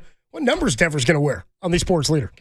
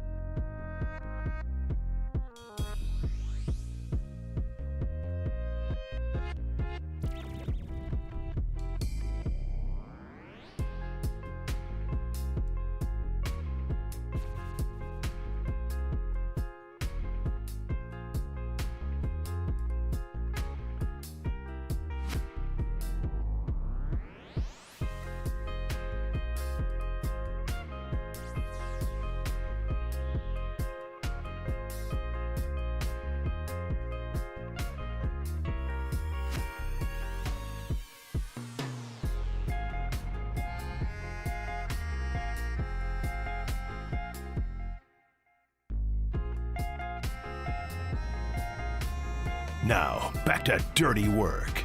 Adam Copeland and Derek Papa on KNBR 104.5 and 680 AM, the sports leader. 808 KNBR 415-808-5627 is the number to call. Line them up. We've also got the text line open as well. 415-808 KNBR 808-5627 is the number to call and to text. Let's go out to the phone lines here. Mike is in San Francisco. What's going on, Mike? You're on the sports leader. I know, guys. It's me again. What up, homies? What up, Mike? What up, Mike? Okay, so you guys are OGs. Real quick, Thuggish Ruggish Bone. 30 some odd years ago, caught my 18-inch subwoofers on fire rolling down the Richmond Parkway. But yeah. So anyway, and no lie. How you feel about the trade, Mike? Trade? Yeah. Yeah. I was on the phone literally an hour before it happened, and talk about left center field. Kudos to Buster. The only issue is, guys, I'll take the answer off air. The dude's a stud. Now, I'm not worried about the money or whatever. I mean, that's of course whatever. They've got cash. Where is he going to play? I mean, he can't. He's not going to play third. I mean, is he going to DH? I mean, but Flores does that. I mean, I've mumbled enough, but that's my take. I don't know. I mean, the dude's a stud. I don't know a lot about him. So well, appreciate the call, Mike. Let's get into a bit of that real quick. Yeah. So I appreciate the call as always, Mike. I want to get into this because that's the first thought everybody has is he willing to play first here? And you said to me off air before the show, you said, well, would Buster have made the trade without assurances that he'd be willing to do that? I don't know. I mean, maybe the agent says something about that. Craig Breslow, the general manager, obviously is the one who wanted him to do so. So the way this went down with the Red Sox, and this is why things soured, is 3 years ago he signs an 11-year extension or something like that. He's got 8 years left now on the deal. Does Rafael Devers. So they decide they're going to build around him. He's going to be the guy. And he also had been vocal publicly. He's a guy who has spoken to the media about his displeasure with things that had happened roster-wise. This is very much like Jimmy Butler. So after they let Xander Bogaerts leave in free agency a couple of years ago, and then they signed Trevor Story, which was just sort of bizarre to me. Mm-hmm. Like, why do that? And Story's not been a good addition for them. He's back now, but he's mostly playing second base and all that. And the Boston Red Sox have kind of retooled. So they go out and they sign Alex Bregman this offseason after he had Devers been vocal about needing to add more superstar talent to the roster. And he's right. He's like, we're in the AL East. We're going up against the Yankees. We need more superstar talent if you want me to be the face of the franchise and be this guy. So they go and they add Alex Bregman this offseason. Now, Bregman plays the same position as Devers. Evidently, there was not a big discussion, if at all, that went on between the Red Sox and Devers and saying, hey, we're signing a guy to play your position that plays your position. Now, I don't know if from the Red Sox standpoint of things, they go, well, we've already paid him. He's locked up. What's he going to do about it? Which maybe that's how the organization viewed it.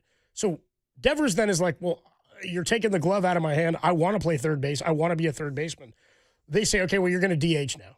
And he originally was pissed about that and did not want to be the designated hitter. So then they make him DH. And by the way, he had the most votes in all of the American League in all-star voting as a designated hitter. He now has the second most votes in all of the National League behind Shohei Ohtani as a designated hitter. So he goes from the AL to the NL.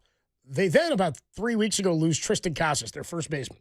Tears his ACL. He hurts himself running on a ball to first base. Right after that happens, they turn around. They go, hey, Rafael, would you take some grounders at first? And he refuses. Now, reports around baseball and from people inside the game say that's ridiculous that a guy who's a veteran of that stature wouldn't even be willing to take grounders. To me, yes, that's a piss poor attitude to have. It's also predicated on some other things that had happened between he and the organization. He goes, you took the glove out of my hand, tell me I'm not good enough to be your third baseman. I've got a DH. Now you lose the first baseman. You go, oh, now we want you to go play first. And he kind of says, screw you, I'm not doing that. So a few weeks back, about a month or so ago, when the Red Sox are in Kansas City, the story is that John Henry, the owner, and Craig Breslow, the chief baseball operations guy, fly to Kansas City on an unscheduled trip, on the road trip, to go meet with Devers in Kansas City. They effectively tell Alex Cora, stay out of this. They talk to Devers about it. Devers plants his feet and says, I am not playing first base for you after the way you went about it. The report or the thought is that John Henry, the owner, left that meeting and said, that's about it then. He's not going to be a Red Sox anymore, which is why there's thought that there was some shopping of him going on or that they were fielding calls or that teams were made aware that he may have been available at the right price. But Henry was like, well, I'm not going to pay this guy to not be the team player or the face of the franchise that I need him to be. Now the question is, will he accept playing first base in a conversation with Buster Posey? Remains to be seen. I think that you were bringing this up before the show, and I agree with you. Even though they may not have assurances on what position he's going to play, I think the Giants have a general idea. And I think that when you go to a different team, you're more accepting of the changes. Like when Jimmy Butler came to the Warriors, he was fine not being the guy. He accepted the role. He's the new guy. It's a fresh start. Exactly. So when you're the guy in Boston and then Alex Bregman comes along and he's taking your They're spot. telling you you're not the guy. So so it's a different relationship with the Red Sox than it is with the Giants. I mean, maybe he shows up and he goes, I want to be a part of this. We have Matt Chapman playing third base. He may view himself as like, dude, I'm already a slugging third baseman. Matt Chapman is the best fielding third baseman in the game. But you may want him to play third base right now because Matt Chapman's injured and Casey Schmidt also got injured yesterday. Took a ball off his ankle yesterday. But that's for a little bit of time. That's a month. The ideal thing is for him to play first base or DH. I think this is a good move for Bryce Eldridge. This doesn't rush him to come anytime soon. Maybe he arrives later this season, but you don't need to hope on that. We don't have to keep talking about Bryce Eldridge right now because of Rafael Devers. Exactly. And also I will say this probably, and I don't know what his future was like after this season. This probably does mean that Wilmer Flores is not getting a contract after this season. Yeah, but I mean, that neither here nor there at this point. I know. Right now, this is about this season, and I'm not really thinking about that or concerned about that But now. I think the future is, Rafael Devers playing first base. Maybe you have Eldridge at DH, or it's interchangeable. Who knows? Yeah, that's a down the road thing. I'm more looking at right now. He gets here tomorrow. They're going to play a game tomorrow against Cleveland. So the question is, where does he play? I think he probably plays third until Matt Chapman comes back. Yeah, I think it could mean that. I don't know how they feel and how everybody feels about Tyler Fitzgerald. I wouldn't be surprised if when Casey Schmidt's healthy, he's going to see some play at second base. Wouldn't be surprised about that either. I really. Fitz doesn't move me one way or the other. I think he's a minus fielder. I don't think he's a plus fielding second baseman. Dom Smith has been phenomenal at first, and he's been really good at the plate. You also don't have many left-handed bats. So in acquiring Devers, who's a left-handed bat, wouldn't be surprised if there are days where Devers DHs and you've got Dom Smith over at first base. Right. Wouldn't be surprised if there are games where Devers is playing first and Wilmer is your DH and Dom Smith is off the bench. I mean, there's obviously been some roster movement and some changings of the roster. Dan Johnson, I don't know how long Jet Johnson's going to be here. Hit a home run yesterday, but he hasn't been playing all that much. Hasn't been getting tons of at-bats. Dom Smith, I feel like, has been an asset. He's helped the team. No, definitely. But they also gave him a one-year contract. Yes, but those moves were to help the here and now. Yep. This Rafael Devers move was for the long-term future. Obviously, I mean, they hope that this guy's here for the next 10 years. So we'll see what happens. It's going to give them flexibility. Absolutely. I would assume and I would hope that it's going to go Devers at third until Chapman's back, Devers to first, and then Wilmer your DH when Devers is playing first. I would imagine that would be ideal. That's the best case scenario for the Giants, is you get to keep Wilmer's bat in there as a DH and that Devers is willing to play first base. I think that's your best case scenario. And I don't think that he would put up a stink. I think that, given the situation, I think that he's happy to be in a new location. Tim Kirchin's going to join us in about 5 minutes. Let's get to one call here. Michael's in Santa Cruz. What's up, Michael? You're on the Sports Leader. How you feeling about the trade? I think it's a great trade, and thank you for taking me on for a sec. I just had kind of a fun fact on all of this. What you got? So the Giants had a free agent back in 2014 that didn't re-sign with the team, but signed with the Red Sox. And I'm wondering if you guys can remember who that is, and then why he was signed by the Red Sox. Okay, your question is the Giants had a free agent who was on the Giants and then signed with the Red Sox. What year was this? And I think it was 2014 or 2015. You Copes know better than me. I don't know. Go ahead. Who is it? Well, Pablo Sandoval signed with the Red Sox. Yes, of course. Yeah, 80-plus million. Yeah, of course, yeah. Yeah, that's obvious. Damn. He was the gateway. He was sort of the gateway for Devers. And then they were going to give him the 5 years, and then, Devers was supposed to come up right after that. But it opened up the door for Devers, and I just think it's kind of a cool connection. Yeah, definitely. Yeah, definitely. Appreciate the call there, Michael. I mean, the funny thing is I'm mad about that one. If Tim said that in his trivia for Tim's Tuesday Takes and Trivia, I probably would have got that. But God, I got stumped. I actually think it was earlier, though, too. I don't think he's right about the year. No, it probably would have been later, right? You only get geography questions. Could have been later? It was 2015. It was 2015. He said 14 or 15. I was like, but 14. That's what threw me off. Pablo got all 3 rings. I didn't remember anyway. By the way, it goes down. For the Red Sox fans, it certainly goes down as one of the worst contracts in franchise history. Oh, absolutely. I mean, they gave him like $85 million or something like that, and basically didn't. I mean, it was awful there. Not to mention the broken belt. Then he came on back, dude. Remember the belt exploded. Remember that, dude? Never seen a guy swing a bat and have the belt explode. I've been in that situation they as well. They had to eat the money just like him. All right. I'm not. Hold on. Sorry. On the day Devers gets traded here, we're not crapping on Pablo Sandoval. That's not what I'm doing. More trivia. And if you hear him tomorrow on Murph and Marcus. Who, Pablo? Yes. Is he coming on? After Tim tells a fat joke. So first I cost this Jimmy Butler, and then this. Oh man, we're never getting Devers either after Tim's hate on Jimmy Butler. All right, we'll take a quick break here. 808 KNBR 415-808-5627. We'll get to plenty more of your thoughts and your calls, but we got to talk to Tim Kirkjian, one of the best guys we could have on today, talking about this trade. The Giants make a massive tectonic plate-moving trade, and it is a 3-team race in the National League West. And you know what Boston fans are saying today? That can't happen. Oh, you know who's more happy than the Giants are? That can't happen. Who's more happy than the Giants about Devers? Who's that? It's the Yankees, dude. Oh, yeah. He has destroyed the Yankees in his 8 years in Boston, and now Just did it yesterday. He's leaving the division. 808 KNBR. We'll talk to Tim Kirkjian of ESPN next. Rafael Devers is a Giant. We'll see what Kirkjian thinks about it only here on The Sports Leader.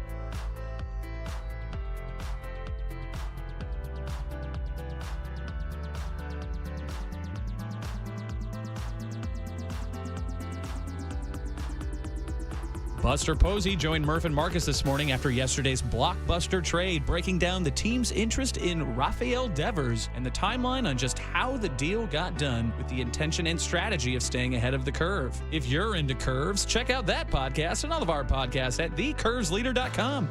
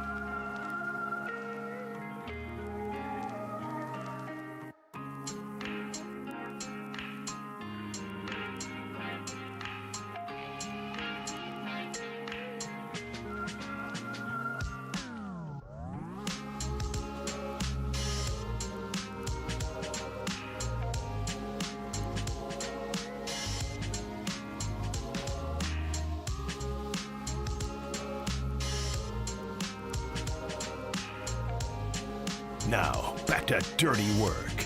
Adam Copeland and Derek Papa on KNBR 104.5 and 680 AM. The Sports Leader.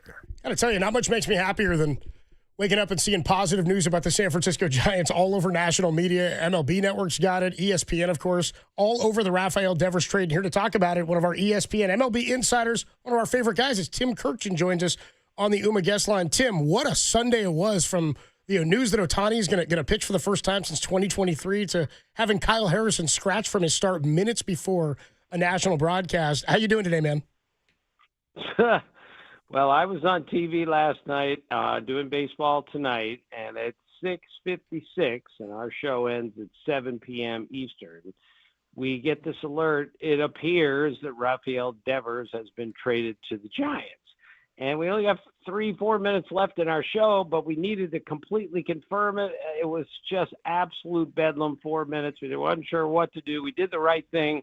But what a day, what a trade, stunning on every level. I don't know anybody. I know that the Red Sox were looking into deals for Devers, but I don't think anybody saw it coming this early, and I don't know anyone that saw it going to the Giants. Tim, in your career on television, can you remember a time where news breaking kind of overshadowed a game in real time? It was crazy.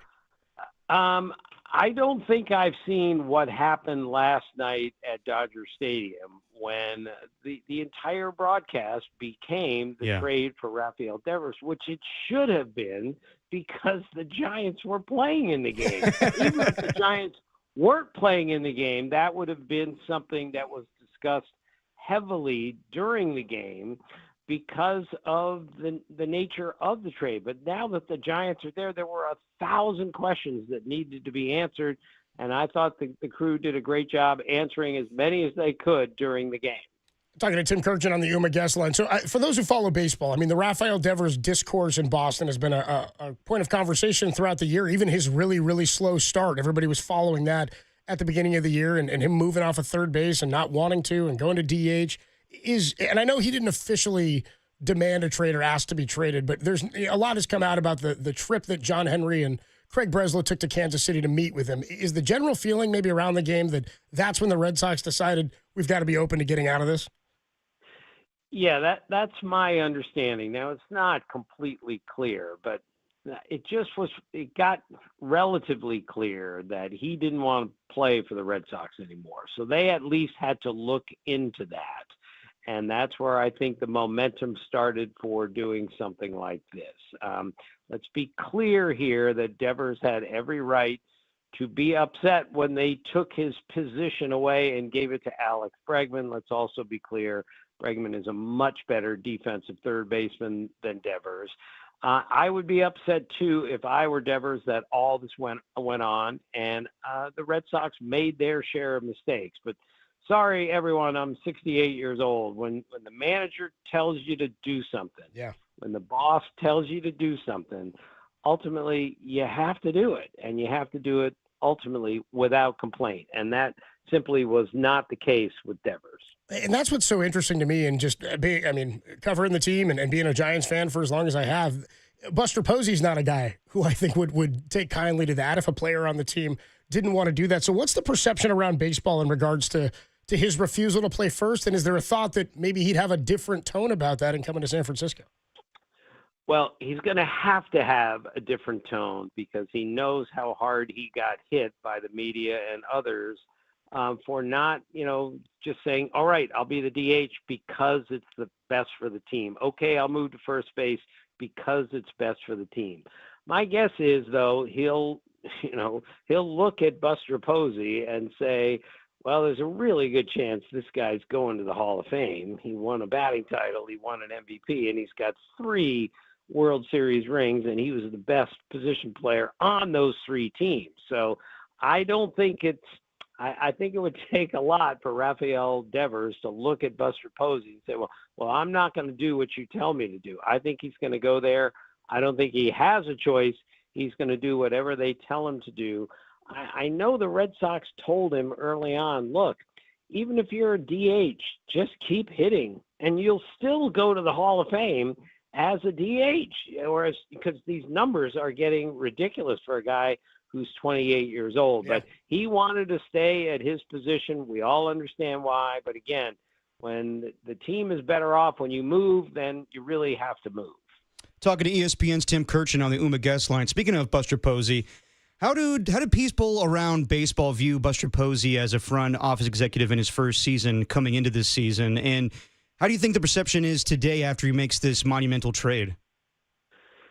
Well, I think he was pretty highly regarded anyway because of what a good player he was, what a smart player he was, and really how understated he's been as the general manager, the guy who's running the Giants right now. He doesn't say very much. He's very quiet, which is, I thought, how he was as a player. And this is a really gutsy move that they made. I mean, they took on $250 million that still needs to be paid. And Buster made it clear, we're taking on a lot of money. So it's a risk for the Giants. They're trading 2 pitchers and 2 prospects. But I think he looked at the team and said, frankly, I don't know. They're not a very good offensive team. They're demonstrably better when Rafael Devers shows up. Fellas, you guys have seen him, for the last 8 years. Yeah. He's a great hitter. He's got 215 home runs. He's got 500 extra base hits. He's closing in on 700 RBIs. He led the league in total bases one year. His power to left center is just ridiculous. And I know that that's a big ballpark he's going to, but I think he hits wherever he goes. And I think Buster Posey looked at this and said, I'm not sure we can run down the Dodgers, and the Padres are really good, and the Mets and the Phillies and the Cubs. We need another bat, and they went and got a great one. Well, and he appears, I don't know that he's getting better, but he's certainly become more selective. I mean, he was leading the American League in walks this year. He's got a career high OBP as it stands right now. It's the second highest OPS of his career. I mean, he's previously a 30 home run hitter. Notably, the Giants have not had a 30 home run hitter since Barry Bonds in 2004. Do you think that changes with Devers? Yeah, well, if they count the 15 that he's already hit. I don't know if I can tally him for 30 more, but yeah, getting 230. Right. Yeah. When you switch leagues, it's really tricky. But yes, I think he will hit 30 home runs this year. I think he's that big and that strong. And now I think he's going to be really excited about a new challenge here, a new league, a team that's playing awfully well, a team that has great pitching, especially in the bullpen. I think he's going to look around and say, I got Willie Adames here now. I got Matt Chapman here now. I got a bunch of good players. I don't have to face Logan Webb or some other guys in their rotation. I'd be pretty jazzed if I were Rafael Devers. Talking to ESPN's Tim Kirchin on the UMA guest line. Okay, from the Red Sox perspective, do you think they got adequate trade compensation for this deal? Because I'm surprised that Bryce Eldridge wasn't, included in this deal. And is it true that the Red Sox didn't really shop Devers before they made this deal? Well, I was told they were looking around, so I'm not exactly sure to what extent. And yes, in the end, they traded somebody and they needed a first baseman too, and they needed some other things, and they really didn't end up with that. But I think they looked at it and said, we need everybody going in the right direction, and we need everybody to want to be here. And since it was fairly clear that he didn't want to be there, they had to take the best offer, and that was the best offer. Kyle Harrison is 23. If he turns out to be a really good pitcher, then this is going to be maybe a good deal for the Red Sox. We know Jordan Hicks throws 1,000 miles an hour. Tibbs, the young outfielder, has a chance to be pretty good, I'm told. We'll see. But it's a very risky trade for the Red Sox. Very risky when you trade a guy of this caliber. When you just won 5 games in a row, it's odd timing. But in the end, I think there are going to be enough people who say, well, he didn't want to be here, so you got to move him somewhere else. Well, what's funny, Tim, is one of the interesting parts about this, a story that's come out today, is because Devers was playing DH exclusively in the AL, he was the all-star vote leader for designated hitters in the AL. He's now second in the NL behind Ohtani. And Ryan O'Hearn, who had less than half as many votes, is now the leader at first base. We were talking about him last week, potentially, as we're going, who could the Giants maybe go get to play first? He may now be the DH at first base or at first in the American League. Right. It's such an interesting thing, especially when a trade is made at this time. Usually we go to the end of July before we make a major trade like this, and All-Star game ahead and everything else. And it'll be interesting to see what the Giants do with him, where they play him, how much they play him at first base, see when Matt Chapman's back exactly what he looks like when he comes back. But I think everyone's going to acknowledge Matt Chapman's a great defensive third baseman, and there's going to be no thought to playing Devers at third when Chapman is healthy. You mentioned Willie Adames. I mean, he was the first guy Buster Posey grabbed this offseason. I've been using this quote today that Buster said when he first got hired as the president of baseball operations. He said, we're in the memory-making business. And I think as a fan who grew up watching Buster Posey or people from this area, you go, that's something that the Giants fans, I think, have lacked in the last few years. And Willie Adames is a great face for that, but he hasn't hit. It hasn't lived up to what they'd hoped at this point. I've got reason to believe, and his last few games have been much better, but tell us the kind of player you think Willie Adames is still capable of being, because it seems to me like this is just a slump. I think he's going to come out of this. I do too. I've seen this many times, fellas, where a guy signs a huge contract really for the first time. He moves to a new team, and all the pressure's on him because he got all the money. Hey, the final piece has shown up. Now the Giants are going in the right direction. They got the guy they wanted, which is all true. But it really does weigh on you, especially when you get off to a slow start. I have no doubt that Willie Adames is going to hit. Remember, I think he hit 11 three-run homers last year. He gets, not only does he drive in runs, he drives them in when they really count, and I fully expect that to happen before this season's over. And I think he's going to look around and go, whoa, we just added one of the best hitters in baseball. This is going to make my job a little bit easier. Maybe he's not going to press as much as maybe he has to this point. But his clubhouse presence alone is really helpful. But he really needs to produce, and he will, I am certain. Yeah, acquiring one of the best hitters in baseball, it kind of feels like a move that the Dodgers would make for many years right now. And switching over to the team that the Giants faced over the weekend, the Dodgers, we know that Ohtani's returning to the mound tonight, but they've been decimated with injuries, and most likely they're going to make a deal at the trade deadline. But do you anticipate them or anybody in baseball making a move quite as big as this one yesterday?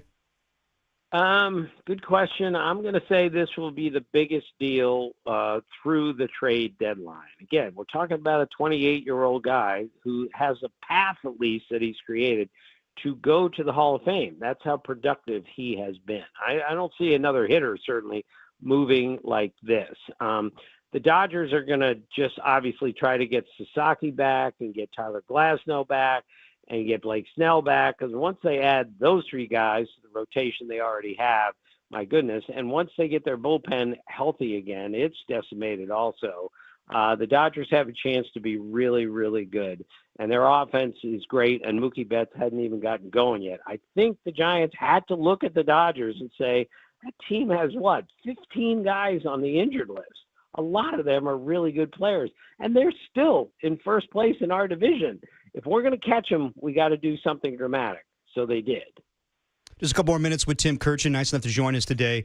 So you mentioned that prior to this trade, the Giants' offense was scuffling, and their starting rotation's great right now, and their bullpen's the best in baseball. So now that they have acquired Rafael Devers, where do you put them in the pecking order when it comes to the National League or even their own division? Well, I think they're going to make the playoffs, and I saw them in spring training, and I really liked what I saw and got a good vibe coming out. But I said, I don't know. The National League is so stacked. I don't think they're a playoff team. But with the way they've pitched out of the rotation, especially out of the bullpen, and now that they've added this bat, I think the Giants are going to be a playoff team this year, which is really saying something when you consider the Mets and the Phillies, the Cubs and maybe the Brewers, the Dodgers, the Padres, the Giants, and the Diamondbacks. That's a pretty stout National League. So if you're one of six out of that group right there, you're doing awfully well. But I think the Giants are going to be a playoff team this year, but they're going to have to score some more runs, and that they addressed that to some degree yesterday by getting Rafael Devers. Tim Kirchin, the voice you hear, ESPN MLB Insider. By the way, I love hearing you when you're on the Baseball Tonight podcast. I listen to that with Buster Olney almost daily. I love hearing you there. I love having you on the show. Tim, thanks so much for stopping by today, man. Thank you, Tim. Okay, fellas, see you. Bye. See you later. The great Tim Kirchin, ESPN MLB insider. Love picking his brain, man. I mean, just a baseball whiz, Tim Kirchin. And what he's saying is he's running through the numbers there with Devers. There was a guy, you remember Adam Dunn? Yeah, of course. Big slugging power hitter, played for the Reds for many years, was a national. Ended up going to the A's, actually, at the end of his career. I wanted the Giants to get him forever. And he was a guy who struck out like 170 times, 200 times a year, it felt like, and was always one of the tops in strikeouts. But he also hit for massive power. He hit like 40 homers a year. I bet you he's got over 400 homers or close to it. I'd have to go look. But he played for a long time, and I always wanted the Giants to get him. Never did. And I remember somebody had asked him about it after he'd retired, or maybe it was Sluss who asked him when he went to the A's if he would have been able to hit at Oracle Park. And I think he said something like, doesn't really matter where I hit, the ball goes. That's kind of the impression that I'm getting from people who have followed and watched Rafael Devers for his career, that he does have huge left center field and right center field power. He once led the league in doubles with 54 doubles. So will he hit an average of 30 homers a year at Oracle Park? Remains to be seen. He's hit 30 homers numerous times. I saw yesterday that was the immediate thing that people who wanted to crap on the deal were crapping on, going, oh, well, he's not a 30 home run hitter anymore. I go, the guy's one of the best hitters in baseball. Clayton Kershaw said, I think he's top 10 at worst when it comes to guys you have to face. And his ability to hit on the left side of Fenway and get over the monster, I mean, that's got to be... That's the other side. You mean hit the other way at Fenway? Yeah. I mean that's going to matter for something when he hits at Oracle Park. But, I mean, anybody nitpicking this deal, like, what the hell's wrong with you? I'm sorry, but, like, this is what Giants fans have been waiting for. If you are hung up on, they traded away some prospects or Kyle Harrison, I'm sorry. Like, Kyle Harrison was a good dude, but you had to move him if you wanted to get a bat. You had to move Jordan Hicks. You do this deal in a heartbeat. If you told me that this was, I mean, again, on paper, before this deal is announced, if you tell me that's what they gave up, I immediately, when I thought Devers was coming, I thought Wisenhunt was gone or Eldridge. That was my first thought. I was shocked. Then I saw the money that the Giants were taking on, and I thought, oh, okay, so that's a huge part of the trade. Yeah. While the Giants are not giving up all of their top talent to go get a player like this, and usually that's what you'd have to give up, I'd still consider it. If you tell me that it's not Harrison and it's Eldridge, I'd be like, all right, you're still getting a guy for the next 8 years. I mean, you know the talent you're getting versus potential. Potential is tantalizing, but it's only potential until it helps the team. You definitely wanted to see what was going to come of Bryce Eldridge, but the fact that they weren't, asked to put him in the deal, or maybe they weren't initially, it's kind of like not having Jonathan Kuminga in the trade to get Jimmy Butler. You still have potential there, a young and upcoming star potentially. We'll see about Jonathan Kuminga this offseason, but yeah, I think Buster Posey had a fantastic deal. He traded away expendable guys that you can live without in your starting rotation. And I know that Jordan Hicks got moved to the bullpen, but you can live without Kyle Harrison. Justin Verlander's coming back, what was it, on Wednesday? So yeah, I mean, and you acquire this huge talent that's tied to you for the next 8 seasons. This is a massive no-lose trade. It's unbelievable what they were able to do yesterday. 801 checks into the Golden State Lumber and Showroom text line, says Devers to third, Chapman at short, Adames at second. No chance in hell. You signed Adames for the years that you signed him for 7 years to play shortstop. You have Matt Chapman because he's the best third baseman in the game. Keep him at third base. Why move 4 pieces out of order or 3 pieces around just to keep this guy happy? 623 checks in and says, I think Devers plays first for no reason other than an FU to Boston. How great would it be if Boston rolls in on Friday and Devers is over there at first base? I would get a kick out of that, dude. Yeah, that would be pretty incredible. I do think he's more likely to play third unless he's willing immediately to play first base. I was only thinking third because of Chapman's injury right now. But if Casey Schmidt's able to go, Casey Schmidt's a plus defender at third, too. Yeah. You can play Schmidt at third, Devers at first. Maybe it's still Devers DH, and you go what's his name? Dom Smith at first base because he's been so good with the glove. And we'll talk to Susan Slusser about this. I wonder if there's other movement to be had. If this means maybe with Casey Schmidt swinging the bat, could he go to second base and play some second a little bit for Fitzgerald? They moved him over there a little bit already. You've now got too many first basemen, kind of a logjam over there. If, in fact, Devers does play. 808 KNBR, 415-808-5627 is the number to call and to text if you want to get involved in the conversation. How are we feeling? I mean, I'm thrilled about the addition of Devers. Do you think he's still capable of being a 30 home run hitter? I like Kirchin saying too, I don't know if he's going to hit 30 more, but if you add the 15, will he finish that would be sort of it wouldn't be truly breaking that streak or that threshold. No. You know what I mean? Because it would be if he hits 15 more than he's got 30 on the year. No, that wouldn't count, but I wouldn't be surprised if he did next season. And honestly, who cares? I mean, at this point, just get another bat to help the offense. 808 KNBR, 415-808-5627. Give us a call, shoot us a text. Are you thrilled? Where do you stack the Giants up now in the National League West? Are they now it's postseason or bust? Now I do have expectations that I didn't have at the start of the year. Yeah, I mean, definitely after this move, you should make the playoffs. This ain't an evaluation year anymore. We'll get to your it's not. calls. I mean that Buster Posey made that evident yesterday. Your calls and your text plus. Zach Manazzi, the GM, just went on MLB Network. We'll get you some of his comments. Coming up next, Dirty Work, greatest show in America, the sports leader.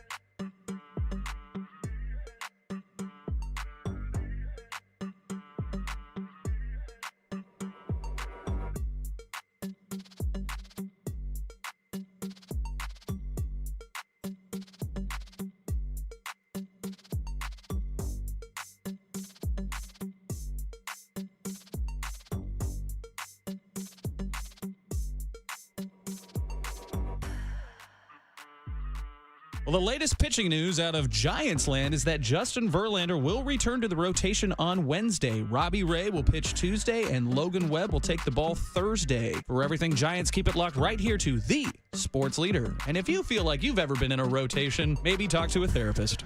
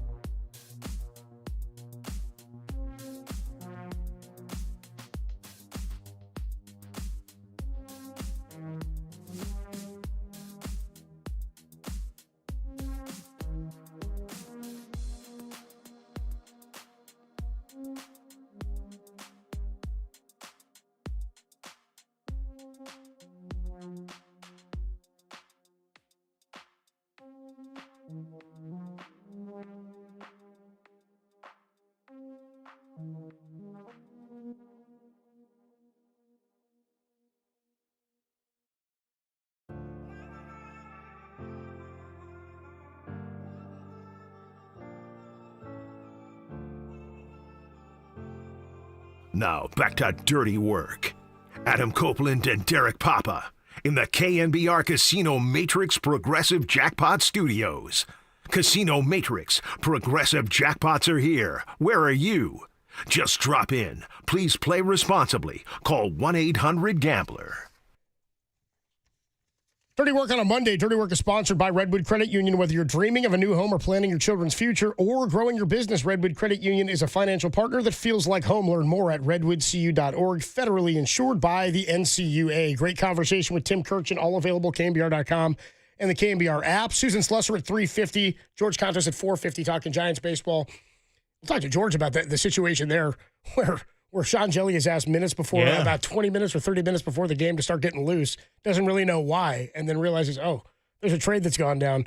Sean Jelly, by the way, that comment I read to you where he just said, just squeeze every drop out of me that you can. And if you think I've got 2 more pitches, use them. We'll be all right. We got an off day tomorrow. We'll reload and be just fine. Now, that's a good go-getter attitude. That's a go-getter attitude. Go-getter, just go better. Let's go to Jay in Rancho Cucamonga. Jay's been waiting a while. One of our great callers and listeners. What's up, Jay? You're on the Sports Leader. Hey, guys. How are you? What's up, Jay? How you feeling? Well. I'm great. Obviously, I'm down over here. It's funny. First of all, I love the trade. Yesterday was Father's Day, and my girlfriend's a Dodger fan. Of course, she grew up down here. And she's also an Eagles fan, so she has like a banner year this last year. A banner year, we took her dad out to, I know, right? We took her dad out to Father's Day. There's like the Big Owls down here.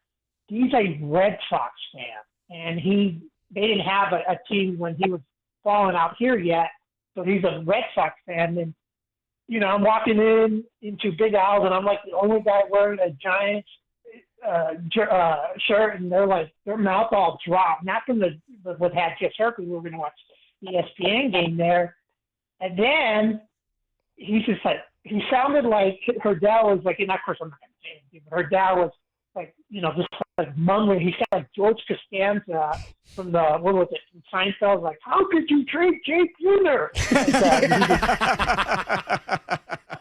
That's a great call.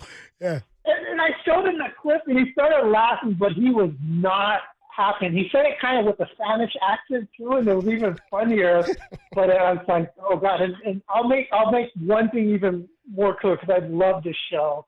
Is her mom is a Kansas City fan, so like it's kind of weird, but like she's like, yeah, and you were making fun of me when Kansas City lost this year, and of course I just stay silent, but it was funny, and it's like it just reminded me, like, how could you trade Jay Buhner?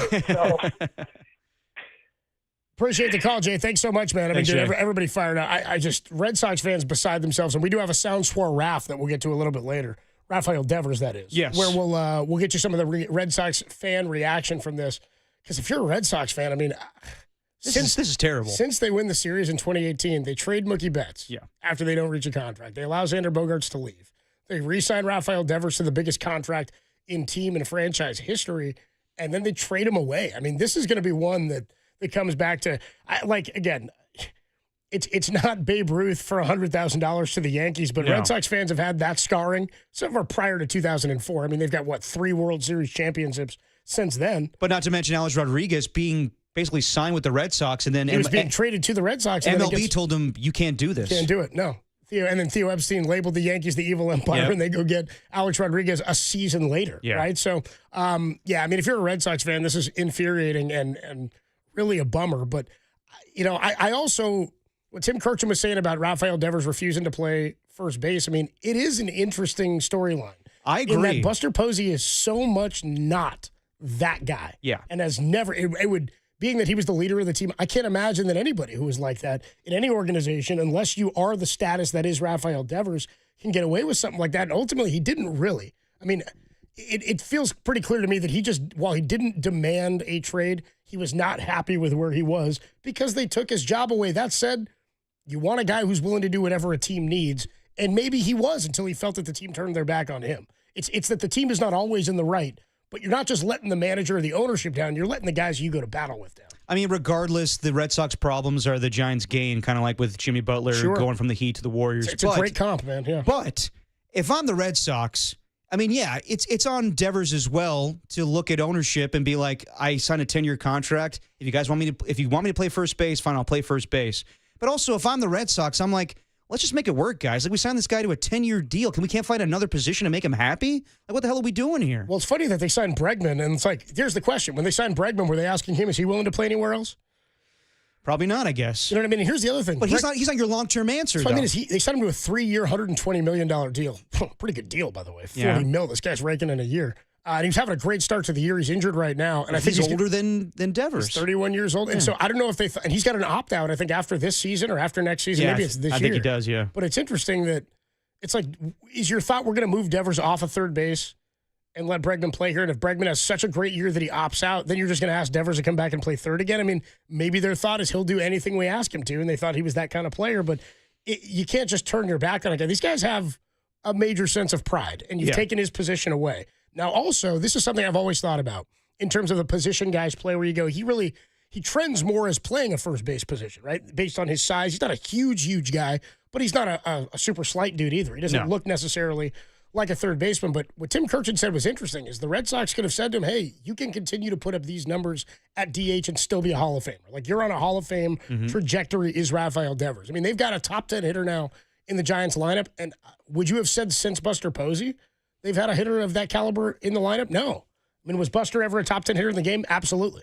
Won a batting title, won an MVP. Like, there were times where he was absolutely a top 10 hitter. But to be a top 10 hitter and be one of the best power hitters in the game, the Giants have lacked that since Barry Bonds in 2007. I would agree. So this is unique. That said, my feeling is that certain positions will get you further.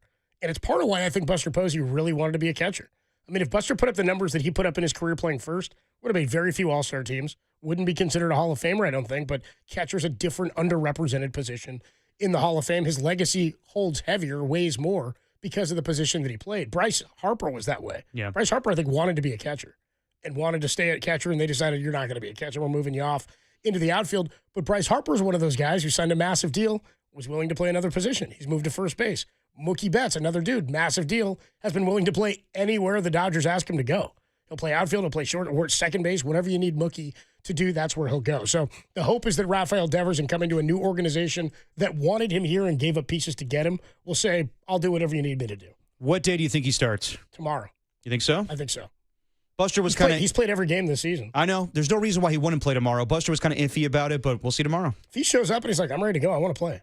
Now the question is, where does he play? I think he probably, unless they just put him at third base, which is his position. I wouldn't be surprised. He also hasn't played third base all season. Exactly. I wouldn't be surprised, just to make it easy for him, he just DHs tomorrow. Could be. Yeah. We'll see what happens with Casey Schmidt as well. Yeah. Susan Slusser is going to join us in about 20 minutes. We'll talk to her about his health. Let's go to Jay and Gilroy. What's up, Jay? You're on the Sports Leader. Yeah, good afternoon, guys. What's up, Jay? I called several weeks ago and was talking about the farm system, our farm system, and having to get creative to get a trade. And lo and behold, we got rid of two guys in our farm system, obviously, and then a free agent, and then two pitchers from our farm system, and then a hitter. But basically, a couple of things here. One, it's going to be nice to see it. Like, we haven't seen multiple All-Stars from the Giants since the 2010 era. And maybe we see 2, 3, 4 Giants out on the field at one time. And then number two, that Corbin Burns trade now is looking that that we didn't get him. The signing, everybody was sad. Everybody was sad not to get Corbin Burns. But if we would have gotten Corbin Burns, no pun intended, we would have got burned twice. We probably couldn't even have made this deal with Corbin Burns.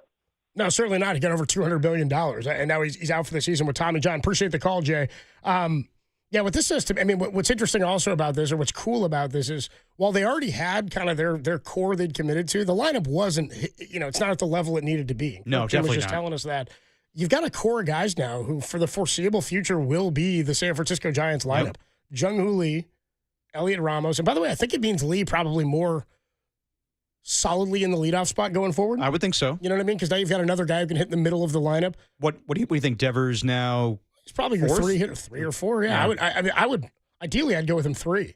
I would go Jung-Hoo Lee. I guess you could go with him 4, depending on where you want to bat Elliot Ramos, and then Matt Chapman maybe to the 5 hole, which which looks pretty good. Yeah. If you're at full health, though, regardless of what the lineup looks like, your core of players now is like 5 or 6 deep, right? It's not bad. Matt Chapman's here every day for the foreseeable future. Willie Adames every day. Jung-Hoo Lee every day. Elliot Ramos, and now you've got another guy in Rafael Devers. And by the way, Willie Adames, since we last left you on Friday, I mean, the Rocky series and then Friday night against the Dodgers, he's turned things around. He's starting to hit a little bit. Yep. Well, and it makes the idea that you have, we spoke to this last week about Patrick Bailey not being an offensive catcher, especially struggling this year offensively. You can carry an exceptionally great defensive catcher if you have enough bats in there. You expect Patrick Bailey to be your 5 or your 6 hitter, you're going to be disappointed. There was a couple people on the text line that were saying this was like, well, this is not addressing the real problems they have, which is right field, second base, and catcher. And it's like, okay, but first of all, celebrate this for 1 minute because you just got your middle of the order bat for the next 7 to 10 years. Second, again, you can have a defensive catcher. You can play him. You can figure out. Now you have options at second base. You can move Casey Smith there. You can platoon him with Fitzgerald. You can do all sorts of things. You got a whole group of guys in right field. And now, especially when you get to the offseason or even the trade deadline coming up, your problems are pretty identifiable. So it doesn't feel like I'm looking for 7 dudes to round out this team. Yeah, there's positions you could address, but they're very addressable. 707 Chickson says Devers has never played first. That's true. Devers has never played an inning at first base in his career. He's played over 8,000 innings, over 8,200 innings at third base. He's played 3 total innings of his career at second base and 3 innings of his career at shortstop. 707 says, I really don't believe Buster's going to ask him to do anything that he doesn't feel comfortable doing. Buster and the rest of the Giants fans need him to hit bombs. The rest of the lineup will figure it out. I think Buster will absolutely talk to him about playing first base. I think that's the best way he helps this team. I don't even think it's at DH. I think it's at DH, a hybrid of DH and first base. And he didn't even want a DH. He didn't want to give up his glove, which is a guy who hates the DH. I love that. I love that a dude's like, can I bring my glove to the yard? I'm a baseball player. Yeah. Doesn't even have a first base mitt, so I don't think he's going to be over there like tomorrow. But I do think that they'll talk to him about that. He's here for 8 years. I mean, you've got him for a long time now. So my perception or my thought of this is you don't make the trade unless you think you can put him somewhere else. And if he's willing to play first, it helps your lineup out. Because if he only DHs, it means there's not really a spot for Wilmer. Right. Wilmer's not your best defensive first baseman, and they don't want to have to play him at first every day. I think they'll do it in a pinch or when they need to. Right. But the best that you're getting out of Wilmer is if he's batting for you in the 6 or 7 hole and he can DH for you. And if you've got Devers over at first base and your lineup is 5 or 6 deep prior to Wilmer coming up, you have to feel good about that. Yeah, and we all know that first base is the easiest position to play in all baseball, right, Wash? Yeah, I hate that notion. It's incredibly difficult. I hate that notion, but yeah. I'm just quoting the line from the movie. I just like if you're playing corner infield spots, that's the comp usually. Just like second to short is while you're on a different side of the infield, it's a little bit different. I do think that they're planning to talk to him about playing first if they haven't already. I think I'd so. be a little bit surprised I would be pretty surprised if he doesn't play first base. I would be too. I think that, fast forwarding to 2026 opening day, I think you're seeing Rafael Devers play first base. I think you're seeing Casey Schmidt play second, and everybody else in their regular positions. 808 KNBR 415-808-5627, the number to call and to text. Mike in San Francisco, Joey in Sacramento. We'll get to your calls as well as more of your texts. The Giants have an everyday lineup. They have for the most part this season, but now they've got one that you can really be excited about. The Red Sox come to town on Friday. The Giants open a 3-game series. That's crazy-ass timing. Cleveland tomorrow. I love it. I'd love it if on Friday he's playing first base for the San Francisco Giants. Still wondering what number he's going to wear, too. 11's retired. That's his number. What do you want? I don't care. I'm always curious about it when a number's retired. Yeah, but like in baseball, like with football, I always think of like what position they're playing. No, it doesn't really matter. No, it doesn't. But also like single digits, I warmed up to that. I think it's pretty cool. For like baseball, what's a cool number for a power hitter? I don't know. The Giants have 5 numbers in the 20s retired. I mean, he's wearing number 11, which is a pretty cool number. I mean, the lower the number, especially in baseball, the lower the number, the kind of the cooler it is. Yeah. Right? Just pitchers don't usually get the single digits unless you're Blake Snell. We'll talk more about this. 808 KNBR. Your calls next on the Sports Leader.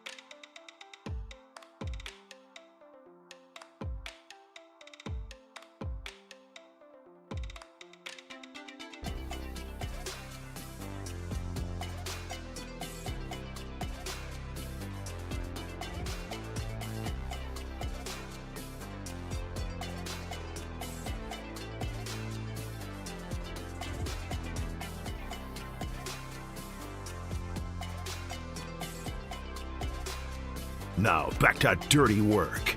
Adam Copeland and Derek Papa in the KNBR Casino Matrix Progressive Jackpot Studios. Casino Matrix Progressive Jackpots are here. Where are you? Just drop in. Please play responsibly. Call 1-800-GAMBLER. Susan Slusser's going to join us. She covers the Giants for the Chronicle. She'll join us in about 15 minutes or so at 3:50 talking about this trade and when exactly the media covering the game yesterday found out about this stuff. Because Buster only said that it was Dodger coach, bench coach, and former A's manager Bob Guerin who notified him about it. He went to Olney and said, hey, so Harrison's involved in the trade? And Olney said, what are you talking about? He said, Harrison got scratched from the start. He goes, what trade? And he told him about it. He goes, so I figure out this happens. And then he said, are you messing with me, Guerin? And he goes, no, you're the one who's supposed to have information about this for me. I was like, I just found out about this minutes ago. Only finds out about it, goes and he talks to Melvin, and Melvin goes, yeah, I found out about 5 minutes ago. The Giants had obviously been working on this, as evidenced by making Joey Lucchesi available. Yeah. And he was there in the bullpen and pitched in yesterday's game briefly. And then they went to Sean Jelly. The Giants knew it could be going down quickly because they told Jelly to get ready before they officially scratched Kyle Just Harrison. fascinating in real time to see that tweet and then know the game's coming up in about 3 minutes. And you're like, well, who are we going to see? And then and Sean Jelly comes out. You're like, God, this is insane. This is absolutely John and Dave insane. led some insight to that on the broadcast Yeah. on the radio version where they were saying that Lucchesi was on the bus, and they were all looking around going, so, how's it going? And he didn't even know he was going to be activated. He didn't know. And Well, yeah, they don't have to say anything like that because you could just think, maybe somebody's got a twinge, and you're like making sure you have some other lefty available. I mean, who knows what the reasoning was behind it? They can say, hey, we want somebody available Right. to be on the 40-man. He did fill out the 40-man roster. Let's go to Joey in Sacramento before we hear a bit from Buster Posey. Joey, what's going on, man? You're on the Sports Leader. What's up, guys? What's up, Joey? Hey, Joey. Guys, I am absolutely fired up. This is the biggest trade that I've ever remembered. And then, a big thing for me is these last, and I can't remember the exact pieces at each deadline, but I think it started with, Bumgarner 1 year, and I think it was Carlos Rodon another year, but Farhan was, it seemed like, always a little hesitant to make the moves. and Buster's coming in and just dropping his nuts on the table saying, let's just go, boys. We're going to do it. Yeah, it's pretty sick, the aggressive nature of Buster. And what's funny is I was telling you, I was listening to that Baseball Tonight podcast this morning with Buster Olney, and Olney was there yesterday covering the game for Sunday Night Baseball, right? And he said after the game, they were all talking to the players in the clubhouse about it, and Olney said he went up to the scrum that was around Logan Webb. They asked for Logan Webb's comments, and Olney said, I'm not a regular person who's covering the team all the time, but they're asking Logan what his thoughts were on Buster making the move, and he said Logan Webb looked around, and then he looked at Buster, and he said, you may not know this, Buster. These guys all know it who cover the team regularly, but he said Buster Posey is wildly competitive. He's insanely competitive. And so for me, I'm like, this is what Kirkchen was saying to us. This is Buster looking at the lineup and the roster and the rest of the National League going, we're good. Are we good enough to make that run? And this changes the fortunes of the franchise, Joey, I think forever. Yeah, and then you guys have kind of touched on it, but it lengthens the lineup. Everyone's kind of still frustrated with right field, but if you look at Yaz's numbers and how well he plays that right field wall, and he's a veteran, great presence in the clubhouse, you could do worse in right field, especially if he's batting, 7th, 8th, 9th, somewhere like that in a lineup. He's not bad. I think where people have the most heartburn on this thing, if you take out the fact that Bay Area, nobody looks at this trade like they do, but that's just I think people are really hanging on to that piece of, oh, he's a Bay Area kid and he's going to be a Bay Area legend. Yes, it's cute. Yes, it happened with Crawford, but he got beat out by 2 other young guys in spring. And, I don't get me wrong. I still hope he goes and wins a Cy Young. I really do. But adding a bat like this, and it's not anywhere near the, the Beltran Wheeler trade either. I mean, we have the guy for a decade. This is incredible. It's fantastic. Joe, I appreciate the call, man. I mean, he makes a good point in that, Harrison being from here, being a De La Salle guy from the East Bay, comes up to the organization. De La. I mean, that is the one thing where you go, that's kind of a bummer. But I don't know that outweighs anything the Giants did improvement-wise. It's also when you follow a player from your organization and you hope for success, and then he makes it to the majors and he's on your team, you're like, I've been waiting to reap the benefits and the fruits of this labor. But you acquire talent so you can use it to get other talent if needed. It's a bummer that it ends up this way for Kyle Harrison and it ends his tenure as a Giant. The same as I was like, hey, man, I loved Lamont Wade when he was here. It was time to say goodbye. It wasn't a time to say goodbye to Harrison, but if this is the value you gave up to get Devers, as a fan, I can't be miffed by this, man. And Buster mentioned that today on the morning show where he was talking about it was a hard conversation to have with Kyle Harrison. And yes, he's a Bay Area kid, but you make this move every time. 8 days a week, man. 8 And, days a week. And to what Joey was talking about, I knew that Buster Posey was going to be an aggressive GM, but I didn't know when. And I'll be completely honest, I mentioned it at the roundtable this year.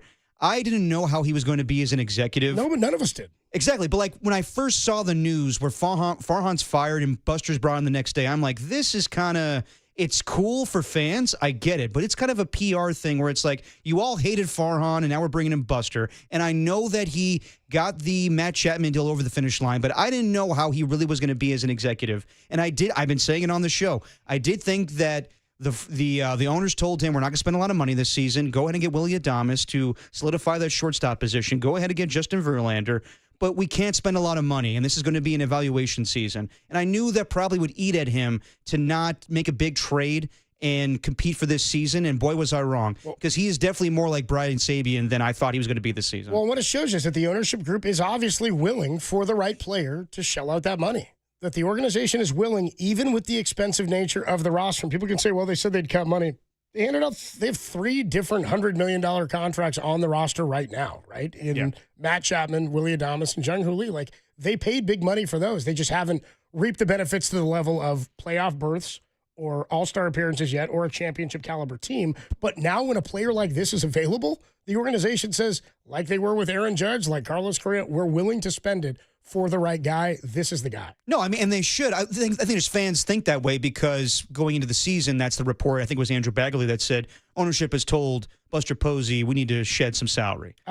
Yeah, right. They did say that. And yes. then they went and they kind of spent money. So here's what Buster Posey had to say on Murph and Marcus this morning when he was asked, how did he know Devers was available and how long were you in negotiations for? Yeah, I mean, as I'm learning this job, I think it's a matter of just sometimes asking questions and you never know. You got to ask to see if it's even a possibility. And I think going into the conversation, probably thought that the likelihood of making the trade initially was probably, fairly low.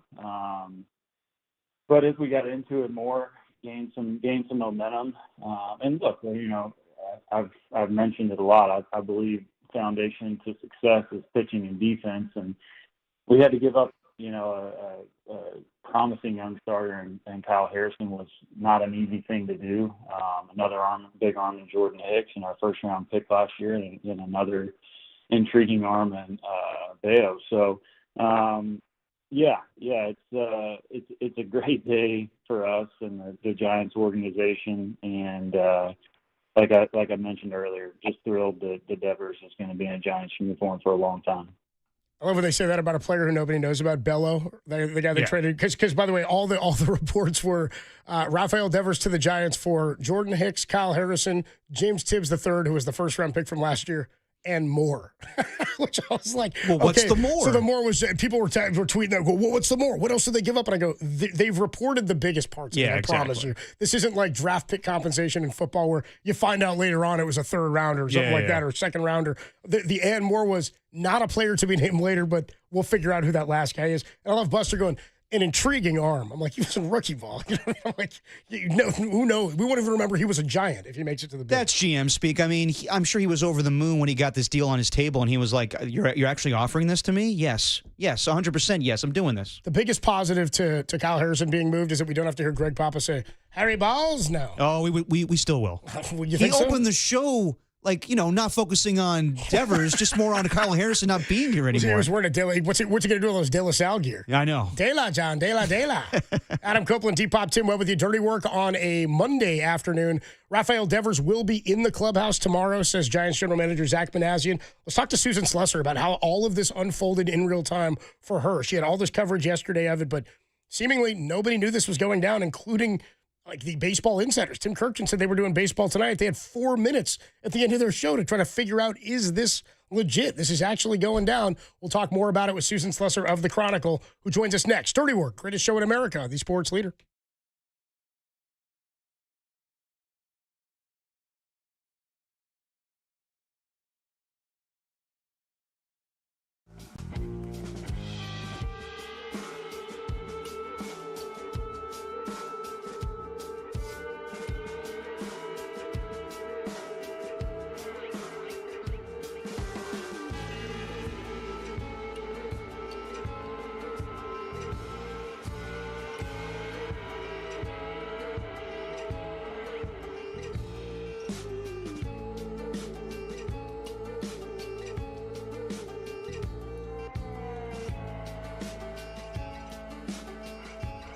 The Giants dropped 2 of 3 to the Los Angeles Dodgers after the team dealt Kyle Harrison right before the start of the game yesterday to fall 2 games back of LA in the NL West. San Francisco returns home to face the incoming Cleveland Guardians and, yes, the Boston Red Sox. Papa and Silver will be at 58 Social Thursday hustling Bloody Marys, followed by Dirty Work Friday at the Yard. So make your plans if you're a bloody or a dirty.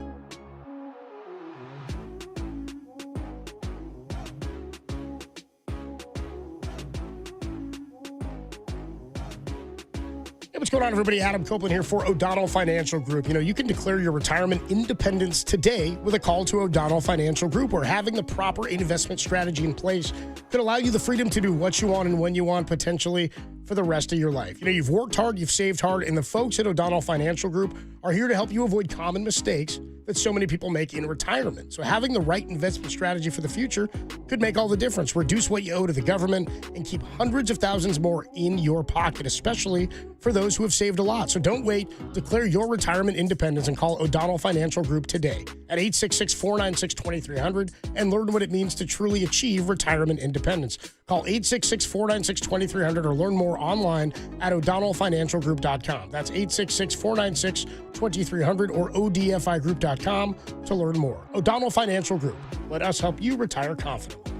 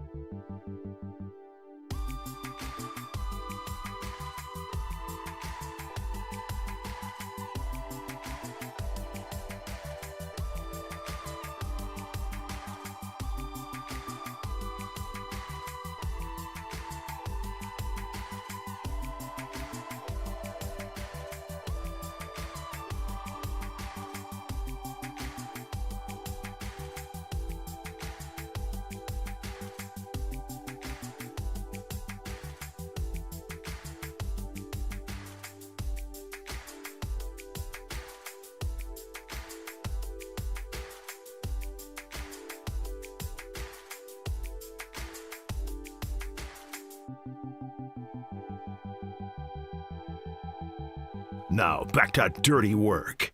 Adam Copeland and Derek Papa in the KNBR Casino Matrix Progressive Jackpot Studios. Casino Matrix Progressive Jackpots are here. Where are you? Just drop in. Please play responsibly. Call 1-800-GAMBLER. We are back. Dirty Work on a Monday. Adam Copeland, Derek Papa, Tim Webb. And we do it every week with Susan Slusser of the SF Chronicle, who joins us right now to talk about the Rafael Devers trade yesterday that kind of shook the baseball world. Susan, how's it going? It's going very well. Where am I? I know. We're kind of wondering the same question. So walk me through yesterday. You guys get to the stadium. You're about to have this big showdown on Sunday Night Baseball between the Dodgers and the Giants, and then you find out that Sean Jelly is warming up. Just what was going through your head when you saw the news and everything that went down? Yeah, it was pretty crazy. We'd all seen Kyle Harrison go out to start warming up, and I kind of had my head down. I did a long Q&A with Farhan Zaidi yesterday morning. I was transcribing it, had my headphones on, busy, hoping to get it finished before the game, and all of a sudden it was like everybody was running around going, "Is this true?" And it took a while to compute, is this real? Because it's so early, right? It's a huge deal. So you've got that portion of it, but also it's June 15th. This really is unusual. No, it definitely is. So tomorrow, Rafael Devers is going to do a press conference with the Giants, and Buster Posey talked a little bit yesterday as well. And they're still going to figure out what position he's going to play, and I'm sure we'll get more information tomorrow. But what do you think is the ideal situation for him? I think probably first base, but we'll see how things go for this week and Matt Chapman's return and everything. Yeah, I would suspect the most likely thing is a lot of first base and some DH if, they want to sit down and talk to him. He obviously was not enthusiastic about playing first base in Boston and had just been DHing. So we'll see what the powers of persuasion are in the Giants front office and with Bob Melvin. That will be interesting. If they want to keep him sort of at, in one sort of area, like, we'd like you to do some first base and DH, sure. They also could have him play third until Chapman comes back, especially with Casey Schmidt whacking that ball off his ankle the other day and coming out of the game. So, yeah, but maybe they'd rather just like not have to deal with that and go like, hey, you're at third base. Now you're not, after he's gone through everything he went in Boston. And it does sound like there were a lot of communication issues in Boston and, maybe miscommunication. And it wasn't handled entirely well, certainly by Devers, but maybe the Red Sox too. And the media gets involved, stuff in Boston and New York, as you guys know, sometimes all of those things can get blown out of proportion. But I thought it was interesting what David Ortiz said today. I mean, he kind of took Devers to task for not wanting to change position, and saying like, hey, yeah, when you want to win, these are the sort of things you have to do. So, I can't imagine that Ortiz is somebody that, Devers has probably looked up to for a long time. They're both from the Dominican. You kind of think like, well, if he looks and sees that, maybe he takes something from that. Maybe that's helpful, or maybe it ticks him off. Who knows? A little ironic for a guy who didn't have a glove for like 15 years. But Susan Slusser is sponsored by River Islands. Come home to River Islands and Lathrop and discover the San Joaquin River lifestyle with its lakes, parks, and schools. Start your tour today at riverislands.com and sponsored by Surfside. Before first pitch, grab a pack of Surfside iced tea and vodka or Surfside lemonade and vodka. Surfside, a proud partner of Giants baseball. I was thinking about you, Susan, when you were coming on, and I was wondering if you'd covered a trade that was as shocking or more. I mean, it was such a surprise. More or less than Yoenis Cespedes for Leicester? Well, yeah, that was the one that was popping in my head with Cespedes because that was that came out of nowhere. That was stunning. When I covered the A's, Billy Bean did do a few that were early there were surprises. The Jeff Samardzija deal, sure. Which was obviously a big one at the time. And Rich Harden, really right? Is that who it was? Rich Harden was early, yeah. And those were obviously very good deals.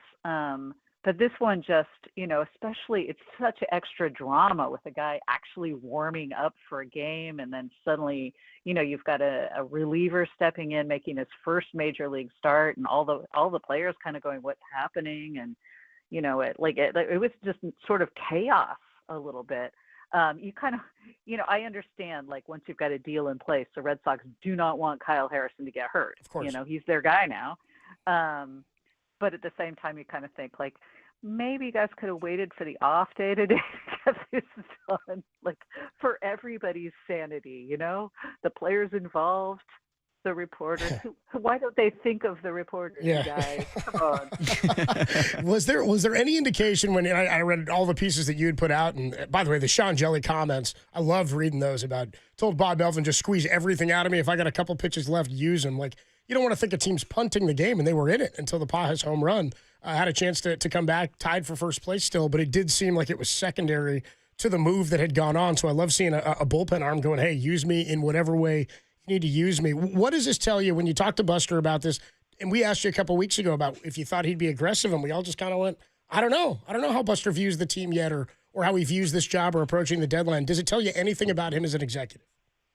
Yeah, we've all been trying to get a handle on what kind of, top exec he's going to be. And the initial kind of feeling was, well, he's going to be very patient. Look how patient he was with Lamont, but at some point he went like, okay, we need to make a change here. And he did. And that was, even that was kind of like, yeah, well, that sends a message. It really does. And obviously the team responded immediately.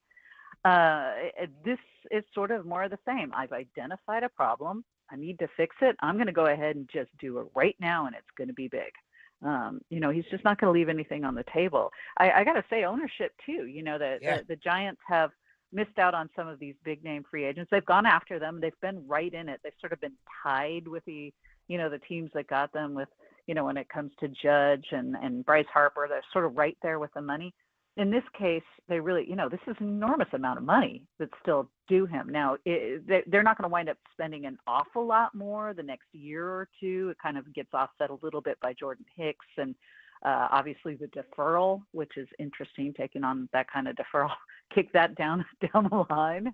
But at some point, that deal is going to be kind of pricey, and you think, well, you hope it doesn't hamper something in the future that they might want to do. Talking to Susan Slusser on the UMA guest line. So from the Red Sox perspective, I understand why a lot of Boston fans are upset today. I don't think they got a lot in return for Rafael Devers, but are you surprised that Bryce Eldridge wasn't included in this trade? Because I'm just shocked that, they need a first baseman and the potential there. I'm just surprised that, maybe they asked, but I'm just shocked that at the end of the day he wasn't included in the deal.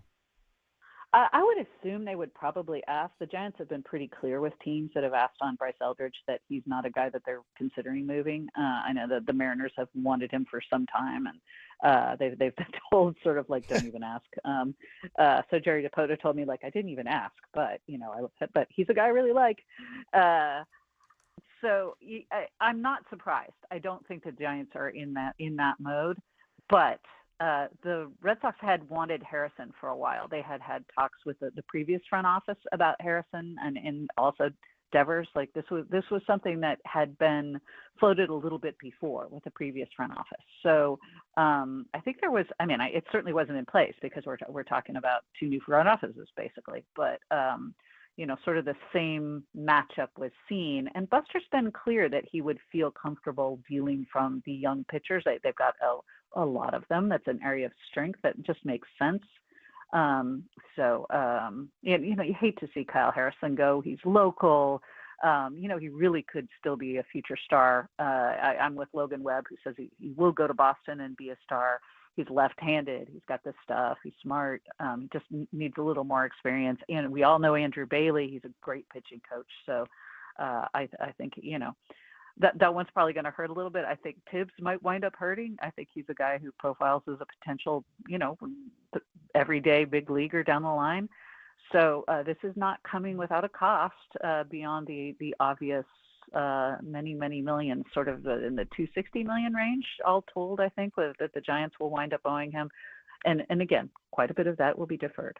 When you look at what they are getting in return in the player in Rafael Devers, I mean, it's so funny you mentioned Tibbs. I was looking at him, and so funny, I was talking to somebody here at the office about him last week, and he was a first-rounder last year, an outfielder, and projects to be a major leaguer at some point.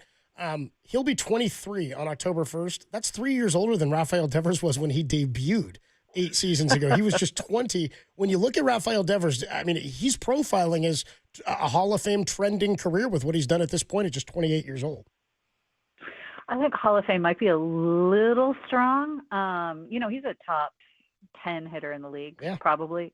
That's great. Maybe not quite Hall of Fame, but sure, if he stays on this trajectory and he is only 28 and he keeps hitting 30-plus homers every year, he could be in that kind of conversation. This is the kind of, I talked to a bunch of, I don't think the story's up yet, but I talked to a bunch of scouts and agents and executives today getting sort of anonymous takes on this. Nobody's ever going to say on the record what they really think about either a competitor or somebody they do business with.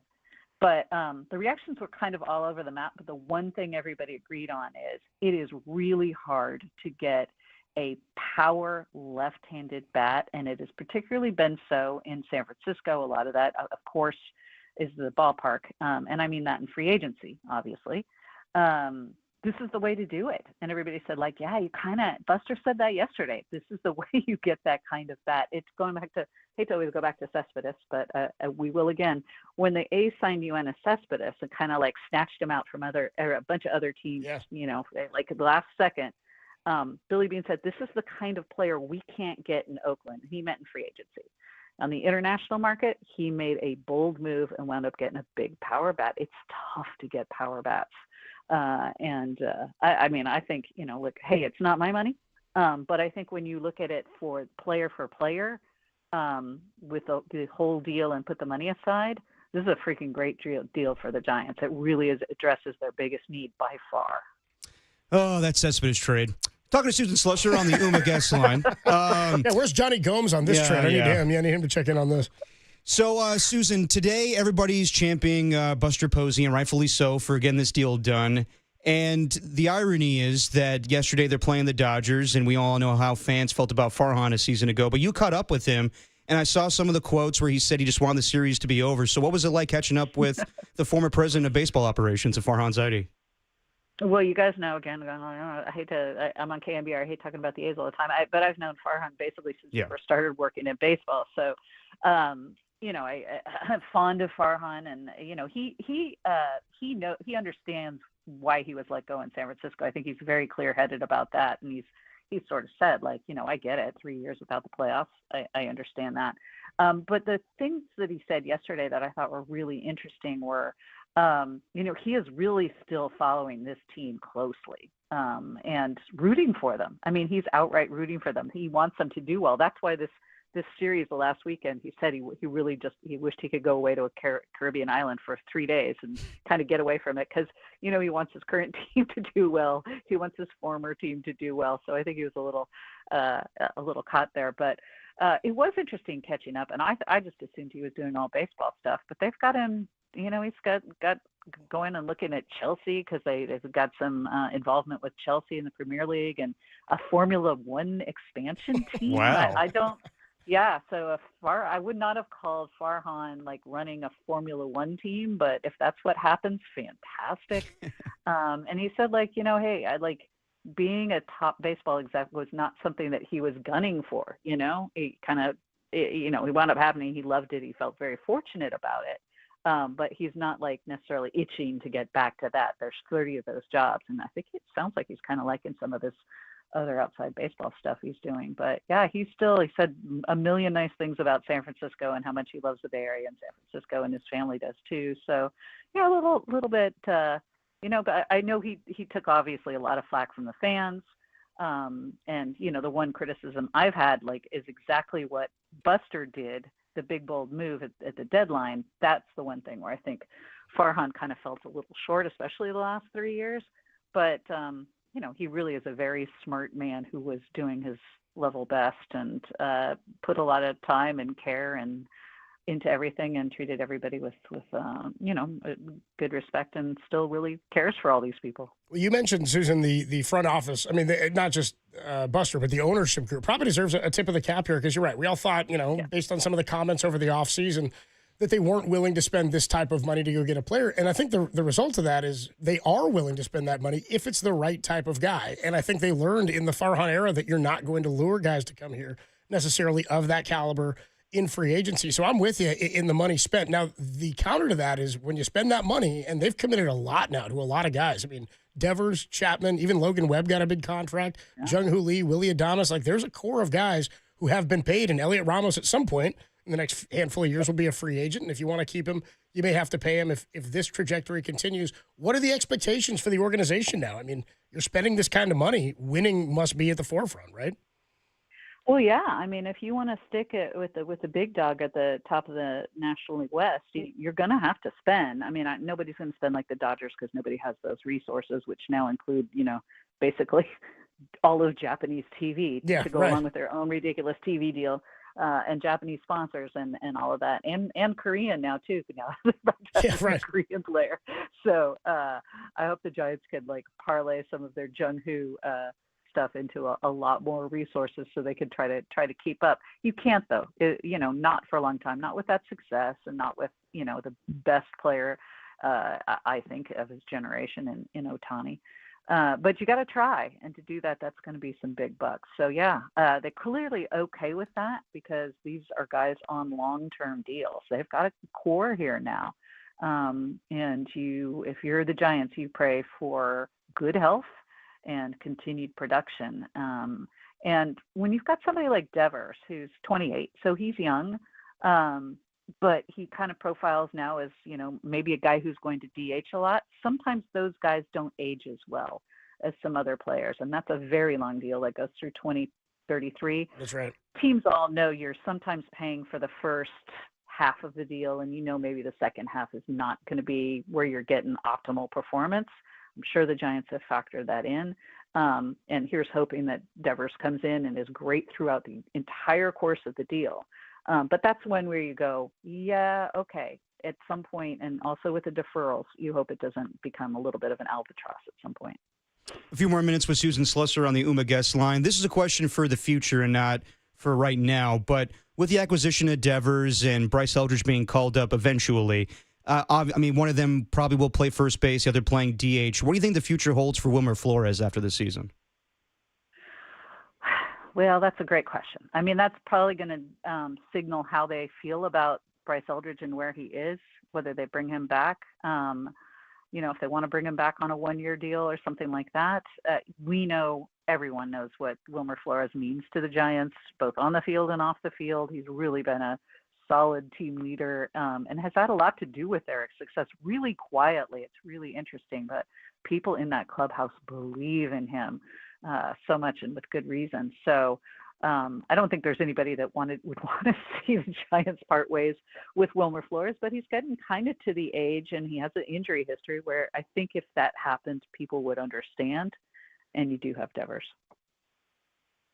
Susan Slusher, the voice you hear on the UMA guest line. She covers the Giants for the Chronicle. I mean, it was a wild day yesterday in terms of the end of the series, the trade going down, and then tomorrow it picks back up as Devers will be introduced at 2:30. We'll have it for you right here on the Sports Leader, and then it's just going to be crazy that the Red Sox come to town Friday, Susan. I mean, it's just got to be the juiciest Giants-Red Sox series I can remember. Oh, it's beautiful. I really wish that Harrison would be up. Same. It sounds like he wouldn't be, and I wish that Hicks would be not on the IL, which he probably still will be, or on a rehab assignment, because that would make it even more fun. But the whole Devers Boston thing and the Boston media here too. Come on, that's gonna be a blast. Those people take things seriously. It's gonna be fun. Susan, we'll see you at the ballpark tomorrow. Thanks, Susan. Fantastic. Thanks, guys. Great stuff from Susan Slusher of the Chronicle. Does a great job covering the Giants. She makes a good point there. The Giants will be paying about $70 million in deferred money. Yeah. For about a decade after this contract ends. Yep. It's only about $7.5 million a year, but still, that's $7.5 million a year. You got to spend money to win The championships. only time that comes into play, really, when the deferred money is when you are dealing with the luxury tax threshold, because that money falls into that threshold. Yeah, but you know what? This is what you have to do. I mean, to compete with the Dodgers and Padres, we've been talking about this for a long time. Yep. That you had to kind of do an arms deal where you had to, like Farhan's been doing that for years. And I know that this time a year ago, people were just dogging Farhan, and rightfully so. And you were, you were best friends with him doing an interview. Relax. All right, everybody chill out, okay? They tried real hard to get guys in the offseason. It didn't work out. I know. They took the swing in the season. And you know what? I kind of feel bad because I don't think Farhan was ever offered a deal like this. I mean, if he was, I'm sure he would have jumped at it. I would imagine the same. I mean, who knows? They didn't have Tibbs when he was here. They didn't have a first rounder that had been good enough to make a trade like that unless you were going to move Eldridge. Interesting, Susan says apparently the Mariners have wanted Bryce Eldridge for a long time. That was You interesting. hear her say that? Well, and the Giants have made it clear they don't really feel like they're going to move. Correct me if I'm wrong. Did she also say that both front offices before the new changes with She Buster said that Posey? This could have been in discussion previously for Kyle Harrison. I don't know if Devers was on the table. Okay. She said that they definitely had interest in Kyle Harrison, did the Red Sox. But the Red Sox and Giants have been working out a Kyle Harrison deal for a long time. I mean, the Devers thing soured this past offseason big time with the addition of Alex Bregman, but he was vocal in the past about the front office needing to add more talent. Yeah. So maybe they had talked about that, but can't imagine it was to this level. Adam Copeland, Depop, team up with you. Dirty Work on a Monday afternoon. George Conto is going to join us at 4:50 from NBC Sports Bay Area. I want to get more of your thoughts, Giants fans, and I asked Susan Slusser this. Now that Devers is here, what are your expectations for the 2025 Giants? I mean, we talked about just getting into the playoffs. Like I've got high hopes now for this team. You've got a real big bat in the middle of the lineup. I know she said she wouldn't maybe go quite as far as to say Hall of Fame career at this point. He's 28 years old. He's got over 200 career home runs. The guy has been one of the best hitters in baseball for nearly a decade. Won a championship. What are your multiple Silver Sluggers? What are your expectations for the 2025 Giants? 808 KNBR, 415-808-5627. I mean, postseason is a must. How far are you taking it, Giants fans? We'll get to your calls next. It's Dirty Work, greatest show in America on the Sports Leader.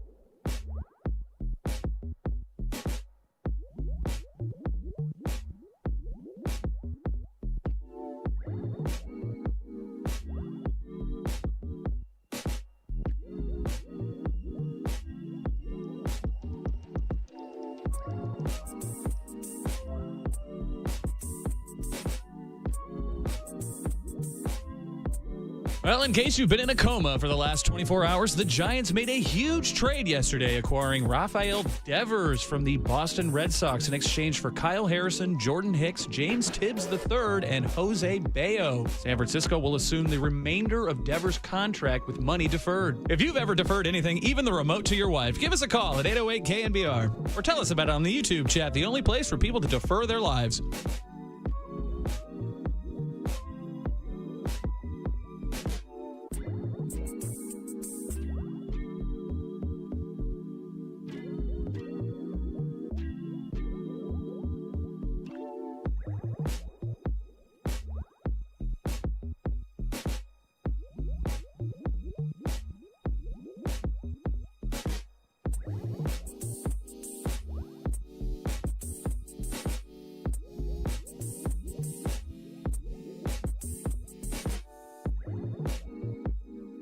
Hey, what's going on, everybody? Adam Copeland here. My good friend Steve Moskowitz is hanging out on the line. Steve, we've always got questions about the ERC. Tell us what we need to know.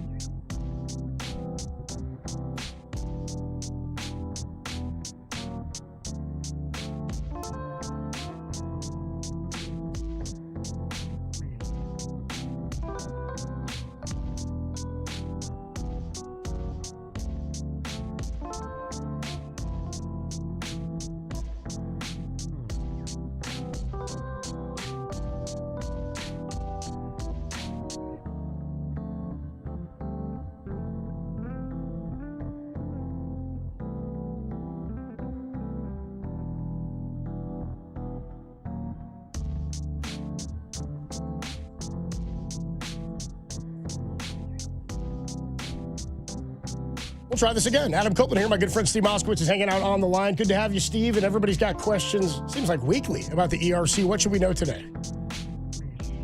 It's so important that you call us. There are people who have literally been waiting years to get paid. And don't forget, you get interest on that. A lot of people have forgotten, so you're entitled to more money than you thought. But President Trump has promised to do away with $2 trillion with a T in federal spending.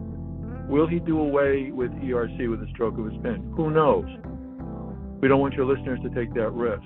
There's 3 different ways for us to hurry the government up, and that's what we want to do. Or if you got a letter that says you don't qualify for ERC, no ERC for you, we want to appeal that because the IRS is being accused of using AI, and they're declining people. They don't even know if you qualify or not. So the bottom line is, if you've been waiting and you haven't heard anything and you haven't gotten your money, or if you've been denied, you want to call us immediately. We'll explain everything to you in our free consultation.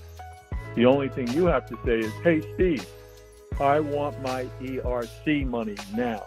Steve can help. Give him a call, 1-888-TAX-DEALER, or find him online at MoskowitzLLP.com. Bone, bone, bone, bone, bone thugs and homeless, bone, bone, bone. Said, brothers, what we gonna do? Where is everybody gone? Gone, gone. Where are all the people gone? How did we go broke? Think of all the lost hoes. Somehow we must have taken a wrong turn at crossroads. Maybe we should change our flow.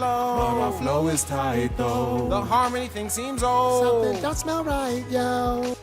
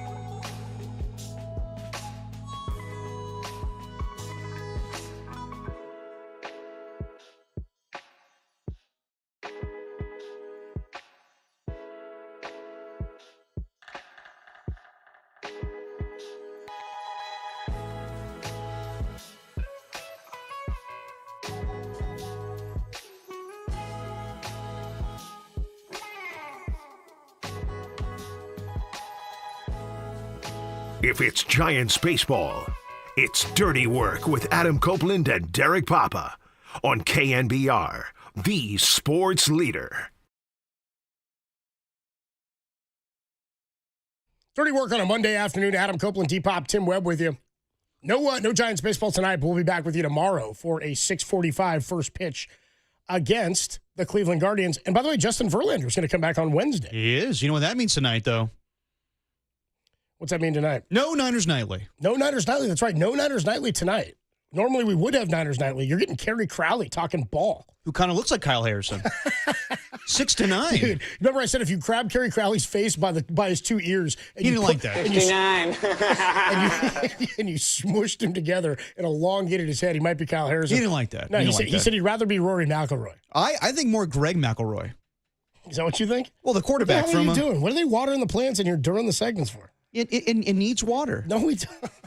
Live on the air. He just walks in during the Mr. show. KNBR. It's like the mailman in Blue's Clues. He's just part of the fabric. That's a whole lot of butt crack on camera. Oh! Was it? Did you catch some crack? I caught some. Why don't you get yourself it's not as bad as some people that work around here. Stern-esque. Yes, there you go. I was keeping it quiet, Tim. Jesus. Get yourself a belt. 808 KNBR. Pablo's belt. A lot of that today. What are your expectations for the Giants now that this trade has been made? And maybe they were already higher. Maybe you were already saying this team's good enough to be a playoff team. You played well with the Dodgers on Friday. Saturday, obviously not a good game. And then yesterday, again, to say they punted it is unfair, but no. It's I don't know that it was the most important thing in my mind yesterday after it happened. I would have loved to win coming back in first place, but everybody was so excited and maniacal about Devers that the game almost played second fiddle to that news. So, as evidenced by the broadcast, by the way. Well, yeah. Well, so real quick, when you heard the news, like where were you? What was your reaction? Did you have any interest in the game after that? Yeah, of course. I was laying on my couch, getting ready to watch the game, and a dude who's a Yankee fan who's on my softball team, Alex, texted. He's the one who showed me. I hadn't seen it yet on Twitter. He texted me, and it was within 2 minutes of Robert Murray tweeting out that trade had gone down. It was like when I went to search it, there still wasn't enough information about it. So I get the text in our softball group chat, and he says, "Hey, Copes, immediate reaction to this?" And I went, "What? What?" And then I went to Twitter, found that Jeff Passan was confirming per Robert Murray, a fan cited, and then it was more like, holy S. Because, again, there has not been a trade of this magnitude. And, again, it's not just acquiring Hunter Pence. It's not just acquiring Carlos Beltran. Like, those were big, major deadline moves. But it wasn't locking somebody up for the next decade. It was akin to signing a guy like Aaron Judge in my mind. Yeah. Or landing a player like Shohei Ohtani would have been a little bit different just because of the player that he is. But this was massive. I mean, I was elated to find out it was real. Because for a minute I went, I'm not going to get too excited about this till we know this is legit, as Tim Kirchin talked about. But as exciting as any move that I can remember for the Giants, as excited as I've ever been about something that was an off-season acquisition that did not have to do with the game itself, I don't know that I've been more excited. I remember the feeling I had when I was laying on my couch and I had the phone, it was face down on my chest. I was watching TV when Mookie Betts was traded to the Dodgers, and my phone buzzed because I had the notifications from Passan on, and I get the push notification from Passan that says Mookie Betts traded to the Dodgers, then immediately signs the deal, and I was like, you got to be. As upset as I was about one of my favorite players in baseball. And that was during COVID, right? It was during COVID. And I think I tweeted out, got a belly full of white dog crap in me, and now you lay this ass on me? Like, that's how it felt. Sitting here dealing with COVID, now Mookie's going to be a Dodger. You got to be blanking me. Yeah, that was one of your best pieces of audio. Yeah, that was... The belly full of white dog crap, because it was so real. It was not... There was no act. There was no, like, build-up or anything. It was like, that's exactly how we all felt. We're like, are you kidding me? You got to be blanking me. So, I mean, as pissed as I was about that, my hope, also because the Giants are competitive this year, because they do have other pieces. This wasn't just a piece of crap at the wall. This was like a changing of what this season could be. So I asked the listeners, what are your expectations now for 2025? Now, we got a Red Sox fan on the line. He's got to take. And I feel for you, Jim in Sausalito. Jim is in Sausalito, says he's got a Red Sox fan take on this. Tim, I got him on line one here. Jim, what's going on, man? You're on the sports leader. Vent with us, Jim. Yeah, easily worse than the Mookie Betts trade because Mookie was on an expiring contract. Yeah. Devers, you had full control. You got 7.5 years of control. You're at least going to get 5-6 years of prime Rafael Devers. It's a horrible trade. Completely ruined Father's Day for me. I wasn't going to drink. I had to open up the whiskey. the kids were running around. I didn't want anything to do with them. I was in shock. I was in shock for a I'm couple sorry, hours. Still Joe. am in shock because this is by far, he's the best left-handed hitter in the league right now. He's going to give you 35 home runs, 125 ribbies. He's the best hitter in the Giants lineup by far right now. And the fact that they were able to get him without giving up Eldridge, without Birdsong or Rodriguez, it's complete malpractice from the Red Sox. Complete malpractice. Well, it certainly feels like the big deal for the Red Sox, and this is never sexy to any fan base, is, hey, now we don't have to pay that contract. But I think Red Sox fans, to your point, Jim, would be going, we were down to pay the contract. We'd already agreed to pay the contract, and you let not only Mookie go, you let Xander Bogaerts walk out the door. I can't believe in this short a period of time, that's it. All the 2018 World Champion Sox are gone. And I wish I could share all the texts from my buddies in Boston, but you guys would be full of FCC complaints. I wouldn't want to do that to you. Wouldn't be the first time. I'm going to the game. I'm going to go to a couple of games, and you know what? I'm wearing the Giants jersey. Red Sox jersey, staying home. I can't support ownership and salary dumping. What I read today, they had a better offer on the table, but another mystery team was not going to eat all of the money. Yeah. So instead of making a better team, they save cost. Yeah, that's John Fisher. Yeah, that's frustrating, man. I mean, that's really, really frustrating. Let me ask you this real quick. In terms of Rafael Devers, because this is something I'm curious about with the Giants. Like, I can't imagine Buster Posey would ever endorse somebody not doing what management or ownership asked him to do in terms of where he played. Who do you put that fault on? Is it about the Red Sox going out and getting Alex Bregman and sort of breaking this relationship with Devers, or did you think Devers maybe was out of line and deciding not to play another position? Well, it's just what Giants fans got to know is Devers is not going to be a leader, and they don't need a leader in the clubhouse. They already got Chapman. They already got Webby. But he's not. Roman Anthony, the number one prospect, when they brought him in, they put his locker in between Bregman and Jarren Duran. They didn't put his locker in between Rafael Devers because they know he's not that kind of guy. But the Giants don't need that kind of guy. There was some crap that was going on with him in the beginning of the year. He didn't want to go to first. First of all, he's a horrible third baseman. You're not paying him to play third base. He had the most errors from any third baseman. They're going to put him at first and let him go DH, back and forth. But you're not paying him for his gloves. So he could have handled things better. Breslow could have handled things better. But to dump him off out of nowhere, the Red Sox won 7 out of 8. They just swept the Yankees. And then you dump your best hitter, your face of the franchise, the only one left over from the last World Series. It's a kick in the gut. But, on the bright side, I'll be able to see him more often. So it's not horrible for me being that, they're Giants from a National League team, but I'm diehard Red Sox, baby. That's in my blood. So it's bittersweet. Well, I'm sorry for you, Jim. I'm glad he's coming here, but we'll see you at the ballpark on Friday, huh? 808 KNBR is the number to call and to text. Let's go to Mike. Mike's in San Francisco, wants to talk a bit about where Devers will play. Mike, you're on the Sports Leader. So that's at number 2 there, Tim. I'm just going down the list here. What's up, Mike? How you doing? How you doing, bro? I'm doing good. Was it I'm not shocked about the trade. The pieces they gave up, I have no problem with that.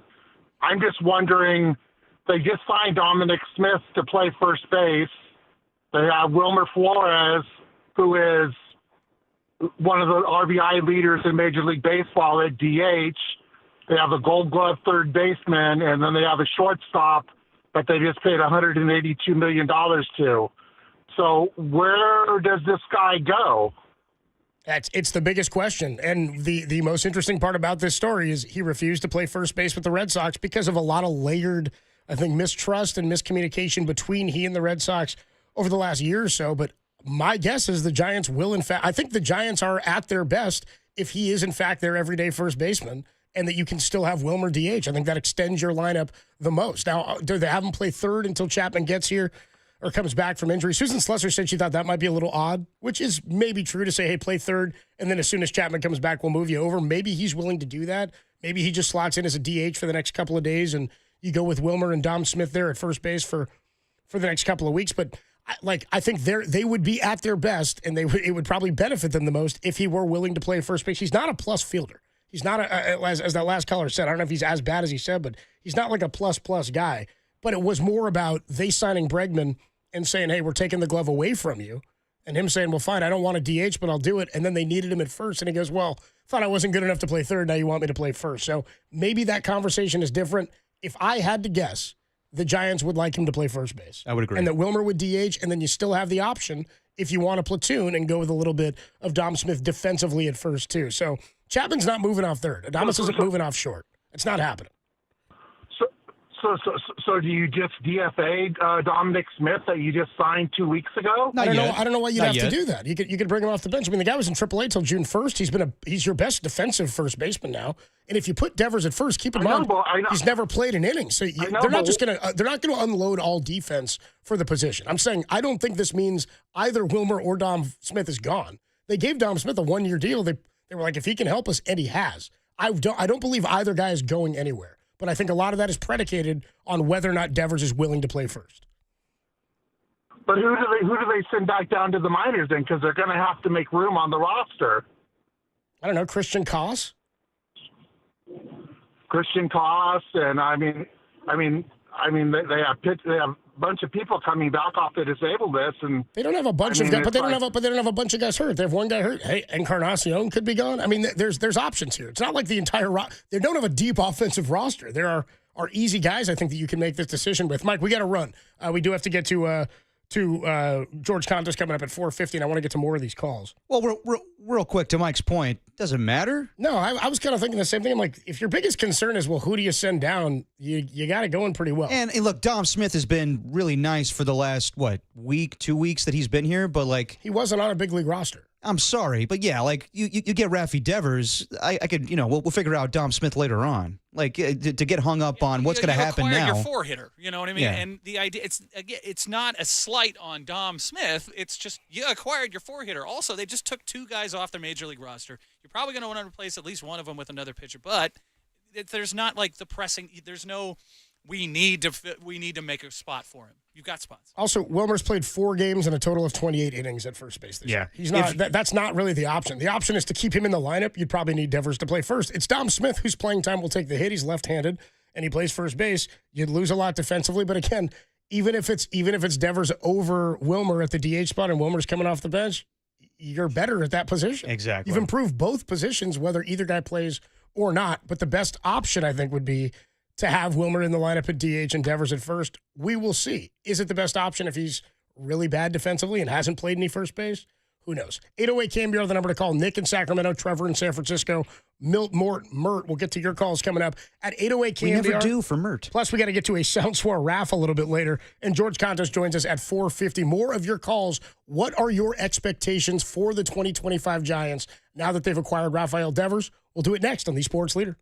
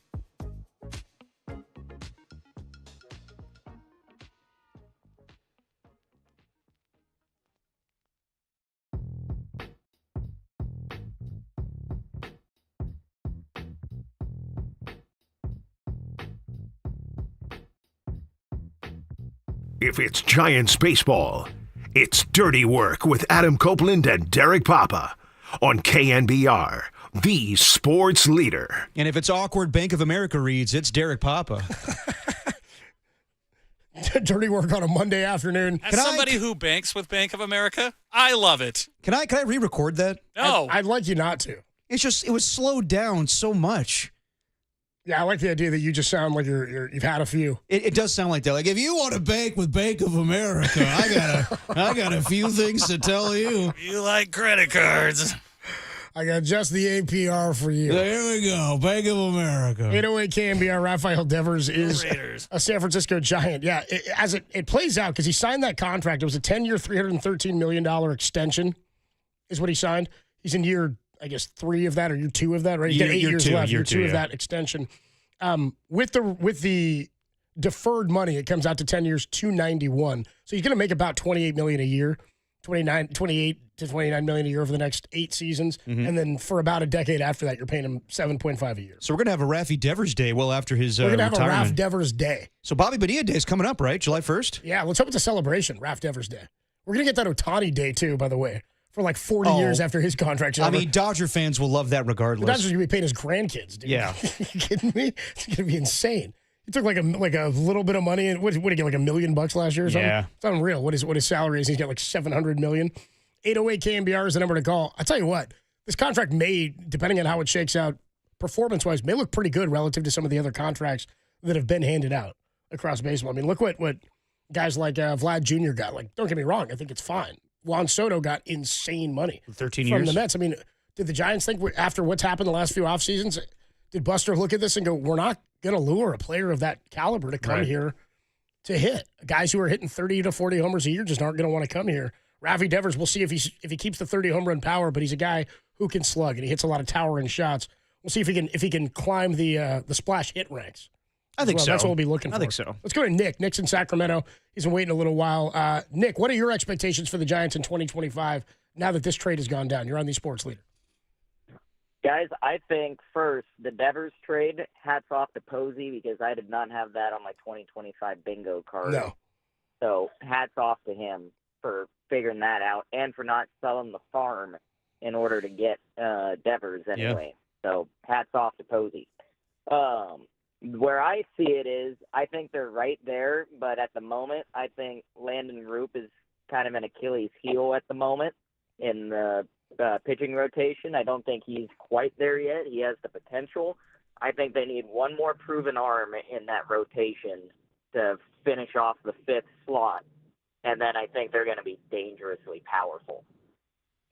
Yeah, I'm with you. Landon Roop doesn't concern me all that much. I know he had a really bad start the other day. I thought he'd been pitching pretty well of late, and his metrics would suggest he's been unlucky, but he'd been really, really good. I mean, on the year, the 1.45 whip is what irks me. I mean, you can't be putting that many guys on base. 14 games started, 70 innings pitched, 63 Ks. He's got a whip or an ERA under 4. I mean, he's your 4th starter, really, right? Yeah. Or your 5th. I mean, he's the 4th or the 5th. Yeah, when Verlander's healthy, he's the 4 or the 5, right? So, I don't know that he's making playoff starts if they get to the postseason, but that's a weapon for me out of the bullpen in my mind. I'm with you, but show me a roster across baseball where the team is thrilled about their 5th starter. Right. Good point. It's kind of where I'm at. That would be my cherry on top move. If I had a cherry on top move, that would be it. I'm with you. Find the 5th starter. Adding to your strength. Appreciate the call, Nick. Thanks so much. I mean, yeah, I'm not too concerned about Landon Roop, even though he did have a bad outing on Saturday night. You take the Giants starting pitching right now, and it's great news with Justin Verlander. I know I said in previous shows that maybe look to deal him at the trade deadline. You don't do that now. You hang on to him. He probably wants to be a part of this team now, and the expectations and potential of what they could do in the postseason. So, yeah, you hang on to Justin Verlander. You also don't just give a guy away. I mean, you were like, maybe they move him. I'm like, but for why and for what? Unless they have reason to move him, unless there's something that's going to help you or he's going to actually help somebody else. But if he was pitching well enough to be moved, it's not like they're breaking the bank to pay him. I thought it was an expendable move, or he's expendable piece at this moment. It's But a now, one-year deal, yeah. Yeah, but now that you got Kyle Harrison moved, I mean, yeah, you want a veteran in the rotation right now, and he's been pitching fairly well. I mean, look at what you got 3 vets in the rotation. Logan Webb's a vet. You know what I mean? Guy's an ace. Guy gave up 2 hits on Friday night, a season low. He pitched fantastic on Friday. Robbie Ray's going to be an all-star and is a Cy Young candidate in his own right. And then Verlander, I mean, again, people are gonna look at the record and think about the last couple out. I did not think he was throwing that bad. That last outing was not good, where he was hitting like 91 with the fastball, but he was clearly hurt. He only went like 3 and change. He was not getting banged around in the way people are frustrated about, I don't think. He'd been giving up the long ball a little bit, something he's become susceptible to, but I'm okay if he's like your 3rd or your 4th best guy. Also, Birdsong wasn't in the rotation. Right. When he left, when he exited via injury, or he had just made the rotation, I think, before Kyle Harrison came up. I'm still psyched and stoked about where the rotation is, and I give the Giants a shot to win every day with that pitching, and you sprinkle in a guy like Devers, I don't think there's much to be upset about. I don't know what the gaping hole is now on the team. I mean, you still have to perform, but what's the big hole? There is no hole right now. I mean, yeah, you could make like little tweaks at the trade deadline or possibly the offseason, but I think this team is set. I think they could do some damage. We'll see what they do if they reach the playoffs, which I think they should at this point, and that's the expectation. Let's go back out to the phone lines. Trevor's in San Francisco. He's psyched about the trade. What's up, Trevor? You're on the Sports Leader. Awesome. Thank you, guys. Appreciate you taking the call. What's up, dude? I got a couple questions for you here. I'm pretty stoked about this trade, the Devers trade. And one question. I've seen a lot of the analyst reactions, like Passan, he came out and said that the contract's already underwater for Devers, and there's an Athletic article grading it like a C. Like, am I the only one who feels like we fleeced the Red Sox on this one? I mean, Absolutely. I know we gave up Harris thing, but Hicks, we took him out of the rotation, put him in the bullpen. He got injured. We're not really using him much. Harrison has like a good fastball, but doesn't really have that secondary pitch there, and he wasn't performing very well. The other guys are young prospects. Like, I feel like we nailed this trade, and I'm not worried about the contract. Am I the only one here? No, not at all. It's funny saying fleece. Like I thought so too, because I don't want to crap on Harrison, but I'm like, if I'm the Red Sox, I'm like, as a fan, you're like, that's what we got. And again, if the biggest asset for the Red Sox in this is that they got Kyle Harrison, maybe Tibbs is something, and maybe they look back on this in 6 years and go, hey, that was a hell of an acquisition to get him. Yeah. But you did it to cut salary. You did it to say, we don't have the relationship with Devers. We don't like what's going on in the clubhouse with him. We've lost communication between he and Craig Breslow. He'd been vocal in the media about it. The relationship was fractured, and then they saw an opportunity to get out of the contract, which to me is just kind of ridiculous. So is it the best baseball move for them? No, I'm with you. I mean, in terms of if you told me the Giants got Devers, which I heard yesterday, my immediate thought was they moved Bryce Eldridge. That was legit my first thought. Exactly. I'm shocked we didn't have to give anyone like that up. And then also, like, the contract being underwater, that seems crazy to me.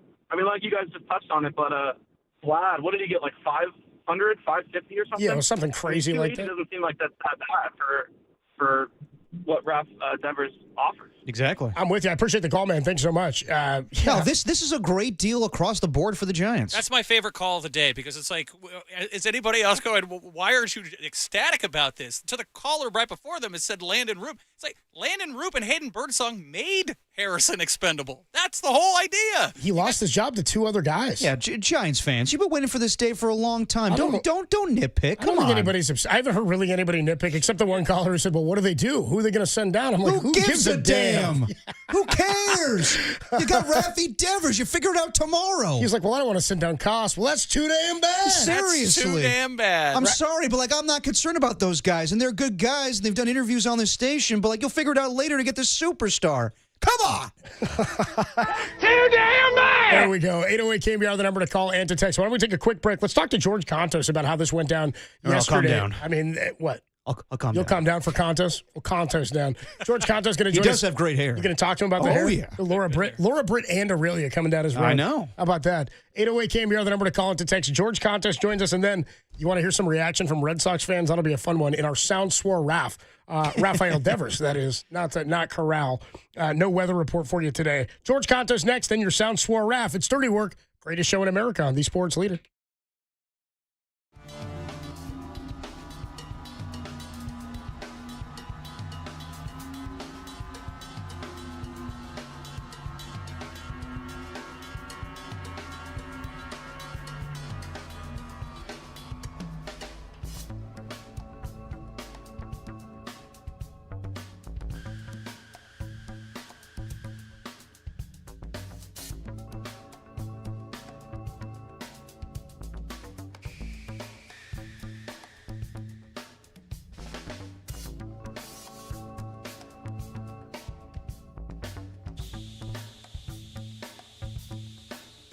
Buster Posey joined Murph and Marcus this morning after yesterday's blockbuster trade, breaking down the team's interest in Rafael Devers and the timeline on just how the deal got done with the intention and strategy of staying ahead of the curve. If you're into curves, check out that podcast and all of our podcasts at thecurvesleader.com.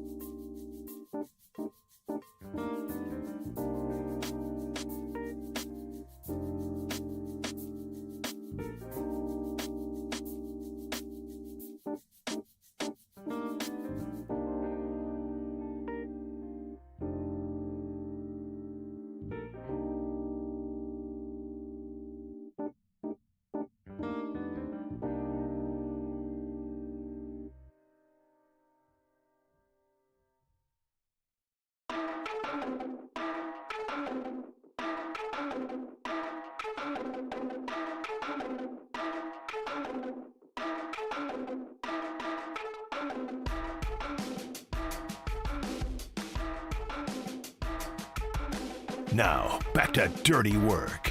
Adam Copeland and Derek Papa on KNBR 104.5 and 680 AM, the sports leader. Buster Posey was hired, and he said, we're in the memory-making business, and then he gave us all one before the guys even taken the field yesterday in one of the biggest trades, if not the biggest trade in season the Giants have ever made in acquiring Rafael Devers. Here to talk about it, former San Francisco Giant and You see him on NBC Sports Bay Area's pre- and post-game Giants coverage. It's our guy, George Contos. What's up, George? How you doing, bro? Hey, George.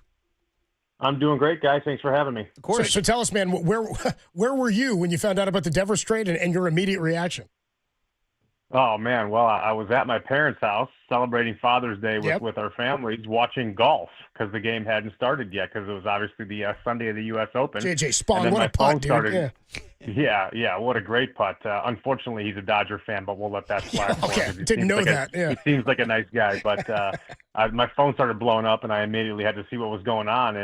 And you know what? Like you mentioned, this is exciting. This is the biggest bat that the Giants have ever traded for midseason, and it's probably the best hitter that's been in San Francisco, pure pound for pound, since Barry Bonds.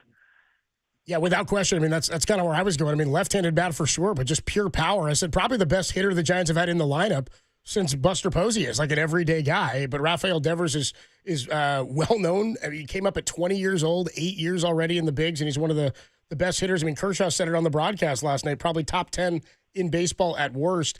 In your mind, does this fill the biggest and most obvious glaring hole the Giants had offensively? And if so, is there any other hole you think that needs to be plugged? Oh man, I think it absolutely. I mean, look, we've seen what the Giants' offense has done up until this far. It's been a little bit lackluster. Everybody hasn't been firing on all cylinders, and when you have the type of pitching that they have this year, and the Giants' organization typically is known for having year in and year out, you know, this is a team and an organization built on pitching and defense. And when we've always talked about, you know, we were in the sweepstakes for Aaron Judge, we were in the sweepstakes for Bryce Harper, and we kept falling short. Now you have that bona fide middle of the lineup bat that's going to be playing every day, hitting, you know, I would imagine 3 or 4 is where you're going to place a guy like Rafi Devers. But you now have that massive power bat that is going to make the lineup so much deeper and longer because he's the guy who can do a ton of damage. I mean, when you look at his 162 game averages, the guy's hitting 280, averaging 33 and north of 100 RBIs. And that is absolutely something that I am very excited about having in the middle part of this lineup. So, I mean, yeah, when Buster Posey sees this deal, he has to jump on it to make the acquisition for Rafi Devers. But on the flip side, this means the end of Kyle Harrison's time with the San Francisco Giants. So what'd you make of, you know, him leaving yesterday, the trade, and just his time as a San Francisco Giant? You know, look, when you get to know these guys, the thing that a lot of people on this side of the game don't, you know, these guys are people. They have, you know, their whole lives are flipped upside down. I was traded a few times, and you're literally, I mean, Kyle Harrison was about to make a start on ESPN Sunday Night Baseball, and then all of a sudden he is told he's, you know, moving his life across the country, and I think I read today that he was going to be optioned to Pawtucket. So it's a very difficult time for these guys. You know, obviously Kyle Harrison, with my interactions with him over the last several years, he's a really nice kid. I know for a while of that time we actually had the same agent, same with Logan Webb. So I've known a lot of Kyle Harrison, the guy on the field, the guy off the field, in the clubhouse. And, you know, you wish the best for somebody who's come up in this organization and who's, you know, come up so early with such a high ceiling. So you hope nothing for the best but the best for him. And, you know, hopefully maybe a little bit of change of scenery can get him to deepen his repertoire a little bit and focus on a few things that he wasn't quite able to do while he was with the Giants organization. But obviously nothing but the best and hope for success for not only Kyle Harrison, but for everybody who's now gone on to the Boston organization. And what'd you make of the situation that Sean Gilly was put in yesterday, having to warm up moments before the game started? Were you ever in a situation like that, George, where you were called upon and, I don't know, like maybe like a trade happened or anything, but just like at a moment's notice you had to go because something was going down? Well, that's the life of a reliever. What can I say? You get the phone call, and then all of a sudden the adrenaline rushes, and you start warming up, and then all of a sudden you're in a ball game. So I think Jelly handled it fantastically. But you know that's exactly what relievers are expected to do. The phone. I mean, Boch. There were several times Boch would call down, and he'd be like, "Get Georgie up." I'd throw 3 warm-up pitches, and I'd be in the game. So I mean, it wasn't to start the game, but you know sometimes you have to get moving like your pants are on fire. Talking to George Contos, nice enough to join us on the UMA guest line. So from a player standpoint, I mean, the Rafael Devers stuff, and I don't know how much you followed it. I know you follow baseball and you're a fan anyway, but the stuff that went on with him this season that sort of played out publicly with the Red Sox where they signed Bregman and they basically took his glove away, said we want you to DH. And I don't know that there was a conversation had with him prior to the Bregman signing, but it seemed kind of awkward. And then Tristan Casas goes down. They ask him to play first, and it's I think his attitude, it sort of seems like, is, oh, now you want my glove. Now you need me to play first base. Buster doesn't strike me as a guy who would ever not do what he was asked by the manager to do, because it's not like you're turning your back on the front office. It's almost like turning your back on your teammates and not doing what the team needs you to do, which may have been part of wearing out his welcome there, or part of the reason they moved him. But just what are your thoughts on how that's been reported, and if you think some of that will change now that he comes to San Francisco? Well, first of all, I do think that'll change. I've been watching MLB Network and following this obviously pretty closely. And from the things that I've read, Rafi has been very open to whatever the Giants want him to do to help them win. And from the things that I've been reading and seeing, there's going to be some first base involved in that. But I have followed the situation from the beginning of spring training, and look, that relationship with him and the Red Sox has been incredibly tumultuous this year. First and foremost, I think that you would want to give the opinion to your teammates that you will do anything to help your ball club win. I think that when you're in a group setting of the clubhouse, 26 men that are basically like family and like brothers, you want to give off the not even give off, but mean it. You want to help the team win in any way that you can. On the other side of that, the organization signed him as a cornerstone third baseman. And then the things that I had read, they were saying that Bregman might come in and play some second base. And I want to say 2 days into spring training this season, it was Bregman's playing third and he's going to DH. So I don't think that he was really treated fairly by the Red Sox in that regard. I mean, all you want to do when you're the player is be treated honestly. Give me what the honest feedback is. What do you envision me doing? Let's have a conversation. And a guy who signed a deal like that to be a, forever, what you thought forever player in a Boston Red Sox uniform, you should give him the respect of being honest with him and giving him what you think, and having a conversation about it. So I think obviously there were some feelings that were on both sides, not quite on the same page. But when you have a guy like him coming into a clubhouse like we have with the Giants here, you have Willie Adames, who's a new signing, who's a fellow Dominican, just like Rafi Devers is. You have Matt Chapman, who's a cornerstone piece now. You have Logan Webb, who's a cornerstone piece. These are guys that in the clubhouse are very easy to get along with and be very, very much pulling in the same direction. So I don't think there's going to be any issues with the chemistry or camaraderie when you have the addition of Rafi Devers now into that mix. Talking to George Contos on the UMA guest line. Yeah, just building upon that. Like, what does a move like this do for a team that's playing good baseball? I mean, you were around in 2012 when they got Hunter Pence at the trade deadline. So can you see like a similar effect where just, you're playing really good baseball, then more good vibes with getting like a big time bat right before the trade deadline? Well, I think that just to bring Clayton Kershaw back, the best representation you can get is what your rivals, your critics say. And when you're getting a top 10 hitter in baseball at worst, I think everybody's excited, and everybody's eyes, not only in baseball, but in the NL West, just got opened wide-eyed and saying, all right, the Giants are serious now. They got a big-time bat in that lineup.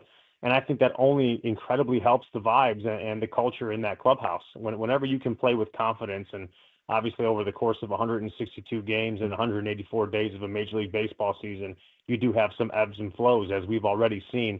But when you can get the ship moving in the right direction a little bit quicker, when you can avoid having a 3 or 4 game skid and have a 1 or 2 game skid, all that plays into having good people and good personalities in your clubhouse. And I think everyone is extremely excited to have Rafael Devers in that lineup and on this ball club now. Well, it's also exciting, George, to feel like if you run down the roster or the lineup, like when healthy, what it will look like. You've got like 5 or 6 guys who will be here for the foreseeable future, like the next 5 years plus. Devers, Chapman, Adames, Jung-Hoo Lee, even Patrick Bailey is there. Elliot Ramos is a guy. That's like 6 guys who you plan will pencil in the lineup every single day. How does it change the expectations for the immediate? Because when a player like this becomes available, sure, you do everything you can to get him, but the Giants are poised to maybe do something special this year because of their strength in pitching. Does it change the expectation for this team immediately? I don't think it changes the expectation. I think it fortifies and solidifies it even more. I mean, Buster said it in his interview with, I'm not sure who it was, maybe it was this morning with Murph, but he just said that, our goal in this organization is to win. That's the number one priority, is to be the last man standing. And I think when you have the addition of Buster this year at the helm, and he's the guy running it, that was his expectation as a player. That is 100% his expectation as a front office and president of baseball operations guy now. And I think everybody understands that. And when you have a guy like Buster saying, all right, it's time to get going, then you go out and he delivers and makes a move like he just did, there's no doubt for the fans, for the people in the clubhouse, for anybody involved in this organization, there's no doubt that this move indicates that this organization is serious about winning and winning this year. The Dodgers have gotten all of this, all the big time, hype, and the Padres have gotten hype, and here are the Giants, a game and a half or 2 games back behind the Dodgers right now, fighting for the NL West. And I don't know that people would have expected it to be like that at the beginning of the year, but now I feel like everyone has a very, very strong opinion that the Giants can win the NL West, and it wouldn't be a fluky thing either. You were around Brian Sabian. Does this move kind of signal to you that Posey's kind of taken after the former general manager of the team that you played for? I was talking to a buddy on the phone earlier today, and I said, this has saves written all over it. It was just one of those moves where you're like, wow, this is bringing him back. But, look, you're influenced by the people that you played for, obviously. Buster is a great baseball mind. He's got great baseball people around him currently, but he played for Sabes and under Sabes for a long time.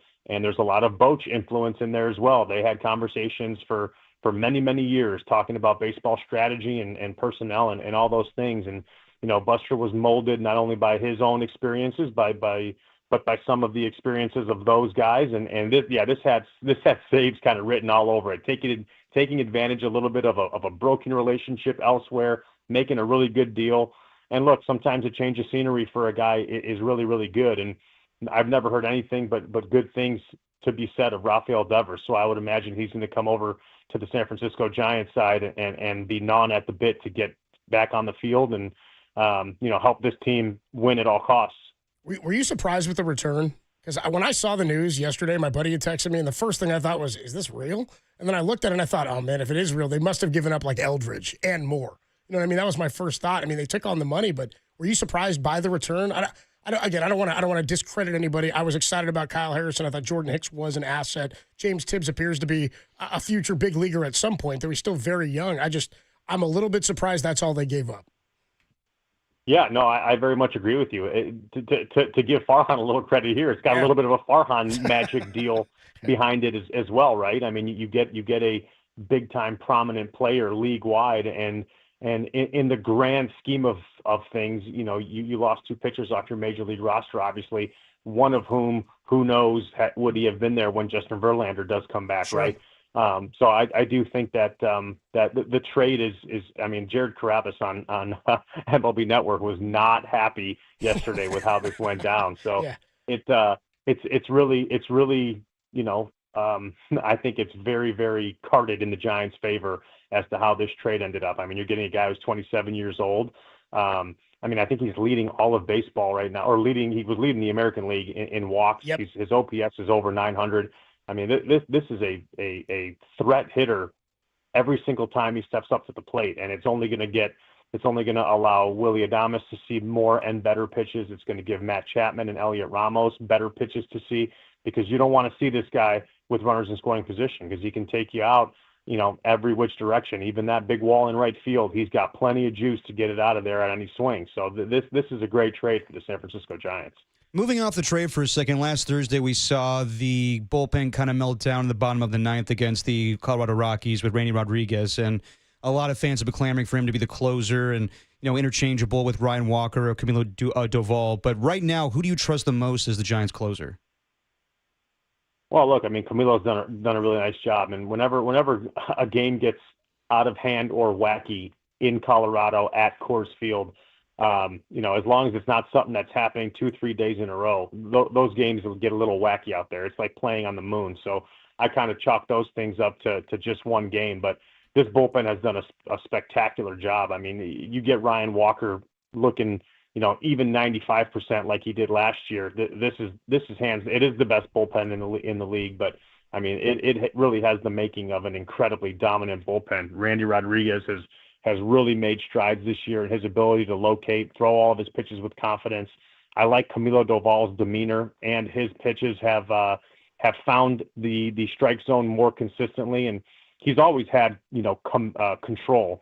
But what I've always wanted to see out of Camilo Doval is just a little bit better command, not being in the strike zone, but being able to dot that fastball in and out and up and down, because that wipeout slider coming in at 91, 92 miles an hour when these hitters are gearing up for 100 to 103, that's incredibly difficult to do. So everyone has looked really, really good. I think, and not to slight Tyler Rogers at all, because he's having a fantastic year as well. And he's right in the middle of all those guys that throw really hard. Then you have him coming in throwing well under the hitting speed and a slider that breaks upwards. This bullpen is going to be really exciting, and I think if they can continue doing this, they're going to be a team that people are not going to want to see in October. A few more minutes with George Contos on the Uma guest line. So last week we had Laura Britt on, and we asked her which one of her analysts spend the most time on their hair. And I asked her about Sean Estes and Rich Aurelia. Hands down, she said you. And then Rich Aurelia joined us a couple days later, and he said hands down you. So what's the key to your success when it comes to your hair, George? Well, I'll tell you what, I learned how to use a blow dryer once I got on camera. So you got to blow dry, you got to put the product in there. Sergio Romo, don't give him a.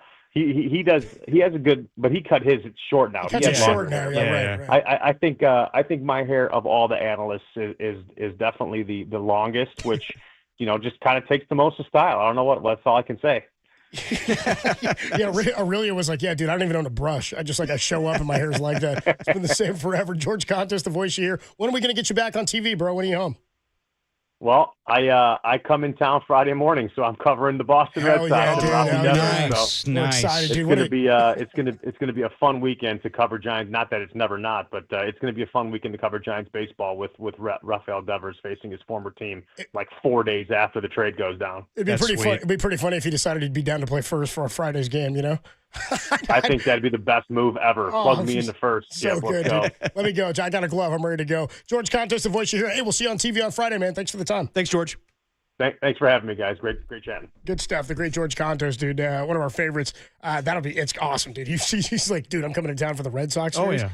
I mean, again, we were planning to be out there anyways. We are for many home Friday games, but all of a sudden, this Red Sox series has tons of juice. Oh, it does. No, I mean, yeah, like when we see the schedule, when we see Giants and Red Sox. And when's the last time the Red Sox were in town? 2 years ago, right? 2 years ago?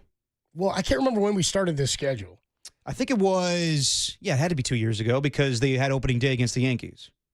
So that's when we started. In New York. And they went to New York this year. So, the Red Sox are, No, it's crazy. I mean, the fact that we have it, and it's yes, in the schedule now, everybody plays everybody, but the fact that this is going to go down on Friday. It lines up this way. That's pretty remarkable. It is pretty incredible. Rafael Devers is going to be announced tomorrow at 2:30. We will have the press conference for you right here on The Sports Leader. We'll play it for you in its entirety as he gets introduced to the San Francisco media. Guess we'll find out what number he's wearing and maybe what position he's playing. I don't know if they'll just throw him over at third base again. He hasn't played third this year.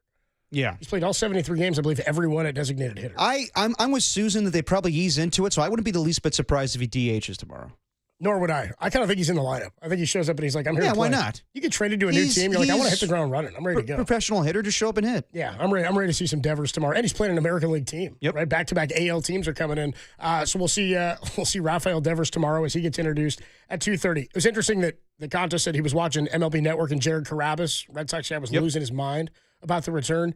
That's all you got to know about how Red Sox fans feel about what they're pissed off. Not just because they love Rafi Devers, because they thought he would be a Red Sox for life, because he was homegrown and he was their guy, came up at 20 years old, last member of the 2018 World Series team, no Mookie, no Bogarts. They locked into him with the richest contract in franchise history, and then they traded him away. And he's gone.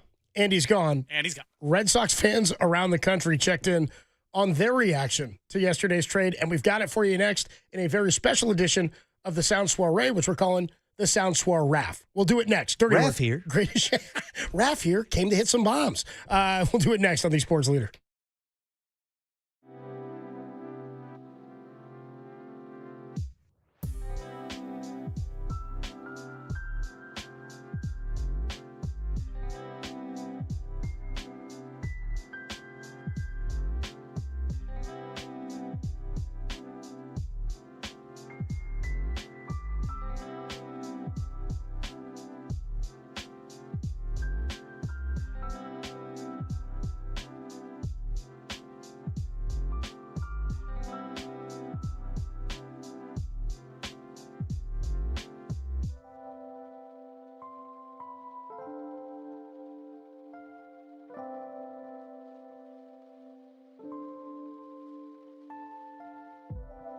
Well, the latest pitching news out of Giants land is that Justin Verlander will return to the rotation on Wednesday. Robbie Ray will pitch Tuesday, and Logan Webb will take the ball Thursday. For everything Giants, keep it locked right here to the Sports Leader. And if you feel like you've ever been in a rotation, maybe talk to a therapist.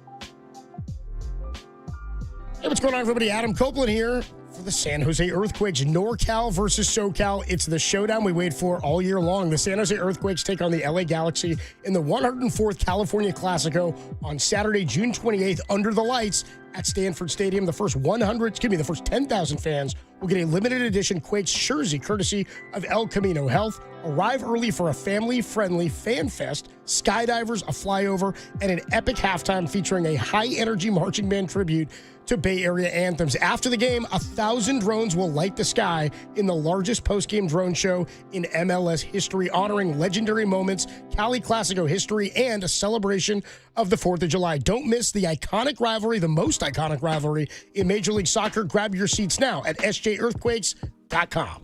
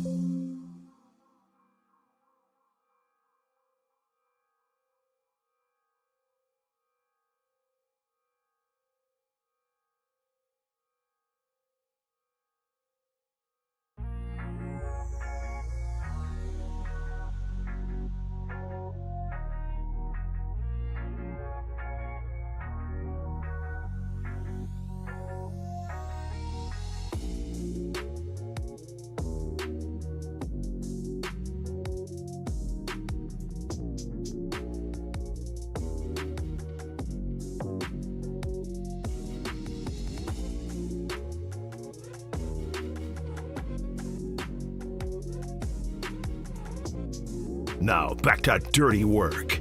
Adam Copeland and Derek Papa in the KNBR Casino Matrix Progressive Jackpot Studios.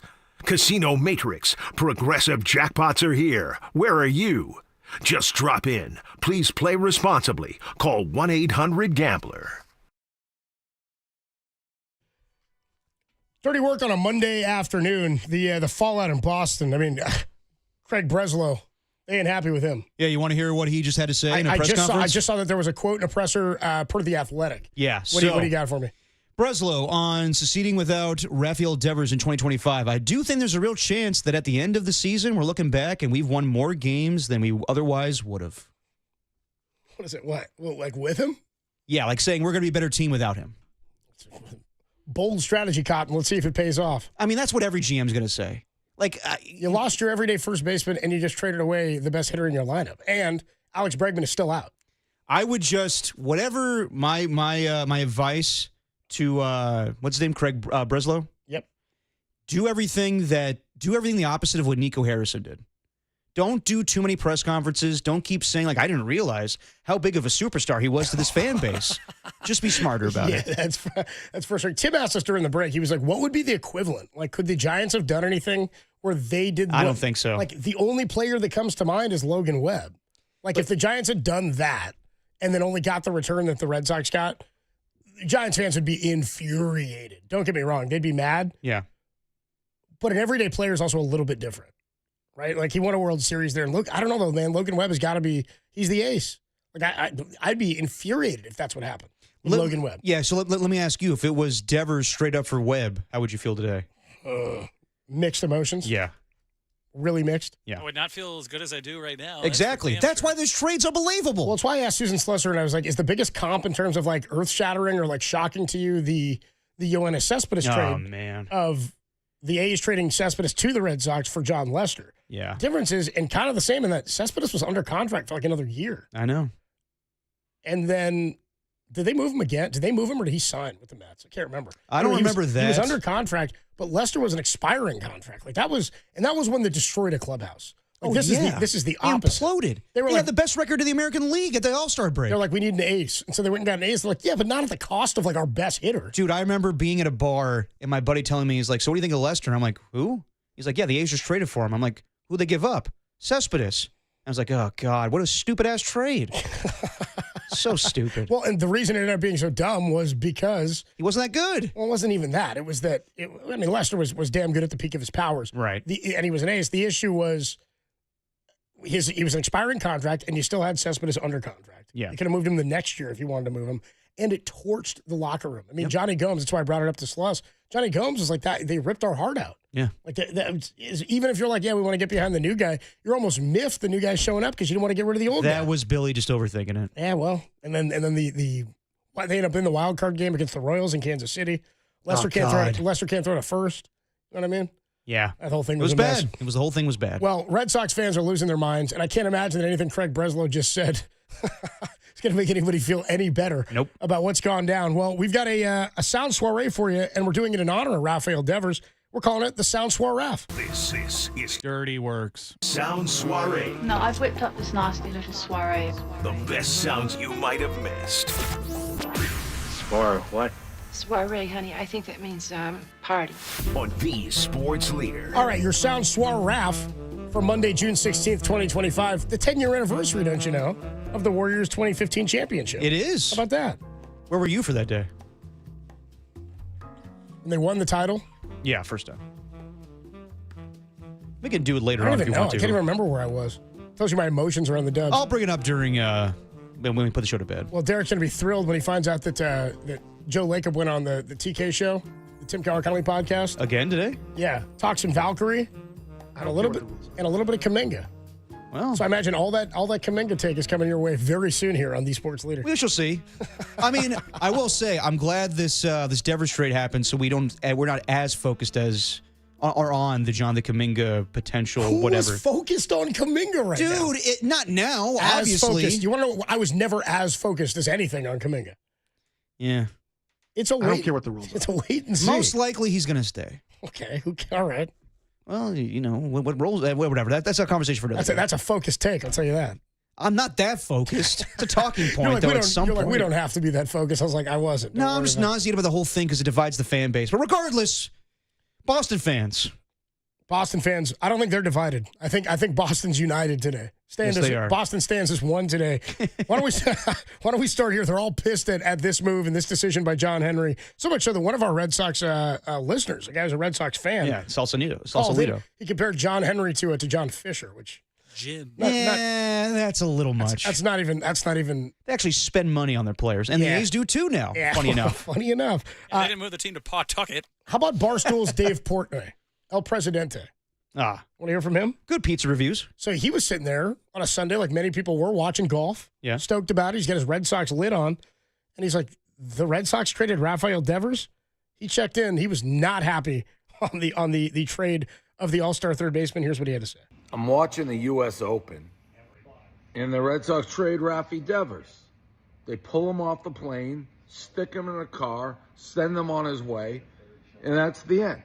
Now listen, Rafael Devers is all right? He's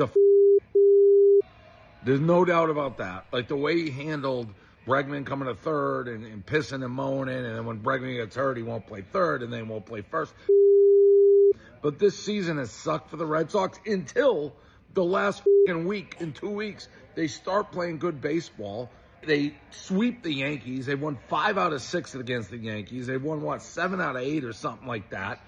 We're finally looking up above 500. It's like, maybe this team actually will be pretty good. We got all these young kids coming up, and Devers is hitting for the most part, and you trade him for a bag of baseballs and a couple no-name pitchers and more, and it's a financial deal. And that's all it is. They didn't have to pay the contract. They got out of it, and it's John Henry doing John Henry stuff. I don't blame him, but, at the end of the day, it's just one trade. Everybody knows the rules. Everybody knows the rules. One trade. Just one trade. Yeah. Just one trade. I didn't like him calling Kyle Harrison a bag of baseballs. I kind of rubbed me the wrong way. I was like, screw you guys. You know what I mean? But I know you're all pissed, but come on. Dude, you expect Boston fans to think to be reasonable? No, not reasonable. Also, do you expect them to know who Kyle Harrison is? No. Exactly. No, I don't. Like knowing Tanner Hawk. Yeah. Maybe. So I get it from their perspective where, they're on the East Coast and they live and die with Boston, Red Sox baseball, and they see what they got in return. They're like, you kidding me? What are we doing here? So I get it. I totally get it. I mean, I get the frustration, yeah. I just don't like him calling Kyle Harrison a bag of baseballs. I know. If you got to know him, maybe he wouldn't feel that way. If you got to know him the way he knows Caitlin Clark, I mean, he's obsessed with Indiana Fever ball. She's coming this Thursday. She'll be there Thursday for the Juneteenth game, don't you know? Yeah. I'll be working, I noticed. I'll be working. All right. Well, actually, wait. Is there a day? It's half a show. It's a day game Thursday, right? Yeah. Well, I'd say it's right on par that I'm working half a show on Juneteenth. Half a show, buddy. I'd say that hits the nail on the head, dude. There you go. I'll cover the back end. You know what? Actually, I'm covering the back end. You're covering the front end, Tim. Covering the entire thing. Yeah. Moving on here in the Sound Swore, Ralph. Damian Woody. Oh, yeah, the old Patriots offensive line. We've got to hear his take on the Rafael Devers trade. Patriot lineman, Damian Woody. Wow. Is it just because he was on Get Up? Here's the thing. There's a funny thing about ESPN. They don't care what the topic is. Yeah. They didn't want to get into this topic because it's baseball. They didn't want to talk about that. They want to talk about Dak Prescott and his legacy this morning. Yeah. That was the what? Dak Prescott's legacy. It's the biggest. Look, I know that we're here in San Francisco. Yes. This is the Kuminga thing all over again. It is very clear. It's way different than Kuminga. Come on. With the exception of NBA Finals Game 5 tonight, this has been the biggest sports news. Yeah, of course. Since yesterday. I mean, it overshadowed, nationally, it's overshadowed J.J. Spawn winning the U.S. Open. Not a big name guy winning it. I mean, maybe if Bryson weren't cut on Friday, then maybe we'd be talking about that or a back-to-back. But just pulling this out of your butt with Dak Prescott and his legacy, they're having this conversation. Damian Woody's like, stop. I live in Boston. I know Boston sports. I have to give my take on Rafael Devers being traded. All right, then you know what? Little respect for Woody being like, why are we talking Dak Prescott on June 16th? Why are you talking about it at all? We traded Rafael Devers. Here's what Damian Woody had to say on Get Up. Bro, literally, we just swept the Yankees, right? I'm talking crazy smack to my 13-year-old son because he's a huge Yankees fan. I'm giving him the business, all of this. We win 5 straight. 5. We swept the Yankees. Then all of a sudden, Jeff Passan, I'm going to have to talk to you, my brother, because I don't like this type of news being dropped. My man, Devers gets dealt like that. Like, Boston is acting like the Tampa Bay Rays. Like, we're a small market team.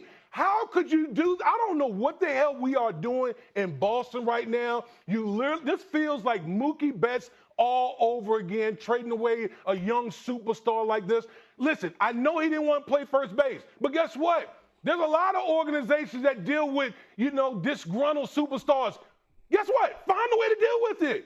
I mean, bruh, like I could literally walk off the set right now because I'm still pissed about it. My favorite part is that he's blaming Jeff Passan. Yeah. It's a little scary, actually. That damn Jeff Passan goes and reports.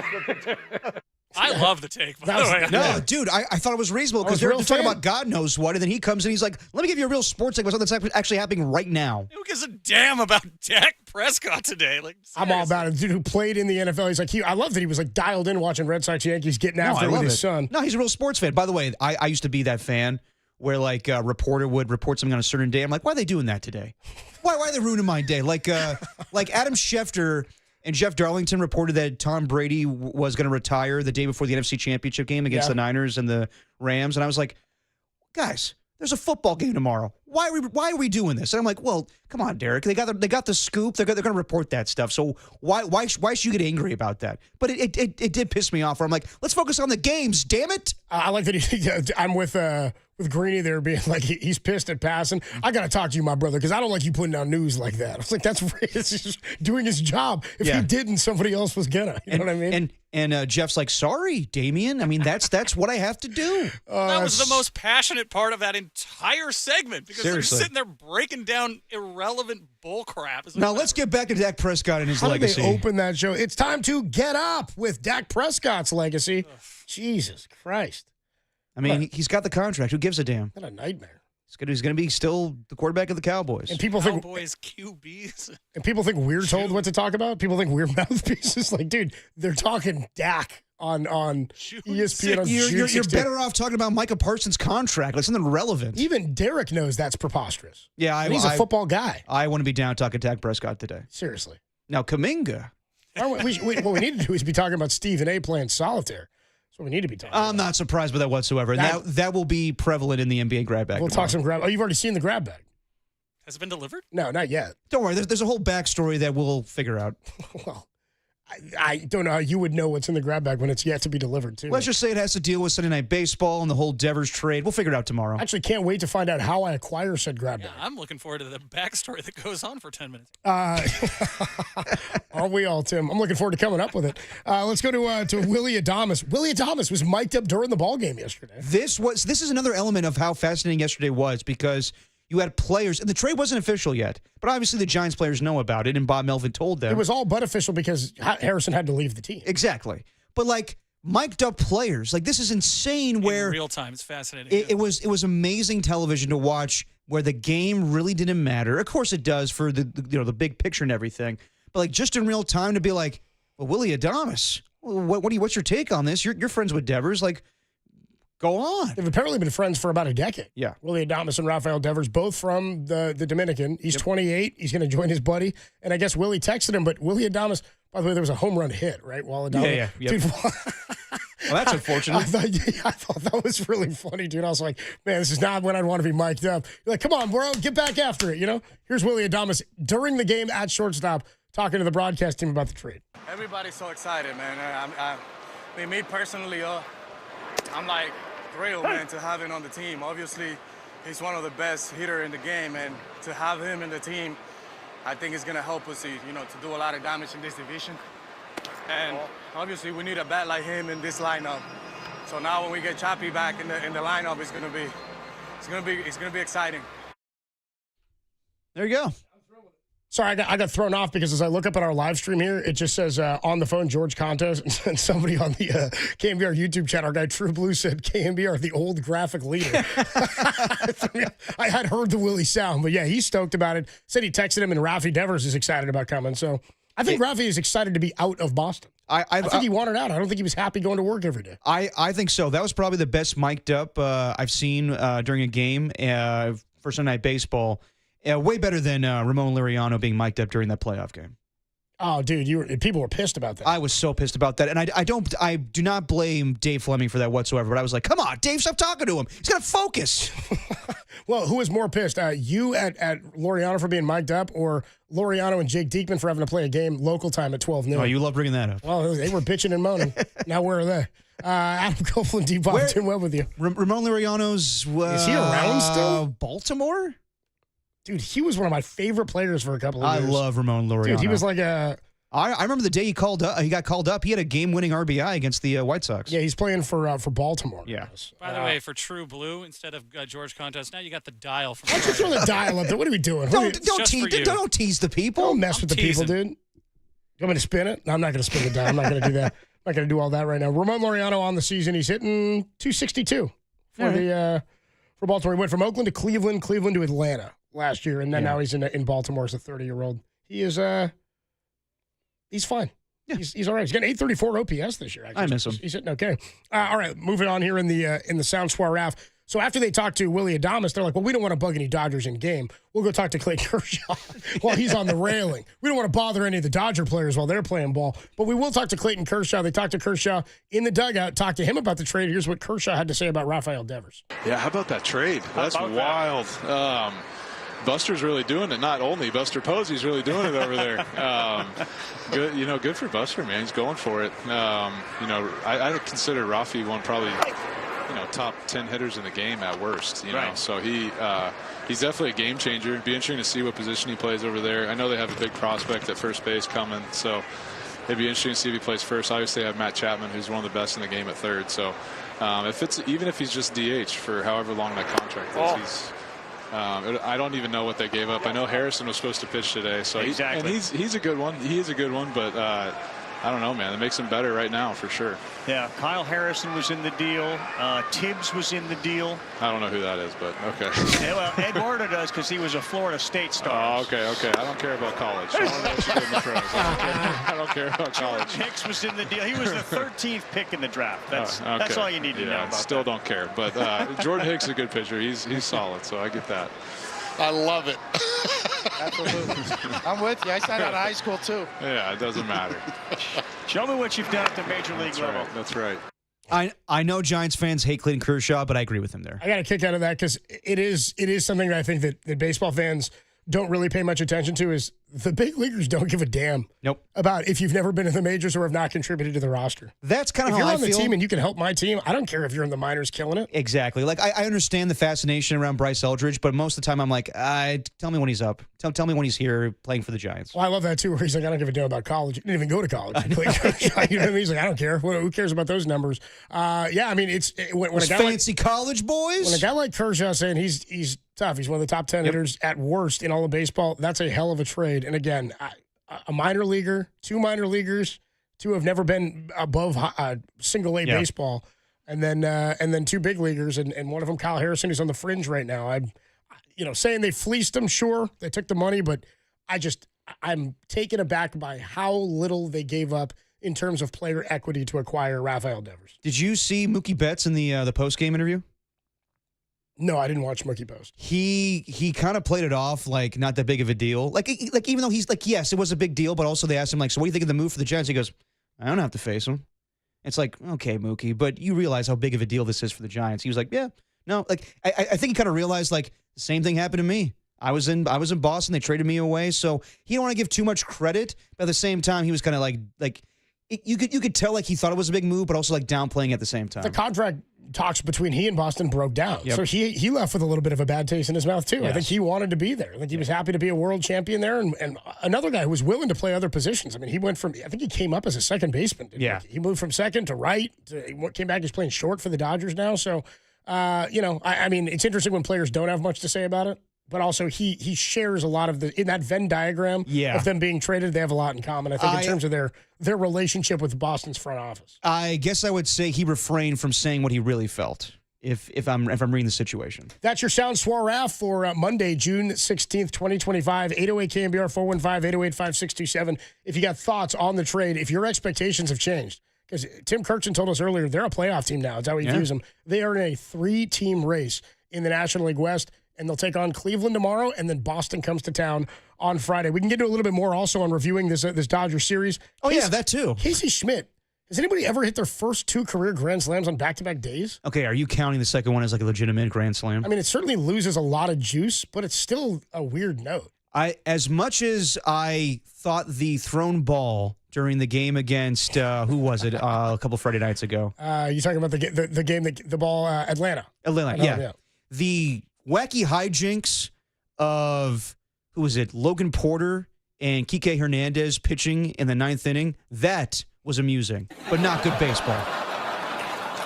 It's bad baseball. Oh, it was terrible baseball, it was hilarious. It's a still bizarre footnote because it was Casey Schmidt's first career Grand Slam, right? Second night. The first Grand Slam he hit was his first career one, right? On Friday night, yes. Yeah, that's what I mean. That, which, by the way, one of the sickest pimp jobs of a slam you'll see in the moment that he hit it, and he knew it and just kind of dropped the bat and is celebrating. That was a really, really cool moment.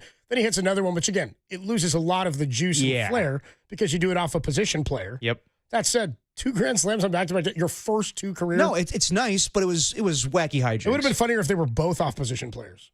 First 2 Grand Slams were back-to-back days off of a left fielder. You know what I mean? That's a nice feat. But yeah, like the next night, you're like, what is this? Let's take a quick break. We'll come back. We can do a little bit more of the Dodger series.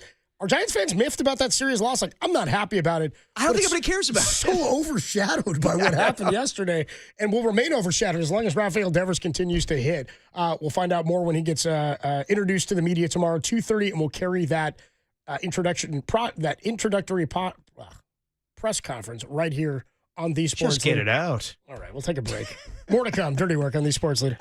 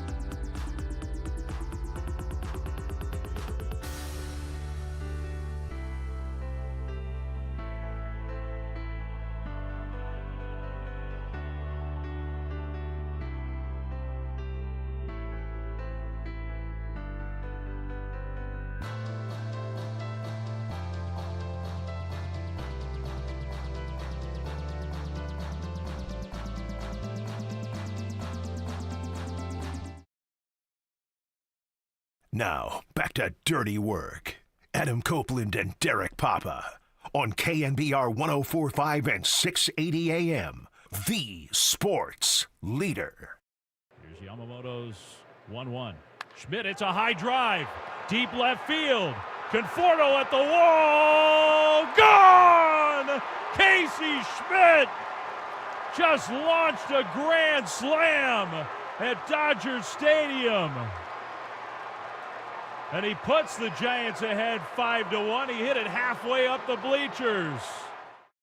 Now, that was legitimate. That was pretty sick on Friday. Giants dropped 2 of 3. Kershaw dealt on Saturday, by the way. Yeah, he did. Just carved him up. It's kind of what he does with the Giants. After a grand slam from Casey Schmidt on Friday, Giants come back 2 games down, or 2 games back of the Dodgers in the NL West. Padres and Dodgers tonight, right? Again. Is that right? Shohei Ohtani on the hill tonight? Yeah, I believe so. So, I mean, the thing about Ohtani pitching and then bringing him back is it doesn't cost them a pitcher because you only can carry 12 pitchers. Yeah. I think that's a number, right? You can carry 12.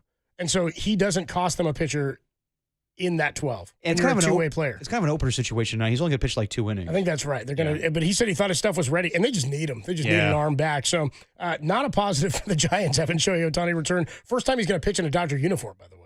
Oh, yeah, it's true. 2023, God, the that's last time. nuts. 600 and something days since he last pitched in the bigs. You know, I mean, I know that vibes were high on Friday night. Tim Webb was watching the game, as he phrased it on Friday, coming from his bar stool. Coming off of his bar stool. Yeah, whatever. Coming off of his bar stool, whatever way he wanted to phrase it. But Tim, you're feeling pretty good on Friday, weren't you? Yeah, were you coming off your bar stool, Tim? Oh, I was. First of all, I think I called Max Muncy a little B. And when I was listening on my way to the bar stool, and I heard Dave Fleming refer to it as a hissy fit. So I felt justified in my action. I was feeling great about things, and I still feel great about Friday. That was awesome. Saturday, I was at a wedding. Didn't watch a second of it, so no ill feelings. And then Sunday, it's like the game didn't matter. You know, it feels like that. And I love what Sean Jelly said. And I understand that all games they're all important, they're all valuable, but that was like a behemoth move, and it happened right before the game. It was hard to focus, especially knowing that they were going to throw Jelly, and, you know, it just wasn't – it was out of the ordinary. That's what I'm saying. Hold on. Tim went to another wedding on Saturday? Did you officiate it? I had already done a whole Tim's Takes on weddings, so I figured I didn't really need to bring it up again. Wait, you went to another one? But you could bring this guy gets invited to more weddings than anybody I've ever met. Whose wedding? It was fantastic. It was my former roommate's sister, and she was lovely. And I got invited to go on a Pixar tour. That was cool. Oh, hell yeah. Nice. What else happened? Did you meet Wally? I did not meet Wally. What about Ratatouille? Unfortunately, no. Oh. Did you have a +1 to this one, Tim? I did. Same +1, couldn't make it either. There was a lot of Pink Pony Club and a lot of me standing there. But did you dance? no, did you dude. dance, though? not Oh, you dance. got to Come dance sometime, Tim. So bring your scissors, cut a rug, man. You know, The bartenders needed You gotta somebody to move and hang out with. shake. So it was me. That's hilarious. A lot of Pink Pony Club and me standing there by myself. No, it was a gorgeous wedding. It was in Marin. The weather was perfect. Yeah, just a wonderful time, and I drank probably too much. So in general, I mean, it's funny, and 808 KNBR Giants fans, you can check in on this. Like, I'm not happy they lost the series at all.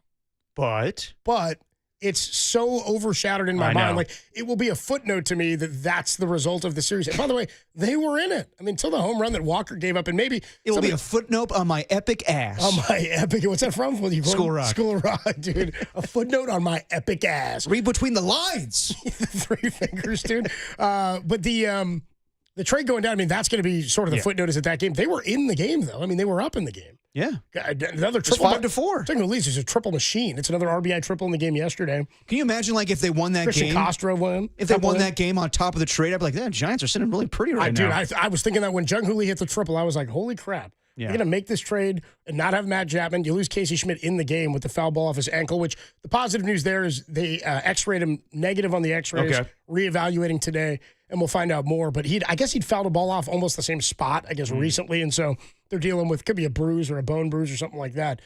Would you, I mean, based on the way Schmidt's been swinging the bat, would you toy with the idea of playing him more at second base Absolutely. if you have the luxury to do so? 100%. If you're at full health, again, I do like Fitzgerald. I don't. He doesn't do enough. I don't love him with the glove, and I don't know enough about his metrics. I haven't looked at him. I don't love him with the glove. My eye test tells me he's not been the best defensive second baseman. There was a couple of plays already this year a play in a day game where Justin Verlander was pitching, one where the Giants went down. They were down like 5 or 6-0 or something in that game. Mm-hmm. He ended up pitching into the 5th inning or 6th inning, getting him there. But there was a really frustrating moment with him and Tyler Fitzgerald where he made a mistake and wasn't there at second base to make a play. And then it happened again in that Royals game with Logan Webb. There was a comebacker and nobody was there to cover second. It seemed like it was kind of Fitzgerald's spot to be there on the comebacker, and Logan Webb was visibly upset. I'm just nitpicking 2 plays. I'm just wondering, if you have Casey Schmidt still on the roster, do you play with some of that versatility and maybe give him some shots at second base if, in fact, your infield, when healthy, looks like Chapman, Adames, and potentially Rafael Devers at first base? Would you want to see some of Casey Schmidt at second? Why not? I mean, I think this move kind of opens it up for that. No, I'm definitely down for that, and I'm definitely down to see more Casey Schmidt at second base, and maybe one of these days we get him on so you can ask him that movie about Schmidt. Is that about you? No.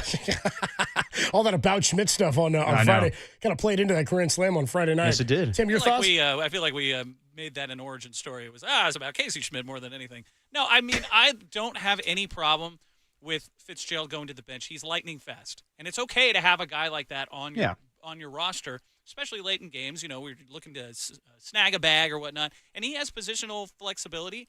But to that point, he's definitely had quite a few missteps, defensively. And the bat's not really going right now. So is this the only time that you can remember that the Giants have lost 2 out of 3 to the Dodgers, and you're like, I'm okay? I'm excited about the potential for Rafael Devers. So that obviously that excitement has overshadowed my disappointment in losing the series. I was miffed on Saturday. I really wasn't happy with the Saturday game. I mean, it was 11-0, and the game was over by the second inning. It was a tough deal. Yeah, I mean, like 510 Chickson says, something tells me the, quote, it's like the game didn't matter narrative would be different had the Giants won. Then it would have been a huge W. Yeah, but it's also definitely. Because you pull your starting pitcher a half hour before the game's going to start. You start a reliever who's never made a big league start. I was saying the Giants kind of punted the game, but I feel like that's an unfair evaluation of it. It's that I don't know how many teams find great success with the way the Giants lineup is constructed in that moment. The fact that they were still in it and only lost 5-4, they didn't get the brakes beat off. I mean, even Bob Melvin after the game says, I'm really proud of how we handled today considering the news. Yep. You've got guys on the roster who are your teammates and friends and brothers who are getting taken off of the roster, and they're walking around saying goodbye to you a half hour before the biggest game of the season. It was going to be the biggest start of Kyle Harrison's career. Sunday Night Baseball against the Dodgers with first place on the line. Absolutely, had they won, we'd be talking about what a resilient win it was. Because they lost and because of the trade, it's just not at the forefront of my mind in the same way. So to say, is it the least upset I've been? Sure. Give me one of the top 10 hitters in baseball every time they lose 2 out of 3 to the Dodgers. I'm going to be pretty happy about the result of the roster coming out of that series. That said, these games all matter. I mean, this is a tight division race right now. It's kind of like, and you're only 1 game out of first place. It's kind of like, not that I'm definitely making the comparison, but it's kind of like when Draymond, when they won the championship the second time, and they were like, hey, if we had to lose the finals to get Kevin Durant, that's not a bad consolation prize. It's kind of... Yeah, it's not, though. Like, they lost the freaking championship. But if you lose 1 game and you're like, we got Rafael Devers, you gladly take that. 916 checks in on the text line and says, Devers says he won't play first. What's changed? His organization. First and foremost. We don't know that, though. Literally, yeah. I don't know what's changed in his mind, except that it would seem to reason, based on all that's been reported, 916, that the reason he refused to play first and did not want to be a DH, he wanted to play third. He was pissed that they even made him DH, is that they signed somebody to take his position. Yeah. Show me the player that's not going to be miffed about that. I'm not saying he handled it right. I don't think he did. What I'm saying is when they went back to him and said, will you play first base now? It was after an injury. It's not like they wanted him to play first. It's not like they signed Bregman and said, would you consider moving to first base? They said, you're going to be the DH. And he's like, that's not what I want to be. I don't want to be the designated hitter. Mm-hmm. Not saying any of this is good. I'm saying the Giants traded for him and certainly didn't trade for him with the idea to play him at third. They definitely did not trade for him to say, we're going to move Chapman to short and move Adames. None of that's happening. No. None of that's happening. They traded for him to make him either the DH. They took advantage of discourse in a relationship between Rafael Devers and the Red Sox front office. He had big problems with them coming back to him and saying, now we want you to play first. And when he basically planted his feet and said, I'm not going anywhere. I'm not doing anything differently. I'm just going to do what you've asked me to do to this point. I think that's what soured John Henry and Craig Breslin and said, then we're not going to pay him the $250 or $290 million or whatever the hell's left on his deal, $260 plus, something like that. So people are going, what's going to change? This guy, I don't know what this is about. Oh, West Coast baseball makes first base more appealing. All right, 916. I don't know what you want from me. I don't know when he's going to play or where he's going to play. Bottom line we'll find out is- tomorrow. I don't know why you're pissed about this. He's probably going to play first. That's probably it. It's going to be I think DH so. or first base. And they're at their best if he's willing to play first base. Are you more willing to do something with an organization that did not, in your mind, maybe lie to you or pull the rug out from under you or take your job away or manipulate you? Yeah. And I think even as an FU to the Red Sox, he might be willing to do it this weekend. So you're slotting him in for first base. That's not a sure thing. 916, nothing's a sure thing. All right, stop this. I don't know what you want, dude. I think it's a lot What are you different. being all pissy for, 916? They got Devers. Get off my back. Seriously. You know what I mean? I want to see Tibbs. I think that Buster Posey, being a former player, the key to this is just sitting down and being open and honest and being like, this is what we want you to do. And as long as Devers is receptive to that, then he'll be fine. It's different with Boston that told him one thing and then did the other thing. This would be like, all right, we want you to play first base. And then in a year, they're like, we're calling up Bryce Eldridge. You're not playing first base anymore. By the way, I'm scrolling through. This guy's been bitching about this on the text line since 6:44 this morning. All right, if you don't so like, where's Chappie playing? Okay, then where's Devers playing? Let me get this right. The Red Sox traded Devers because he refused to play first. That's not the reason they traded him. They traded him because this was layered. you can't make everybody happy. You can't make everybody happy. I think that Buster Posey, being a former player, will have a bigger impact on Rafael Devers to convince him this is the best position to put the baseball team in, and he'll be receptive to that if they're just honest and open on day one, which is probably happening right now. This is the cleanup bat that you've been looking for the last decade. I mean, what are we talking about? We got to take a quick break. Adam Copeland, Depop, Tim Webb. Stop complaining. Kerry Crowley's in the building. Kerry Crowley's in the house. Get ready for a little Kerry Nightly. Ooh. No Niners Nightly tonight. You got Kerry Crowley talking Giants ball from 6 until 9. Probably some NBA Finals, too. Huh? How 6 about to that? 9. All right, yeah, there you go. We'll put the show to bed. Put the show to bed next on the Sports Leader.